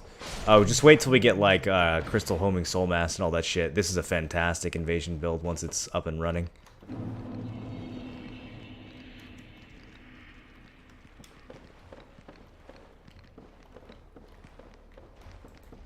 Alright, is he by himself? You can block some of that damage, but not all of it.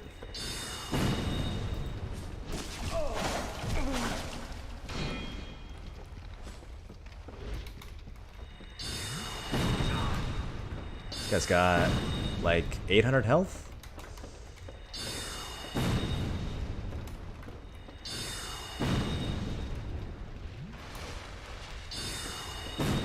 He's down 2 Estus. How many more chugs you got? You rocking 5 chugs or 10?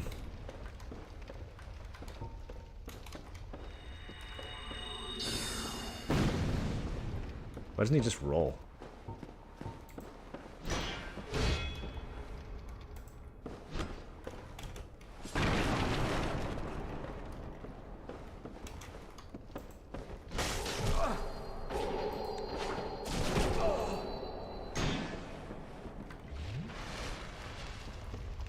I'll chug too.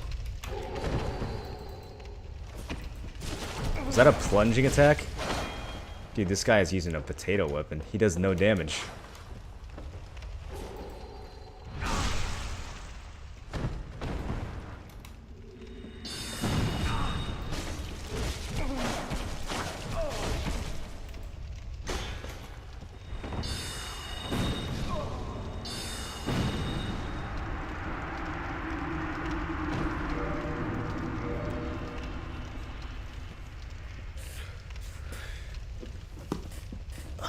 kind of feel bad. He was like getting some good tags in there, but his spear just wasn't doing anything. It's like he never bothered to upgrade it. You play other games? Me? Yeah, I'm usually known for a game called Black Desert Online. But we played some other stuff recently as well. Did a Bloodborne playthrough, did the new God of War playthrough. Did a Henry playthrough. Not really, actually. The Henry one's pretty incomplete. Played the new PoE League as well.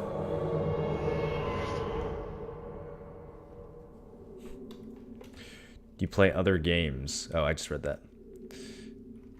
When you get Chain Lightning in PoE. Chain Lightning. I don't know. Does PoE have a skill called Chain Lightning? Do you mean Ball Lightning? Whatever you mean, I actually don't know the answer. You can look it up, though. You can always Google that shit. PoE has a really good wiki.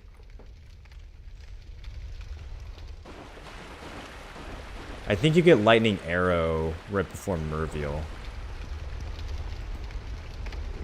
Uh-oh. Uh-oh, it's Katana. We fucking lost. We 100% lost. Shit, dude.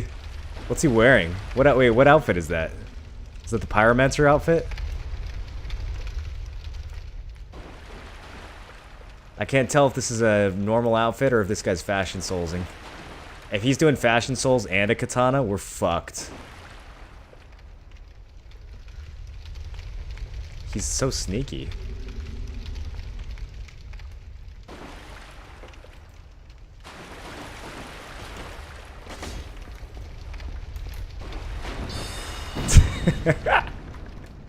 I like this guy.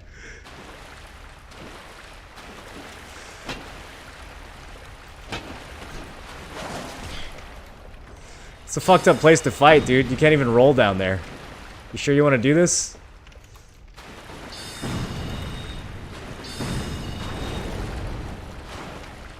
Is that a Chaos Blade? Holy shit, dude. That's not just any katana. Why are you using a Chaos Blade in the depths, bro? I'm dead. I was just hoping he'd be out of stamina. Damn, dude, look at him. He's got the hollow hood. What robe is that? Is that the sealer robe? Did it just not look right because of the darkness?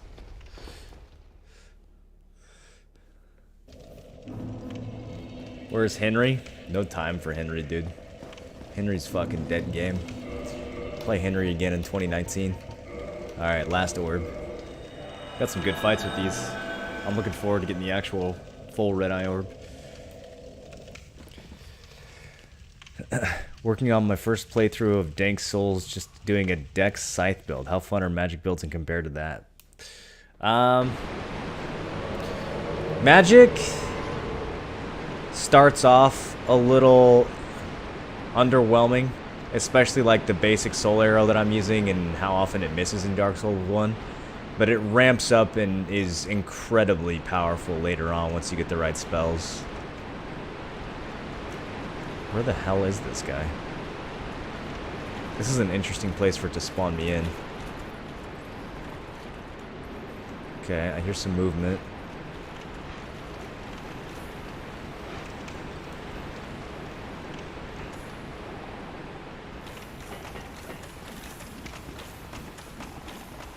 This mob is still up. Is he down in... Oh, this is fucked up.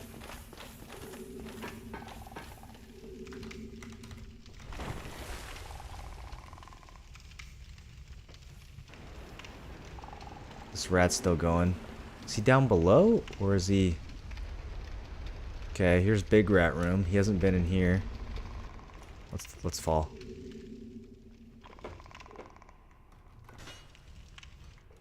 Oh, maybe he's not down here either. It sounded like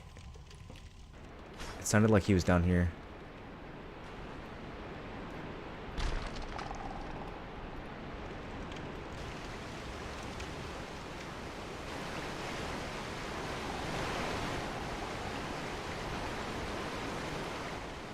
Now I'm super confused. I have no idea where he is.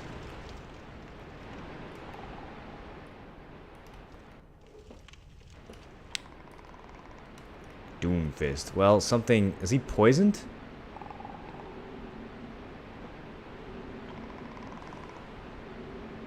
He's taken 900 damage. I think he's oh, god damn it, really? I think he's poisoned up there.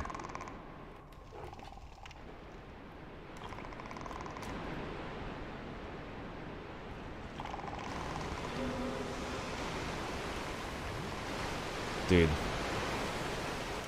The depths is invading me right now.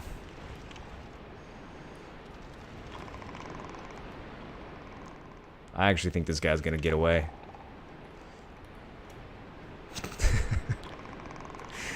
Alright. Take it slow. Jump the gap. This isn't even the right gap. Fuck. How do I get out of here?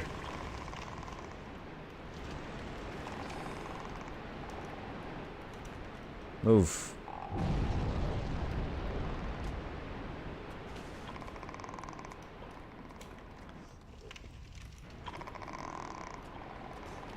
Is he fighting another red phantom up there? What is even going on? Alright, so this is not the way up.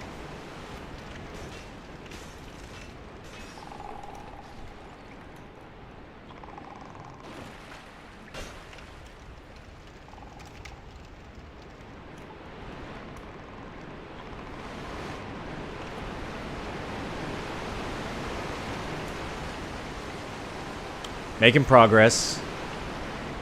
Should have never jumped down here. Should have just left him to the frogs if he was down here. Okay. Rats, please let me through. There he is. I see you. I fucking see you, dude. Oh shit, he's got a phantom. It's Reinhardt. Oh no. Not again. Alright, I'm gonna bait this guy with a slow cast so he rolls. Nope, that didn't work at all. I thought he would roll early. Okay, his friend's coming. What's up, Doomfists? How do we want to do this? Alright, if you're gonna use a phantom, I'm gonna use rats.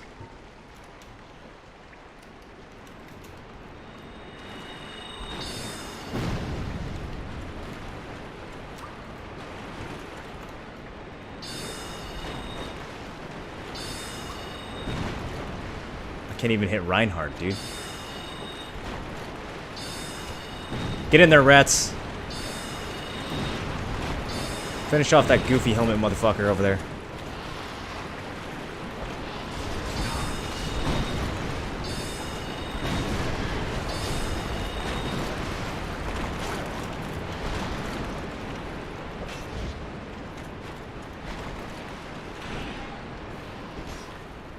Fisted Reinhardt, dude.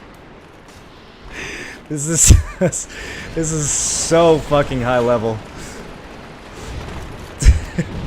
He's using force.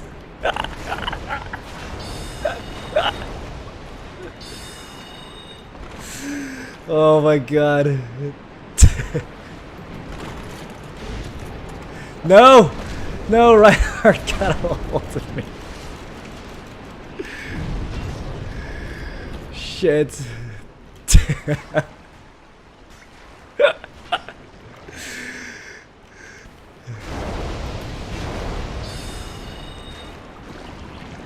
We've got to take out Reinhardt, dude. He's the only one that's low.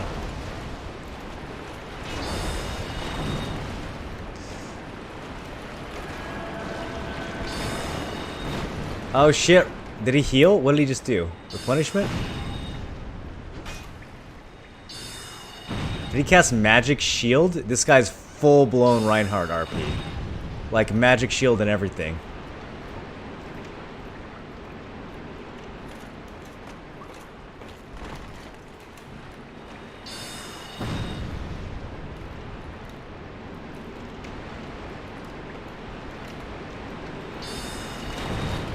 I was trying to fake him out and switch targets to Reinhardt real quick, but... He's low. Does he have any heals?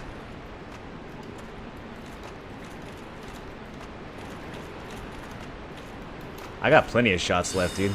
I can dance all day.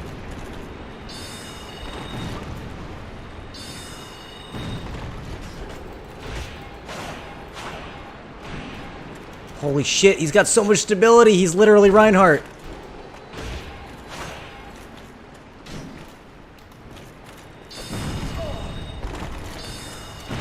Got him.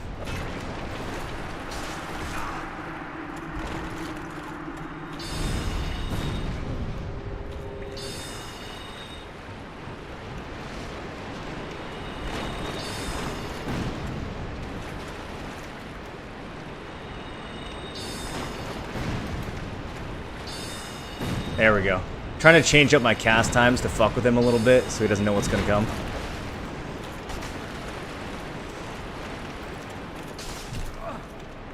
That running swing and the Balder sword's so good.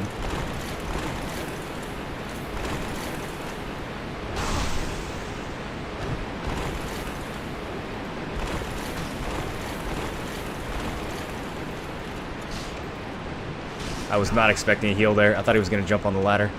Oh, I can't see. Hello.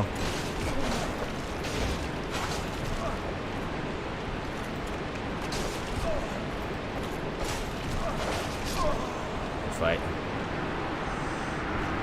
I respect the fucking RP on that one, dude.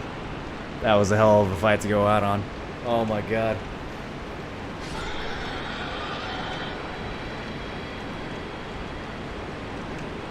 Why did that pig just die in the background?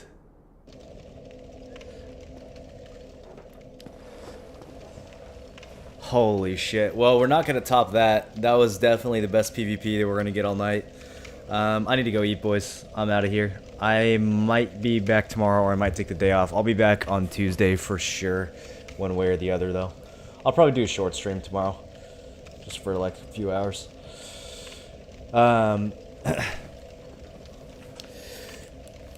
Thank you guys for watching. Hope you enjoyed the conclusion of the story playthrough. We'll have fun playing some more builds. Some parts will be easy, some parts will be hard. We'll get a lot more PvP going. And yeah, I got a lot of games to play. I don't know what I'm going to play tomorrow. Might go back to PoE, might play more of this, might do both. Alright, love you guys. I'll see you next time. Thanks for watching, and peace.